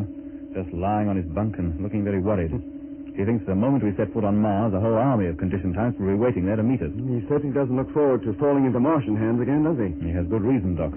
The punishment for falling down on a job is very severe, or so he says. Yeah, and he certainly fell. He'd prefer to go back to Earth and face a charge of treason. Only he doesn't think any of us will ever get back. Still, he's not going to fall into Martian hands if I can help it. He's too valuable to us. Well, we'll have to watch him pretty closely when we land. Make sure he doesn't attempt to escape. I don't think he's likely to want to, judging from what he says. And I don't think we can believe half of what he says. Well, I'll watch him, Doc. Don't you worry. Like a hawk. Hey, Jet, come over here. Coming. We'll continue this little talk later, Doc. Sure. Lemmy, what's your trouble? I'm in no trouble. I thought you'd like to look at the televiewer. We're so close to Mars now, it more than fills the whole screen. In just a few hours, we'll be making the landing right there in the Mare Australis. And then? We'll touch down alongside the Discovery, transfer to her, open up the radio, contact Earth, and tell them to close down all television stations immediately. Yeah, I can see them doing it and all. They'll have to. You know what the result will be if they don't. Well, let's hope we can convince them. And what's more, let's hope the Discovery is still where we left it. The Martians would have no use for an antiquated old crate like the Discovery. Antiquated by their standards, but to us, the latest and most luxurious thing in space travel. This is certainly behind the times when it comes to flitting around the solar system. Yeah, well, I suppose they will still be listening for us. Well, why not? We haven't been missing all that long. They wouldn't give us up so quickly or so easily. Not even if the invasion had already taken place? But it hasn't. Oh, anything might have happened since we were last on Mars. You sound tired, Lemmy. Oh, it's constantly staring at that screen. Well, let me take over. But there's at least another hour of me watch to go. I'll do it, Lemmy. You go up and get some rest. Oh, thanks, Jet boy. That's nice of you. You won't get much anyway.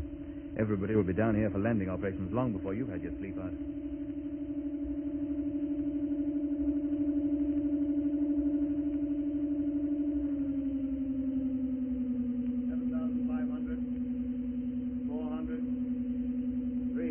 Change the picture, Lemmy. Let's have a look at the ground. Picture coming up. Oh, and there's the Discovery. Exactly as we left her. And the wrecked freighter alongside. Any sign of anybody having been near? Yeah, not that I can see. But we're still at a good height. But descending rapidly. Take it easy, Frank. Touch her down gently. Okay. 500, 400,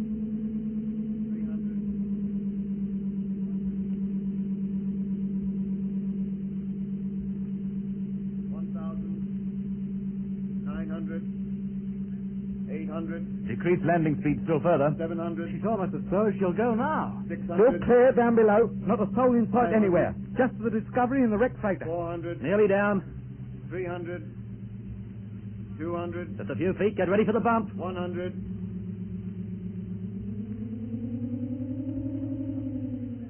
What bump? We're down. We're on the deck. I hardly felt a thing. Nice work, Frank. First-class landing. Oh, I couldn't have done better myself. Well, let's not waste any time. We'll get out to the Discovery right away. What, all of us, Jet? No, just two. Then if anything should go wrong, there are at least three of us still safe. For the present, at any rate. You'll take Lemmy, of course. Of course. I need him to get that radio going. Whatever else we may not do, we must contact Earth. Well, it doesn't look as though you'll have any trouble. There's no reception committee out there. Get your suit, Lemmy, and put it on. Right, yes, mate. Keep your eye on the controller, Doc. See he makes no move to contact any of his old cronies down here on Mars. Oh, he's right. Hello, Doc. Can you hear me? Yeah. We can see you, too. Then we'll get over to the Discovery straight away. Which way are we going in? By the cargo hatch? No, Lemmy, by the main door. But that's on the other side of the ship. Oh, what of it? We can still talk to Doc and Mitch around there, even if they can't see us. Well, all right, then. The main door.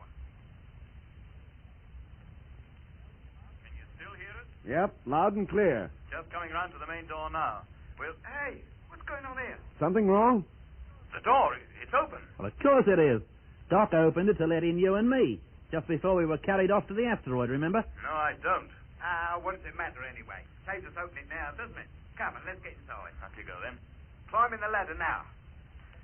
Oh, this is just like coming home after a long, wet, dull holiday. Oh, blimey. Now what?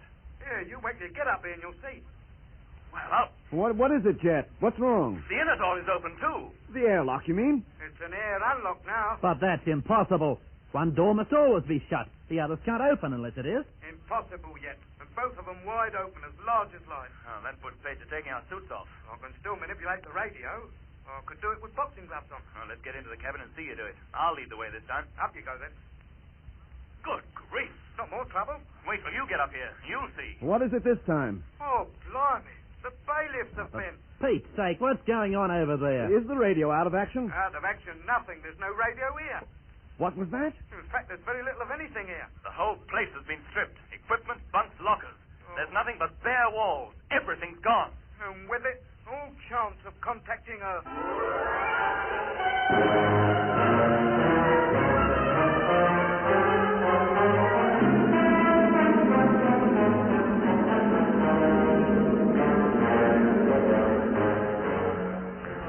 That was episode 16 of Journey into Space. Taking part in this recording were Andrew Foles as Jet Morgan, Alfie Bass as Lemmy, Guy Kingsley Pointer as Doc, and Don Sharp as Mitch. Other parts were played by David Jacobs and Alan Tilton. The orchestra was conducted by Van Phillips, who also composed the music.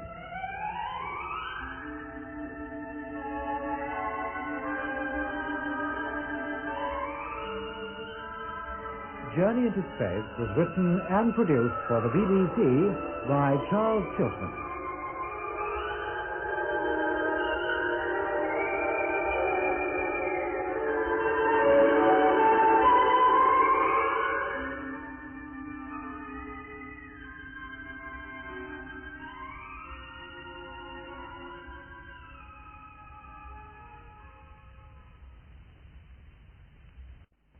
Journey into Space.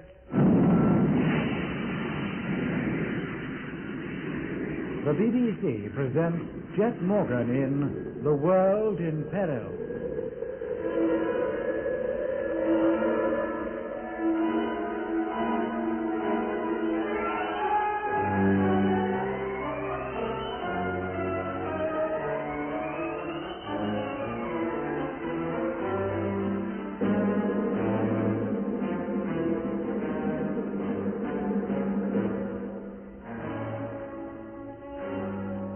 Jet and his crew, with the former lunar controller as their prisoner, have escaped from asteroid 734 and, in a Martian long-distance space sphere, are heading back to the Red Planet.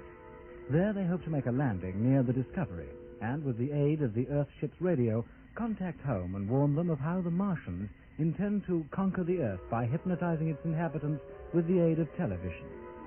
The journey from the asteroid back to Mars took 3 days. The sphere was not followed, neither were there any Martians or conditioned Earthmen waiting to greet Jet and his crew. So Jet, taking Lemmy with him to operate the radio, lost no time in leaving the sphere and getting out to the Discovery. They decided to enter the ship by its main door, which, to Jet's surprise, was found to be open. Climbing the ladder now. Oh, this is just like coming home after a long, wet, dull holiday. Oh, blimey. Now what? You wait till you get up here and you'll see. Well, I'll be. What is it, Jet? What's wrong? The inner door is open, too. The airlock, you mean? It's an air unlock now. Ah, but that's impossible. One door must always be shut. The others can't open unless it is. Impossible yet. And both of them wide open, as large as life. Well, that puts paid to taking our suits off. I can still manipulate the radio. I could do that with boxing gloves on. Well, let's get into the cabin and see you do it. I'll lead the way this time. Up you go, then. Good grief. Not more trouble. Wait till you get up here. You'll see. What is it this time, Jet? Oh, blimey. The bailiffs have been. But for Pete's sake, what's going on over there? Is the radio out of action? Out of action, nothing. There's no radio here. What was that? In fact, there's very little of anything here. The whole place has been stripped. Equipment, bunks, lockers. There's nothing but bare walls. Everything's gone. And with it, all chance of contacting Earth. Everything that is movable has been ripped out. They've even taken Beckett's picture off the wall. How about the cargo hold? Have they cleared the stuff out of there, too? The cargo hatch is wide open. I should think it's almost certain that they have, but we'll go in there and make sure. Come on, Lemmy. Yes, mate. Hello, Mitch. Well? Everything's gone. Land trucks, food, oxygen cylinders, water. Even the cigarettes. And the old microfilm library. Well, what do we do now? Well, do you think they ripped out all the gear from the wrecked freighter, too? I don't see why not. Ah, but everything was intact the last time we looked in, even though the wreck had been lying there for more than a year. Maybe they thought the stuff would be unserviceable. That freighter took a nasty bump. Still, the radio was working, after a fashion. Frank was using it. But on less than a quarter of its normal power. Its signals could never reach Earth. Maybe it could if you repaired it. But I never got a chance to find out what was wrong with it. I didn't even go in there. Well, we'll go in now. If it's still there, you can look it over. Well, if you say so. I'm willing to try anything. Did you hear that, Doc? Yeah, but be careful. That freighter is at least half a mile away. We don't want you wandering too far from this ship. Then bring the ship nearer to the freighter. I keep forgetting how maneuverable this thing is. Okay, Mitch. We'll take off, rise just a few feet, and move over to alongside the wreck of old freighter number 2. Roger. Here we go.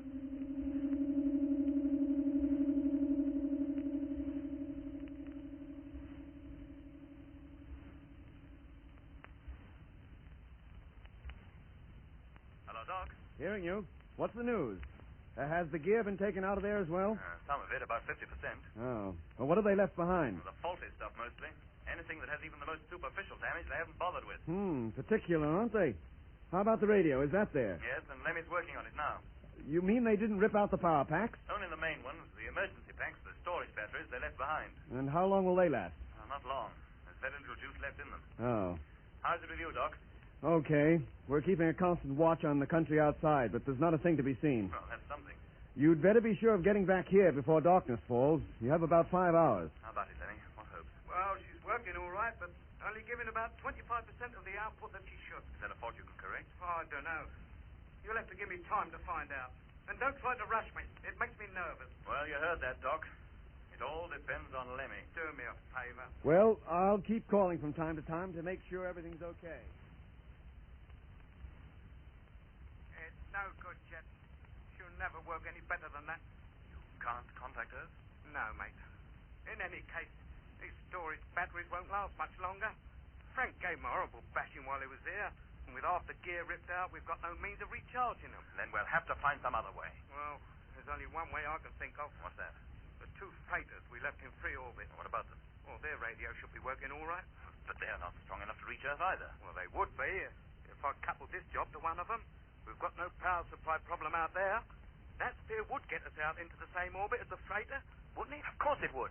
But how long would it take to disconnect this lot from here? Oh, not long. Couple of hours at the most. It'll be dark by then. Well, if I had help, I might even get it done before dark. Very well. I'll get Mitch and Frank over here to give you a hand. Well, I could do with 3 people. I can't spare 3 people. 2 must stay in the sphere so long as the controller's in there. Well, then, we'll have to think ourselves lucky there's still some tools left in this place. We couldn't rip out that gear with our bare hands.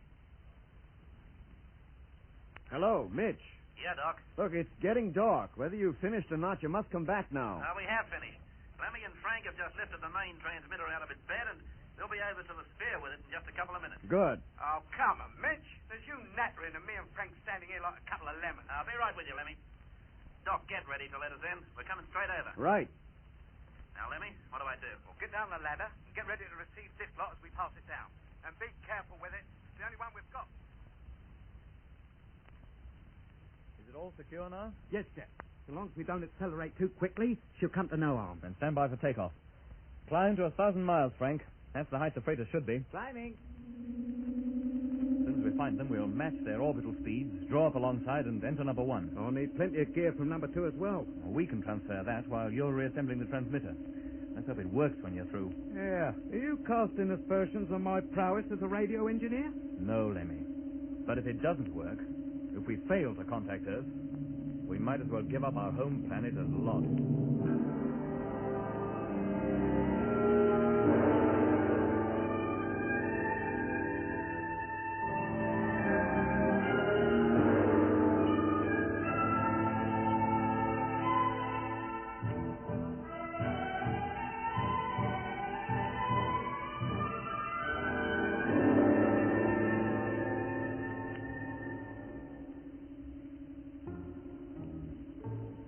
Slowly, the great sphere rose from the Mare Australis into the deep mauve evening sky.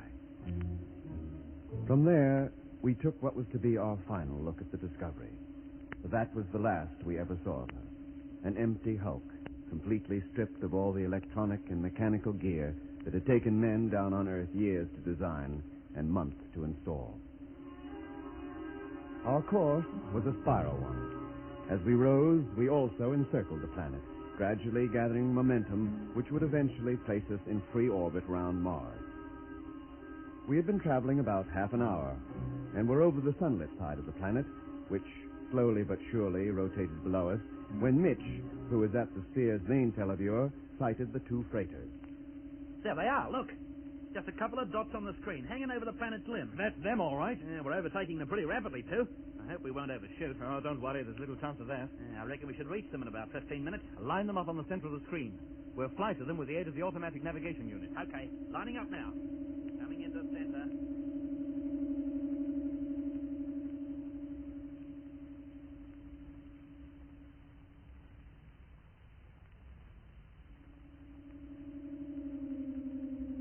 Slowly does it, Frank. We're almost on their tails. 200 yards, 175, 150. Slowly.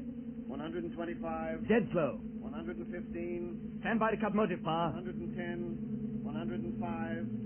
100. Close enough. Well, we made it. Now what? Well, we transfer to number 1. What, all of us? Yeah. But how about the lunar controller? Wherever we go, he goes. Goodness knows what he'd get up to if we left him alone in this sphere. Meanwhile, we've no time to lose. We've already lost half the day's grace we set out with. If anybody is pursuing us from 734, they'll be here in about 12 hours. That doesn't give us much time, does it? Now, get your suits on. Frank. Sir? Call the controller. Tell him to come down to the main deck and bring his suit with him. Yes, sir. And all be sure to bring a safety line. I don't want any of us to go drifting off into space at this stage. Well, this ship doesn't seem to have been tampered with. That we'll find out. Is everybody over? No, Lemmy's just coming across now, towing his precious transmitter. Everybody okay? Right. Well, let's open the main door and get inside.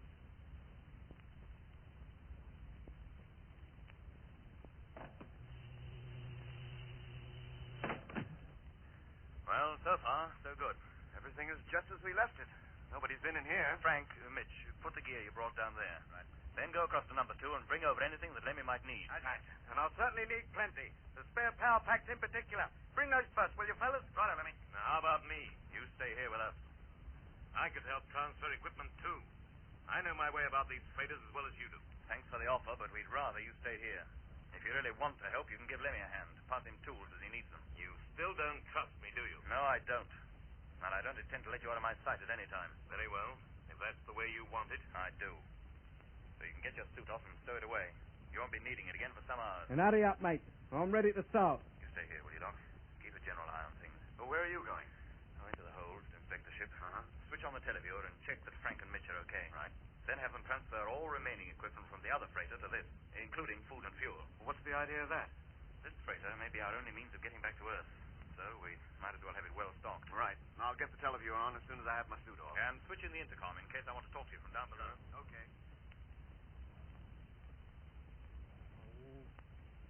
Get in, you. Oh, that's it. Hey, you. That spanner. Let's have it. This one? That's it. Now, hold that. So, well, that's all right then. Now, don't touch that other one, or you'll very likely knock yourself out. How much longer, Lemmy? It's 10 hours now. Well, not long yet. I've had to disconnect some of the remote control circuits. Was that necessary? Well, I needed the wire. And what difference does it make? The Discovery won't be remote controlling anything anymore anyway. Did I do wrong? I don't care what you do, so long as you contact Earth before any Martian sphere, asteroid, or any other craft that might be trying to overtake us gets here. Time's running out fast. Oh, just a couple of minutes, Jet, and I'll be turning around. Here, you. Get hold of that. Hold it yourself. Well, you're a fine help, ain't you? It's quite harmless. Look. Oh, blimey. You must have got a couple of wires crossed or something. Here. Now, wait a minute. Input 1 to point 4. Oh, yes, there. Now we should be all right. Switch her on, Jet. See what happens. She's on. Now, the receiver. Receiver on. And they both seem very lively. Now, see what aerial current we can get out of the transmitter. Oh, bags. It seems like Bob is our uncle after all. Fleet. Control calling Space Fleet. Have lost Hey, contact oh, with you. blimey, we got something. It's Earth. It's Control calling us. Oh, knew they wouldn't give up all that easily. But reply to them. Give us that chance. I've got to tune the transmitter first. I'm not even sure that it works. Oh, then hurry up and tune it. I'm doing it, and I. Well, that'll be Mitch and Frank back from the hold. Well, that's that. Every movable thing from number 2 has been transferred to here. Fuel, food, everything. Oh, I thought we'd never finish. Hey, what happens to number 2 if we do go back to Earth in this crate? We leave it behind. Do we have to? No, we have no choice, Frank. With the Discovery out of action, we can't control it. And there's only enough gear to modify one freighter, this one, for manual control. No, number 2 will have to stay. Well, it's not going to be very comfortable traveling back to Earth in here. No take-off couches, not even a bed to sleep on. Virtually no room at all. And we sleep on the floor. Hello, Earth. Space Fleet calling. Repeat. Space Fleet calling. It sounds like Lemmy's trying out the transmitter. Well, let's get over there. No, Mitch. Jet wants you on the televiewer. Very well. But let me know if Lemmy gets through. Yeah, you bet. Hello, Earth. Space Fleet Freighter number 1 calling. Picked up your call a couple of minutes ago. Can you hear us? Have most urgent and important message for you. We must establish contact. It's a matter of life or death. Over. How long before you're likely to get a reply? Well, if they answer immediately, they receive us. About 8 minutes. Let's hope they do. Who's that on the televiewer? Oh, Mitch. He's just checking up on the position outside. Now, you keep your mind on your own job. And thanks for all you've done so far. Well, that's all right, mate. What else could I do?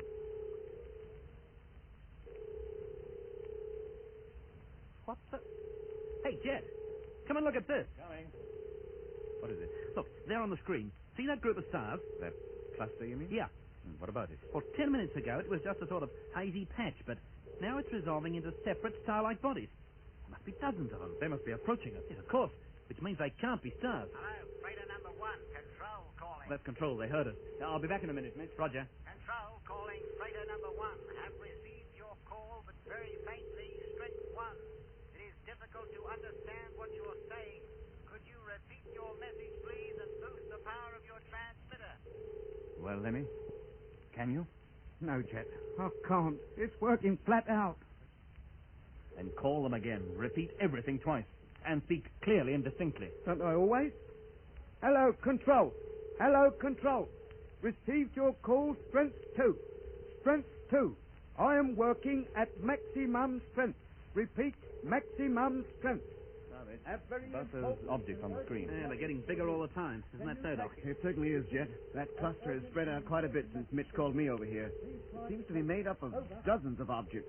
The screen shows them merely as pinpoints. Well, that proves little. It shows the stars in the same way. Well, whatever they are, they're lying astern and heading in this direction. Yeah, it could be our pursuers. Maybe a whole fleet of spheres similar to the one we escaped in. There's only one person who'd know for sure. The lunar controller. Yeah, hang on a moment. I'll bring him over.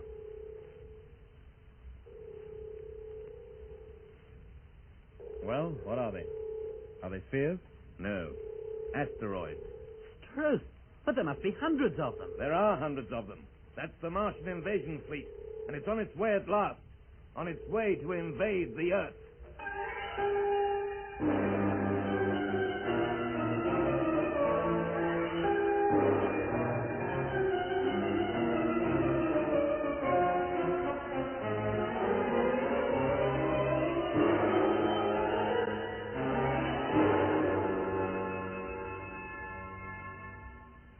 So they're on their way.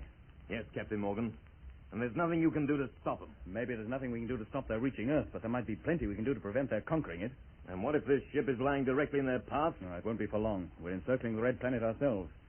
2.5 hours from now, we'll be on the other side of it. And 5 hours from now, you'll be back in this position. And those asteroids will be much closer. Are you suggesting they'll hit us? It's 1,000 to 1 chance. Not if the speed of that asteroidal fleet has been so calculated that it will be in this precise spot at exactly the same time as we are. What? Hey, Mitch. Yeah? Figure out the speed of approach of those asteroids. I want to know to the nearest minutes when they'll reach this position. I also want to know what our new position will be at that time. Right. And Lemmy. Yep. Have you heard from Earth yet? No, mate, not a twitter. How long since your last call? 12 minutes. We should have had a reply by now. Then call them again, and keep calling. Right. Hello, Earth. Space Fleet Freighter number 1, calling Earth. Have not heard from you. Hello, Earth. Space Fleet Freighter number 1, calling Earth. Have not heard from you. Means that fleet of asteroids will be in the position you mentioned in 13 hours. But by then, we would have encircled the planet 3 times. And how close to the Martian fleet will we be? Slap in the middle of it. If the ship hasn't been crushed to pulp by collision with an asteroid by then. Do you think they really would collide with us? Well, that seems to be their intention. Then we must change our position. Go into a closer orbit. They daren't go too near the planet. What's the fuel position, Mitch? Well, if we use it to change orbital speed, we'll never have enough left to go back to Earth. If we ever intend to go. Well, that is the intention. But more important is getting the message about the invasion fleet through to Control. Space Fleet. Hey, listen. Control calling Space Fleet. That's Control now. Not heard from you for more than an hour. Your signal was very weak. Did you increase the power of your transmitter? If not, will you please do so? Oh, blimey. They're not hearing us at all now. So much for getting your message through. And the invasion fleet is getting nearer all the time. Well, there's no need to gloat over it, mate. I'm not gloating, merely stating the fact. Keep trying, Lemmy. Don't give up. No, Jet. Hello, Earth. Space Fleet Freighter number 1, calling Earth.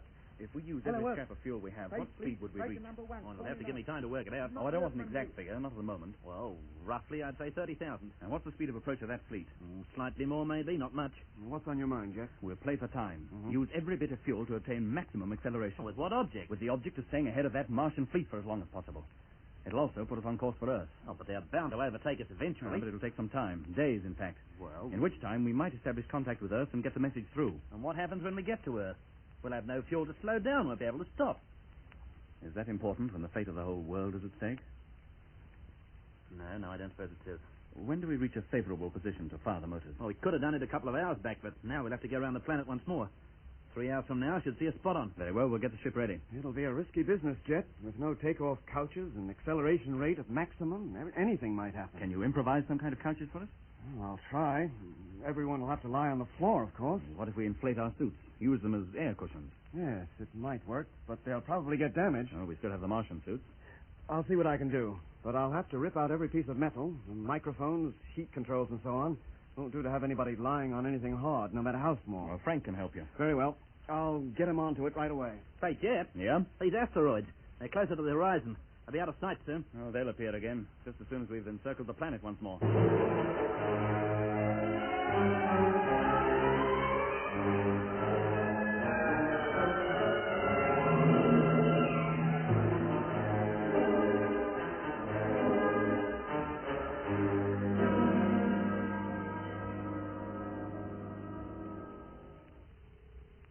Here they are. Just appearing over the limb now. Yeah, they look a lot bigger this time. Well, they should. They're a lot closer. Well, if you're still determined to make this final dash for Earth, I'd better carry out the routine checks on the motors. Okay, Jet. The couches are ready. Will they be effective? I hope so. But this will be the most uncomfortable time we've ever spent. I only hope we're doing the right thing. We're doing the only thing left to us. I suppose so. Now, carry out your routine checks, will you, Doc? And let me have the result as soon as possible. Right. Meanwhile, I'll get over to Lemmy and give him his final instructions. Oh, hello, mate. Those zombies in sight yet? Yes, they are. We'll be underway soon. Well, what happens to the radio once we're accelerating? I can't remote control this job as I could in the Discovery. This transmitter will still keep working while the motors are firing. Well, of course it will, well, shouldn't it? But you don't expect me to stay here, do you? I'll sink through the floor up to my knees. Of course not. Does that recorder work? Oh, I don't know. I haven't tried it. But don't see why it shouldn't. Yes, it works. Good. Now, take part of the tape and make it endless. Can you do that? What, make a loop of it, you mean? Yeah. What for? I'll record the message we want to send. Then you'll set the tape so that it keeps repeating itself over and over again. Oh, yes. Feed it into the transmitter. Yeah. And leave it running the whole time the motors are active. Right. And no matter what happens to us, Earth may hear us and take the necessary action. How long will it take you to fix that up? Oh, about 10 minutes. Now, get on with it right away. We haven't much more time than that anyway. Right, here goes.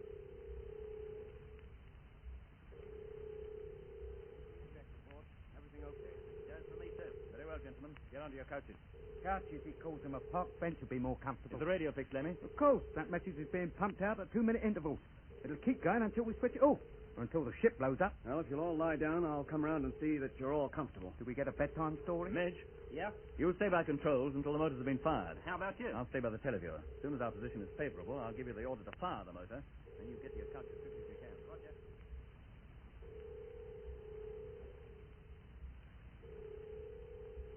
Centering up. Stand by, Midge. Standing by. Stabilizer. Contact. Those asteroids are so close now, they're beginning to look like solid objects. Well, that's what they are, aren't they? Everybody set? Okay, sir. I'm all right. Me too. And stand by for firing. Coming into center. 0.9 degrees. Well, let's hope we can reach sufficient speed to keep ahead of them. 0.8 degrees. Well, if we do, at least we'll get a look at the Earth again. Even if it's only to wave to it as we go by. 0.7 degrees. Now, they must be able to overtake us. As soon as they see us trying to get away from them, that's just what they'll do. 0.6 degrees. And we'll be completely helpless then. 0.5. Don't talk so much, Lemmy. In no better position than a mouse the cat's playing with. 0.4. And don't move. Lie flat. And keep still. Oh, just getting comfy, that's all. 0.3. 0.2. 0.1. Contact! We're off. Lie down, Jet. Quick, while you've still got the chance. I'm okay. How about you, Mitch? I made it, Jet. Don't worry. Oh, thank goodness I don't have to get up again to turn the motor off. Just let her burn herself out down to the last drop. Of blood. What was that, Lemmy? Oh, nothing, Jet. Just talking to myself. Pressure's increasing. You're telling me I can't move? You don't have to. Oh, Mother, it's getting painful. Save your breath. Oh, it's agony. Oh, it's like there's an elephant sitting on my chest. We've got a long way to go yet. A long way. Oh, don't remind me.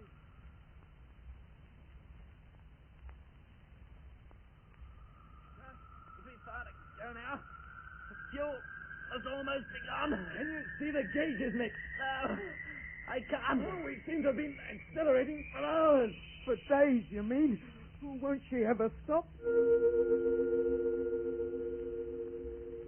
Oh, thank goodness. Oh, it's over. The fuel's burnt out. Everybody okay? Yeah. When I get up from here, I'll bet I'll leave an impression in the floor you could take a plaster cast from. Mr. Evans. Evans. I don't think he'll reply for a while, Jet. He's out cold. I'll attend to him in a few minutes. I don't think I could get myself up off the floor for a moment if I tried. Everybody stay where you are. Don't move for at least 15 minutes. And how about those zombies? Did we get away from them? I don't know, Lemmy. If we didn't, there's nothing we can do about it. We've played our last card.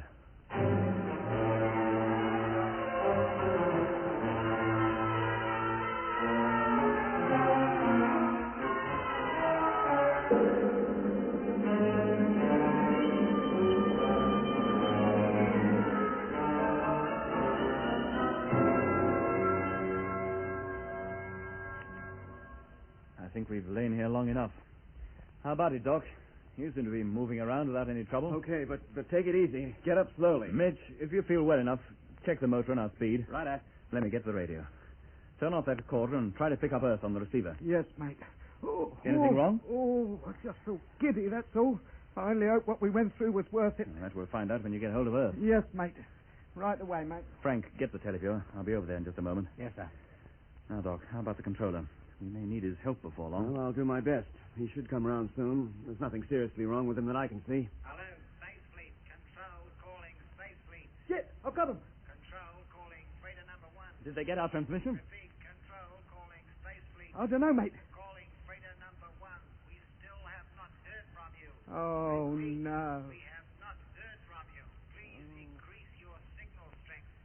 Increase your signal strength. But I can't increase it. What do you want me to do? Burn out the transmitter altogether? All right, Lemmy, try again. But what's the point? There's every point.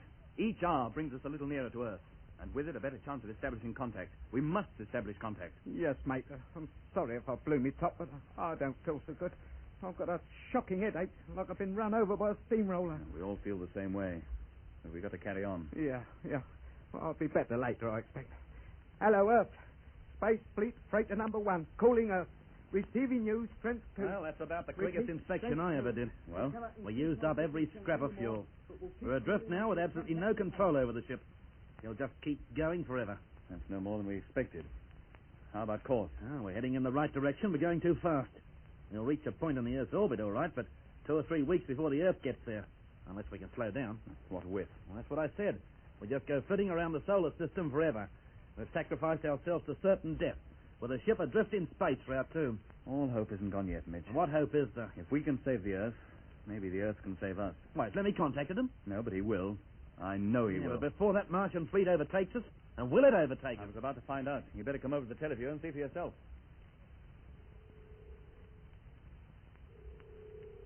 How's it going, Frank? Oh, they're definitely closer, Jet, but not nearly as close as they would have been hadn't we fired the motors. Well, that's something. They better take a check on their distance on it. Switch on the radar, Frank. Radar on. As soon as she warms up, we'll figure out exactly how long we can hope to stay ahead of those asteroids.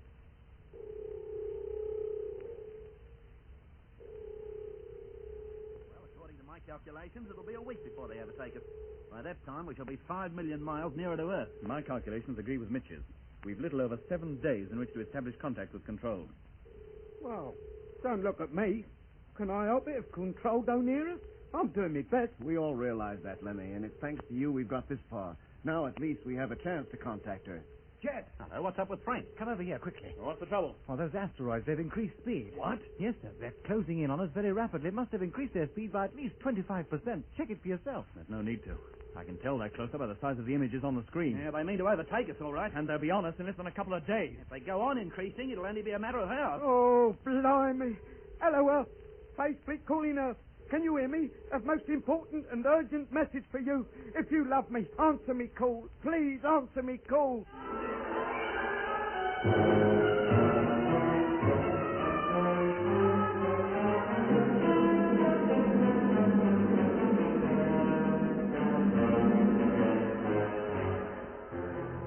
was episode 17 of Journey into Space.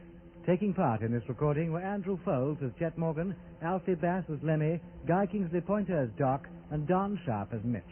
Other parts were played by David Jacobs and Alan Tilton. The orchestra was conducted by Van Phillips, who also composed the music.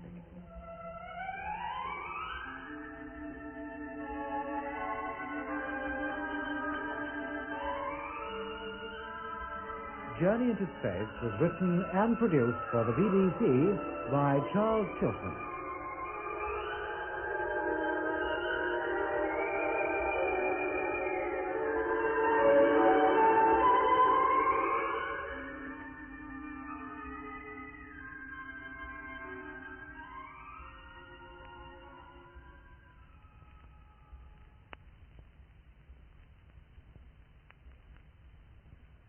Journey into Space.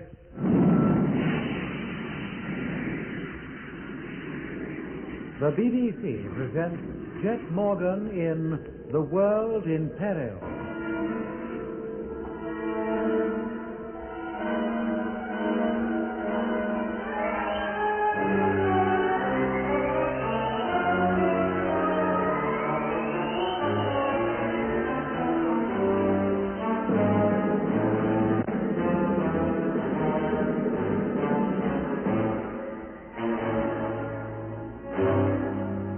Jet Morgan and his crew, in order to gain time in which to contact Earth by radio, used up every scrap of fuel in an effort to get away from the Martian fleet in whose path they lay. This they managed to do, but as a result, left themselves adrift in space with no means whatsoever of controlling the ship, which was now destined to go drifting around the sun forever. But in spite of getting ahead of the Martian fleet, Lemmy was unable to establish contact with Earth. And then Frank, who was on watch at the televiewer, called Jet over to the screen. Those asteroids, they've increased speed. What? Yes, sir. They're closing in on us very rapidly. It must have increased their speed by at least 25%. Check it for yourself. Oh, there's no need to. I can tell they're closer by the size of the images on the screen. Yeah, they mean to overtake us, all right. And to be honest, in less than a couple of days. If they go on increasing speed, it'll only be a matter of hours. Oh, blimey. Hello, Earth. Space fleet calling Earth. Can you hear me? Have most important and urgent message for you. If you love me, answer me call. Please answer me call. Keep at it, Lemmy. Keep calling. You're darn right I will. What's that? That's the lunar controller. He's waking up. And about time, too. Where am I? What happened? All right, take it easy. You blacked out during the acceleration, but you'll be okay. Let me get up. No, wait a minute. Let me get up, I said. Very well. The fleet. What about the Martian fleet? We managed to pull away from them, but they've increased their speed. They seem determined to overtake us. Of course they are. You don't think you can outpace them in this old crate, do you? It was a chance, and we took it. How fast can those asteroids go? They can reach a maximum speed of 45,000. To be honest, in a few hours. You haven't a hope. They're bound to overtake us and crush us to pulp. Squash us right out of existence. We won't mind that quite so much, so long as we get a message through to Earth first. You may not mind, but I do. I don't want to die just yet. None of us does, but what can we do about it? Turn the ship round. Get back to Mars. We couldn't change the course of this ship by a fraction of a degree. Why not? You got this far, didn't you? We haven't any fuel, that's why not. We used it all up. You used it all up? Every bit? Yes. What for? To gain time, and to set course for Earth. But you'll never land. With no fuel to slow the ship down, you couldn't possibly land. Don't you think we realize that? Then why did you do it? Why? I told you to gain time. And the nearer we get to Earth, the better chance we have of establishing radio contact. And what if you do make contact? Then at least Earth will know the method by which the conquest will be attempted. What if they do? How does that help us? We didn't come all the way to Mars to look after ourselves, Mr. Evans. We came here to get vital information that Earth needs. Well, we've got it. And we're going to do our best to see that the Earth gets it. If it's the last thing we do. It will be. It'll be the last thing any of us will do. There's no hope for us. No hope at all. We shall die. Our deaths are unimportant. Yours might be, but mine isn't. Who gave you the right to decide that I should die? I'm captain of this ship. I give the orders here, and those orders will be obeyed, no matter what they entail. You don't give me orders, Mr. Morgan. So long as you're aboard, you'll take my orders and like it. In any case, it's too late to do anything about it now. We're adrift in space, and that's the end of it. Oh, no, it's not. We can save ourselves, and we'd be fools not to. Oh, how? You have a radio aboard here. Of course we have. With a high-frequency transmitter? Yes, why? We can use it to contact the Martian fleet. How will that help? Put ourselves into their hands. Surrender to them, you mean? Not surrender, Captain Morgan. Cooperation. With the Martians? That's better than dying, isn't it? No, not to my way of thinking. What have you got to lose? The opportunity to get that message back to Earth, to prevent the invasion from succeeding. You'll never do it. And what does it matter if you don't? The people on Earth will never even know the invasion has taken place. It'll be on them and all over before they even realize what's happening. The answer is no. You won't do it? No. You put more importance on getting that message back to Earth than you do on the lives of your crew? I ask them to do nothing I'm not doing myself. More importance than on my life? Yes, it's certainly more important than that. Out of my way. What? Out of my way, do you hear? Where are you going? Stand aside, you. Hey, turn it up. What do you think you're doing? Let me get to that radio. Get out of my way. Get out of it. Get out of the way. Oh, you dirty... take that, Sheriff. Got him. Oh, Stop. oh, No, you don't. All right, Jet, we got him. Give him a... It's got it. Oh, yeah. What are you trying to do? Wreck the radio completely? Why not? He's gone crack us. Completely off his rocker. No, not me. I'm the only sane one here. That's a matter of opinion. Now, listen to me carefully. I'm listening. Just understand this once and for all. Well? We don't intend to cooperate with any Martians or with you. We're going to stay out of their way as long as we can. At the same time, we shall make every endeavor to contact Earth Control. We shall continue to do so until that fleet of asteroids overtakes us and all hope is gone. Now, put on one of those Martian suits. What for?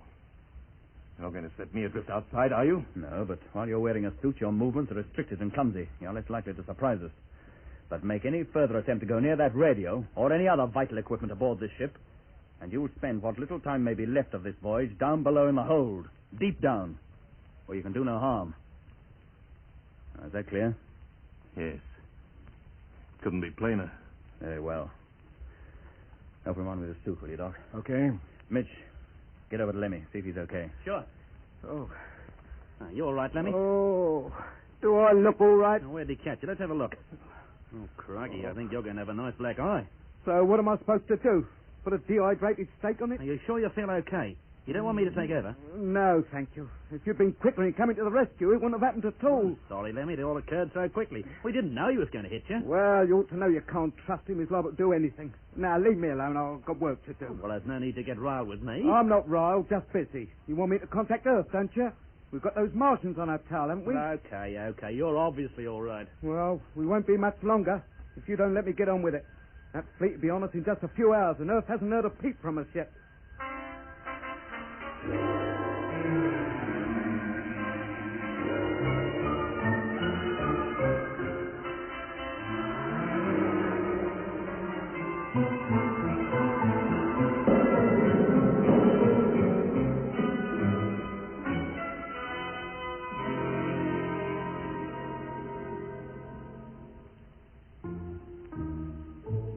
But Lemmy's efforts at the radio were fruitless.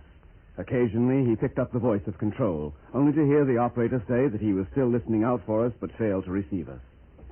At last, after more than 5 hours of almost continual calling, Jet ordered Lemmy to rest and told Mitch to take the Cockney's place at the radio controls. Meanwhile, the Martian fleet was slowly but surely overtaking us. What had originally showed on our televiewer screen as bright, star-like images now resolved into bodies of a definite, solid appearance. The freighter, unlike the Discovery, which had been stripped of all its gear by the Martians, carried no telescopic lenses, so we were unable at this stage to get a close view of our pursuers. At this distance, there were too many to count, but we could easily see the 21 leading asteroids. They flew in a crescent formation. In the center was a huge asteroid, at least twice the size of those that escorted it, 10 on each side, the line tapering back like a colossal pair of wings. Behind the first formation, we could see others, all identical with the first, stretching back into the distance for what must have been hundreds of miles.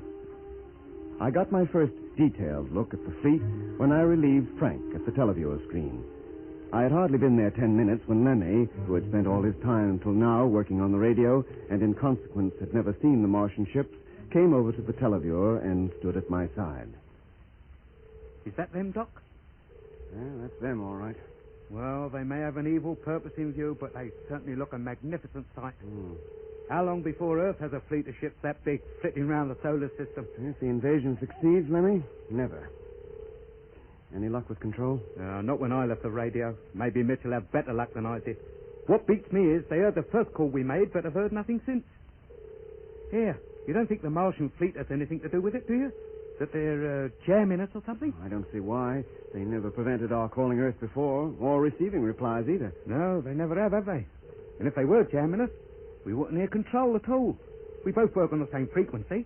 Maybe the signals are blocked by some other cause. Maybe as we change our position, reception conditions will get better. They never were much good at this distance anyway. You're right there. And that transmitter's not anything like as powerful as the job we carried in the Discovery. Oh, if I ever find the geezer who ripped it out of the flagship, I'll do him. I'm sure you will. Do you think that fleet will catch us up, Doc? Well, the way things look now, they certainly will. Oh, if they hit us, we won't stand much chance, will we? Absolutely none. Oh, don't. Well, if it does happen, we know very little about it. They may, of course, just overtake and pass us, just leave us standing. And then what'll happen to us? The mere proximity of being up to swing us right off course, I reckon. Certain to. But even if they didn't, even if we were likely to get anywhere near the Earth, we'd never be able to make a landing. No, we'd just go sailing on, round and round the sun. Sometimes past near the Earth, sometimes near Mars. Forever. Mm-hmm.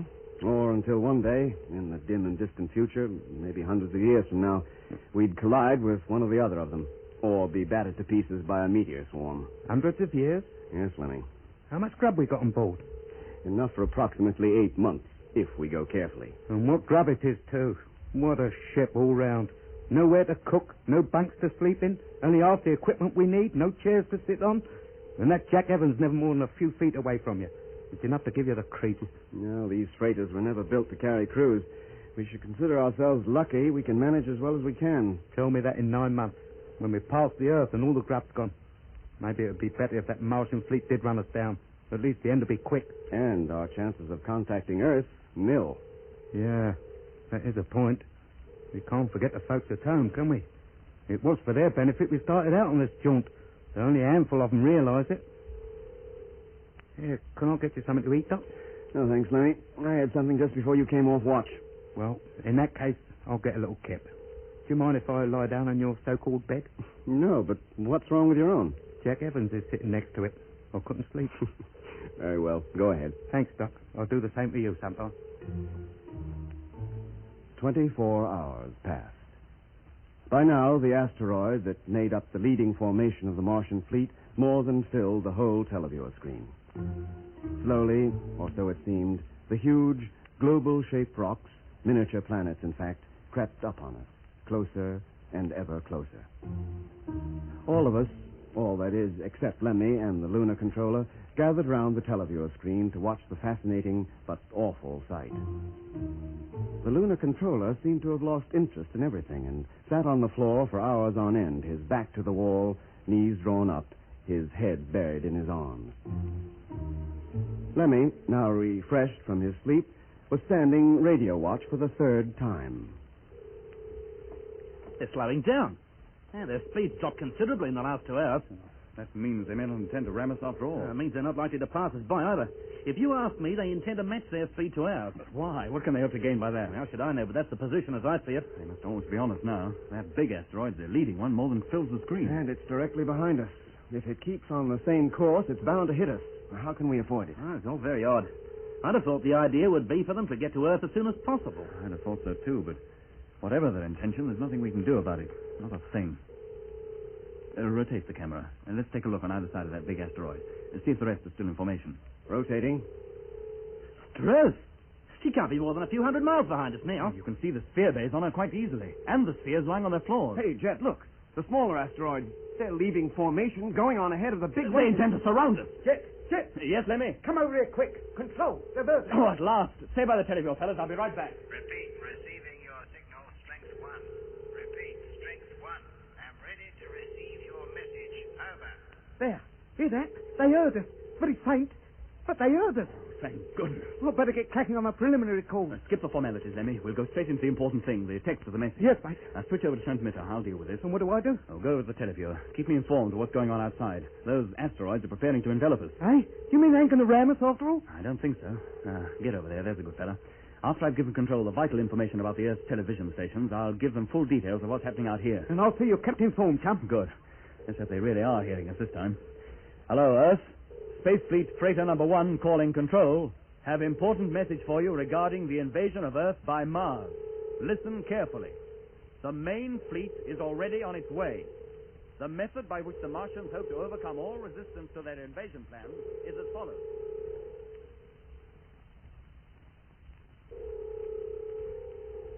What's happening out there? What are they up to? They're level with us now, Lemmy, and they're breaking formation. That big asteroid hasn't come any closer, but the smaller ones are taking up positions all around us. Yeah, they're hemming us in. They must think we're still fuel and might attempt to get away from them again. How about it, Lemmy? Did Earth hear us? Yes, Doc. Jet's talking to him now. Are Giving they? them all the gent. Well, are they hearing him? They should be, but we won't know for sure for another 8 minutes at least. Hey. Hey, listen. Yeah, that's a familiar noise. I'll say it is. It's that Martian music. The kind that puts you to sleep. Too right it is. So that's their little game, trying to hypnotize us. Well, then don't let them. Fight it. With willpower, we can resist it. We must resist it. Well, that's easier said than done, Doc. You know what happened to us last time? Good grief, those Martian ships are all around us. And that's where that horrible noise must be coming from. They've got us now, and no mistake. Oh, dear, I'm beginning to feel tired and all. Walk up and down, Lemmy. Keep slapping your face. But whatever you do, don't go to sleep. Frank. Yes, Doc. Start walking. Go on. Oh, yes, Doc. Oh, I must keep awake. Oh, face. I must keep awake. Don't go to sleep. Whatever You happens, okay, Mitch? I must keep awake. Yeah, I think so. How about Jet? Oh, he seems to be all right. You keep an eye on the others. I'll go over to him. Okay. Jet. Doc, what's happening there? That noise. Look, we're completely surrounded. How about Earth? Did you get the message through? Oh, I don't know. There haven't been time for them to reply yet. Stay awake, Jet, for Pete's sake. Oh, the recorder. Switch it on. It'll transmit automatically. No matter what happens to... Now pull yourself together. Don't let that music get you. We must fight it. We must keep awake.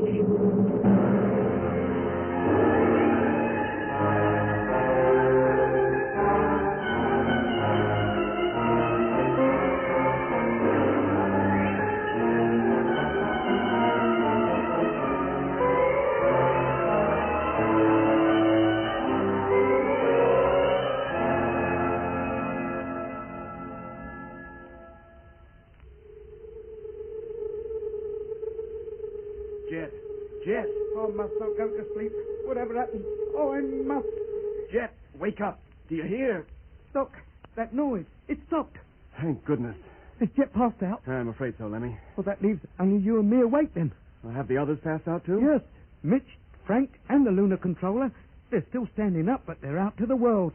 What happens now? I don't know. Did Jet get the message through to Earth? No, I think he did manage to send it once before that music got him. Well, it'll be a few minutes before they call us then. Well, meanwhile, get over to the televiewer and see what's going on outside. I'll try to rouse the others. Right. Jet, can you hear me? Wake up, for Pete's sake.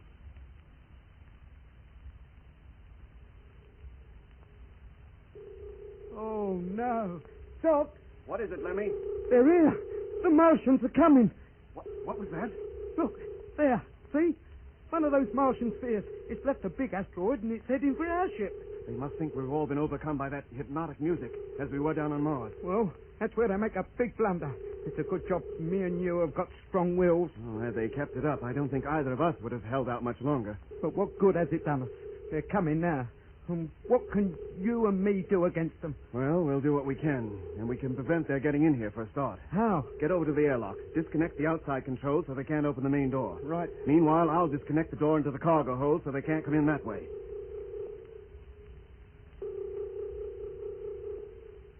Well, that's the main door fixed. Now what? And that's the hold door disconnected, too. Now let's see how close they are. And They're right outside. didn't waste any time, did they? And they're coming out. Look, the door's opening. Oh, crikey. Are they Martians? I shouldn't think so, Lenny. Just condition types in Martian spaces. Oh, give them condition. They'll be in a pretty poor condition if they lay a finger on me.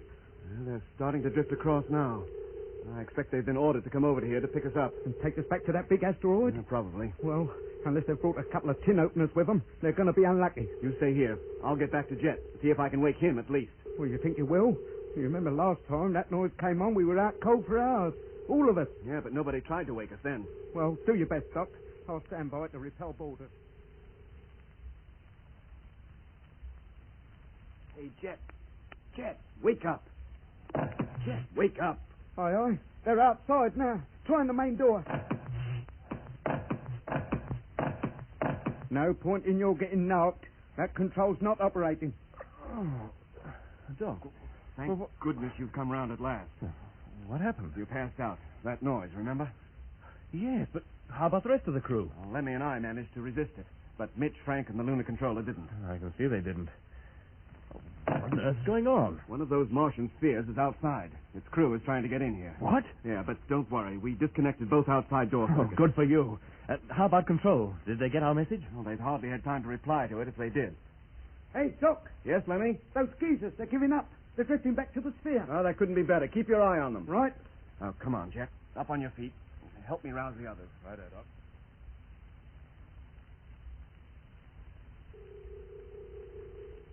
What's happening out there, Lemmy? What's happening in here? Well, Mitch and Frank are awake, and Doc's working on the lunar controller now. Oh, well, all that's happened out there is those Martians, or condition types, or whatever they were, gave up trying to get through the main door and tried a cargo hatch. Then they got back in the sphere and beetled off back to the asteroid. And you've seen nothing of them since? No, mate. Maybe they've gone back to get some tools or something to cut their way in. Yeah, maybe. Well, I'll take over here now, Lemmy. You get the radio, will you? All right. I don't think they're ever going to hear us. If you ask me, we've had our chips. We don't give up that easily, Lemmy. Who's giving up? I merely said I thought we'd had our chips, that's all. And as I say it, we have. If I hear from control, I'll give you a yell. Fine. Control calling Space Fleet. Hey, Jet, Calling freighter number 1. Receiving you, strength 2. it's control. They've heard us. Coming, Lemmy. Frank, take over the teleview, will you? Repeat. Receiving you, strength 2. Controller's heard us. Yes, Mitch. Did they get the message? How do I know? He said nothing about that yet. Have received your message. They got it.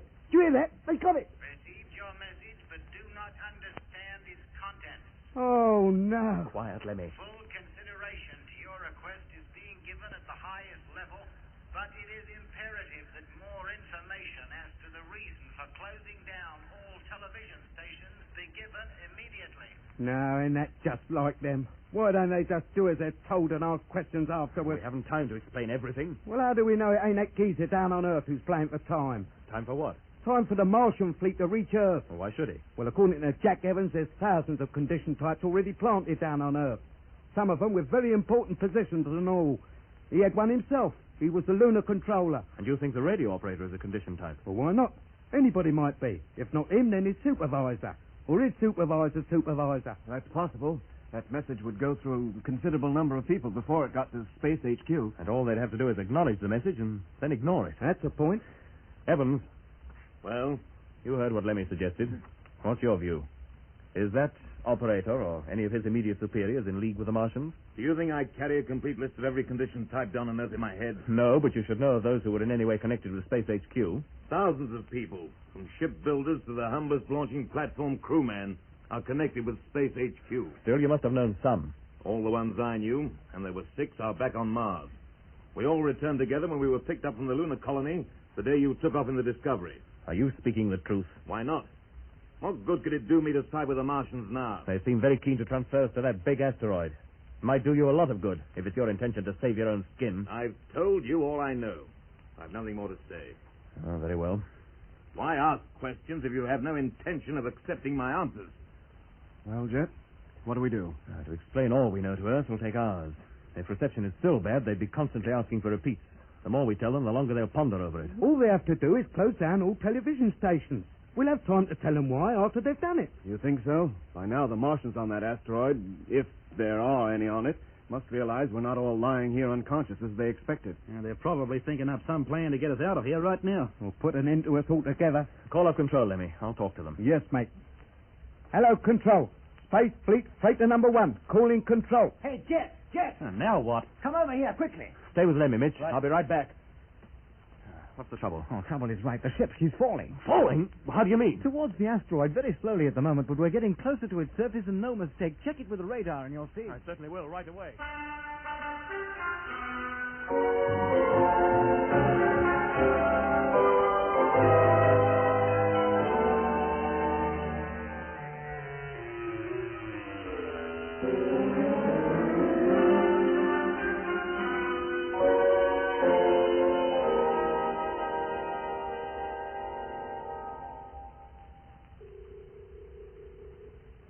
Mitch, Doc. Yeah?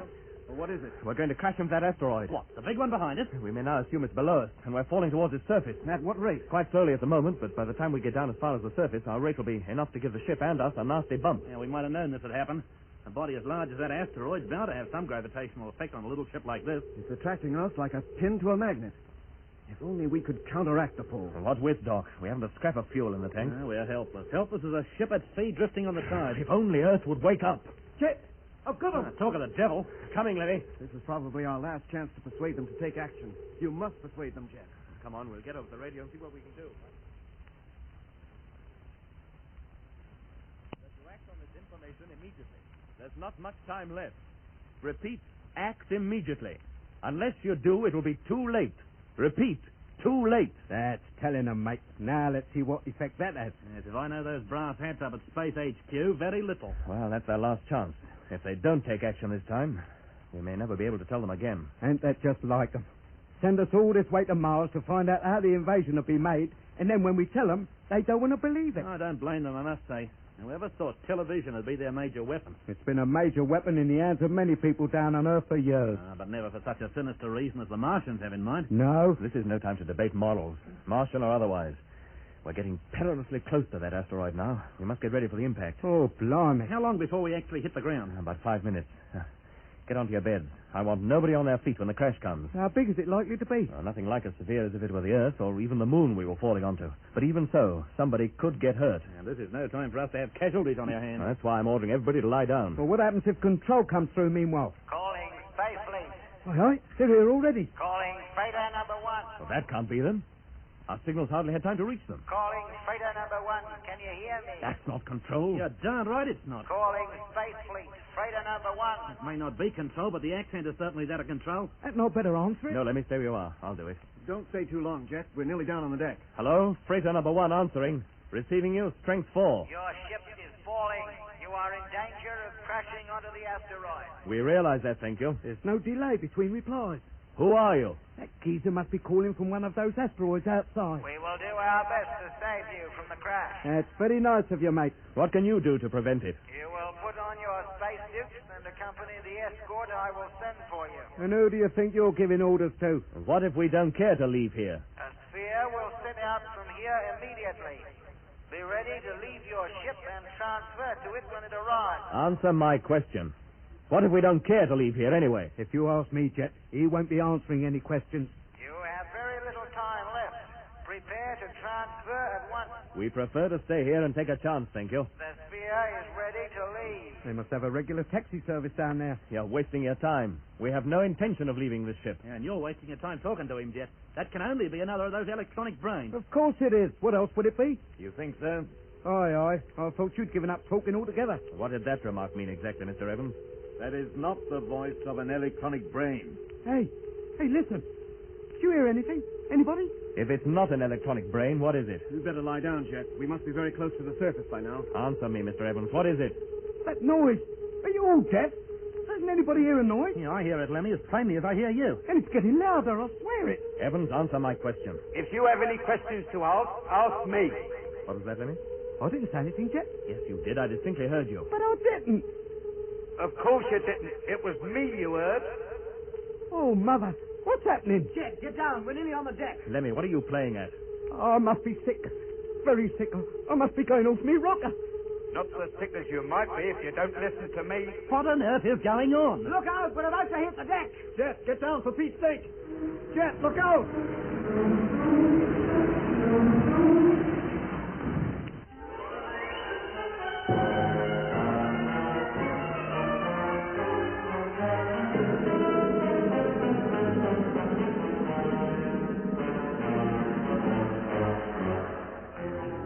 That was episode 18 of Journey into Space. Taking part in this recording were Andrew Folds as Jet Morgan, Alfie Bass as Lemmy, Guy Kingsley Pointer as Doc, and Don Sharp as Mitch. Other parts were played by David Jacobs and Alan Tilton. The orchestra was conducted by Van Phillips, who also composed the music.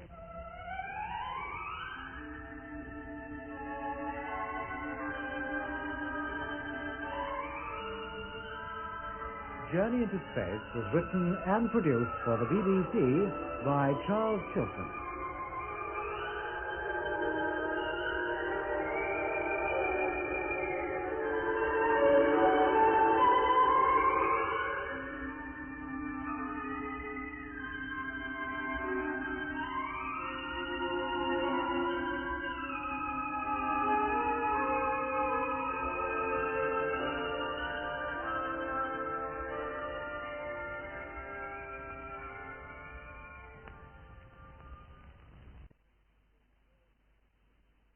Journey into space.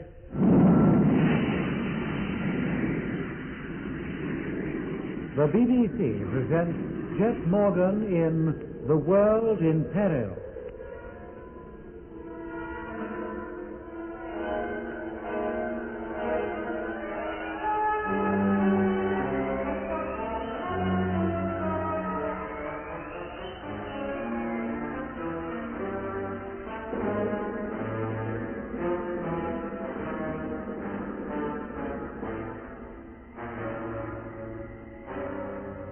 Jet Morgan and his crew are bound for Earth in freighter number 1, one of the ships which accompanied them on their journey to Mars.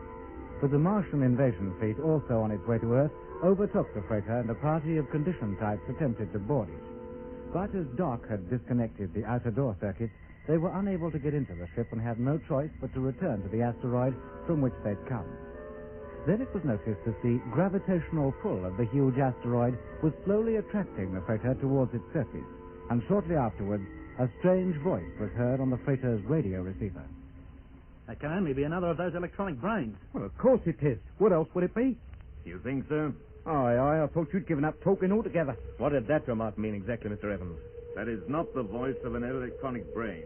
Hey, listen. Do you hear anything? Anybody? If it's not an electronic brain, what is it? You'd better lie down, Jet. We must be very close to the surface by now. Answer me, Mr. Evans. What is it? That noise. Are you all deaf? Doesn't anyone hear a noise? Yes, I can hear it, Lemmy. As plainly as I hear you. And it's getting louder. I'll swear it. Evans, answer my question. If you have any questions to ask me. What was that, Lemmy? I didn't say anything, Jet. Yes, you did. I distinctly heard you. But I didn't. Of course you didn't. It was me you heard.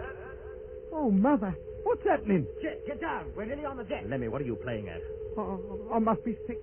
Very sick. I must be going off me rocker. Not so sick as you might be if you don't listen to me. What on earth is going on? Look out. We're about to hit the deck. Jet, get down. For Pete's sake. Jet, look out. Oh! Steady, Lemmy. Well, at least she's still standing upright. No, she's not. We're toppling. We're going to fall over. Oh, no. Get over that wall. Have we time? Not if we're going to argue about it. She'll go down in slow motion. We're quickly. We can use our beds as shock absorbers. Now, come on. Now, relax. Relax and we'll be okay.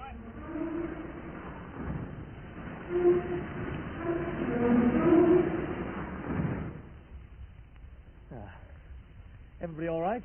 Yes, Jet, I think so. Oh, me too. Yeah, if this had happened down on Earth, we'd have all been killed for certain. It was quite a hefty bump all the same. Well, I shook the living daylights out of me. How about you, Mr. Evans? I'm all right. Then get up on your feet. All of you. Let me see if the radio's been damaged. All right, but how can I work with a cabin all skew if? What was the wall is now the ceiling, and what was the ceiling and floor are now walls. You can still reach the radio, can't you? Yes, mate. Then get on with it. Yes, mate. Now, the rest of you come over here. And that includes you, Mr. Evans. Well? Well, nothing. Things are far from well. You think I didn't realize that? While we were still traveling out in space, at least we had a vague hope. But now, with the ship a wreck on the surface of the asteroid, what hope is there? All the Martians have to do now is come out and get us. They can't get in here unless we allow them to. And this asteroid is heading for Earth, isn't it? At least we're heading home. Yeah, what kind of home will it be if the invasion succeeds? Well, it hasn't yet. And it'll be some weeks before they're close enough to Earth to attempt it. We're safe for the present. You don't think they'll let us stay here, do you? How would they get us out? They'll find a way. Well, I don't intend to worry about that until they do. Meanwhile, there are a few things I'd like to know, which you can tell me. Me? What things? This asteroid we're on. Well? It's the biggest one we've seen. It must be a very special one. It is. It's the flagship, as you might say, of the whole fleet. The nerve center? Possibly. Then whoever gave you your orders when you were in command of 734 might well be aboard it. Almost certainly. Martians? How should I know? I've never been inside a Martian ship of that size, and I've never seen a Martian, or knowingly spoken to one. No one has that I'm aware of. That voice we heard talking just before we touched down. It sounded like control down on Earth. I know, but it couldn't have been. It was far too strong. Yeah, it had a most peculiar quality about it. What's your opinion, Mr. Evans? What is your opinion? I have no opinion. Look, what do you hope to gain by playing dumb? I'm in trouble enough letting you escape from 734. You want me to jeopardize my position even further? You're still scared of what the Martians might do to you if they recapture you. They're bound to recapture us. How can we escape? Oh, stop thinking of your own skin and answer my questions. What if I refuse? Then you'll be put outside, where they can pick you up at their leisure. All right. I'll answer your questions if I can. That's more like it. Now, Could that have been the voice of a Martian talking to us? No more than that electronic brain you wrecked was a Martian. That brain received messages from outside, which you said came from the Martians. It translated them into speech. That was the way you received your orders. Yes. But you never at any time had any direct contact with a Martian. No. Well, why not? It is said that Martians cannot speak. Not in the way we understand. That's why the electronic brains were designed. They are the only medium by which contact with Earthmen, conditioned or otherwise, can be made. But that doesn't explain why that voice sounded like that to the operator down on Earth. No. Or the voice of Lemmy. And it was definitely the voice of Lemmy coming out of our receiver. Now, how can you account for that? I can't account for it. I wish I could. There's something very strange going on. Well, Jet, could they be trying to scare us? Scare us into submission? Maybe. There's no accounting for what the Martians will do. Hold it, Jet. Lemmy's coming over. All right, Mr. Evans. That'll do for now. I'll talk to you again later. I think we've had it, Jet. How do you mean? Well, the receiver's all right, but the transmitter's definitely on the blink. It doesn't work? It works, but only on low output. No signal from us would ever reach Earth now. Can you put it right? Well, I can't tell. Oh, I'd have to the lot to pieces. It'd take hours to find the fault, maybe days to correct it. Have you tried calling Earth? No. Then how do you know our signals won't reach them? Well, it's a foregone conclusion. Well, let's try. Can't do any harm. But what's the point? I told you, didn't I? The transmitter's definitely up the spout. Let's make one call at least to make sure. All right, if you say so. But you're only wasting your time. And mine. Break to number 1. Calling Earth. Are you receiving me? Repeat. Are you receiving me? Over. Well, does that satisfy you? We'll give them time to answer. Well, if you say so. But if you ask me... Hello, freighter number 1. Hey? Receiving you loud and clear. Oh, no. It's my own voice again. What is going on? Hello, freighter number 1. Repeat. Receiving you loud and clear. Oh, it must be a nightmare. I'll wake up in a minute. This is no nightmare, Lemmy. I thought you liked the sound of your own voice. Not when I haven't got control of it, I don't. It's enough to scare the life out of me. That's enough to let scare the life out of anybody. Yeah. Eh? What do you mean by that, Mitch? Only confirming what you said. Mitch is right. You admitted it yourself. Somebody's having us on. It's a trick. That can't be a real voice. It's a new form of psychological warfare. A method of sending us all crackers. Not at all, Lemmy. If I'm to talk to you, I must use a voice of some kind. Well, why use mine? How about this, then? Eh? You changed it. It sounds exactly like Doc now. But I haven't said a word. You don't have to. Or do you prefer Mitch's voice? Or Frank's? Or even our mutual friend, Mr. Evans? Yeah, I didn't like the way he said that. I mean, they said. No, he said. Oh, now he's getting me all confused. Haven't you got a voice of your own, chum? You shouldn't have to go using everyone else's. Yes, I have got a voice of my own. Then why don't you use it? It wouldn't help the situation if I did. Oh, now he's talking like Jet. Listen to me, whoever you are. I'm listening. This constant change of voice may be great fun for you, but it's nothing but confusion to us. I'm sorry. I'll stick to just one voice in future. Thank you. Does it have to be one of our voices? I'm afraid it does. Oh. Now you listen to me. Well? I admire your courage, your tenacity. We don't want compliments, thank you. Then what do you want? That should be obvious. But are you likely to help us achieve it? No, I don't think so. And there's nothing more to say, is there? Do you want to stay out there on the surface, all the way to Earth? What else can we do? You could leave that ship and come in here. Oh, no. At least you'd be comfortable. Live in a room that is the right way up and have a bed to sleep in. You can't get round us with footing offers of comfort. You shut up and speak when you're spoken to. Yeah, there's no need to be rude, is there? You were rude to me, weren't you? That's what you call getting your own back, Lemmy. Keep quiet, Lemmy. Don't interrupt any more. Shall I proceed, Captain Morgan? Yes. In this voice? Well, yes, unless Doc has any objection. No, I haven't. None at all. Go right ahead. Thank you. As I was saying, I can offer you comfortable quarters for the rest of the journey. With what object?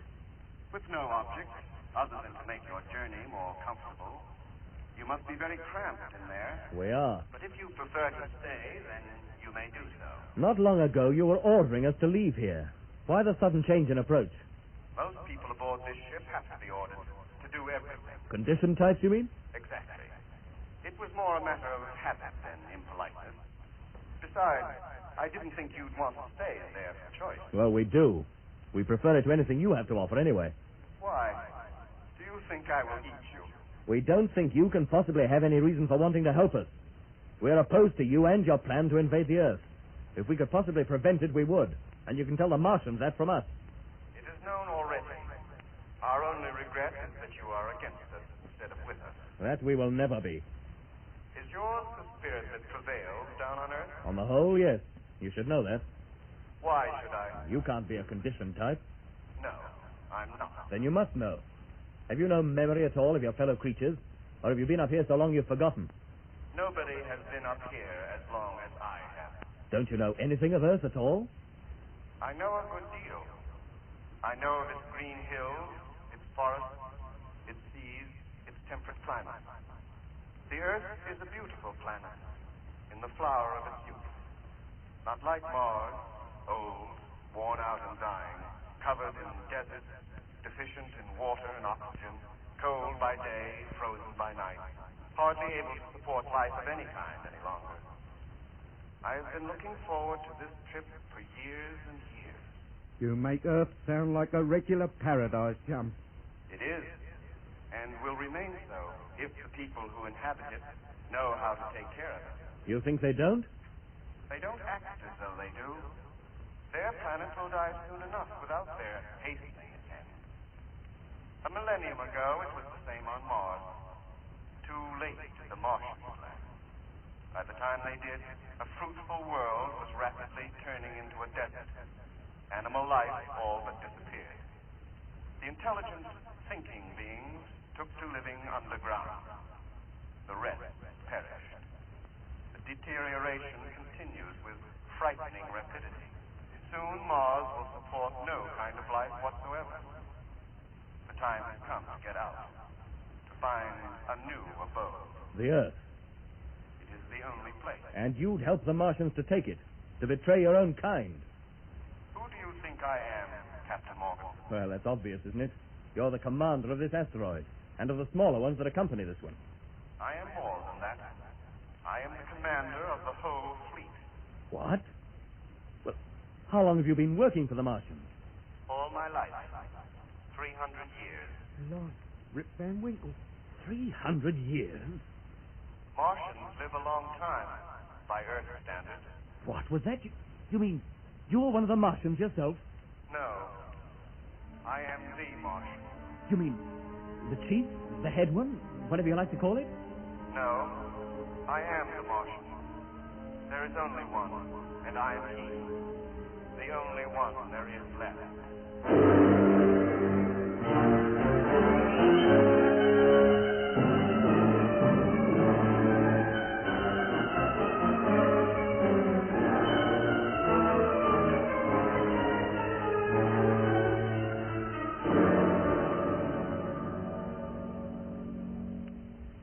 The only one left, he said.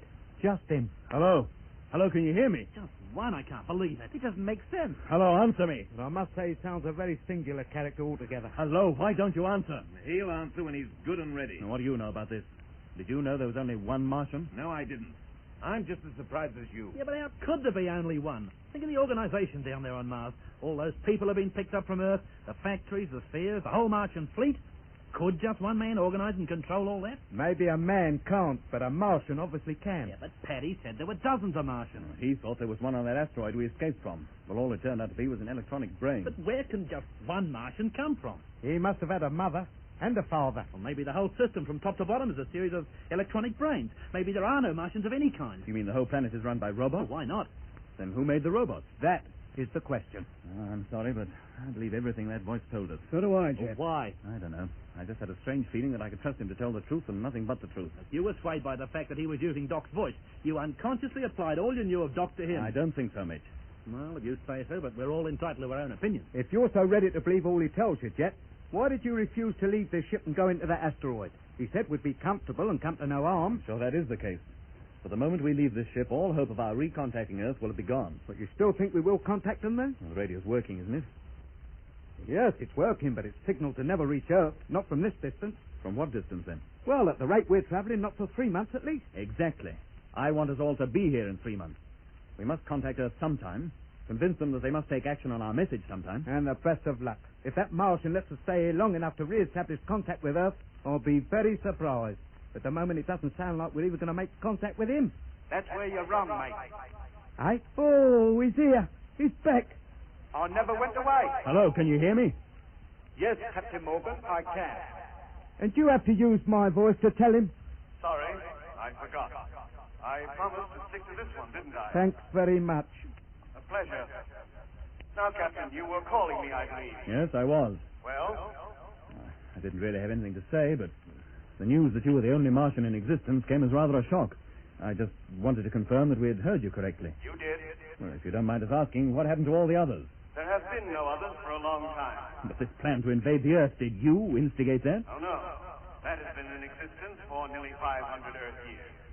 There were many Martians then. Well, what happened to them? When a planet dies, every living thing connected with it dies also. No amount of science, of planning, of burrowing underground, of creating artificial living conditions can stave off ultimate extinction. And is that what happened to your race? We did our best to prevent it. We lived underground for centuries, but that didn't solve our problem. The few of us that were left soon realized that our only hope lay in moving lock, stock, and barrel to a new planet. So we did. Where to? The Earth, where we could breathe, smell the fresh green grass and the forest, feast our eyes on the oceans of precious water. You mean you've invaded the Earth once already? Yes. Well, why aren't you there now? We made the mistake of landing on Earth peaceably. You see, until that time, we had surveyed the planet only from a distance.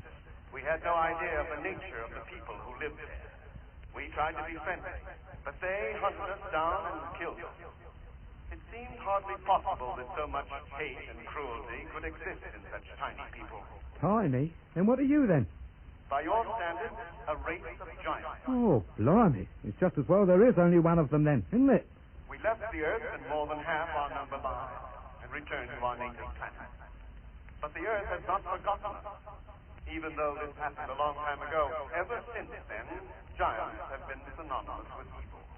And the stories of how we were slain have been handed down from generation to generation. You mean you're the origin of all those legends and fairy stories that feature giants? Of course. Why else would they assume that giants lived in the sky?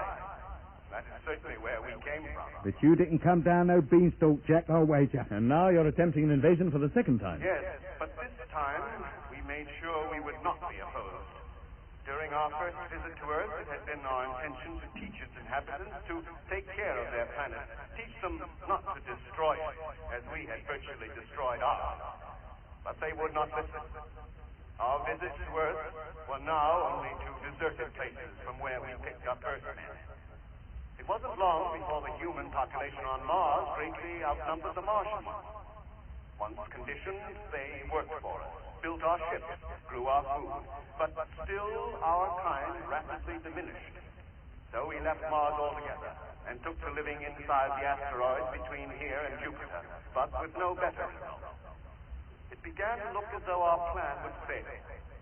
We needed desperately to get to Earth, but until we could be sure that its inhabitants would not oppose us, we had to bide our time. You had to wait until you had the whole world in a conditioned state, eh? Exactly. But we had no way of hypnotizing the millions of people on Earth. Ah, until television became common the world over. Precisely. And now, at last, it has. But almost too late. I am the only Martian left. And yet you'll carry the plan through. Of course. It is not just for myself that I do this. It is to save the world, too. So long as I have control of its people, I can save it. 20 more years, and it could have been done smoothly and effortlessly, with nobody on Earth being aware of it. Then who put the spanner in the works? You. Me?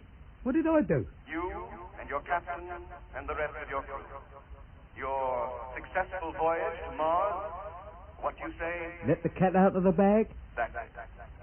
So the invasion date has been advanced. We're on our way. Under my directions, Earthmen will not make the mistakes my grandfather made. They will not bring their planet to an untimely end.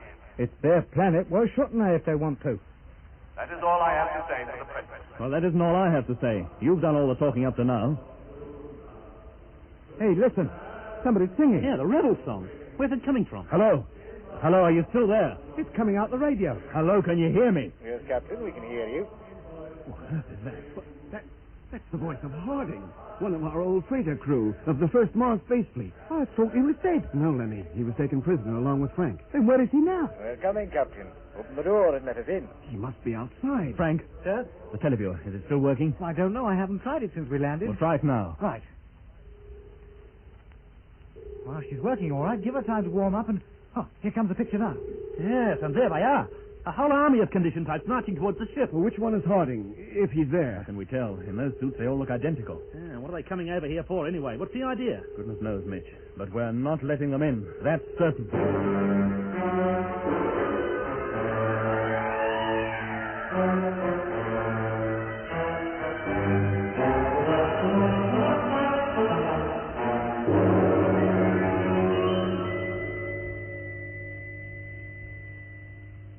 Captain Morgan. Yes, they're outside now. Must be a couple of hundred of them at least. Leave your radio on and we can hear you. Can you hear me? Yes, what do you want? Put on your suits and come on out. We don't wish to come out, thank you. Why not? Can't be very comfortable in there with your ship lying on its side. It's far from comfortable, but we prefer to stay. We're just being stubborn. Come on out. We are not coming out. Then I'm afraid we have no choice but to come in. There, what did I tell you? I knew they'd prize us out of here sooner or later. You don't think getting in here is that easy, do you? Those outer doors are pretty thick. It'll take a month to cut through them. Not with Martian equipment, it won't. They'll be through those doors in virtually no time at all. Is that the truth? An hour or so from now, we'll tell you whether I'm telling the truth or not. Blimey, they've started. They're working on the main door. If you'll take my advice, Captain Morgan, you'll order your crew to put their spacesuits on. When they start cutting through the inner door, every scrap of air in this place will disappear and leave the cabin a vacuum. They have two doors to cut through before that happens. Now, out of my way. I want to get to the radio. Hello?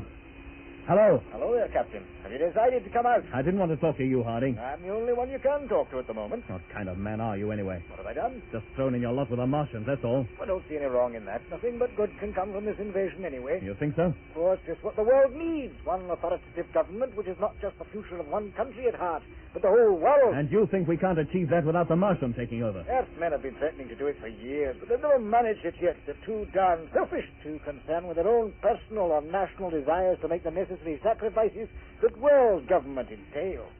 They need somebody from outside to organize it for them, show them how it can be done. The Earth's entitled to a choice in the matter. Oh, it's a matter of opinion. And we have the right to remain here if we wish. About as much right as you have to claim Mars as a colony for Earth. We're coming in, Captain Morgan. None of you will come to any harm, but be sure to have your suits on by the time we reach the inner cabin door. It'll be roughly in 2 hours. What are you scared of? What harm can we do by remaining here anyway? We just want to be sure you don't re-establish contact with Control, that's all. I'll see you later. Well, gentlemen, seems ours is a fairly hopeless case. When Harding does get in here, I'll do him, the dirty traitor. Oh, you can't lay too much blame on him, Lemmy.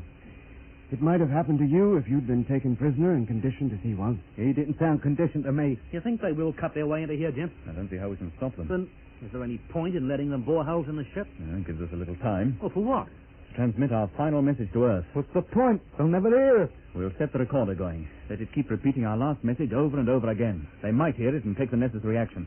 Attend to that, will you, Lemmy? Yes, Jack. The rest of you put on your suits. Yeah. We'll evacuate the ship just as soon as Harding and his men get inside. Right.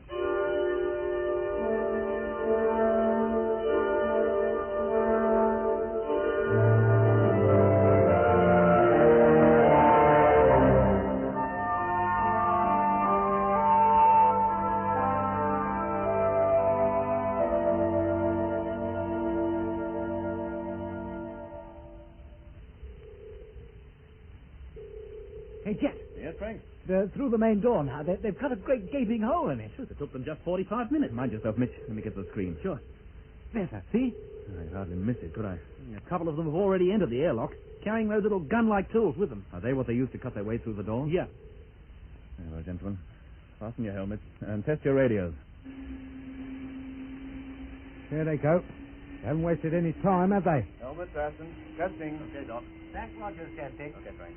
Mitch calling. Helmet fastened. Right. Can you hear me? Yes. Lemmy? How's that, mate? Fine. Hello, Captain Morgan. Harding calling. Well, they're coming through the inner door now. You'd better put your suits on. We have them on, thank you. Oh, well, why not open the door? It'll save us a lot of trouble. If you must come in, you come in your own way. Okay, if you say so, you can expect us in about 30 minutes. Why not let him in? Why allow him to go to all that bother? I want that tape to go on transmitting as long as possible. Very well. But I don't think it'll do the slightest bit of good.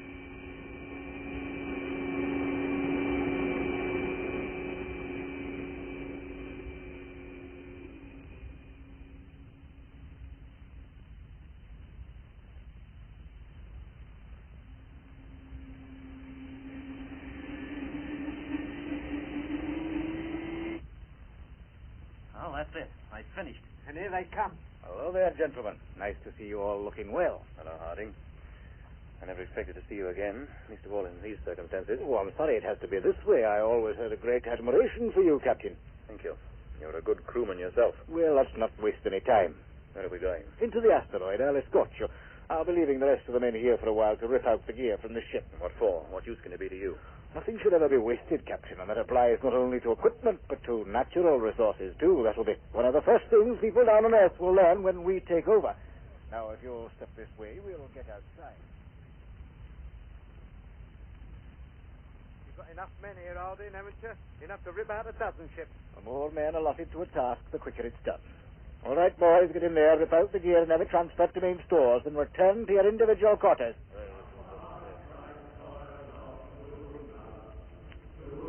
You and your men will follow me, Captain. We'll get below the asteroid surface. One moment, Harding. Well, Doc? That song. The men are singing it. You can hear it over your suit's radio. But that's the rebel song. The last time we heard it, it was sung by men who were intending to revolt. Oh, don't you believe it? Every man in the fleet knows that song. He sings it because he's pleased to be going back to Earth. Who told you it was a rebel song? Paddy Flint, but I don't suppose you ever heard of him. Oh, I most certainly have. He gave me part of my training. He even taught me that song. He had some weird notion that he had written it. But he'd been on Mars a long time. Yeah, nearly 100 years, we reckon. That'd account for it. Old age doesn't show physically on long-conditioned personnel, but it shows itself in other ways. Poor old Paddy. He just couldn't get anything right, could he? Exactly where are we heading? I told you, into the asteroid. Will we meet the Martian? That depends on what he feels about it. He seldom shows himself. But he has been known to? Oh, yes, there are one or two who have seen him. Well, what does he look like? I don't know. I've never seen him. He told us he was an ogre.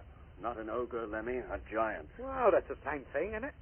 Here we are. Now, hold on a moment while I open the airlock. Yeah, I don't think I want to see him. Well, in you go, all of you. As soon as she's filled up, it's quite safe to take off your helmets if you wish.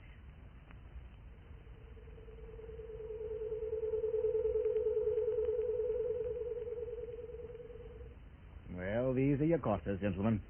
I hope you find them to your liking. This place? For us? Yes. Blimey, posh, isn't it? It's like more comfortable than that old freighter, I must say. Where do we sleep? This is just your common room. The bedrooms are behind the doors leading off here. The controls on the wall manipulate the entertainment circuits. Well, what are they? Oh, they're clearly labeled radio, film, or in a few weeks when we get closer to Earth, you can receive the television programs radioed from stations in every principal city down there. Oh, you mean the television stations down on Earth are still operating? Of course. Do you think we'd be going to all this trouble if they weren't?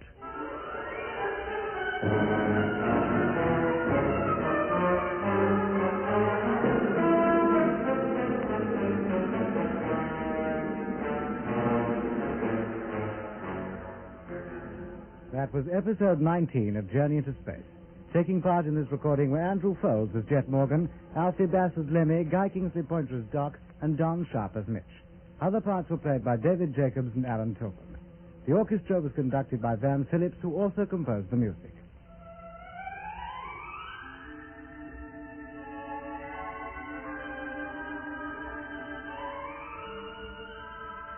Journey into Space was written and produced for the BBC by Charles Chilton.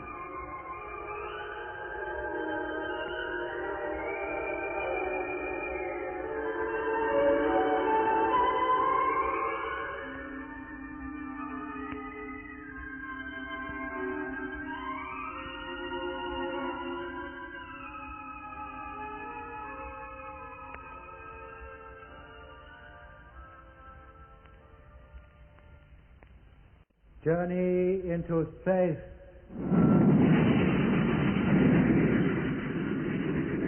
The BBC presents Jet Morgan in The World in Peril.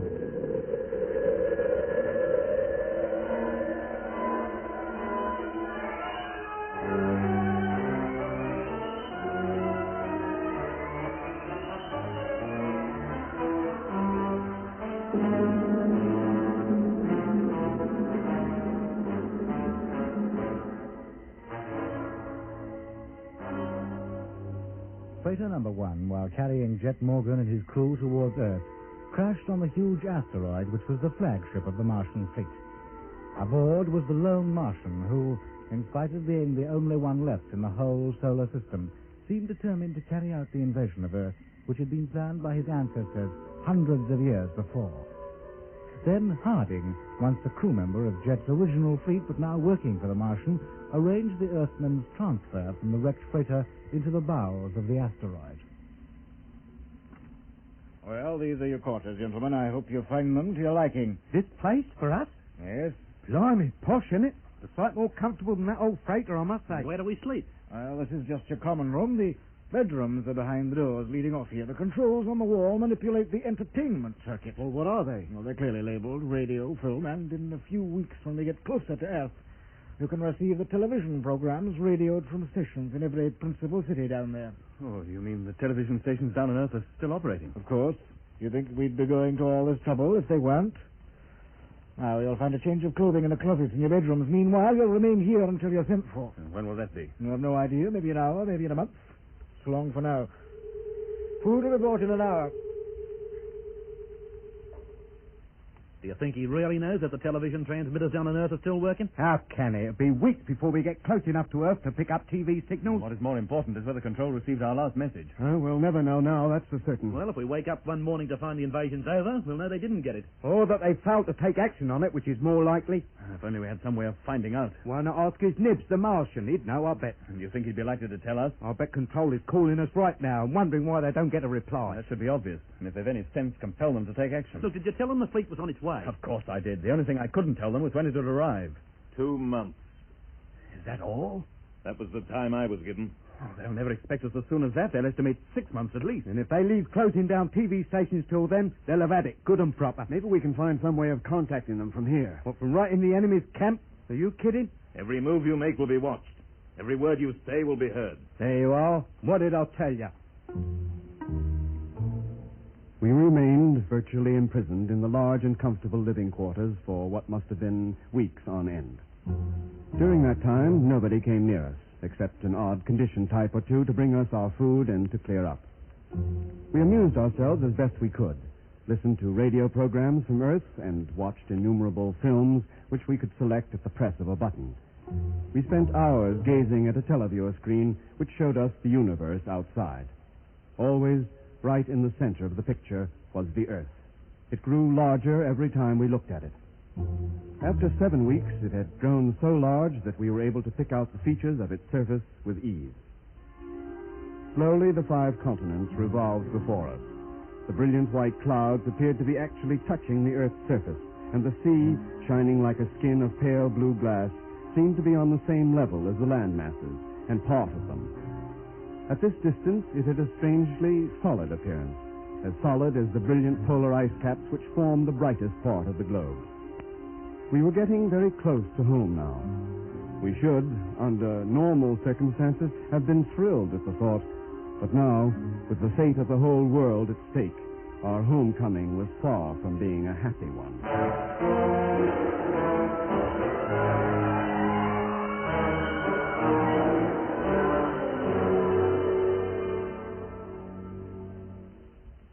Do you think we're near enough to receive any TV transmissions? Always assuming they're operating. It's less than 3 hours since you tried every channel that thing is able to receive. Oh, we'd have travelled a long way in 3 hours. Let's wait a bit. If a picture did appear, I couldn't stand it. Well, the cadaver putting it off won't help. We might as well know the dreadful truth. I'll put it on.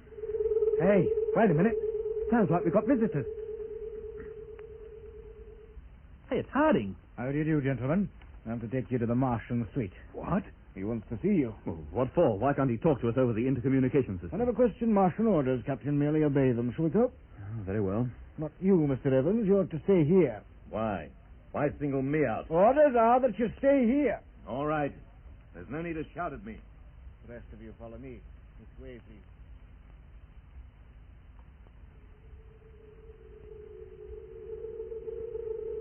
Well, that seems to be the end of the line. It's a huge circular room. With a high, dome-shaped roof. Is this where he hangs out? Can anybody see him? Well, there's so little light, it's not easy to see anything. Oh, blimey! Look out! What is it, Lemmy? Over there! Somebody's standing against the wall. Stand still. Don't move. Hello? Anybody here? Of course. Would I have invited you here if there wasn't? It's him. It's the geezer. I thought you said he was a giant. Whoever that is isn't any bigger than we are. And why doesn't he move? He just stands there staring at us. Oh, what an ugly mug. And those eyes. They're glowing, I swear it. What do we do, Jet? Go over to him? I suppose so. Maybe he wouldn't like it if we approached too close. Go ahead. I don't mind. See, that voice seems to come from up on the roof. Of course. And who's that over there? Why don't you go over and see? He doesn't bite. In fact, he wouldn't move a muscle if you bit him. Go on. Well, I'll be... It's nothing but a statue, carved from rock with precious stones for eyes. Eh? And this poor light, no wonder we mistook it for a man. It's like a relic from an ancient South American civilization. That's exactly what it is. But when my ancestors acquired it, the civilization which produced it was contemporary. The city from which that statue came has long since been destroyed by a violent earthquake. Its remains overgrown by the jungle. But the people who lived in it were kind to us. So, when we returned to Mars, we brought most of them back. They built our cities for us. So that's why those pyramids down on Lacus Solis look so familiar. Yes, they were built by Earthmen. Before we took those Indians back to Mars, it never occurred to us to build upward. We always built down into the ground. So is that why you brought us here, just to tell us that? No, I wanted to talk to you. What about? We are getting very close to Earth now. We realize then. I have a great liking for you and your crew, Captain Morgan. A great admiration, in fact. Aye, aye. Now what's he leading up to? I admire the way you have stuck steadfastly to your purpose. It is only a pity that you should have spent so much of your time and energy on a lost cause. All is not lost yet. You still live in the hopes of Earth having taken action on your information about television stations? Of course. I'm sorry to have to disappoint you. Well, now what? On the wall, a picture's appearing. You can see Earth has taken no action whatsoever. Oh, blimey. What do they think they've got to laugh at down there? All stations are working at full pressure all over the world. Paris, London,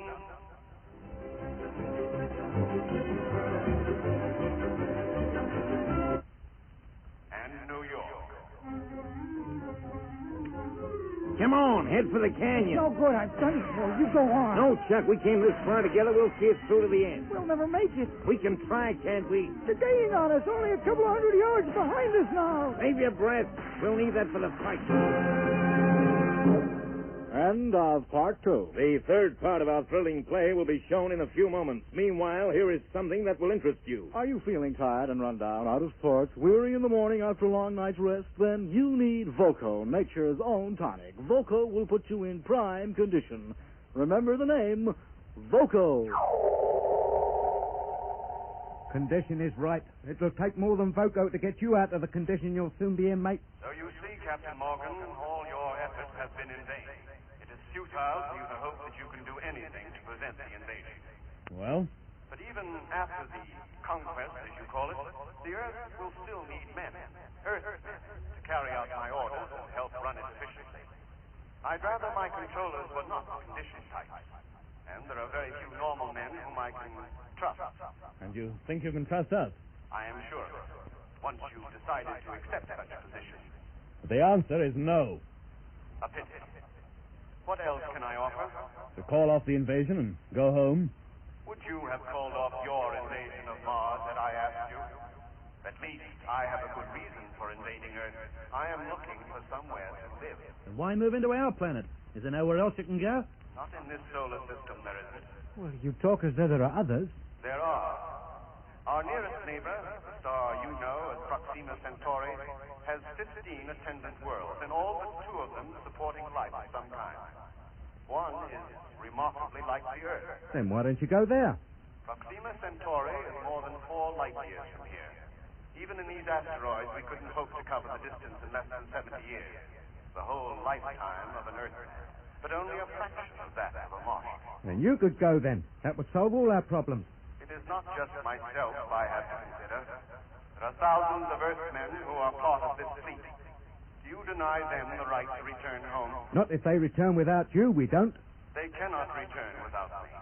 Besides, I am not so young myself. There would be precious little of my life left by the time our destination was reached, and none at all of the rest of the Earthmen in this fleet. Well, that does put a different light on it, I must say. There is also the question of conserving the resources of Earth.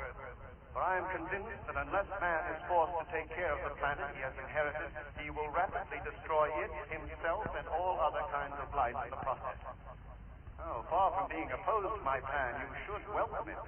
It can only result in ultimate good. How many times have we heard that line? There's a great deal in what you say. Man is destructive, but he's rapidly learning that it doesn't pay. He is not learning fast enough, Captain. Neither did we. I offer the Earth the benefit of 1,000,000 years of experience. But you cannot do it without holding the Earth in subjection. I will. By hypnotism.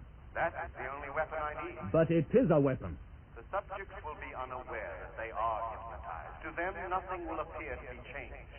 Their future happiness is assured. What makes you think they'll be happy? Why shouldn't they be? You think they'll knuckle down and obey orders without question at all times, forever? I do not have to hold them down forever. I cannot live that long. But I want to spend the time left to me quietly among the Earth's green hills, under its blue sky and along its golden shore. By the time I am dead, the Earth will have learned its lesson. You hope. And be glad to lead the kind of life I will establish, because it is the only way.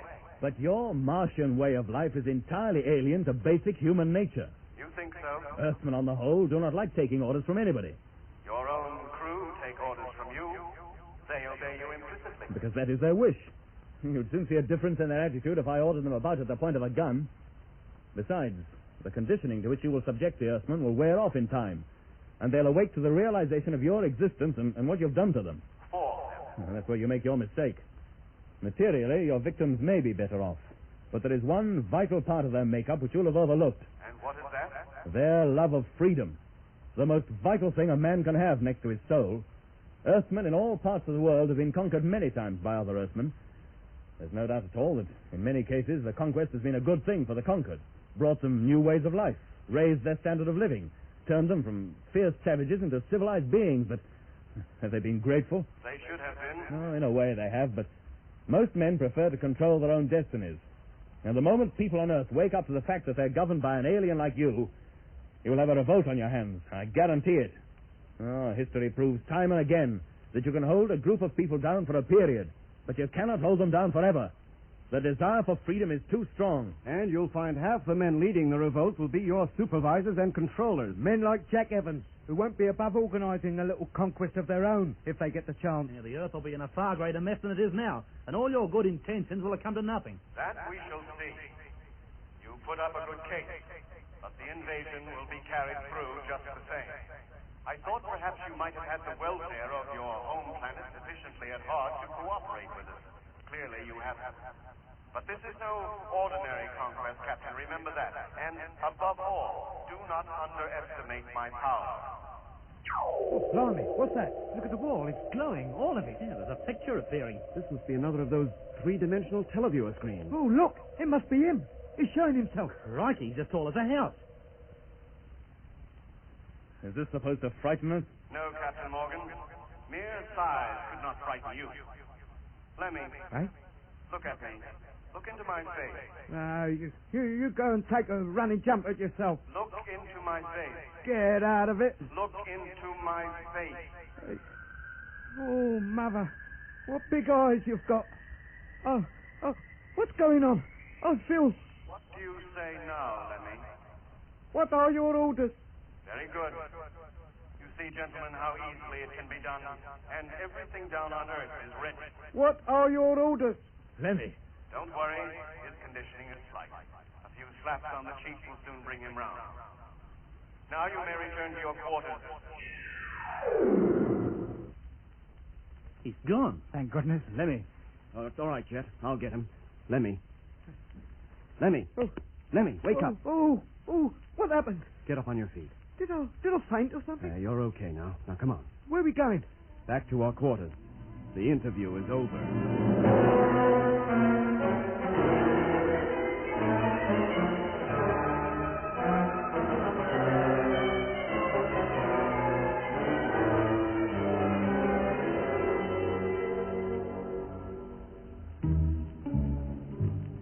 After returning to our quarters, the first thing we did was to switch on our televiewer receiver.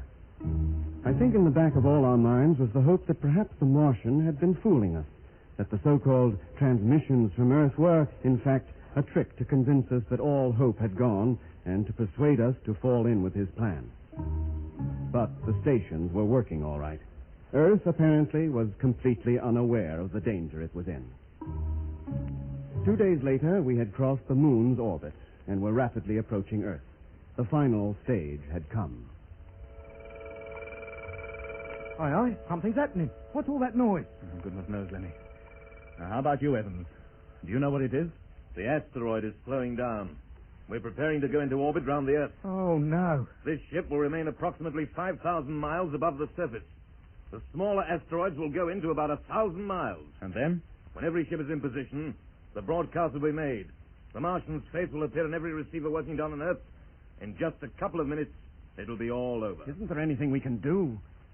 Not that I'm aware of, except to make the best of the circumstances and throw your lot in with the invading force. And what if we don't care to?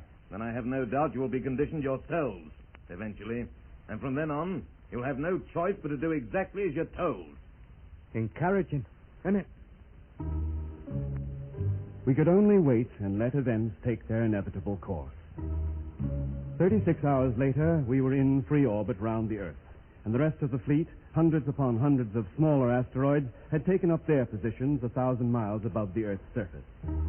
They formed a belt round and above the Earth's equator, similar to those that encircle the planet Saturn. They were 4,000 miles below the big asteroid in which we were traveling, but we could see them quite distinctly.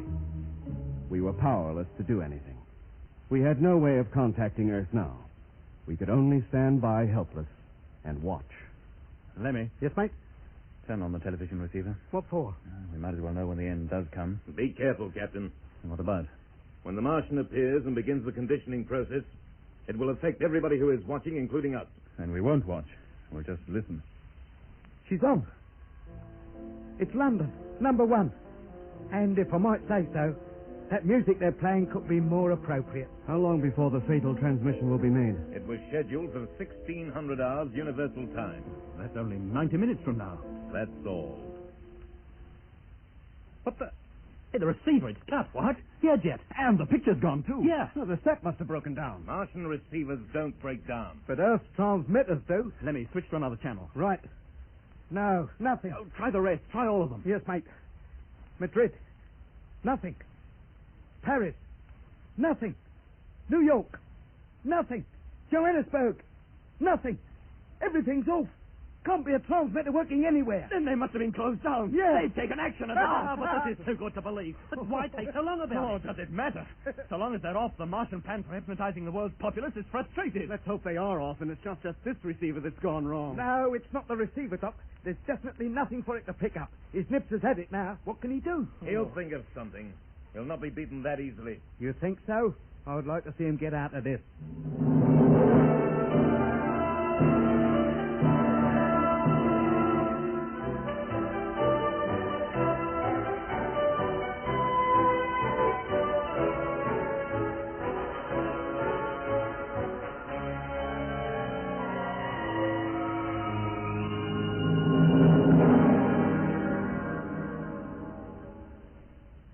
It's 15 hours since those transmitters went off, and absolutely nothing has happened. Why doesn't that geezer do something? He can't just leave the entire fleet encircling the Earth forever. Maybe he's hoping that television transmitters will open up again. No chance of that, Doc, I'm sure. Yeah, they don't know what a narrow escape they had down there. But why did they wait until the last minute? Oh, I think that's easily explained, Mitch. They got our message all right, but they didn't expect the fleet to arrive for another couple of months at least.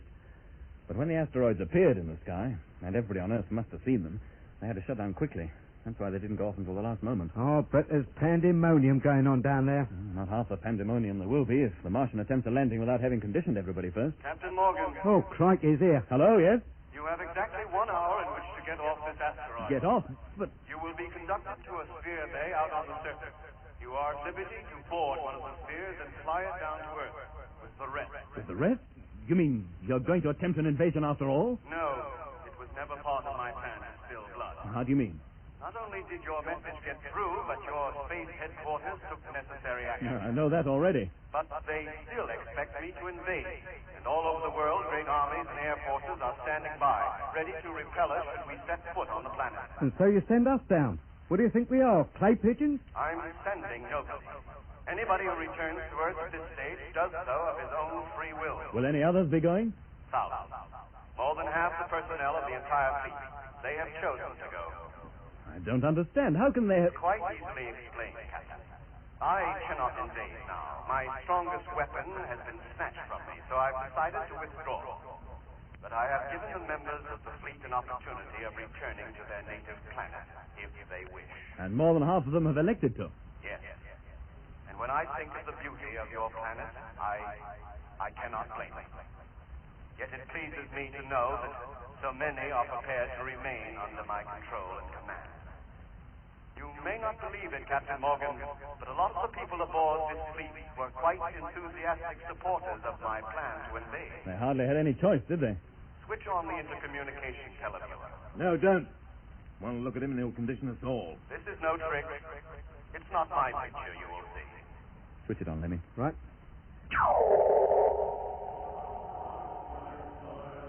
It's just a group of condition types. They are conditioned no longer. They are men with minds of their own, going up to the surface to prepare spheres for those who have chosen to return to Earth. But they are going with you. Yes. Well, why? Look at them closely. They are men from all parts of the world. They are composed of all kinds of races and colors, but they have one thing in common. What's that? They come from minority groups. Many of them, during their lives on Earth, suffered persecution, were denied common human rights. Earth does not hold particularly pleasant memories for them. You're not kidding. And yet they're singing about Earth. It is a new Earth they have in mind, where persecution, hunger, misgovernment, and wars do not exist. That is precisely the goal towards which the Earth is steadily progressing. But slowly, Captain, so slowly. It won't happen in your lifetime, I can assure you. Well, it won't happen in theirs either. But where is this Earth they sing about? 4 light years from here. Proxima Centauri, where there is a planet which is remarkably like Earth. Yes. You're taking them there? I shall try. I don't guarantee that I shall manage it, but I shall do my best. Yeah, but most of those men will be dead long before they get there. They don't mind. They go for their children's sake. Now you haven't much time. Are there any of you who wish to remain and chance the trip to another star? Nobody? Here, how about you, Jack Evans? I'll return to Earth, thank you. Go on, a nice long cruise will do you the world of good. I prefer to stay behind. I can't persuade you? No. Well, that's it then. We all want to go home. Very well. Harding will escort you to the bay. Put on your suits and be ready when he comes. The others are waiting. Others? What others? Hello? Hello? He's gone. He's not answering. No, but there are several things I want to ask him. Unless he's pulling a fast one, you'll never be able to ask him anything again.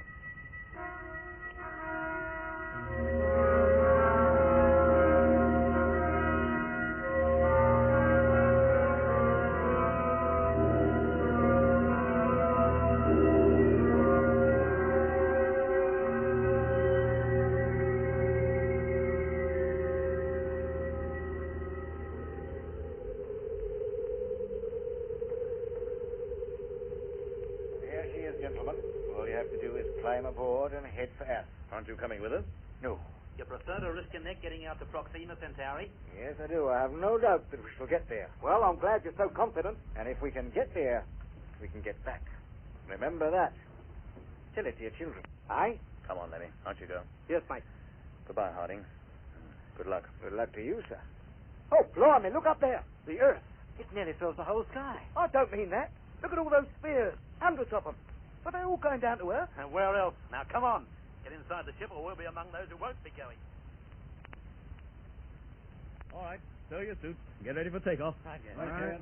Now, Mr. Evans, does this ship carry a radio? Yes. That's it over there. Any idea how to tune it?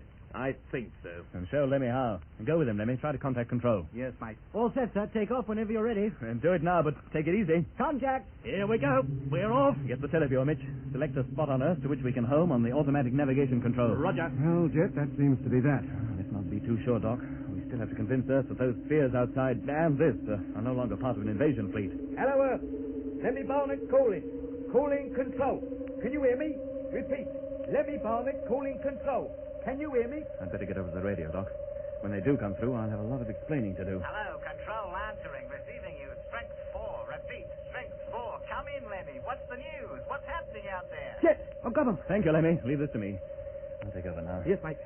Hello, Control. Morgan speaking. Have very important news for you. Listen carefully. We are on our way down to Earth.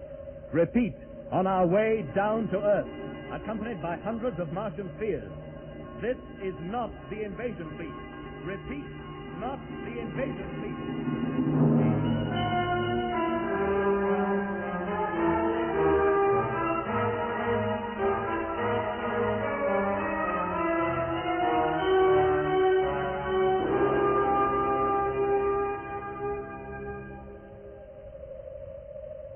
Oh, look at that. Did you ever see such a wonderful sight? We're only 100 miles above the surface now. It really is green, isn't it? And we're low enough now to pick out the hills. The higher ones, anyway. Yes, Lemmy. Talk, Lemmy. Yeah? If you want to see a sight, come over here. Oh, what is it? The Martian fleet. It's on its way. It's leaving. Sakes, it is, too. It looks even more impressive from down here than when we were flying in it. We can't look so insignificant ourselves with all those spheres following behind us. I hope they make it. The Martian fleet, I mean. Good luck to 'em. Hey, what was that, Lemmy? I said good luck to 'em. But at least they got courage. And if you ask me, that new Earth of theirs won't be such a bad place to live Well, in. if you feel that way about it, why didn't you go with them? What, and leave Becky behind? Get out of it. She's the one thing I've got that will make life on this Earth bearable. It's getting very close to landing time, Jet. Get back to the radio, Lemmy. Yes, mate. Tell them we'll be touching down within 30 minutes. Right, mate. Get over to number 2 control table, Mitch. Get ready to take us down. Roger. Hello, Control. Lemmy Barnett calling. Hello, Lemmy. How you doing? You should be sighting us soon. We'll be on the deck within 30 minutes. Thanks for the information. We're all ready for you. Anything else? Oh, just one thing, that's all. What's that? Put the kettle on, will you? I'm dying for a cup of tea.